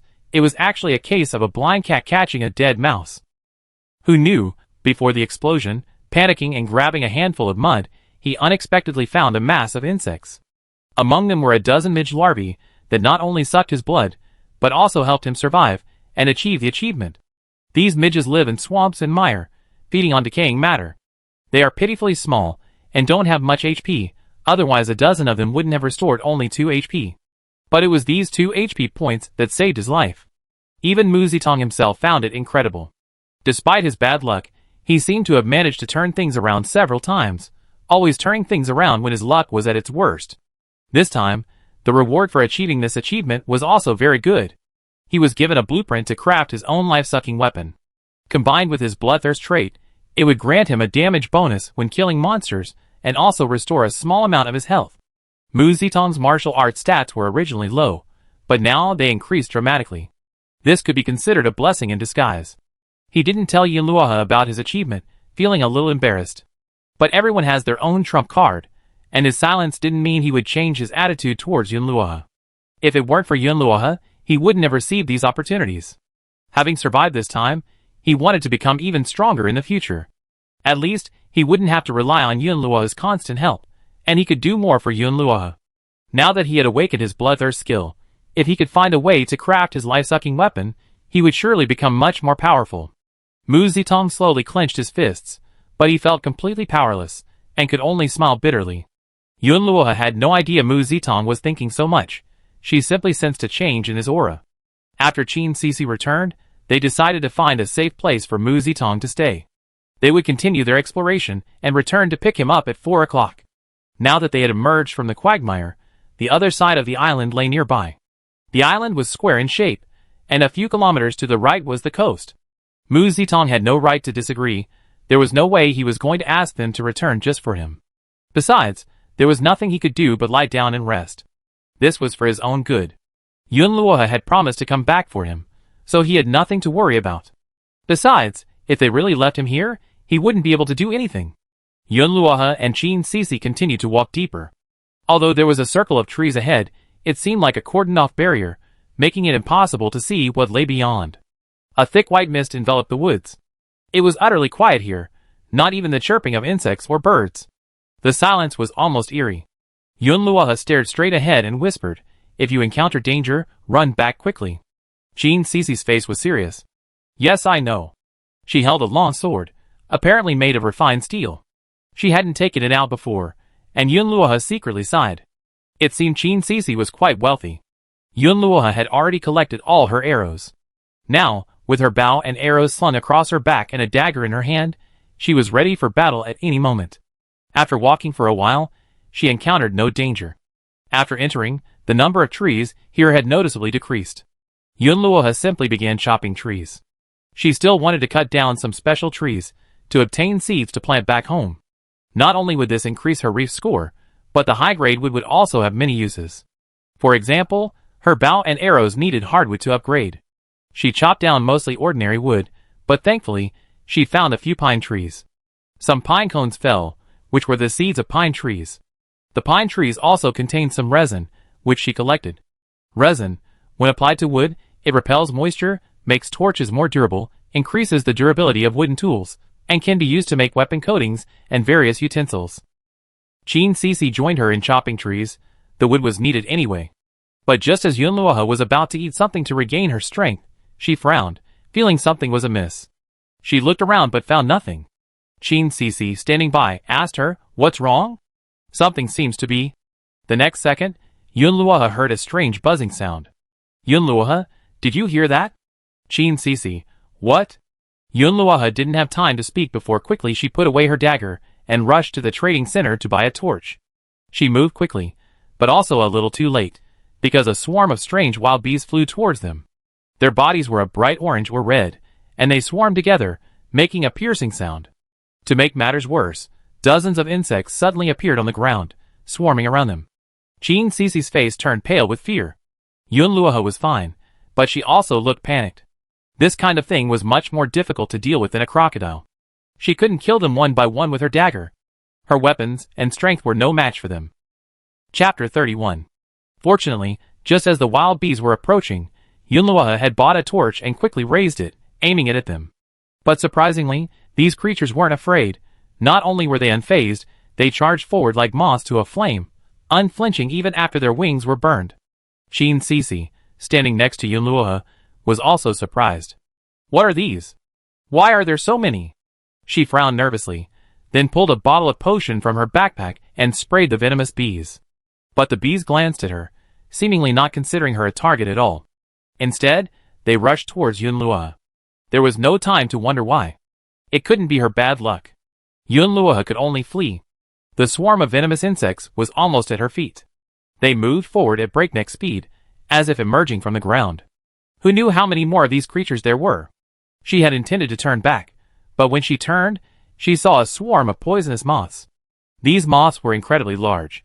She was startled, but luckily, she had bought several torches. Holding 2 in each hand, she aimed them at the following poisonous bees and burned them. Although they weren't afraid of fire, it could certainly hurt them. There were too many. Yunluohe couldn't care less about Chin Cece and could only shout run. Then she quickly found a direction to flee. She remembered she had brought a raincoat with her, so she quickly took it out and put it on, wrapping herself tightly. The raincoat was made of thick waterproof cloth, so even when a few wild bees flew onto her, they didn't sting her.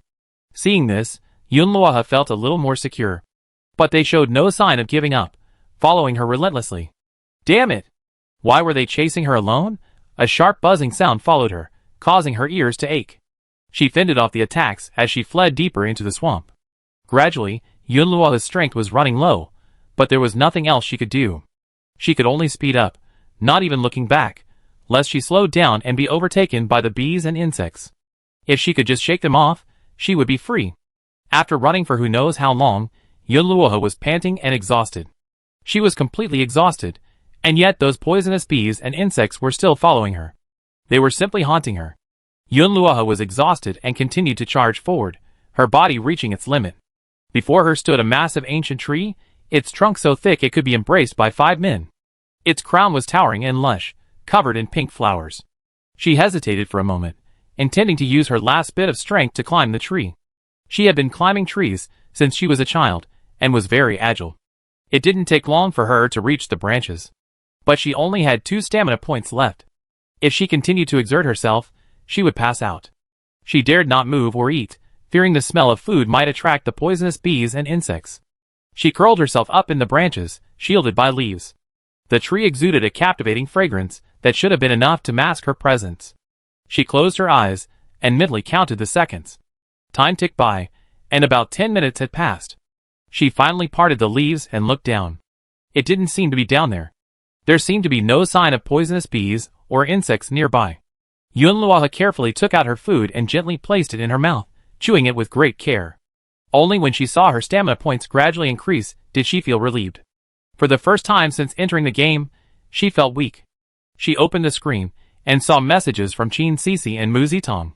She first checked in on Chin Cece, asked about her well-being, and then asked about Mu Zitong's situation. She then began to eat, then rested against the tree for a while, making sure there was no danger before she prepared to descend. However, before descending, she planned to pick some flowers from the tree to see if they were any use. The tree was so large that she couldn't chop it down with an ordinary iron axe. Furthermore, it was a beautiful tree, and she didn't recognize it. Even with the gathering skill, she didn't have a prompt to pick any flowers. But she had a vague intuition that she wanted to pick a flower. From a distance, the pink flowers resembled bells, but up close, the petals showed a gradient of color. Deeper at the edges, the color gradually faded to a vibrant rose red in the center. A mysterious flower. The system provided very little information about this flower. Yunluohe felt strange, but prepared to descend the tree and leave. Just then, she noticed a subtle hole in the trunk not far above her. A tree hole? Her eyes widened, and she quickly stood up to push aside the obstructing branches and leaves. It really was. The hole was quite small and obscured, making it difficult to detect. Yunluohe realized this might be due to her perceptual quirks. She hesitated for 2 seconds before finally crawling through. The cave was pitch black, and she had no idea how deep it was. She took out a torch, pointed it at the entrance, and peered inside. It looked like something. She reached in and felt around, soon touching something hard. She pulled it out and saw it was an atlas. The cover read, "Four Seasons Main Island Atlas, Spring Volume." Yunluohe was startled. The atlas was made of craft paper, showing many signs of rough use.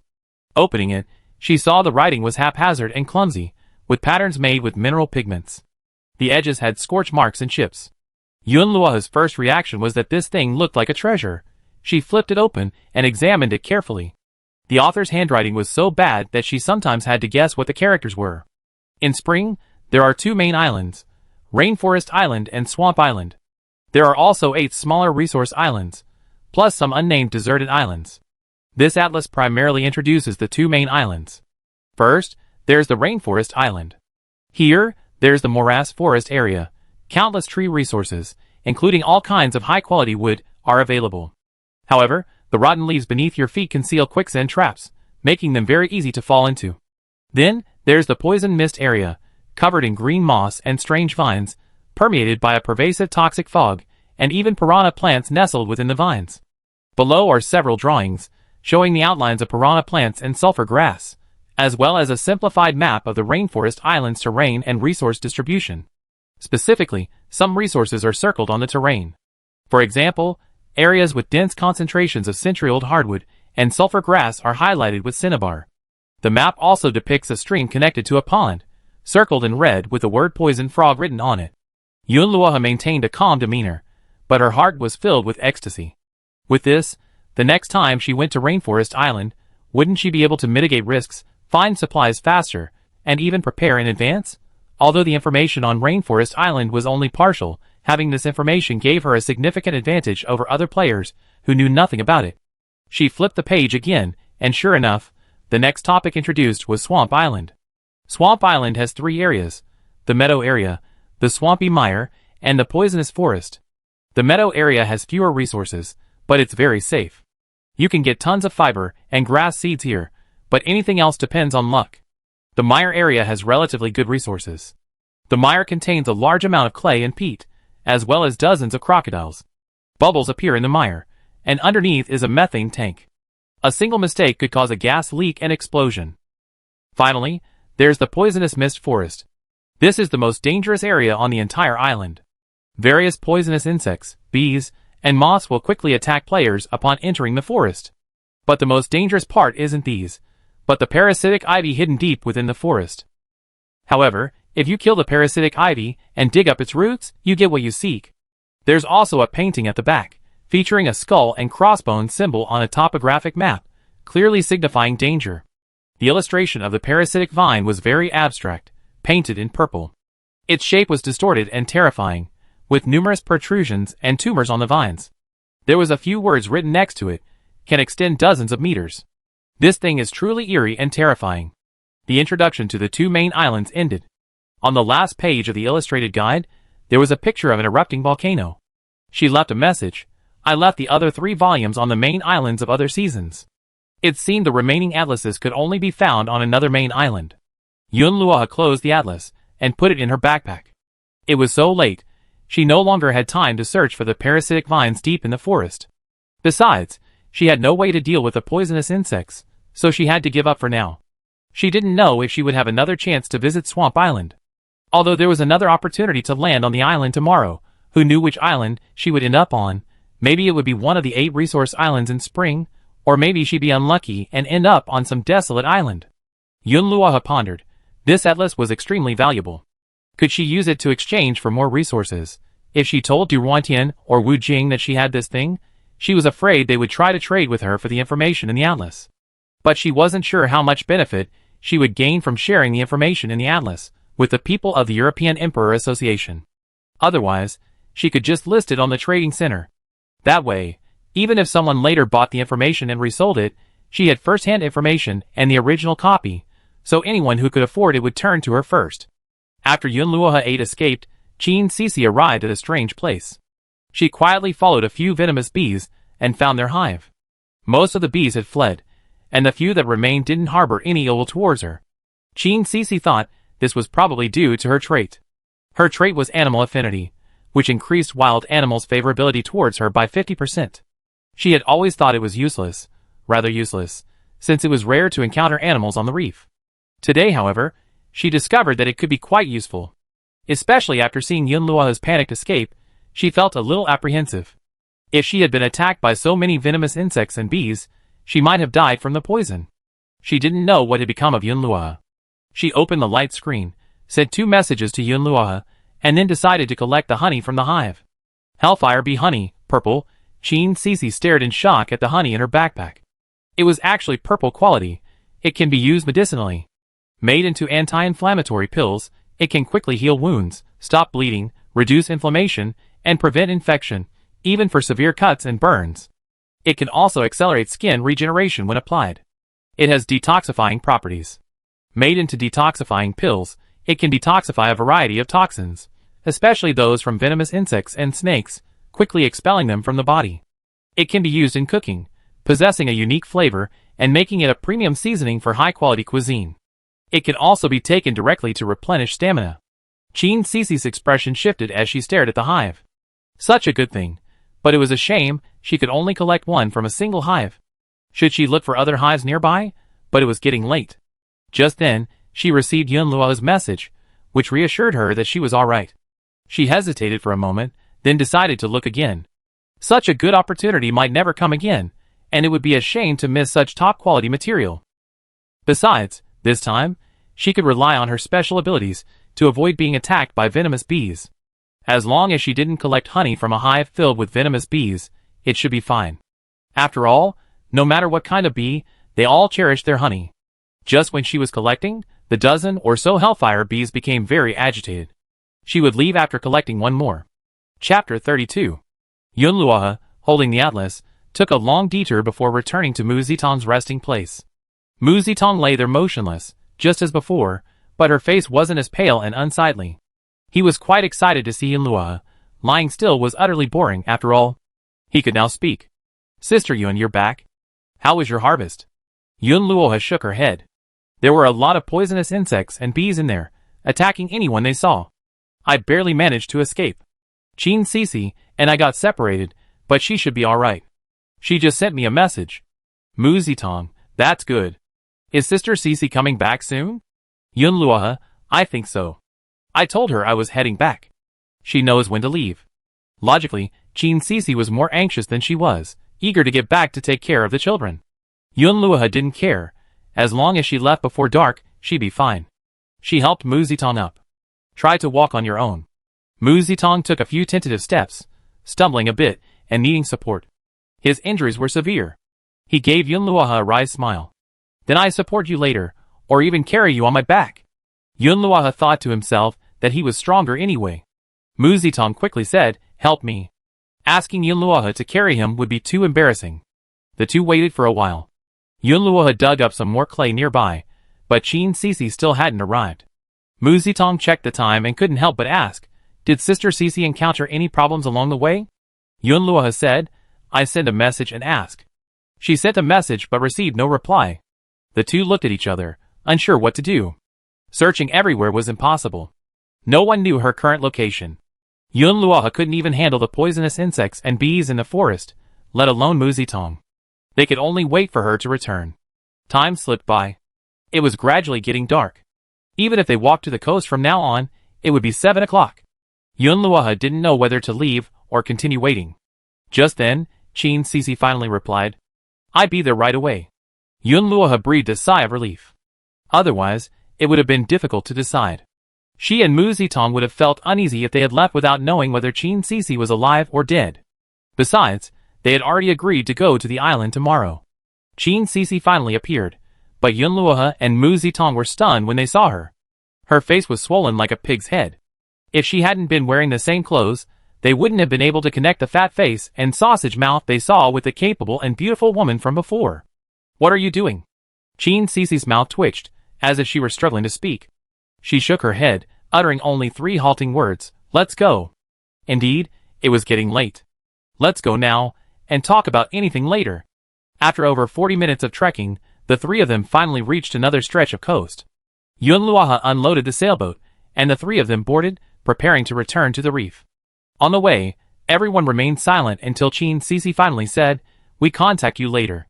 Seeing the familiar reef, Yunluohe's expression softened considerably. She smiled as she looked at Robao, who was diligently cutting seaweed on the reef. After Robao spotted her, he trotted over and raised his paw in front of her. Meow. You look so pitiful. Your paws are all worn down. I brought some goodies back. I make you a snack later. Meow. I knew what he was thinking. Yunluoha returned to the cabin, removed the tools from the cabin, and replaced them with new materials to continue crafting. Even when she was idle, her workbench couldn't be idle. She sat on the sofa to rest, and sorted out the supplies she had harvested. 88 pieces of wood, 288 pieces of fiber, 20 pieces of grass seeds, 82 pieces of peat moss, 4 pieces of mushrooms, 400 pieces of crocodile meat, 15 pieces of crocodile hide, 1 golden crocodile hide backpack, 3 pieces of swampwood roots, 10 pieces of clay, 5 pieces of resin, 7 pieces of pine cones, 48 pieces of pine wood, 2 boxes of meadow soil. For Season's Main Island Illustrated Book, Spring Volume. The biggest harvest this time was the crocodile hide and meat, but Yunluoha valued the illustrated book the most. She pulled out the grill, planning to start grilling the crocodile meat right away. She rubbed a little salt on the fish and grilled it until cooked through. Meanwhile, Yunluoha opened the chat channel to see if there was anything new today. After all, she'd been on the island all day and hadn't had time to check. She needed to catch up now to avoid being left behind. As soon as she opened the chat, she saw many people talking about landing on the island. Many players had opened up landing tokens in their shells.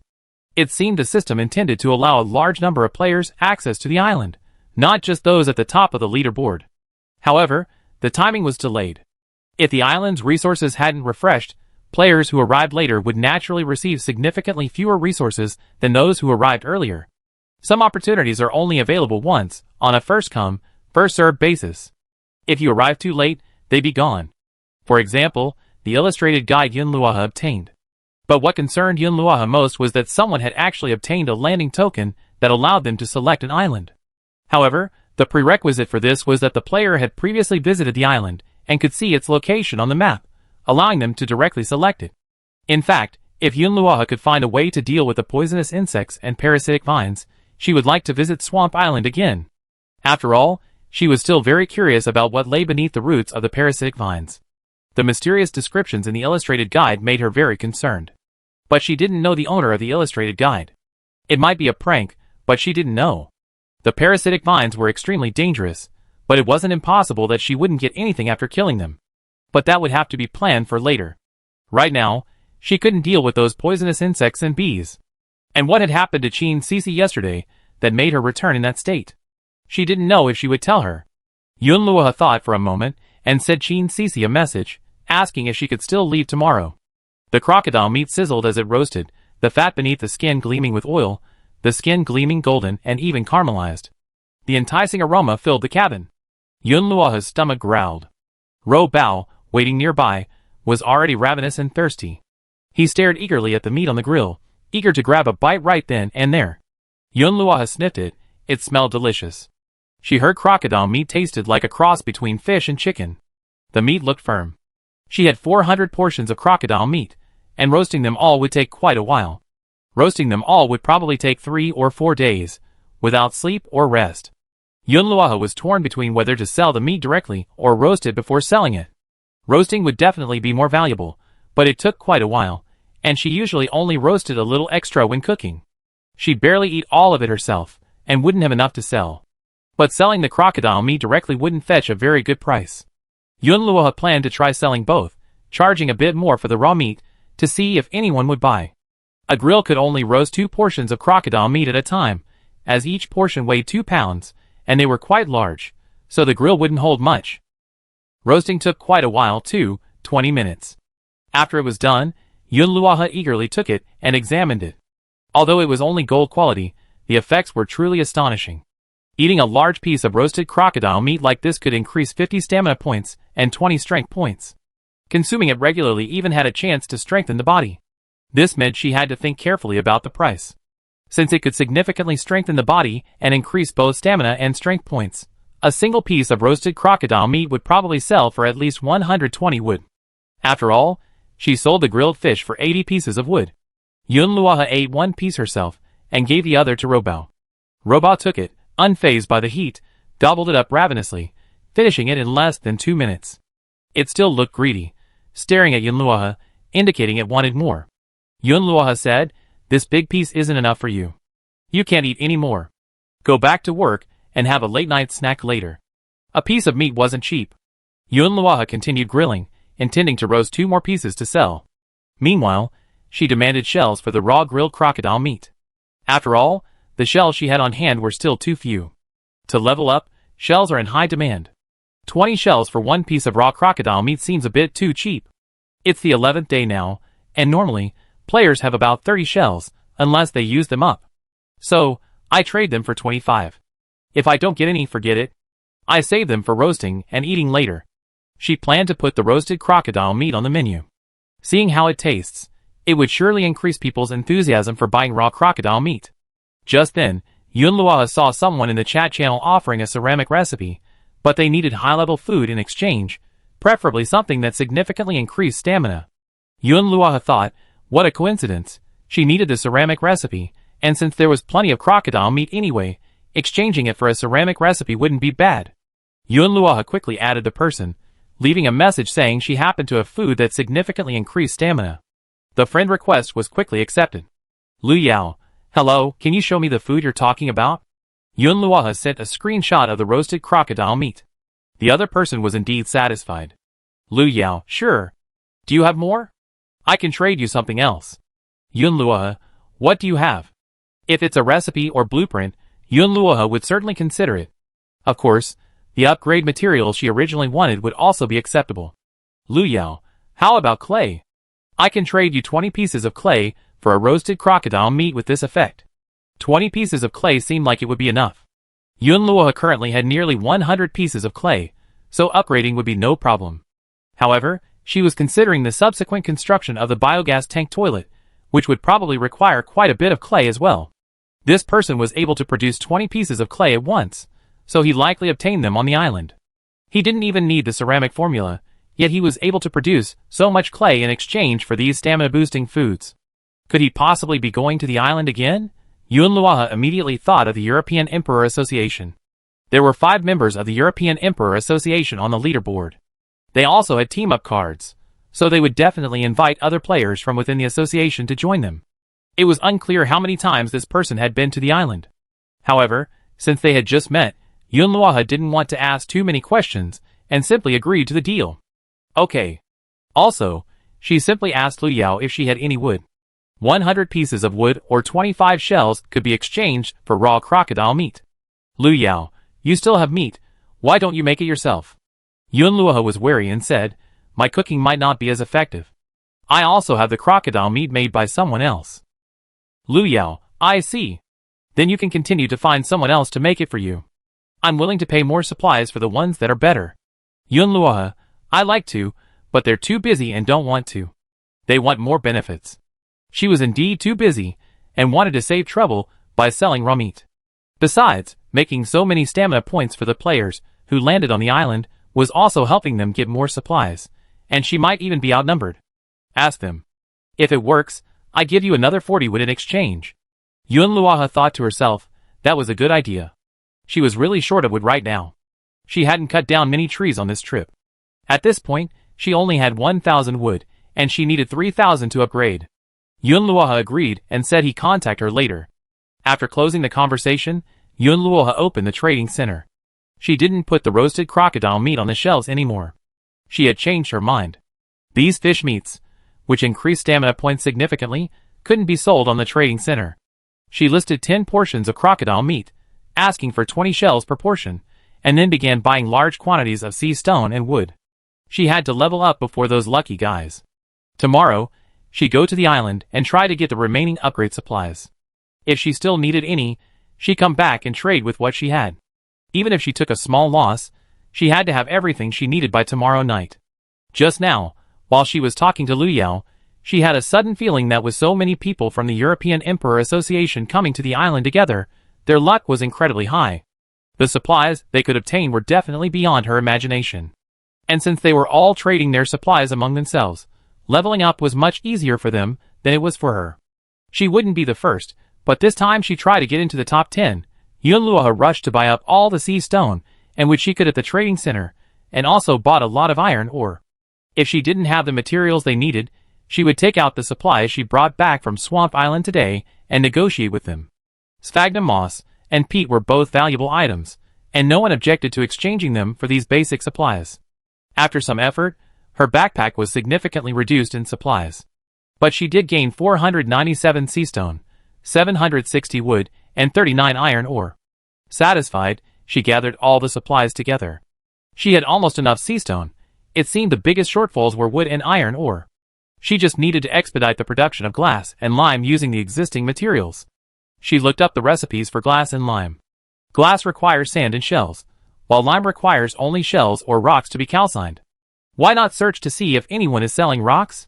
She had previously focused solely on shells, and had forgotten that rocks were also available. After all, they all contain calcium carbonate. She typed in the keywords, and there they were. Someone had listed 10 huge rocks on the trading center. Yun Luoha was stunned. So many. But she soon understood why this person had listed so many of these large rocks. Because these rocks couldn't be broken with ordinary pickaxes, they required high-grade steel pickaxes crafted from a forge. She still had some refined steel left, just enough to make a steel pickaxe. Great. With these rocks, she wouldn't have to worry about running out of lime at all. 10 rocks this large would break down into at least 70 or 80 smaller pieces.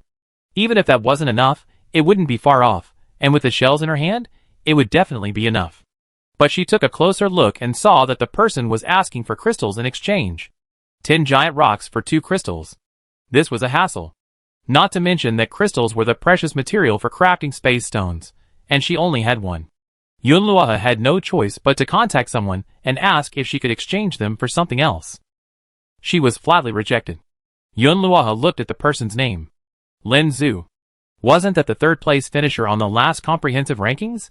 He was also a member of the European Emperor Association. This person wanted crystals. Could it be that he already had the recipe for space stones? Yun Luoha was startled, but quickly calmed down. Even if he had the recipe, crystals weren't easy to come by. Yun Luoha only had one so far, and she hadn't seen anyone else listing them at the trading center.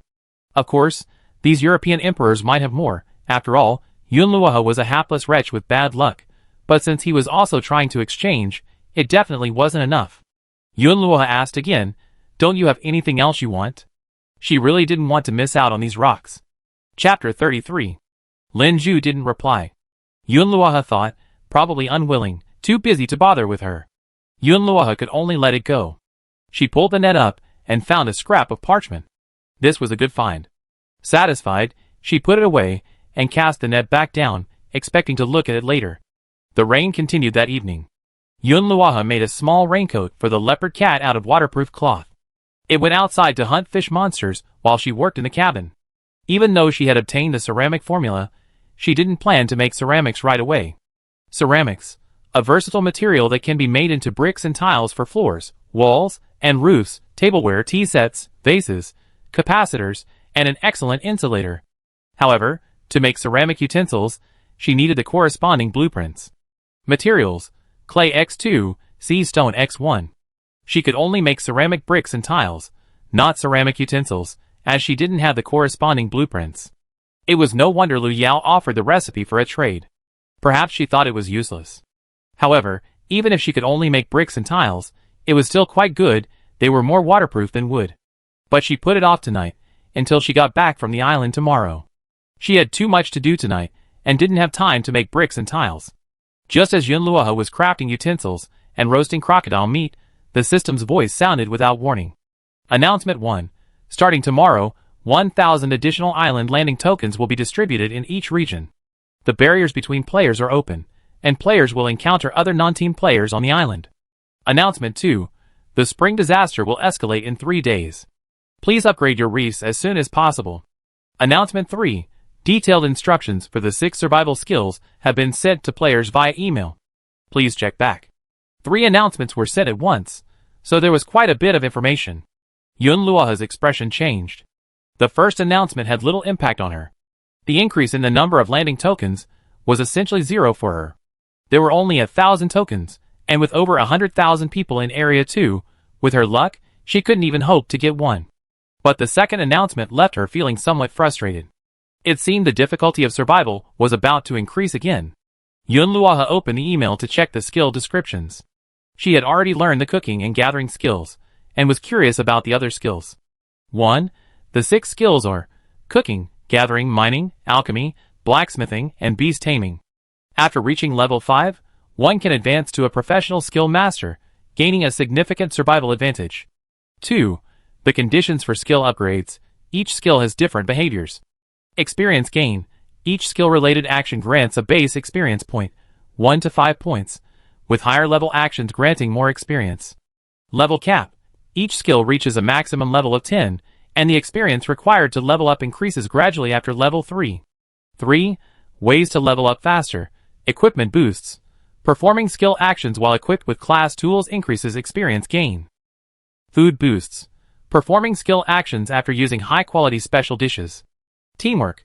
Performing skill actions with teammates who have beneficial effects.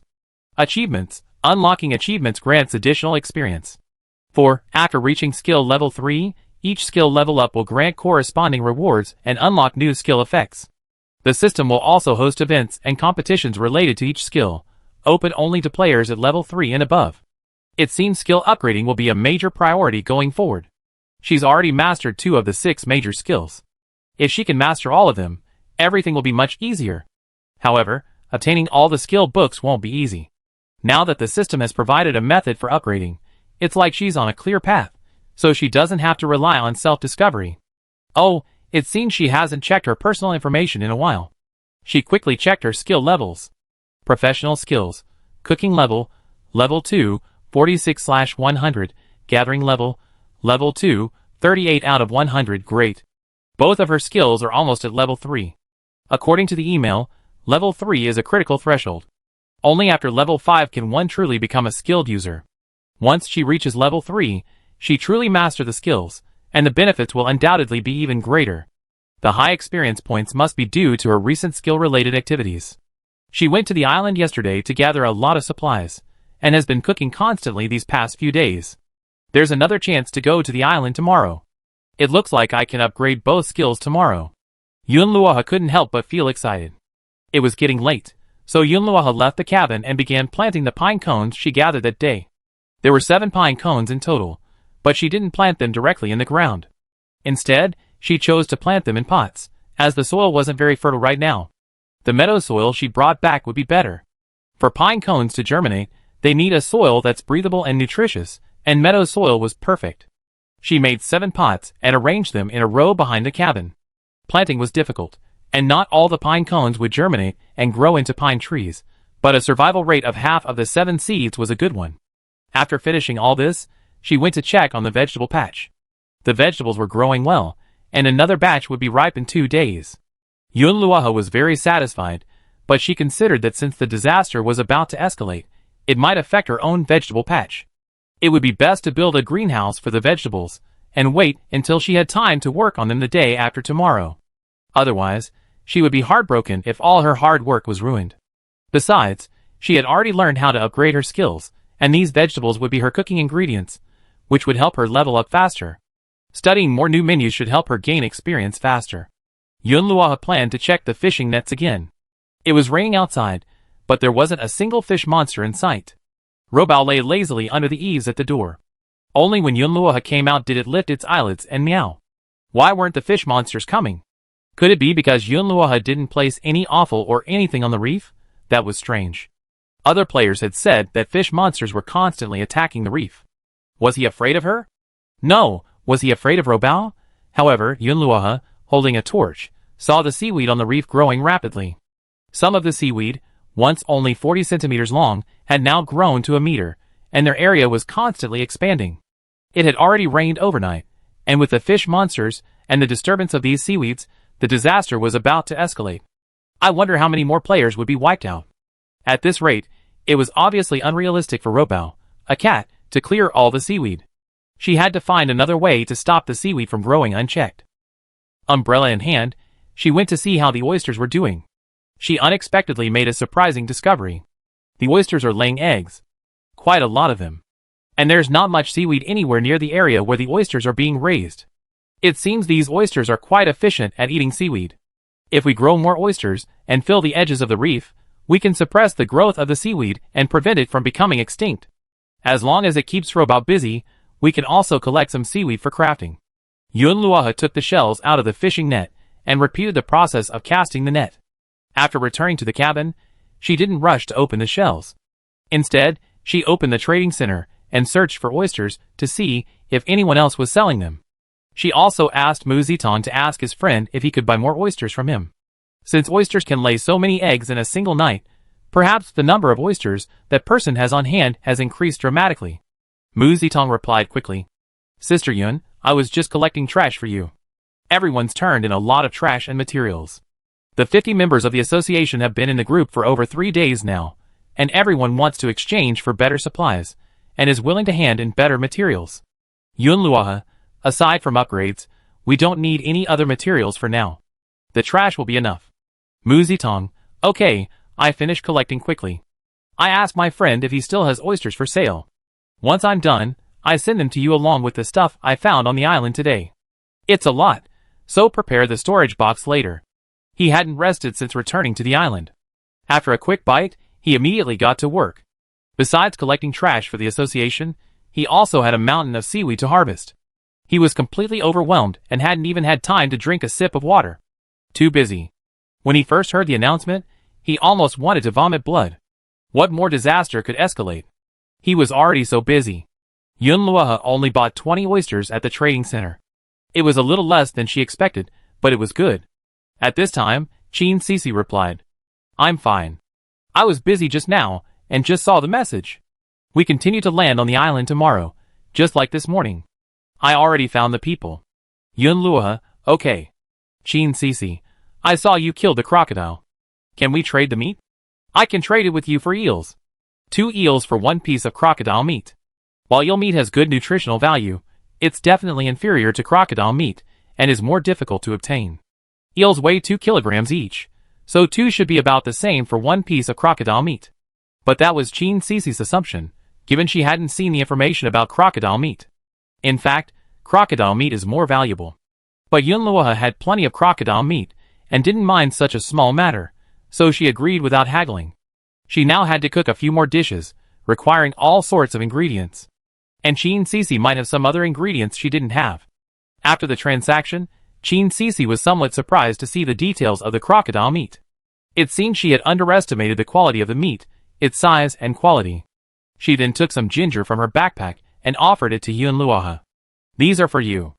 They'd be perfect for removing the fishy smell when you cook the eels. Yun Luoha, thank you. Do you have any other ingredients you can exchange? Seasonings would be fine too. I have some wild onions here. Do you want some? Sure. Wild onions are also good. They can be added to any food. They're also easy to grow, so Yun Luoha could plant them.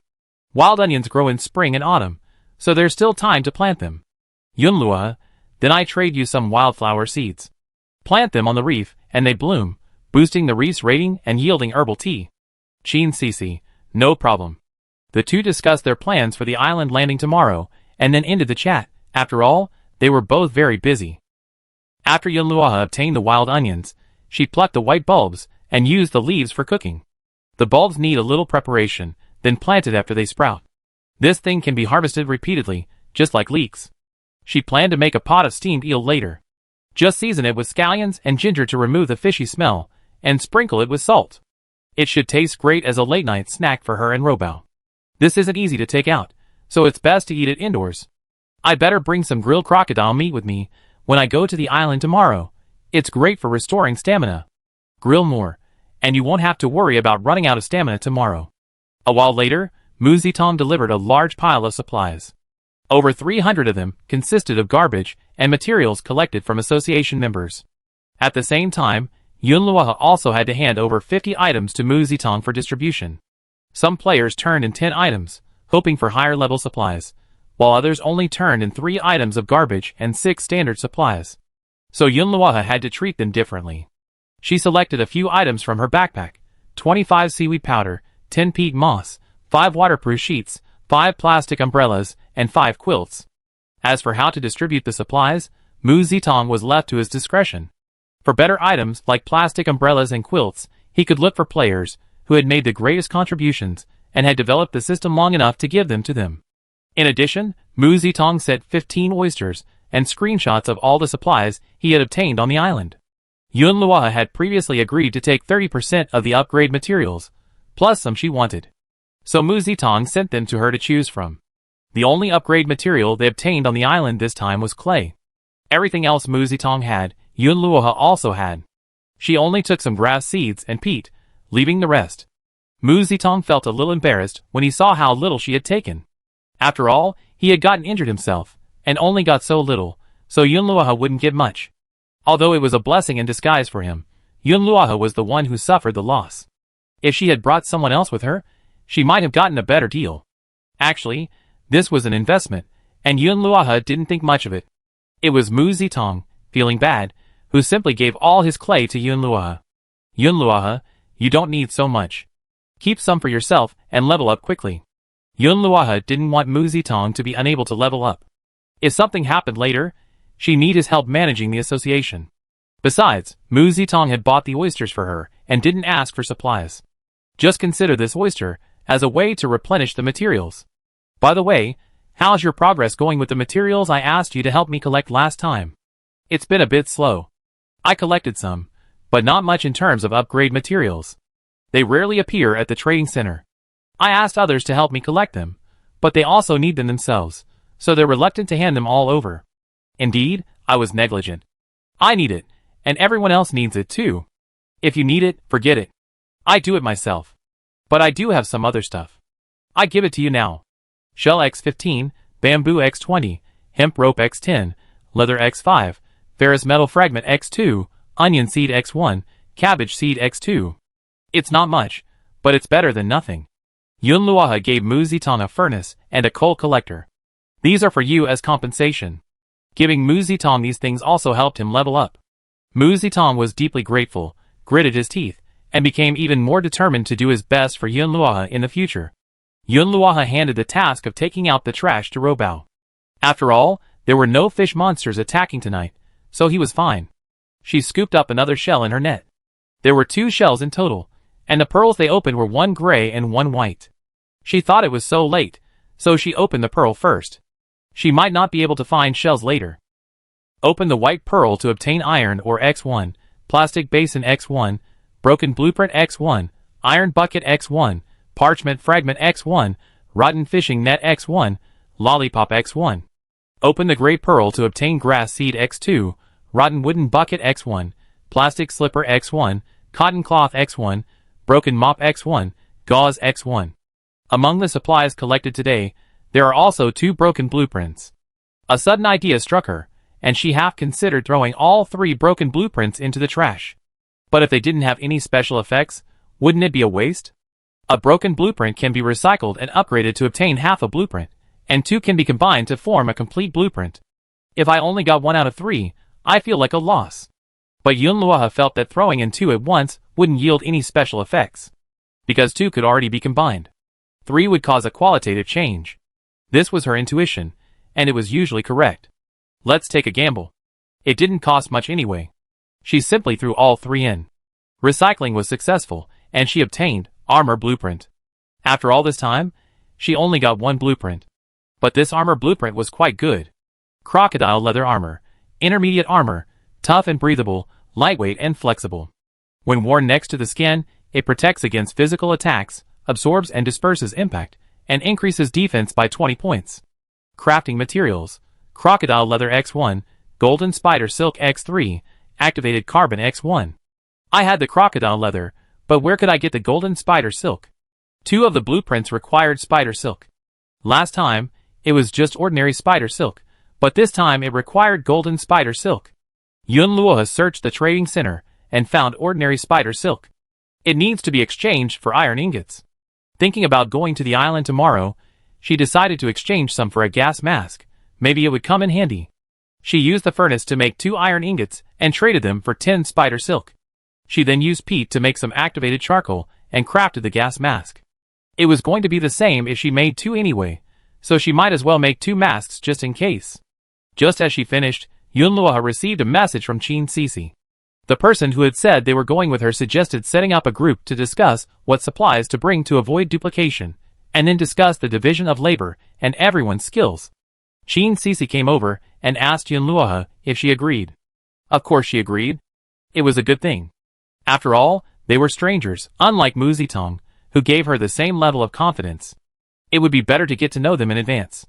Yun Luoha agreed, and Qin Sisi immediately created a group. Yunluoha quickly found out who was going to the island with her. It turned out to be Lin Ju, whom she had contacted not long ago. She couldn't help but wonder. Lin Ju himself was ranked 3rd, and was also a member of the European Emperor Association, so why would he cooperate with Qin Sisi to go to the island? Chapter 34. The three of them discussed for a while, roughly deciding what to bring tomorrow, and what to do. After learning that Yunluoha had a gas mask, Lin Ju offered to buy one. Since we have it, I suggest everyone get one. Qin Sisi, then I buy one too. I trade with you for anything you need. Yunluoha didn't want to mention she had two, but after thinking about it, she decided to sell them first since they could be traded. One was enough for her anyway. She sold the extra one to Qin Sisi first. She got 3 candles in exchange. They were made of beeswax. Each one lasted a long time, and could be placed in the ground to stay in place. They were truly practical, and could be used both indoors and outdoors. Lin Ju, can you make more? I trade you some phosphorescent beads. Phosphorescent beads are also a type of lighting tool. Made of phosphorescent powder and pearls, they are similar to night-shining pearls. Yunluoha, then you have to provide the materials. I'm running low. I just bought the spider silk I need, but I only have 10, and I used them all up. Lin Ju, who did you buy it from? I go ask. By the way, if possible, could you please tell me about any blueprints you think would be useful but can't execute, as well as the materials you're missing? I tried to be fully prepared before setting off. Yunluoha thought to herself, this guy is really meticulous and thinks things through. He's quite similar to her in some ways. Lin Ju opened the trading center to search for the spider silk, but found nothing. He opened the European Emperor Association's group chat, intending to ask if any players had it. At that moment, everyone in the group was sharing their finds from the day's island landing. Everyone shared their haul, and if they saw someone else had something they wanted, they could immediately trade. Everyone's information updates quickly, and whenever new items are released in the game, the players in the European Emperor Association are always the first to know. This time, Lin Ju didn't share his island landing card or group card with the group, but instead pretended to have someone else join him. Everyone assumed he was being secretive, because he didn't want to reveal the identity of the players he was joining. But in reality, he hadn't teamed up with anyone at all. Instead, he used an island landing token to go solo today. Lin Ju's thinking was simple. High-level items, like group cards, should be saved for later. The game had just started, and it was too easy. There was no need to use them now, as they might not be available later. He already had an island landing token, so he could keep the one he earned from the leaderboard. Coincidentally, he and Qin Sisi were already friends, so he used enough supplies to buy a spot on the group from Qin Sisi. Another point, if he didn't cooperate with the others in the group, every time one of them landed on the island, their luck was pretty much the same. With one less person to compete with, he had an advantage. Don't be fooled by the harmonious group dynamic, the group members all calling each other friends and striving for common development. In reality, they're all competitors, each wanting to be first and level up first. Lin Ju thought the same thing. I went to the rainforest island today and got some hardwood, beeswax, and pollen. Message me if you need any. I went to the rainforest island too, but didn't find any, probably because the barrier wasn't opened yet. I found a treasure chest here and got some good stuff, a protective gear blueprint, and a pair of shoes. If anyone's willing to trade for a skill book, feel free to message me. I went to Clay Island today and dug up hundreds of clay. If you need it, come and trade it for iron ore. I got a battery blueprint on Thunder Island. It requires ceramics, copper ore, and sulfur. If anyone has any of these, please contact me. Lu Yao, damn, why didn't you tell me earlier? I'm trading my ceramic formula. With whom? Isn't it in the group? Lu Yao, no, I asked in the group if anyone had a chance to increase stamina points. No one offered, so I went to the chat channel and asked for the ceramic formula in exchange. Then a player named Yunluoha added me. I exchanged it. No one in the group that's offering a large amount of stamina points will give it to you. We're all heading to the island now, so we're short on it. Lu Yao, I know, that's why I went looking for someone else. Who knew you needed ceramics for batteries? I can only see if anyone else in the group has the ceramic formula. Otherwise, just buy it. I'm sure more than just me can. That's fine. We don't have copper or sulfur anyway. Wu Jing, the stamina boosting stuff you bought from Yunluoha? Can I see it? How much? Lu Yao posted the details of the roasted crocodile meat in the group. Wow, 50 stamina points and strength points too. This stuff is pretty strong. Crocodile meat. Great stuff. It even has a chance to increase your strength. Wu Jing, did she make this herself? Lu Yao, no, I wanted to buy more, but she said it was sold out. She asked someone else to make it. Lin Ju peered at the screen for a long time, hoping to find a chance to ask if there was any spider silk, but suddenly saw Yunluo's name. Wu Jing, do you think Yunluo made this herself? Didn't she drop some stamina-boosting food in the chat channel earlier? I contacted her, and she knows me a little. Maybe it was her. Du Ruantian, it's hard to guess, and it has nothing to do with you, so why are you so focused on her? Wu Jing, I'm actually a little curious about her. You're close to her, right? Why don't you go ask if something this good is still available? Du Ruantian, didn't they say it's sold out? If you want to ask, go ahead. I'm busy. Yunluo had already thrown away all the trash. Today's harvest was quite good. Some of the recycling yielded previously unattainable items. For example, moldy chocolate was successfully recycled, yielding 1 cocoa powder. Soaked battery was successfully recycled, yielding 1 copper ore. Broken wardrobe drawer was successfully recycled, yielding 2 redwood logs. Expired sulfur soap was successfully recycled, yielding 1 sulfur. Expired popcorn was successfully recycled, yielding 1 corn seed. It seems like everyone's garbage has gotten a bit more sophisticated lately. It's still garbage, but it yields better things. Of course, there's still more rotten wood socks and buckets. Yunluo put everything into the supply box. She remembered that redwood could be used to make beehives, but it required 5, and this time she only got 2. No one was selling it at the trading center, so she still couldn't make it. Anyway, let's start with the lottery. Lucky draw successful. Received 1 resin lantern blueprint. Lucky draw successful. Received 1 oyster farming net blueprint. The lottery wouldn't disappoint. Yunluo picked up the 2 blueprints with a smile. The resin lantern is windproof and has a burn time of up to 2 hours. It can be hung for hand-free use. Materials: resin X2, clay X2, candle X1. Oyster farming net. Specially designed for oyster farming, it allows for oyster reproduction and growth, improving farming efficiency. Each net can hold up to 20 oysters. Materials: wood X10, rope X5. What a coincidence! The 2 blueprints she got this time were not only very practical, but she also had all the materials, and quite a bit of them. Great! She immediately set to work. Especially the oyster nets, she had to make 3 first. She only need 2 resin lanterns, 1 to hang from the eaves, and 1 to keep in her golden crocodile leather backpack. They might come in handy when she went out. It was getting late, and Yunluo was ready to make a midnight snack. She took the eels out to process them, putting the heads and entrails in the compost pile and washing them in the water from the reservoir. After processing them, she tossed the heads and entrails into the earthworm box. She'd been raising the earthworms for 3 days, but she hadn't had time to check on them. It was too dark now. She'd check back tomorrow when she got back from the island to see if they'd grown any more. Yunluo had checked the net again. Another catch. After finally pulling it up, the net contained a torn sack.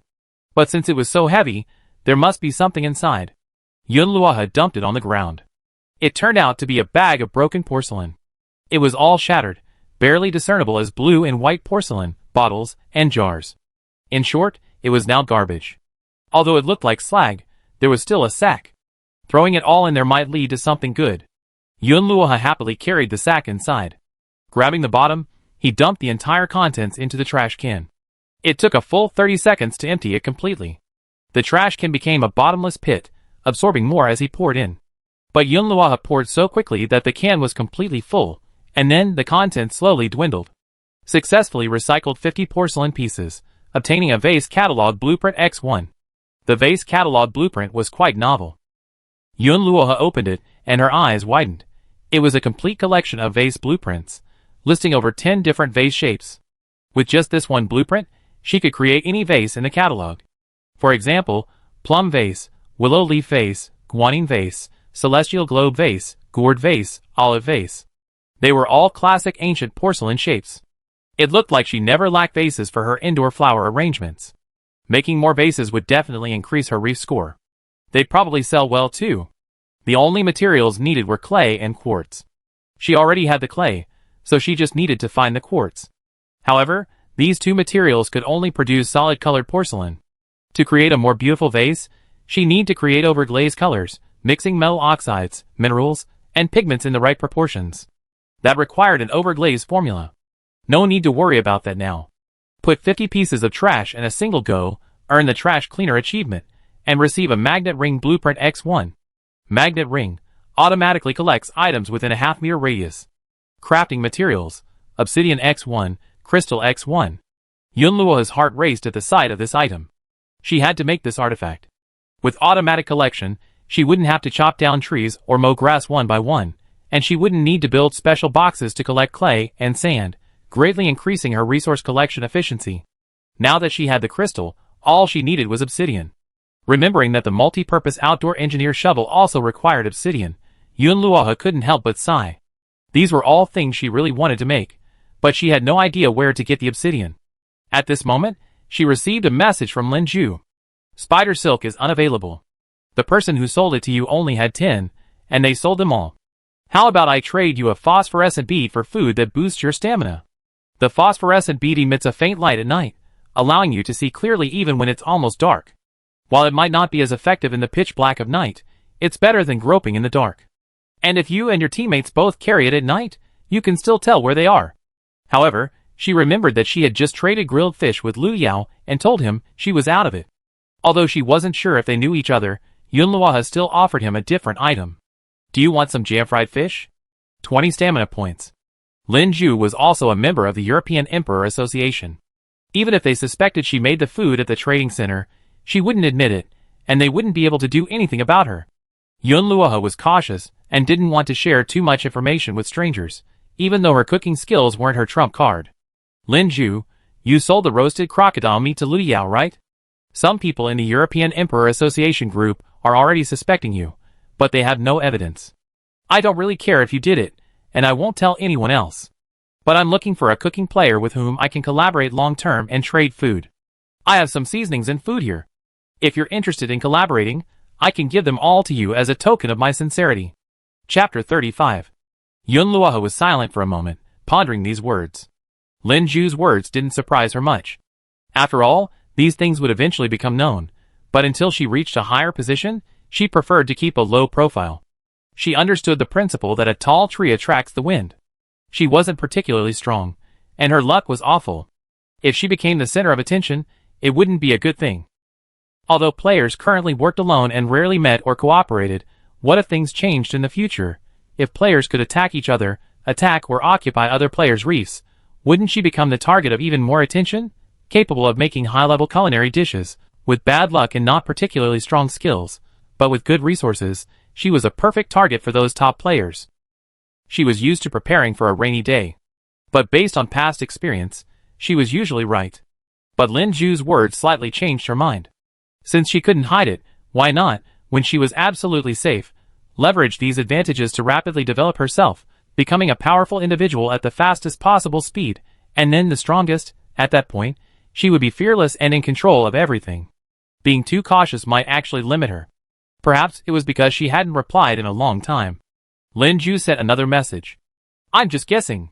If it's not true, I take it back. Let's cooperate. Yunluo sent back 3 crisp words. Although they had only exchanged a few words, she felt that Lin Ju and she were very similar and might be a good partner.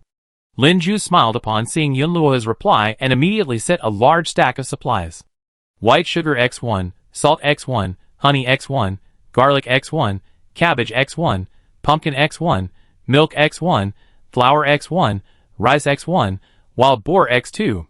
These supplies were quite valuable. Yunluo hadn't expected him to send them so readily, without even asking her to trade anything. These are for you first. When you're done, send me some. I need them tomorrow. Yunluo, okay. Well, give me 2 servings of barbecued meat with jam in exchange for a phosphorescent bead. Making phosphorescent beads wasn't easy. He used phosphorus powder collected from butterflies on Butterfly Island and added pearls from pearl oysters. Pearl oysters aren't uncommon, but the one he had was unusual. Ordinary pearl oysters produce pearls, but they're very small. But the one he had was a giant one, capable of producing pearls as big as a baby's fist. The pearls he used to craft the phosphorescent beads weren't quite this large, but they were still about the size of a ping-pong ball. Plus, butterfly phosphorus powder is extremely scarce, so the phosphorescent beads are also unique to Area 2. Trading them for 2 portions of Yunluo's meat wasn't a big loss for him. Originally, he preferred a gas mask, which was very practical. But since he didn't have one, trading it for some stamina points wouldn't be bad either. Currently, there's only one player in the European Emperor Association with a cooking skill, and they're already highly sought after. However, the food he cooks isn't very effective at increasing stamina points, so he's only willing to trade 10 portions per day, which isn't enough to share. Since they were already partners, Yunluo casually asked, "Do you have any obsidian?" Lin Ju was stunned when he saw the obsidian.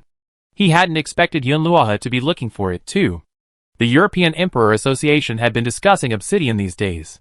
Because Wu Jing and Du Ruantian had both obtained 2 advanced blueprints, they needed obsidian. Unfortunately, no one in the entire region had obsidian. It seemed Yunluo had also obtained similar advanced blueprints. No. Lin Ju thought for a moment and told Yunluo, "Even if I did, I wouldn't trade it with you." Yunluo didn't ask why, having probably guessed what he meant. "Okay, then, can I ask what you're collecting the crystals for?" Lin Ju didn't hide it. "To make space stones. I have the recipe." Sure enough, if she didn't get the space stone recipe, she would have to ask Lin Ju for help making space stones. It was late at night, and Yunluo was still cooking. She planned to cook up all the leftover fish. Yunluo had to go out again tomorrow, and she couldn't keep the fish in her backpack all day. It had already been sitting there all day, and it would surely spoil if she didn't cook it. She pan-fried some, grilled some, and steamed some. In short, she set up 3 stoves to cook simultaneously. While efficient, she was also exhausted and sweating. As her stamina points dropped, she ate to replenish them. She decided to try to get her cooking skill to level 3 tonight. So while she cooked, she kept an eye on her character information, her experience points steadily increasing. Just as the system had predicted, as long as she continued to perform skill actions, she would gain experience points. She was only 20 points away from level 3. The thought of it was a bit exciting. This time, I used the seasoning Lin Ju had given me.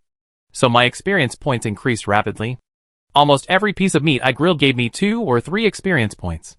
But Yunluo noticed that grilling meat soon stopped adding experience points. She grilled 3 pieces in a row, and surprisingly, she didn't gain any experience points at all. It seems there's a limit to how much experience points a skill can add in a day. How about trying a different ingredient and making something new? I was only 10 experience points away from leveling up. This was just a tiny difference, and Yunluo wasn't willing to give up. If I couldn't level up, I probably wouldn't be able to sleep well. I might as well just use the ingredients I had to make a bunch of random dishes. In short, she really couldn't sleep until she reached level 3. First, organize all your ingredients, not counting what I just got from Lin Ju. There's quite a bit in the box: various fish, ginger, salt, wild onions, crocodile meat, eel, several types of mushrooms, oranges, coconuts, watermelon, flour, dried noodles, instant noodles, tofu, preserved eggs, tea, powdered milk, cashews, jam. There's a lot you can make. Yunluo listed a few common menu items: stir-fried mushrooms, preserved egg and tofu, scallion pancakes, pumpkin soup, meat patties. They all felt too ordinary. She decided to try a combination. Maybe the combination would create a surprising effect. But it has to be edible and delicious. White sugar, pumpkin, milk, make a honey, milk, and pumpkin paste. It's nutritious and healthy. Eel, honey, and rice, make eel rice. Spread honey on the eel, bake until it's caramelized, cook the rice, and add the eel on top. It's a modified version of candied eel rice. Eel and tofu, make eel and tofu soup, seasoned with ginger and wild onions. Pork, garlic, wild onions, and flour, make meat patties, and add some mushrooms. Also, blend all the fruit together into a juice and add some milk powder. This is a bit dark, but let's give it a try. Yunluo designed the recipe and began to work on it. Congratulations to the player for successfully making one of the luck dishes, Lucky Eel Rice. Reward, Chef Soup Pot X1. Congratulations to the player for successfully making a dark dish, Strange Juice. Reward, Fruit Soda X1. Congratulations to the player for completing one of the strength dishes, Strength Boosting Meat Patties. Reward, Stamina Boosting Meat Patties X1. Cooking Skill Upgrade. Level 3. Reward, Refrigerator X1. Yunluo was surprised and delighted. It actually added 30 experience points directly. It seems that completing special skill actions can add 10 experience points. She tried it all and her success rate was quite high. Perhaps it was because her level was low, And there were so many special actions available, so the probability was high. It would probably get harder later. But no matter what, it was good to have leveled up now. I have to cook more delicious food in the future, and try everything. Seeing the reward was a refrigerator, she was overjoyed. From now on, all her ingredients could be stored in the refrigerator, without having to worry about spoiling quickly. It would at least extend their freshness by 3 to a week. There were other rewards, and Yunluoha opened them one by one to examine them. Chef soup pot, used to prepare a variety of delicious soups. Fruit soda, increases speed by 1 and luck by 1, lasting 10 minutes. Stamina enhanced meat patty, instantly restores stamina points to full. Yunluoha grinned from ear to ear, feeling even less sleepy. It was already 1:30 a.m. She picked up the other 2 foods she had just prepared and examined them. They were also quite good. Honey pumpkin soup, sweet, with a rich pumpkin aroma. Stamina plus 15, gathering plus 1, lasts 15 minutes. Eel and tofu soup, a light, nutritious soup. Stamina plus 20. Suddenly, I felt more confident about landing on the island tomorrow.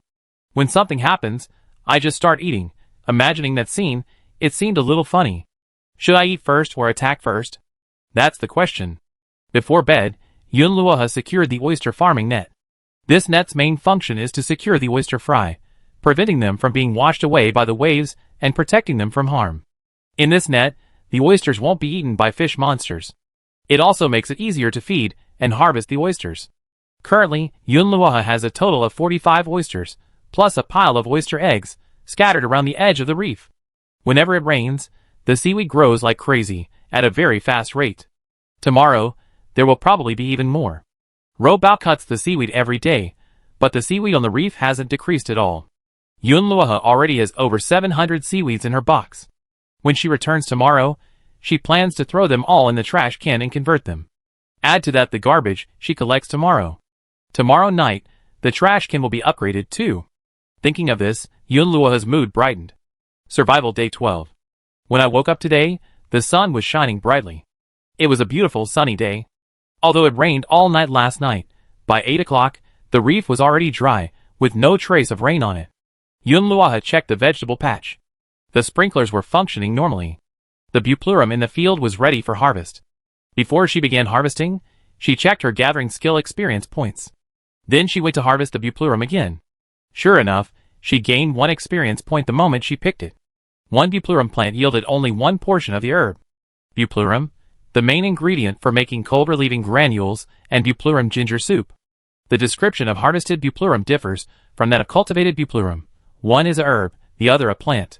This buplurum would likely require the alchemy skill, and an alchemy table to be used. She remembered that Qin Sisi had learned the alchemy skill. They were about to arrive at the island. Lin Zhu had already sent a message in the group chat. Lin Zhu, I'm ready. We leave in 5 minutes. Yunluoha quickly called Robao over and left him plenty of food. She had made so much barbecue last night and gave him 5 portions. She also told him to cut more seaweed and keep it from growing near the cabin. If the fishing net makes any movement, try to help me pull it up and throw it back down. You seen me do it. Although he wasn't sure Robao could do it, Yunluoha still wanted him to try. The food he left for him would boost his strength, so he shouldn't be lacking in strength. Robao was already quite strong. Soon, the 3 of them gathered on the sailboat. Yunluoha and Qin Sisi had met before, but it was their first time meeting Lin Zhu, so their attention was inevitably focused on him once they boarded the boat. Lin Zhu was tall and thin, expressionless, with a stern face and a sharp jawline, as if carved by a knife, but his eyes were calm. Although this is our first meeting, we already discussed the necessary introductions in the group chat yesterday. We discuss other matters after we land on the island. Qin Sisi looked at Yunluoha, thinking, yesterday it was Yunluoha who said these things, and today it's Lin Zhu. It seems both of them are opinionated. I wonder if Yunluoha will be uncomfortable with this. Yunluoha didn't mind. She could be a strong leader, or a good teammate, provided the leader was someone she trusted. She wait, and see what Lin Zhu was capable of. Lin Zhu, excuse me, how many times have you been to the island? And which islands have you been to? It was indeed presumptuous, but since Lin Zhu asked, he must have wanted an answer. Yunluoha gestured with the number 2. Qin Sisi also gestured with 2. Lin Zhu, then we all landed on the island the same number of times, and there's no question of who is more experienced this time. So we should discuss it later. After all, everyone gets their own resources, and we strive to leave with a satisfactory outcome. But I want to make this clear. If you encounter danger, help if you can, but if you can't, escape on your own. There's nothing wrong with what Lin Ju said, it's just that it's a bit unpleasant to say so. Yun Luoha's expression remained unchanged, but Qin Cici's was a bit subtle. After yesterday, she already knew Yun Luoha's martial prowess was formidable. Judging by Lin Ju's appearance, he was likely a formidable figure as well. This meant she was the weaker one. Yun Luoha, we're here. The three of them looked towards the island they had just appeared on. It was an island shrouded in fog. The fog was thick, unsettling. They jumped off the boat one after another, and stepped onto the island's territory. Welcome to Spider Island. The name Spider Island conjures up images of dense spiders and sticky webs. Did you bring anything to deal with spiders? Lin Ju suddenly asked. Qin Cici, I have insect repellent. Lin Ju, I think it'd help a little. He looked at Yun Luoha. I think your gas mask will be very helpful. He was referring to the lavender mist that permeated the island, which looked unsafe. So what are you going to do? Yun Luoha and Qin Cici both had gas masks, but he didn't.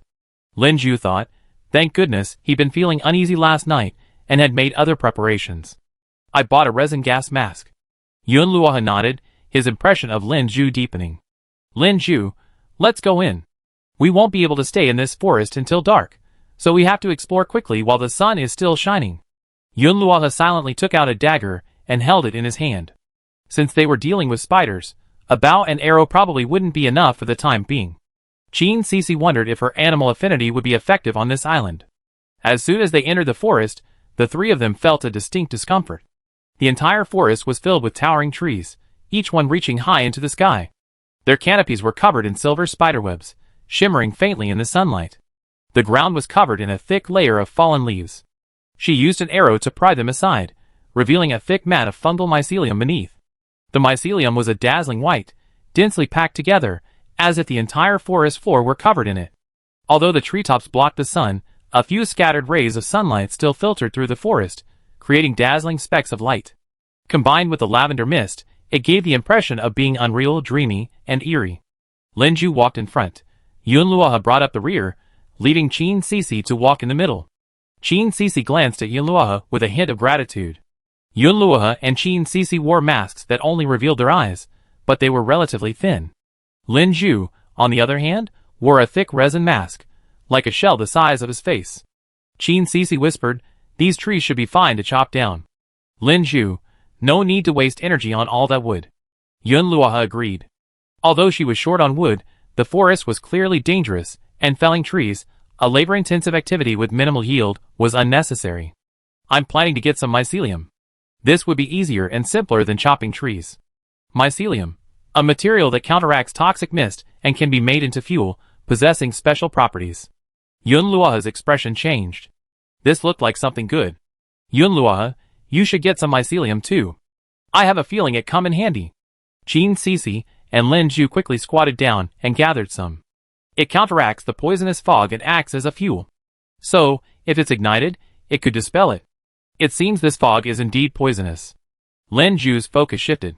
He opened his character profile, and his expression changed. Our stamina and health are constantly decreasing. They've been here for half an hour. He hadn't done anything, but his health had dropped by 2 and his stamina by 4. At this rate, if they stayed here too long, they'd die even if they didn't encounter anything else. But they didn't need to stay here long. At this rate, 100 health points would last 25 hours, but who knew if the toxicity would accumulate over time? After a few hours, health might drop even faster. Furthermore, if they encountered danger and needed to fight, even a slight loss of health would be troublesome. If they were injured or scarred, being exposed to the poisonous fog would accelerate the poisoning. Furthermore, exhausting their stamina and breathing rapidly would also accelerate the spread of the poison. There's another possibility. The deeper you go, the thicker the fog becomes. Right now, it's only a pale purple, and you lose 4 health points per hour. Once you get inside, you could lose 10 health points per hour. In short, it's very dangerous. We need a way. The solution seems to be these mycelium beneath our feet. All things interact with each other, and generally, things that conflict tend to grow together. It's true. Lin Ju quickly ran through various possibilities. He expressed his conjecture. Yun Luoha also thought of this. She held the mycelium, lost in thought. Chin Cece, how can I make fuel from this mycelium? Is it possible without a blueprint and a recipe? Just then, footsteps sounded behind them. Someone's coming again. Chapter 36. How come there's not a single spider on Spider Island? Indeed, I've been here for so long, and I haven't seen a single spider. Is it just a name? No one in the district seems to have mentioned Spider Island. They mostly talk about Rainforest Island and Swamp Island. We brought a lot of supplies this time. We must bring back more. After the two people below had walked away, Linju looked at Yunluoha and gestured to her, signaling that it was time to go down. When they heard the footsteps, Yunluoha was the first to climb up a tree and hide. Linju and Chin Cece also found a place to hide. Wait until the others are gone before exiting. I wonder if those two people are from other districts. It's best to avoid them.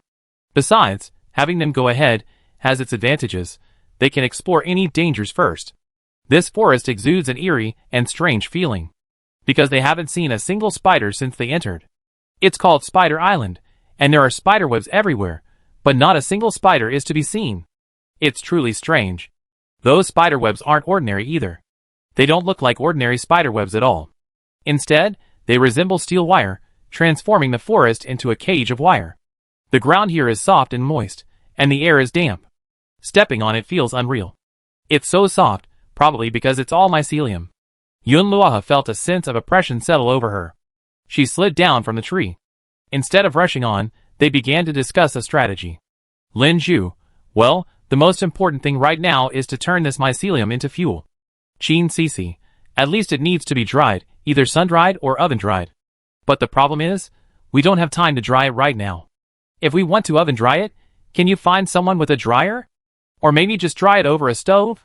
We still have time, but I don't think it's much. Yunluoha, let's split up. Collect it first, then each find someone to process it. Whoever processes it first gets to use it first. We're definitely going to need more than just a little bit. Linju, I think more people will come to Spider Island, and who knows if they get there before us. Yunluoha immediately contacted Mu Zitong and sent him all the mycelium he had just collected. Help me dry these mushrooms. Any method is enough. I need them for fuel. Mu Zitong, okay, I posted in the group chat and asked if anyone has a better idea. If not, I just oven dry them. Linju and Chin Cece were also contacting others. Meanwhile, they continued to collect mycelium. 10 minutes later, Yunluoha spotted a relatively short tree not far ahead. It was laden with yellow fruit, and amidst its leaves lay a silver spiderweb. Unlike the one she had seen before, woven beneath the towering canopies, this one was easily accessible. With a sudden thought, she drew her dagger. Wait! Linju suddenly called out to her, be careful! It might be poisonous. Yunluoha narrowed her eyes, concentrating on the web. She carefully but quickly cut through it. The spider silk was resilient, but it was still severed by her refined steel dagger. She put the spider silk into her backpack, and then gathered the remaining threads. Silver web spider silk, the main material of silver silk armor, it can be extracted into a special material called silver light powder.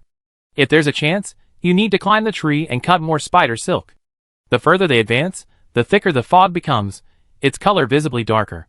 Chin Cece, my health and stamina are depleting faster. Linju and Yunluoha both know there's no other way now, only mycelium can burn through the toxic fog. Yunluoha, the mycelium will take a while. Let's keep going. There's no immediate danger to your life. Be careful. Knowing there will be other players, they need to hurry and search for high-level supplies to avoid being beaten to the punch. Linju's goal is to find the treasure chest on the island. He found it once before on Butterfly Island. The treasure chest contained excellent supplies. Sister Yun, someone's come up with a solution. Mix mycelium with peat, throw it into a furnace, and burn it dry. It turns into mycelium charcoal. It seems to be more efficient, and won't burn the mycelium. Mu Zitong handed over a few pieces of charcoal. There's also some smoked mycelium. I think the burning effect is average. Have you tried it? Not me, but other players in the association. Also, when this mycelium burns, it emits a gas that can cause unconsciousness. How did you know that? Well, there's a biology expert in the association. I gave him some mycelium, and he discovered it. Yunluoha was stunned. The people in the association seemed quite knowledgeable. It seemed like there were quite a few talented people. But now wasn't the time to dwell on that. Do you have a container? Linju produced an iron bowl. She quickly placed the mycelium charcoal in it, lighting it, and starting it to burn. The flames were accompanied by white smoke, and suddenly, a piercing scream echoed from the front. Qin Cici, is it those two people we just met? Lin Ju, maybe. It's hard to tell from the sound alone. It seemed something happened up ahead. Yunluo remained relatively calm as she watched the flames of the mycelial charcoal engulf the purple mist. Amazing. To increase the firepower, Yunluo tossed in more dried mycelium. The flames grew larger, but they weren't as durable as the mycelial charcoal. Instead, they ignited as soon as they came into contact with fire and quickly burned out. Thankfully, Mu Zitong had helped her get the mycelial charcoal. Otherwise, even if the mycelium had been dried, it wouldn't have been able to withstand such a burning, let alone continue to consume the poisonous mist. However, mycelial charcoal wasn't the best solution. While it could indeed be started by itself, the flame was too small. The mist needed a burning flame to deal with. Lin Ju only brought one iron bowl, which was too inefficient. Yunluo and Qin Cici also bought containers for the mycelium charcoal. Yunluo asked Mu Zitong to help continue making mycelium charcoal and drying the mycelium, both of which needed to be produced in large quantities. She also shared the plan with Lin Ju and Qin Cici, asking them to continue looking for people to produce more flammable mycelium. Otherwise, it wouldn't be enough to consume all the fog around them, they could only reduce it. Regardless, they didn't inhale more toxins, and the rate at which their stamina and health points decreased slowed. The three of them, fueled by the mycelium flames, continued their advance, seemingly oblivious to their earlier cries. As they deepened deeper into the forest, the trees grew denser, the ground began to undulate, and the mycelium grew taller, unable even to cover fallen leaves, leaving it completely exposed to the ground. The entire forest grew dim. The dense trees blocked sunlight, and the spiderwebs on the trees grew denser and more complex. The ground was a blanket of white, as if covered in snow. The dense mycelium looked eerie. Qin Cici, a little flame isn't enough. The poisonous fog is getting thicker. It seems the deeper we go, the deeper it gets. Lin Ju, we haven't seen those two yet. Judging by their screams, they shouldn't have gone any deeper. Yunluo pointed ahead. There's only one possibility. Look here. The mycelium has been flattened, leaving a trail. They were carried away by something. She squatted down to observe carefully. Everything they leave behind leaves a trace. The two men left behind very little, more traces of a creature. Clearly spiders. Not just one or two, but a vast number. They left a trace of silk on the ground. It wasn't the silvery silk, but just ordinary silk. Yunluo carefully collected it. After all, it could be used to make a gas mask. Interesting. The poisonous fog on Spider Island required the mycelium, and spider silk found on the ground to combat it. If she hadn't worn her gas mask, she'd likely be poisoned even faster, and she might not have been able to penetrate the island's interior. She was certain this was only the outer perimeter, far from the interior. The two people just now were definitely in grave danger. Should she continue forward or return? Her current harvest was pitifully small. Unless she went to the outermost edge of the forest, gorged herself on food and chopped down trees, only taking a few logs. With a bit of luck, she might find a few trees with silver spiderwebs, and even bring back some extra silver webs. But was she willing to stop there? Yunluo looked at the other two. She shared her analysis. If we go any further, we encounter tens of thousands of spiders, or even more, and the poisonous fog will only get thicker. Do you still want to continue? Chapter 37. Qin Cici's face lit up with determination. We come this far, and since we have gas masks, and have found a way to burn the poisonous fog with mycelium, why shouldn't we continue? Lin Ju also calmly remarked, nothing ventured, no gain. Yunluo smiled. I thought so too. There's nothing to be afraid of. Let's go. We need to be even more careful from now on. No matter what we see, don't act rashly. Since the three of them agreed, there was no problem. Let's do it. As they deepened into the forest, they smelled a musty odor.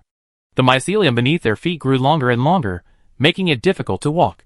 It felt strange and difficult to step on. The purple poisonous fog was so thick that the mycelium flames produced purple smoke. The toxic gas concentration was so high that their stamina points began to slowly drop again. They had already taken out their stamina-boosting food and eaten some. While eating inevitably required removing their masks or face shields, it was necessary. After all, the stamina points gained from eating could replenish those lost. Spiders finally appeared deep in the forest. Dense strands of ordinary spider silk covered the ground, while silver webs formed a vast web in the air, almost completely obscuring the sky. On the ordinary silk lay common black spiders, their sheer numbers truly shocking. On the webs in the air lay only a few large, motionless, sleeping spiders. The situation made it difficult to make a sound, fearing the spiders would attack.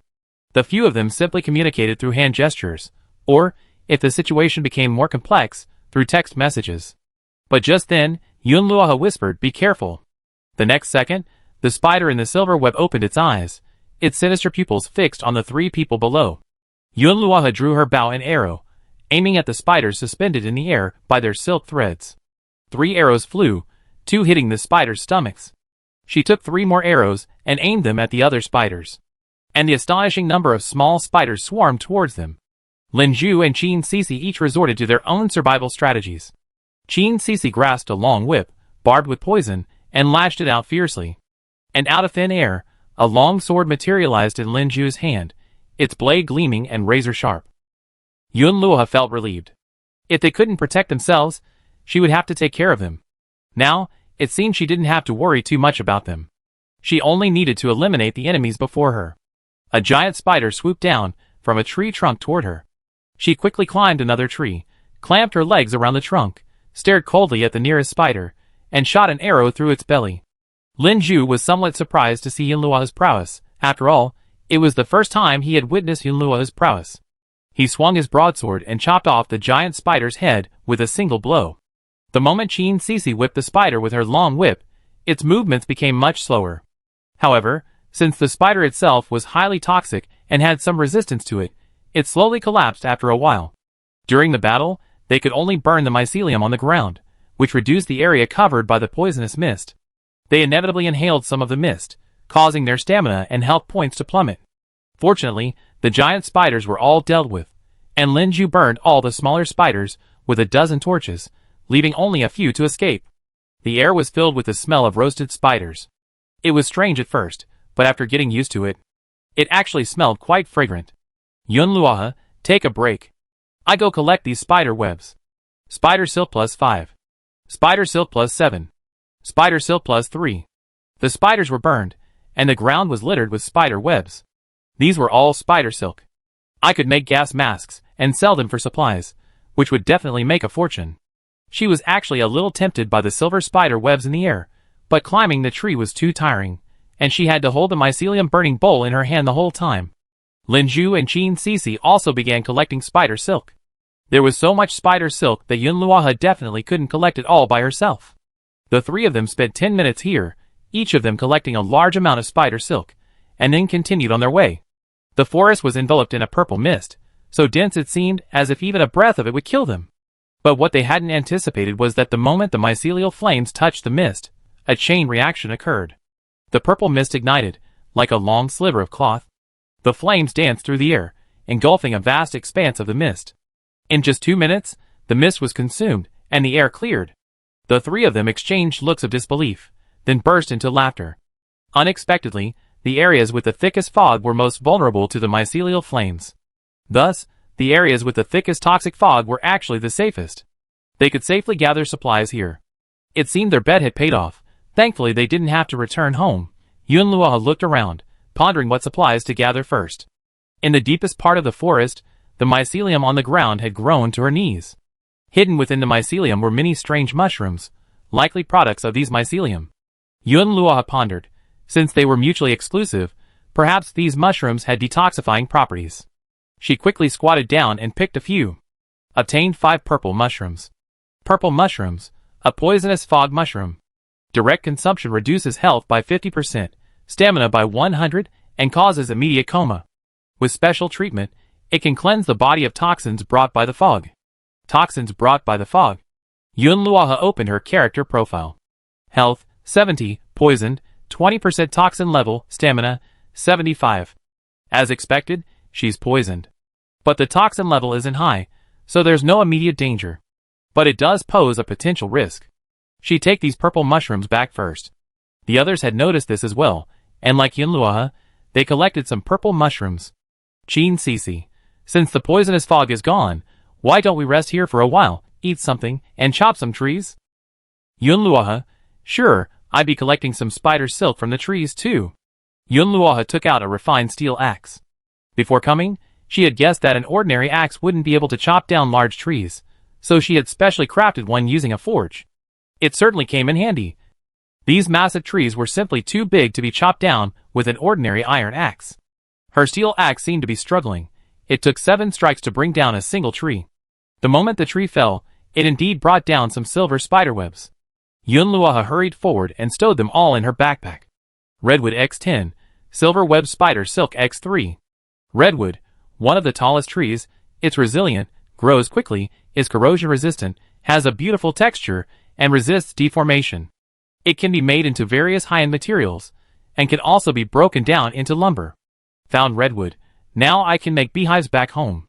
I have to chop down a few more trees. She raised her axe, and began to chop furiously. Her stamina was rapidly dwindling, but Yun Luoha displayed her food while chopping, making no effort. 30 minutes later, Yun Luoha had chopped down over 30 giant trees. Beehives require 5 redwood logs, and she now had over 300 redwood logs, enough for dozens. However, redwood can be broken down into wood. If you don't have enough upgraded wood, you can still use it for decomposition, but it's best not to. Wood is everywhere, and redwood is hard to find. Who knows when you'll be back on Spider Island again? She ate 5 pieces of meat in a row, and her stamina was still full, making Lin Zhu and Qin Cici envious. They had come fully prepared, but none of them were as lavish as Yun Luoha, who consumed so much food just to chop trees. In fact, if Yun Luoha hadn't been completely exhausted, she could have continued chopping. It's just that her stomach was bloated and swollen, and she needed to digest it for a while. Qin Cici finally collected some mycelium and mushrooms, stood up, and said, "Shall we go now? I think we're out of the woods ahead. Lin Zhu, let's go. It's already 1 o'clock, and we don't have much time." Qin Cici's nervousness had subsided. After arriving on Spider Island, she had initially been frightened by the environment and the poisonous fog, but she made it safely, and even managed to collect quite a few goodies. Aside from the poisonous fog, it seemed like there wasn't anything particularly dangerous. As long as they could find the mycelium, and the poisonous fog were mutually exclusive, there wouldn't be any problems. But thanks to Lin Zhu's prearranged group chat and preemptive discussions beforehand, Yun Luoha had mentioned the gas mask, otherwise, things wouldn't have gone so smoothly. It seemed she needed to stay in touch with the two of them after returning, so they could collaborate again if they had the chance to visit the island. Yun Luoha, however, remained vigilant, constantly monitoring the road and the area ahead. She had a vague feeling that the mysteries of this Spider Island lay far deeper. Where the two players had been dragged to remained unclear. Beyond the foggy forest, the three of them encountered a bubbling swamp. Completely unlike the swamps she'd seen on Swamp Island before, this swamp was filled with highly toxic decay, covered in rotting vegetation, and clinging to countless spider eggs. The density was nauseating, and those with trypophobia couldn't even bear to look at it. The air was pungent, with a stench of sulfur and rotting vegetation.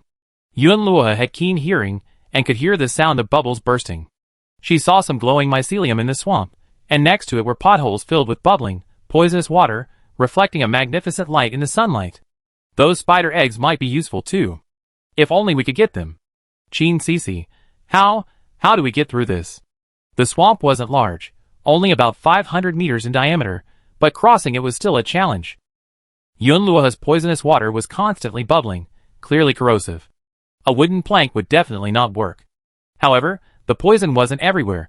There were only a dozen or so pits in the entire swamp. Ever since her last encounter with the quagmire on Swamp Island, Yun Luoha had devised various solutions. She made a long wooden stick that she could use to jump long distances. She also observed that there were some protruding black rocks in the swamp, which would be a good place to land. With her strength, getting across shouldn't be difficult. But if she could do it, the other two might not. Yun Luoha, I try to get across first. Yun Luoha took out a long wooden stick and thrust it hard into the swamp. Once it stabilized, she pushed hard, using the stick's force to launch herself up, leaping onto a distant rock, landing on it with her feet, standing like a golden rooster.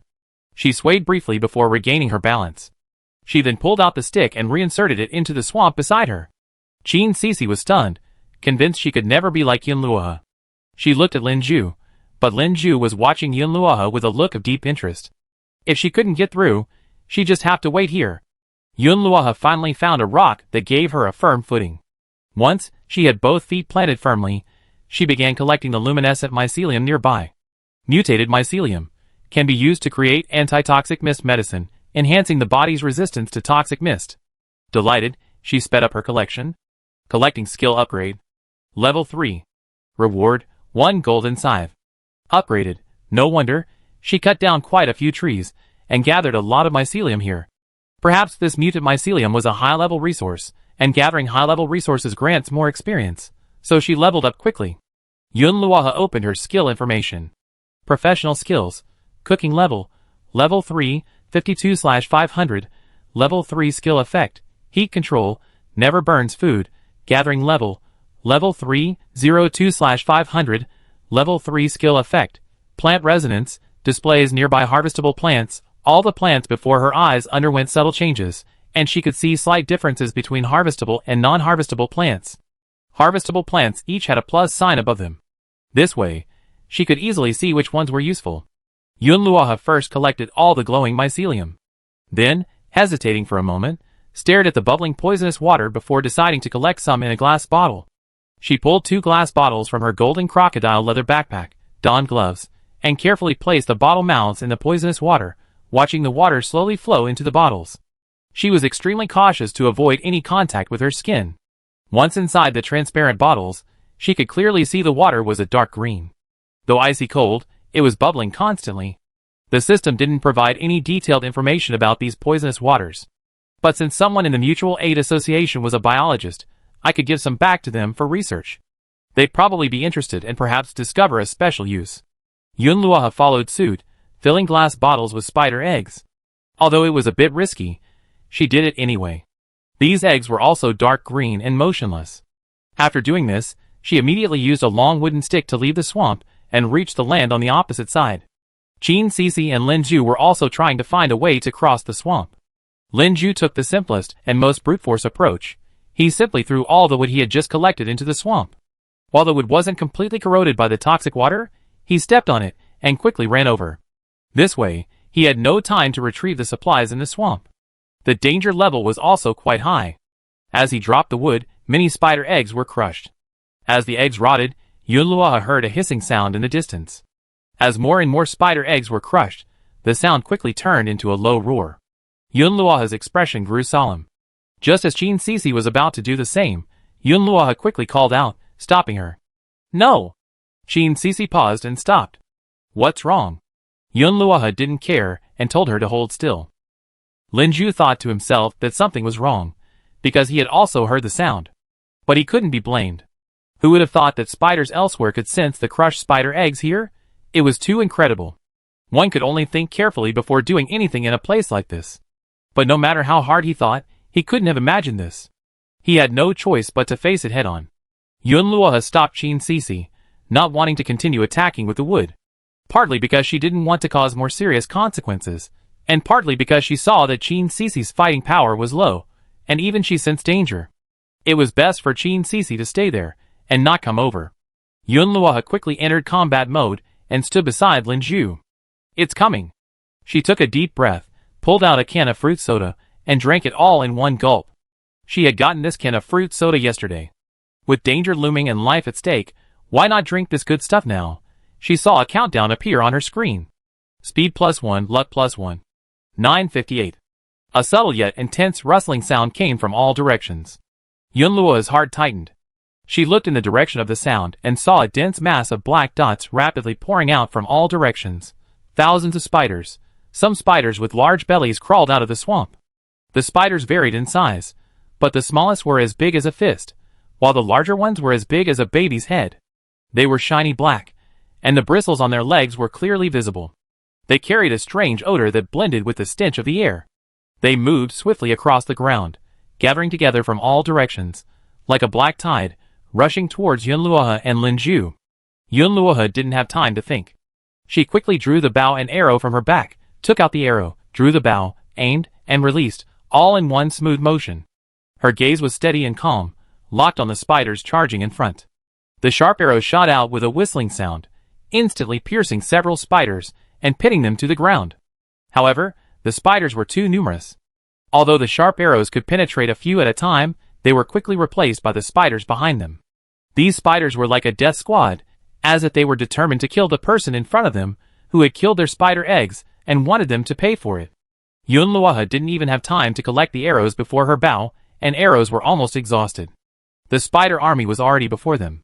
Seeing this, Yunluoha sheathed her bow and arrows, unsheathing the dagger from her waist. Her eyes darkened. Do you have anything you can use for group attacks? Take it out? Lin Ju, if I had it, I would have taken it out long ago. He knew he had caused the trouble, and was trying to make amends, but the situation had been so sudden and urgent that he had no time to open the light curtain to call for help or visit the trading center to buy anything. Over a dozen torches had already been used to burn spiders and webs, and now there weren't many left. Yunluoha gritted her teeth. Then there's only one way. Her dagger pierced a giant spider. The two of them stood back to back, working together to avoid exposing their backs to the spiders. What? Lin Ju asked without looking back, severing the spider's leg with a single blow. Run! With that, Yunluoha took off. Lin Ju was stunned. Without even a moment to sigh, he too found a direction and ran. There was no point in running together now. Chapter 38. Qin Sisi stood opposite with a subtle expression. Was this considered good luck? She didn't go over, and the spiders didn't even glance at her. With her teammates gone, where would she go? Qin Sisi gave a wry smile, and decided not to go any deeper. She better just chop down trees and gather supplies. She sent messages to Yunluoha and Lin Ju, telling them she'd be waiting for them, and giving each of them a bottle of her insect repellent. This was the only way. Yunluoha ran furiously, the spiders chasing her relentlessly. This wasn't her first experience, and she seemed to be getting used to it. A few clever spiders had learned to climb a tree and swing onto another using their silk, which made them much faster. They soon caught up with Yunluoha. The trees were very sparse here, and there was almost no light overhead. The dagger gleamed coldly in the dim light. Yunluoha dodged a spider's attack, then crouched down and, with a backhand swing, slashed her dagger through its abdomen with pinpoint accuracy. Green slime splattered, and she quickly dodged to avoid getting it on her. This delay allowed the dense swarm of spiders to catch up again. No matter how swift Yunluoha's sword was, it would be difficult to withstand the simultaneous attacks of so many spiders. Thinking for a moment, she simply took out the poisonous water she had found in the swamp and poured it onto the spiders. With a sizzling sound, the poisonous water splashed onto the spiders, instantly melting them. Like sulfuric acid, it was extremely corrosive. Finally, Yunluoha had a chance to catch her breath. She targeted a weak spot in the spider swarm and, with a sudden burst of force, rushed towards it. The dagger danced rapidly in her hand, each swing accompanied by the screams and tumbling of several spiders. Each spider she killed actually dropped some silk, but she didn't even have time to collect supplies. After killing a few spiders, Yunluoha continued her mad dash. The number of spiders behind her seemed to have not diminished, still pursuing her like a surging black tide. At this moment, her five senses were extremely sharp, listening to sounds from all directions, and her mind was racing. She heard the sound of wind from the northeast, as if the terrain was more open, otherwise the wind would surely be blocked by the trees, preventing it from blowing in at all. She immediately decided to turn and head northeast. The long, accelerated run made her heart beat almost to the point of bursting through her chest. Just as her strength was about to run out, she finally saw an open hill. She hurried up it. It was covered with dense vegetation, and the mountainside was steep and rocky. She didn't dare stop, but turned her head slightly to glance behind her. The spiders were still there. Just then, Yunluoha stepped on a rock, stumbled, and tumbled down the slope. What bad luck! She shielded her head as she tumbled across the ground. Some of the broken stones cut through her clothes, and she felt sharp pain in her bones and flesh. She also stepped over some thorns, and a thorn pierced the back of her hand. But it didn't matter, as long as she wasn't dead, it was fine. Yunluoha finally stopped. She felt like her whole body was falling apart. With difficulty, she climbed to her feet. Looking up, she caught a glimpse of a hole not far away. It wasn't a hole, but rather a crack in the stone wall, hidden within a patch of rock, surrounded by vines. If Yunluoha hadn't been so sharp-eyed, she wouldn't have seen it. There was no time to think. She could only run desperately towards the cave entrance. The crack was narrow, only wide enough for one person to pass through. She had to hide inside first. She no longer had the strength to escape. And running like this wasn't a solution. Once inside, Yunluoha pulled a torch from her backpack and pointed it outside, setting it on fire if any spiders approached. This gave her a geographical advantage. On second thought, It was a shame to use the poisonous water she collected in the swamp on spiders. It was so corrosive, if it had been applied to arrows, its lethality would have been greatly enhanced, making it effective against even large beasts. Oddly enough, after Yunluoha entered the cave, the spiders seemed to have lost their way and couldn't find her. The entire cave was filled with a damp, decaying odor, enough to mask Yunluoha's scent, which might have been why the spiders hadn't pursued her. Yunluoha felt a sense of peace as she heard the crawling of the spiders outside the cave gradually fade away. Once her breathing stabilized, she leaned against the cave wall to rest for a moment, then turned on the screen and saw Chin Cece's message. "Okay, I'm fine. We meet up in 2 hours at the place where we separated." Since we already separated, there was no need to explore together now. It would be better to separate and find some supplies and return home quickly. No one dared to stay on this spider island at night. It's so dangerous during the day, and it could kill people at night. She pulled a resin lantern from her bag. It could burn continuously for 2 hours, which was definitely enough. The lantern's light was a warm yellow, but it was enough to illuminate the mysterious cave. The cave's walls were uneven, and the ground was covered with rubble and stagnant water. Every step she took was a distinct sound, and water splashed everywhere, staining her trouser legs. But there was nowhere to hide. Yunluoha raised her lantern and examined it carefully. She discovered stalactites dangling from the cave ceiling. They were jagged, some very sharp, and looked terrifying, like blades ready to fall at any moment. She advanced cautiously, feeling a certainty that she might find something within. She scanned every corner, even considering using a pickaxe to chisel away the stalactites from the ceiling and bring them back. She remembered that stalactites were valuable, perhaps even used in medicine. But the cave was too narrow, and walking was difficult. What if she chiseled off a stalactite and caused a tremor in the cave, blocking the entrance? Or if rocks from the ceiling fell, she would have nowhere to hide. So she gave up on the idea. Yunluoha struggled forward in the cave. Water droplets continuously slid down the damp walls, the dripping sound remarkably clear in the silence. But soon, as she rounded a massive stalactite, the view suddenly opened up. A pale blue underground lake appeared before her. The surface was as calm as a mirror, while the bottom shimmered, illuminating the entire cave. Holding her resin lantern, she saw the lake's bottom reflected in the shimmering minerals on the cave's ceiling, a beautiful and dreamy sight. The cave walls were also covered in mineable ore. Yunluoha thought to herself, "I struck gold. I strayed into a mine." She quickly took out her pickaxe, found a relatively smooth spot on the cave wall, and began chipping. Iron ore X1. Iron ore X1. It really is iron ore. Yunluoha was overjoyed. The resources on this spider island far exceeded her imagination. It was indeed dangerous, but the reward of so many resources was worth it. Yunluoha wished she had a few more hands, so she could mine faster. She hadn't learned the mining skill, and her pickaxe wasn't made of steel, so mining was incredibly slow.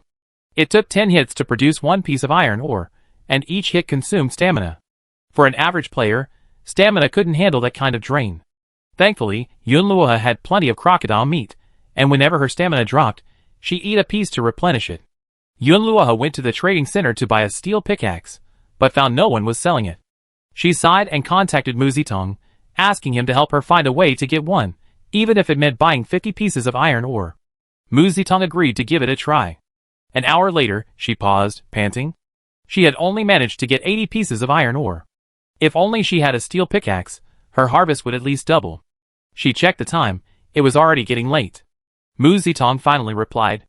"Someone's willing to sell me a steel pickaxe for 40 pieces of iron ore. Sister Yun, do you want it now? But I don't have that much iron ore." Yunluoha thought for a moment, and quickly sent the 40 pieces of iron ore. "Bye." She soon received the steel pickaxe, which made mining much easier.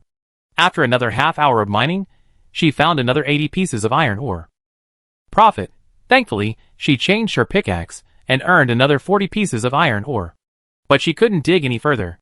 There was still a lot of land here that she hadn't explored, and she saw another cave on the other side of the lake. She had no idea where it led. A faint light shone from the other side of the cave, and she had a feeling something good might be there. The water was so clear she could see the sand and rocks at the bottom, and a strange light shimmered in the center. She scooped up some water in a glass bottle, studied it, and then poured it onto the vegetation. Finding nothing unusual, she decided to cross the lake. She retrieved her sailboat, climbed aboard, and paddled toward the other shore, using the planks as oars. When she reached the center of the lake, She saw two luminous crystals nestled in a depression at the bottom. Yes, they were crystals. They were the same green, irregularly shaped ones she had seen before, with delicate textures on their surface, as if imbued with boundless energy. She was thrilled to have found crystals here. Although the waters seemed harmless, Yunluoha hesitated to jump in. But how could she obtain these two crystals? She couldn't just ignore them when she saw them. After some thought, Yunluoha went to the trading center and bought 2 fishing nets, a round net attached to a stick, the kind designed for catching small fish. Since it wasn't long enough, she tied a rope to her long wooden stick. Thankfully, the lake water was clear enough for her to see the crystals clearly, and she quickly scooped them up one by one with her fishing net. After obtaining the crystals, she quickly examined them, and found they were indeed crystals. Satisfied, Yunluoha continued paddling towards the other side. A few minutes later, she finally reached the other side. After reaching shore, she rested briefly and sorted out her supplies. She packed some items that didn't fit in her backpack into her golden crocodile bag, freeing up space in her backpack so she wouldn't need to use the crocodile to pack her supplies. This cave was very spacious, completely different from the one she had entered previously. The air was filled with a damp, decaying smell, which was extremely unpleasant. The light inside was dim, but with a faint green glow, and an eerie mist filled the air. The color was different from the fog in the forest before. Yunluoha held up a lantern, barely illuminating the path. But before they had gone far, Yunluoha came upon countless spiderwebs. These webs were filled with gruesome cocoon corpses. They hung twisted and motionless from the walls and ceiling of the cave, wrapped in pale golden spider silk into oval shapes, with only their heads visible. The corpses had an eerie translucency, as if encased in a thin layer of crystal, but in reality, it was just a layer of fine spider silk. These corpses were from various animals, their faces hideous, their mouths open, revealing sharp teeth. Yunluoha even saw the bodies of the 2 players from before. They had been brought here. Yunluoha's body was covered in hair, a chill running down her spine, and she became even more aware of the horror of this place. She held her breath, gripping her dagger tightly. Green veins flowed from the outside of the cocoons, as if absorbing energy. Yunluoha gritted her teeth and slashed through the cocoon with her dagger. With a thud, the corpse inside fell to the ground with a muffled thud.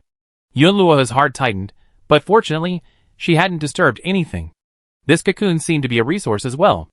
After the corpse fell out, the cocoon also fell. Obtained Golden Spider Silk X1. Golden Spider Silk, an extremely tough spider silk with exceptional strength and a luminous effect. It's used to craft advanced armor, weapons, or as a substitute for silk thread. This is also a valuable item. There were at least hundreds of cocoons in the cave. She definitely couldn't take them all. She first dissected the cocoon corpses of the 2 human players. This time, in addition to the spider silk, new resources dropped. Energy essence can be used to craft a recovery potion, quickly restoring stamina and health. With a thought, she moved the previous corpse out of the way. Sure enough, there was also an energy essence underneath. This one couldn't be missed.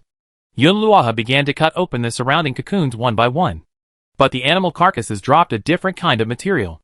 Venom essence, highly toxic, it can be used to make poisons or enhance weapons. Yunluoha harvested 10 cocoons in a row and then stopped, though she wanted to take all the remaining ones. But it was too quiet here, and she felt uneasy. Even if no danger had appeared, this place still gave her a strange feeling. It was better to leave as soon as possible. If she delayed, something would surely happen. Yunluoha's intuition was always right. Suddenly, she heard the sound of fighting coming from the front. Her expression changed, and she took a last look at the cocoons. Greedy is insatiable. Let's go! She quickened her pace, heading towards the sound. As soon as Yunluoha took a step, the ground shook violently twice. The lines on the surface of several cocoon corpses suddenly emitted a dazzling light, and some green liquid flowed out. Chapter 39. Leaving the cocoon cave, Yunluoha came to a long, narrow passageway filled with the corpses of many spiders. Golden shell spiders, silverback spiders, all enormous. Judging from the corpses, they all appeared to have been bludgeoned to death. They were completely dead, all shot in the head with a single blow. It seemed this person possessed incredible strength. Yunluoha was curious. What kind of player would use a stick as a weapon? And they just killed all those spiders and left, leaving behind all their supplies. The ground was littered with them. Of course, it's possible the situation was critical, and they didn't have time to collect supplies. Following the principle of not wasting, Yunluoha picked them all up and put them in her backpack. Well, if she came across them later, she'd see if they wanted them. If they did, she returned them. She collected as she went along. 15 poisonous caliceri, 20 silver webbed spider silks. She picked up quite a bit. The highly venomous caliceri are actually spider fangs, a pair of keratinous appendages at the front of the spider's cephalothorax. When stinging, venom glands secrete venom that is injected into the wound through the fangs. The poisoning causes severe pain and instant skin necrosis. Take it back and see if it can be made into a weapon. She also encountered a few solitary spiders, but she easily dispatched them. These creatures might be troublesome in large numbers, but killing one or two is still easy. However, the sounds of fighting she had just heard grew clearer, and Yunluoha hurried her pace. Finally, she arrived at a very spacious cave. Many lit candles were placed throughout the cave. In the dim, flickering light, she saw shattered spider webs and spider limbs scattered across the ground. Entering the heart of Spider Island, the Mother Cave. Mission: complete the sacrifice ritual. The system's voice suddenly rang out. Yunluoha was stunned. There was a mission. She had stumbled upon the heart of Spider Island's hive. Needless to say, the supplies here were the finest on the entire island. However, she wasn't the first to enter. In the center of the cave, a man in gray training clothes was engaged in a fierce battle with a giant spider. Nearby, countless fist-sized spiders took the opportunity to attack him. The giant spider was about 2 meters tall, with a leg width of 5 or 6 meters, a colossal behemoth. Compared to it, the smaller spiders were almost negligible. The gray-clad man had very short hair, barely a centimeter above his scalp. His profile was strong, his nose high, and his eyes clear and cold. He moved swiftly, wielding a Zen staff with great vigor. Each strike against the giant spider's hard shell produced a dull thud, shaking the air slightly. The giant spider screamed, attracting the smaller spiders to swarm towards the gray-clad man. The gray-clad man swept his staff across the ground, but it couldn't completely wipe it out. Furthermore, the giant spider, taking advantage of the moment he was dealing with the smaller spider, was about to attack again. Seeing this, Yunluoha drew her bow and arrow, aiming at the giant spider and shooting.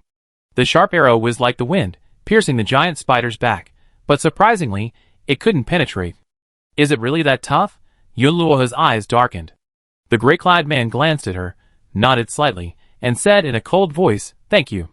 After a brief response, the two of them began to work together in perfect harmony. Yunluoha rushed in and stood beside him. It wasn't out of kindness that she wanted to help, but she knew that if she didn't work with him to deal with the spider, she couldn't complete the task alone. Let's resolve this crisis first, then discuss the mission. The giant spider, enraged, lashed its massive forelimbs at the man in gray. The man calmly dodged the attack by sidestepping, simultaneously sweeping with his staff, forcing the giant spider back a few steps. Yunluoha seized the opportunity to attack from the side, his dagger flashing coldly, as it pierced the giant spider's leg joint. The giant spider, in pain, erupted from its abdomen, spraying large swathes of sticky silk in an attempt to trap the two. The man in gray was quick-witted and swift, swinging his staff to disrupt the silk. Yunluoha took advantage of this opportunity to leap and lunge at the giant spider's head. Despite its size, the giant spider's reflexes were quite swift. It blocked with its massive fangs, then used the momentum to knock Yunluoha back. Yunluoha felt a surge of force, nearly dropping the dagger from his hand. Seeing this, the gray-clad man immediately stepped forward and struck the giant spider's fangs hard with his staff, freeing Yunluoha. The two exchanged glances and resumed their attacks. The gray-clad man used his staff to contain the giant spider's front, while Yunluoha nimbly maneuvered around its sides, searching for a flaw. Yunluoha continued to stab the giant spider, infuriating it. When the giant spider turned, Yunluoha seized the opportunity and stabbed his dagger into its soft underbelly. Yunluoha had observed it for a long time. Its back was covered in an incredibly hard shell, and this was its only weak spot. The giant spider roared in pain, its body convulsing violently, spewing venom and silk, intent on killing the one who had caused it so much pain. But Yunluoha dodged quickly, not even a single blow coming from him. The gray-clad man seized the opportunity and struck with all his might, his staff slamming into the giant spider's head with immense force. With a dull thud, the giant spider collapsed to the ground, sending up a cloud of dust. The battle concluded, and both men breathed lightly, the tense atmosphere softening. Killing the giant golden shell spider. Drops: 20 golden spider silk, 5 golden shell fragments, 16 poisonous caliceri. The gray-clad man placed his staff upright, gripping it in his hand. He smiled and thanked Yunluoha. Thank you for your help. Yunluoha smiled and waved. You're welcome. I'm just helping myself. Only by working together can we defeat this thing. She glanced at the supplies on the ground. And you give me a share. The gray-clad man readily agreed. He gave Yunluoha 10 golden spider silk, 2 golden shell fragments, and 6 poisonous calicity. Not bad, this man was quite generous. After all, he'd been fighting for quite a while, and by the time he joined the battle, the giant golden shell spider was practically exhausted. There are still some little ones left. Leave them to me. Yunluoha glanced at the spiders on the ground. Let's go together. She also wanted the supplies dropped by those spiders. Yu Qingjin was stunned for a moment, then suddenly understood. Okay. The two of them worked together to clear out all the small spiders in the cave. Yunluoha had a good harvest, and put the supplies away with satisfaction. Yu Qingjin, however, remained calm and composed. My last name is Yu Qingjin. Yunluoha. You got the mission too, right? Yunluoha nodded. Yes. She thought for a moment and asked, I saw a lot of dead spiders on the way here. Did you kill them? Yu Qingjin, not sure, maybe. He had indeed killed countless spiders along the way, but he wasn't sure if they were the ones Yunluoha saw. Did you confiscate the supplies after the killing? Yu Qingjin, some I didn't. Yunluoha looked at him intently. I picked them up. Yu Qingjin understood. Whatever you pick up is yours. Yunluoha raised an eyebrow. Okay. She began to survey the surroundings, and soon spotted a downward passage ahead. She took out a resin lantern to illuminate the path ahead and walked in. Yu Qingjin also took out a candle, and held it in his hand. Not long after walking, Yunluoha suddenly made a discovery. There's something on the cave wall. She brought the lantern closer, illuminating the murals on the cave wall. There were 3 paintings on the wall. The first depicted a giant spider, its upper body a human female, its lower body a spiders. It was quite eerie. The second was a map of Spider Island. The locations of resources in each area were marked. The most important was this cave, which contained the Spider Queen's altar. The third painting depicted the process of sacrifice. 3 objects could be seen placed on the altar, and the person offering the sacrifice was required to kneel before it and pray. Yunluoha and Yu Qingjin remained silent after viewing the murals, lost in thought. They continued to descend, and after a long walk, they finally reached the bottom of the cave. The scene before them was magnificent. A gigantic, transparent tree stood deep within the cave. The bark had a translucent texture, revealing the interior of the trunk. The crown of the tree was covered with countless tiny flowers, emitting a faint, sweet, and alluring fragrance. In the center of the trunk, a vast cavity could be seen. Floating within this cavity were numerous transparent amber spider eggs, each shimmering with a mysterious luster. The two slowly walked over, and saw branches covered in silver spiderwebs. Yunluoha said, looks like this is the place for sacrifice. The altar, located directly beneath the giant tree, consisted of a massive black rock. The surface was covered in intricate runic patterns that emitted a faint red glow. In the center, a recess held a massive golden spider statue. This spider statue looked unlike any other spider they had seen.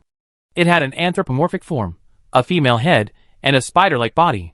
Its entire body was covered in a carapace, and the fluorescent markings on its tail had turned golden, a beautiful and ornate pattern. Its head had a face and features that were terrifying. It felt different from what I had seen in the mural earlier. Perhaps it was a different form of the Spider Queen. According to the previous mural, the sacrifice required 3 offerings. She had no idea what to offer. Do you have any ideas? Yu Qingjin, the main issue now is whether we should sacrifice separately or together. No one knows if the ritual can only be initiated once, or if every player can sacrifice. Yunluoha, then we can only try it together once, and see what we get. We split the gains equally. If we can continue to sacrifice, we do the same as the first time. Yu Qingjin, that's feasible. Then we need to discuss the offerings. Yunluoha's gaze fell on the flowers. She had a feeling these flowers weren't ordinary. She gripped her dagger tightly, and walked to the base of the tree. After observing them for a moment, she decided not to pick any flowers rashly. Forget it, she'd wait until the sacrifice was over to avoid any accidents. The two discussed that the first sacrifice would involve 3 items, meaning at least one person would have to offer an extra item. So, they would both offer 6 items and select the 3 best ones. Whoever offered 2 would have priority when the items were divided. Yunluoha opened his backpack and, after much deliberation, took out a piece of crocodile meat, a swarmwood root, and a crystal. He was a little reluctant to part with the crystal, but there wasn't much else in his backpack. Even the swarmwood root had just been found in the crocodile's backpack. He had no idea what it was for, but he had a feeling it was a valuable asset. Yu Qingjin took out 3 items, an emerald heart, a purple swallowtail butterfly, and an obsidian. Yunluo's eyes widened at the sight of the purple-black stone. Could this be obsidian? She feigned composure, calmly asking, "Is this obsidian?" "Yes, I suppose only this kind of thing is suitable for sacrifice." Yunluo's offerings were indeed inferior to his. Yet Yu Qingjin thought the crocodile meat might be something the Spider Queen would appreciate. After all, while crystals and obsidian were valuable, they were only valuable to players. The Spider Queen might not necessarily appreciate them. Finally, after discussing it, the two decided to put the crocodile meat on the table, along with the purple swallowtail butterflies as food. As for the crystal versus obsidian competition, Yunluo believed the obsidian was more valuable. However, Yunluo mentioned that he had found his crystal in the lake next to the hive cave. Yu Qingjin pondered, "Then let's use the crystal. If we can continue the sacrifice, I use my obsidian." Since the treasures could be divided equally, whoever offered an extra item as a sacrifice simply got priority. Besides, he was a little reluctant to part with this obsidian. He only had one, and he had an important use for it. Yunluo, okay. Although the crystals were valuable, she already had 3, so using one to get priority probably wasn't a bad deal. After the two discussed it, the sacrifice finally began. As for who should be the one to offer the sacrifice, Yunluo believed Yu Qingjin should be the undisputed choice. "You do it." Yunluo was confident in his luck. There was no guarantee he received some broken treasure or worthless items. Judging from Yu Qingjin's seemingly blessed appearance, he assumed his luck was pretty good. Unexpectedly, Yu Qingjin waved his hand and declined, "You do it." "Ah?" Yunluo pondered for a few seconds. "May I ask how your luck is?" Yu Qingjin, relatively low. Yunluo, how low? It couldn't be lower than mine, could it? Yu Qingjin, over 30. Yunluo's expression was subtle. It wasn't high, but she had no right to say someone else's luck was low. "You have to do that. I have even lower." Yu Qingjin looked at Yunluo in surprise, as if he hadn't expected it. "Okay then." He tightened his grip on the staff, suddenly feeling a little nervous. "Yunluo, leave it to you. Go for it." She watched from the side. Although the mural depicted the sacrificer kneeling, Yu Qingjin had no intention of doing so. He placed the 3 offerings on the altar, and instantly, a strange smoke filled the air, and the fragrance of the flowers on the tree intensified. The amber spider eggs in the trunk seemed to have grown slightly larger. The entire cave was enveloped by a powerful force. Yu Qingjin stood before the altar with his hands clasped together. A golden figure floated out of the statue, and swept away the offering. Soon, the altar glowed. Sacrifice mission completed. Rewards: 1 spider silk armor blueprint, 1 obsidian. Yunluo and Yu Qingjin heard the system's voice at the same time. What caught their attention even more was the appearance of a treasure chest on the altar. The Spider Queen's treasure chest. At first, neither of them moved, staring at the treasure chest. Yunluo stepped forward generously. "We agreed to split the treasure chest equally. Let's open it and see." Yu Qingjin nodded. She picked up the treasure chest and placed it on the ground. After a moment's thought, she said, "You open it." She had almost forgotten that her luck was a bit worse than his. It wasn't enough for him to do the sacrifice. Opening the treasure chest was the most important step. Yu Qingjin's lips curled up in a helpless smile. "Okay." He opened the treasure chest, and a golden light shone, revealing 5 items. Spider Queen Cloak Recipe Fragment X1, Mycelium Soil Recipe X1, Queen's Amulet X1, Ancient Amber X1, Damaged Wolf Spider Armor X1. As agreed, Yunluo would choose first, so she had to carefully read the descriptions of these items first. Spider Queen Cloak, Legendary Purple Armor, increases dodge by 35%, increases movement speed by 15, and grants cloaking in Poisonous Fog, CD, 2 hours. Legendary Equipment. Amazing stuff. But why a recipe fragment? Yunluo looked at Yu Qingjin. If a player with exceptional luck had come, wouldn't the outcome be different? But there was no point dwelling on this now. Yunluo continued looking at other items. Mycelium Soil. A soil recipe that can grow the same mycelium found on Spider Island. Until you get the blueprint and recipe, you can't tell what materials are needed. Queen's Amulet. A talisman blessed by the Spider Queen, capable of withstanding a single fatal attack. Ancient Amber. Amber spider eggs that have slumbered for millennia, now hard as stone. Damaged wolf spider armor. A damaged piece of high-level golden armor that requires special means to repair. Yun Luoha, I take the queen's cloak blueprint fragment. Even though it was a fragment, she had to get it. After all, she had a trash can, and there was no way she'd miss out on the legendary equipment in front of her. Yu Qingjin, then I take the amulet. Yun Luoha sighed. She knew it would be like this. An amulet was a life-saving item. Next, the two chose the mycelium soil recipe and wolf spider armor, respectively. There was still one piece of ancient amber left. This thing looked useless. But Yun Luoha could vaguely sense the energy fluctuations within the amber. Yun Luoha, how about this? Whoever can offer a satisfactory exchange item will take this. Yu Qingjin, okay. He rummaged through his backpack. I can trade you some golden spider silk. Yun Luoha took out 2 pieces of roasted crocodile meat. You're running low on stamina, right? I have 2 items that restore stamina. Eating them will replenish it, making your journey back much safer. Yu Qingjin's stamina had indeed been completely squandered, and so had the food he brought. He was just worrying about what to do when he got back. 3 pieces. Although this ancient amber looked useless, it was, after all, from a treasure chest. Yun Luoha, 3 pieces is too much. This piece of meat sells for a lot of money at the trading center. Yu Qingjin, I give you 15 golden spider silks. Okay. After completing the transaction, Yun Luoha checked the time. It's already 6 o'clock. How could she have stayed here so long? Oh no! Yun Luoha hurriedly checked the messages. Qin Cici and Lin Zhu had sent a message in the group chat, saying they could only wait for her at the shore until 7 o'clock, and if she didn't show up, they would leave. Yun Luoha quickly said goodbye to Yu Qingjin.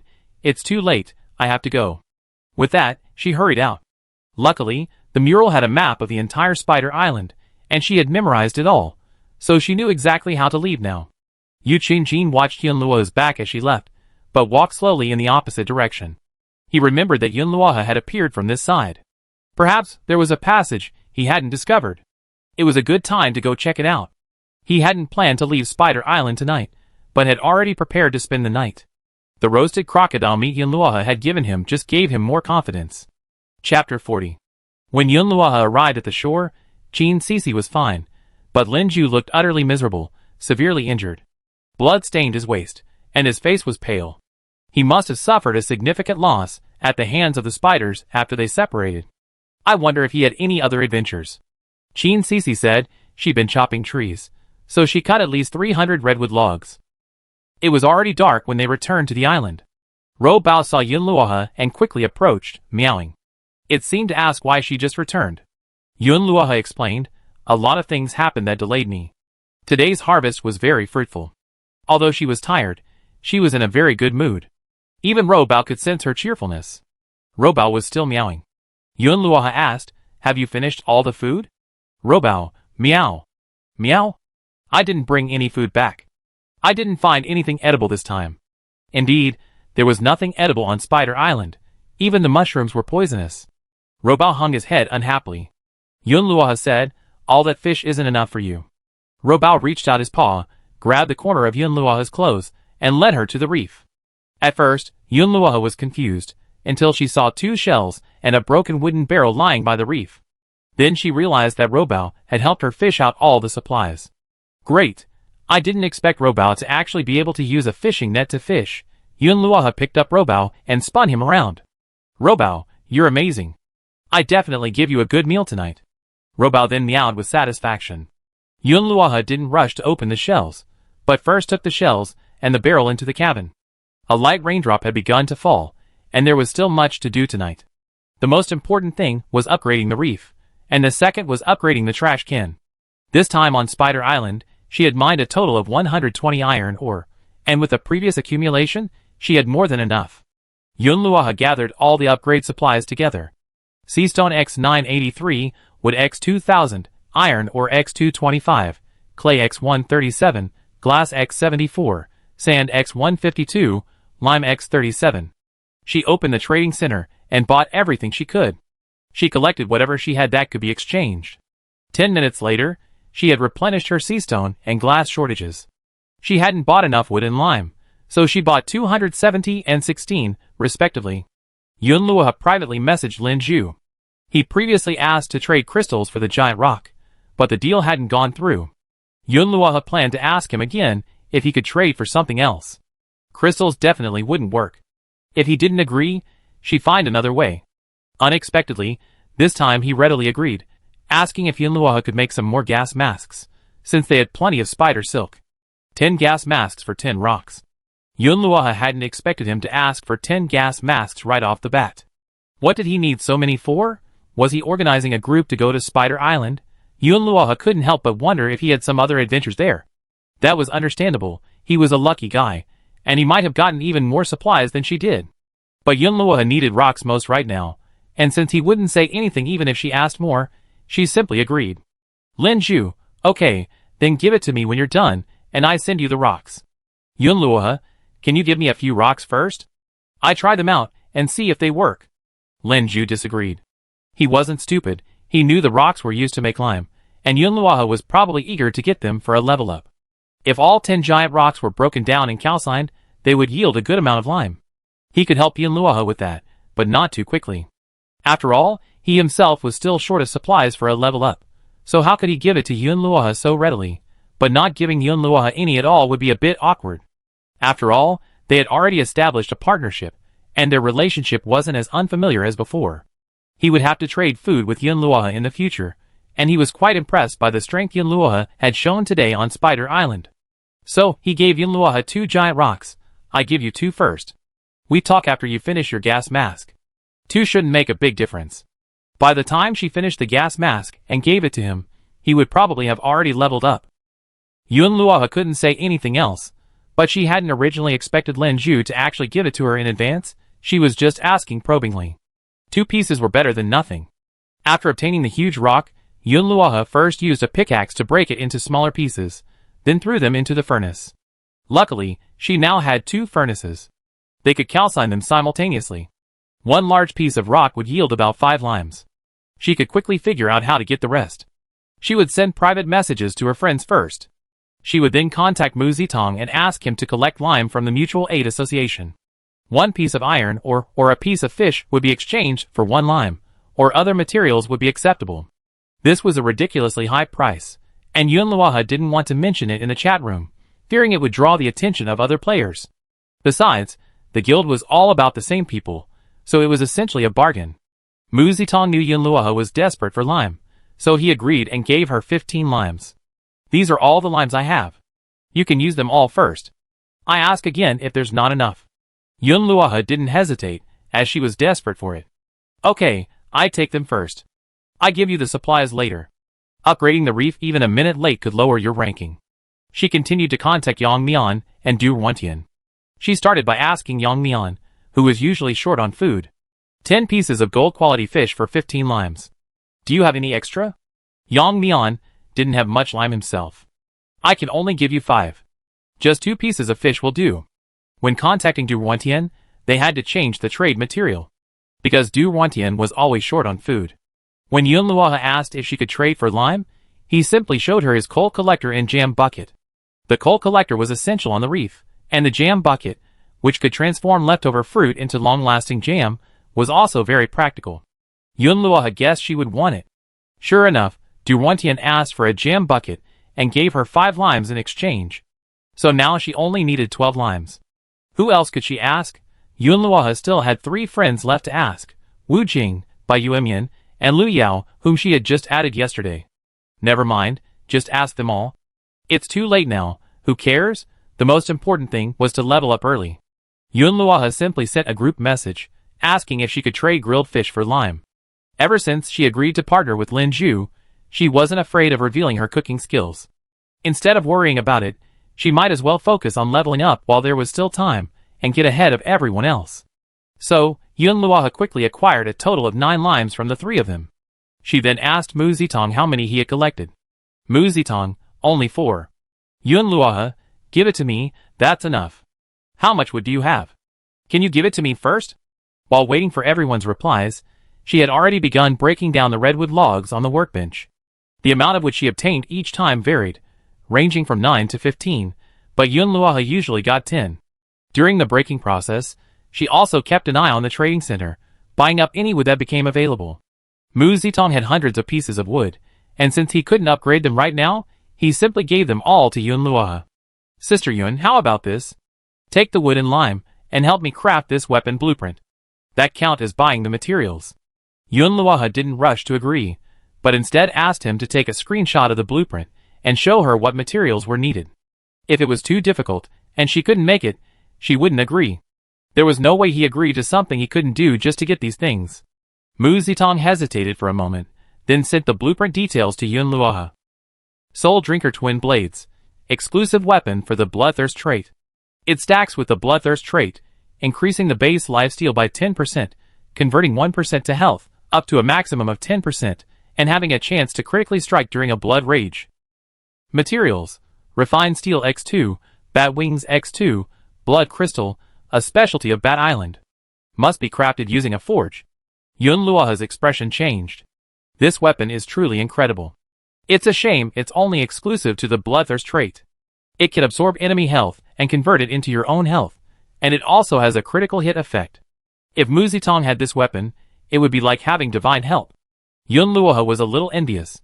He wondered if his perception trait had a weapon exclusive to it. I have refined steel, but the last two materials appear to be only available on Bat Island. I'm not sure I can make them. Mu Zitong, I know it's difficult, but just promise to find a way to make it for me. I don't have to do it right away. Mu Zitong had been searching everywhere for these two materials and information about Bat Island for the past 2 days. He had heard a little about Bat Island, but he didn't have much of a clue. After all, landing on it is difficult, especially since it's a designated island. Yun Luoha, as long as it's doable, I definitely help you. That's all you need to say, Sister Yun. I send you the wood. Hurry and level up. Mu Zitong knew why Yun Luoha was so anxious. As Yun Luoha's younger brother, he naturally wanted his older sister to thrive, so he could follow her into higher rank. After receiving over 700 pieces of wood from Mu Zitong, Yun Luoha still needed some, so he decided to go all out and placed an order on the trading center, 1 piece of iron ore for 15 pieces of wood. Then he went to the chat channel to advertise. High price for wood. 1 piece of iron ore for 15 pieces of wood. Direct exchange at the trading center. Limited to 20 pieces. First come, first served. Iron ore is much more scarce than wood.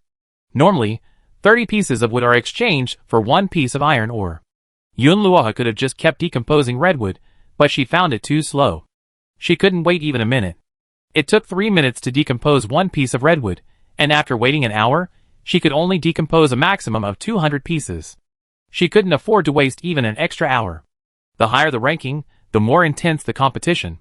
A minute's delay could mean falling behind by 1 or even 2 places. Yun Luoha would rather lose some basic supplies than not, just to get into the top 10. Her method was indeed effective. Exchanging 15 pieces of wood for 1 piece of iron ore was a steal. Many players rushed to the trading center to place orders after seeing Yun Luoha's announcement.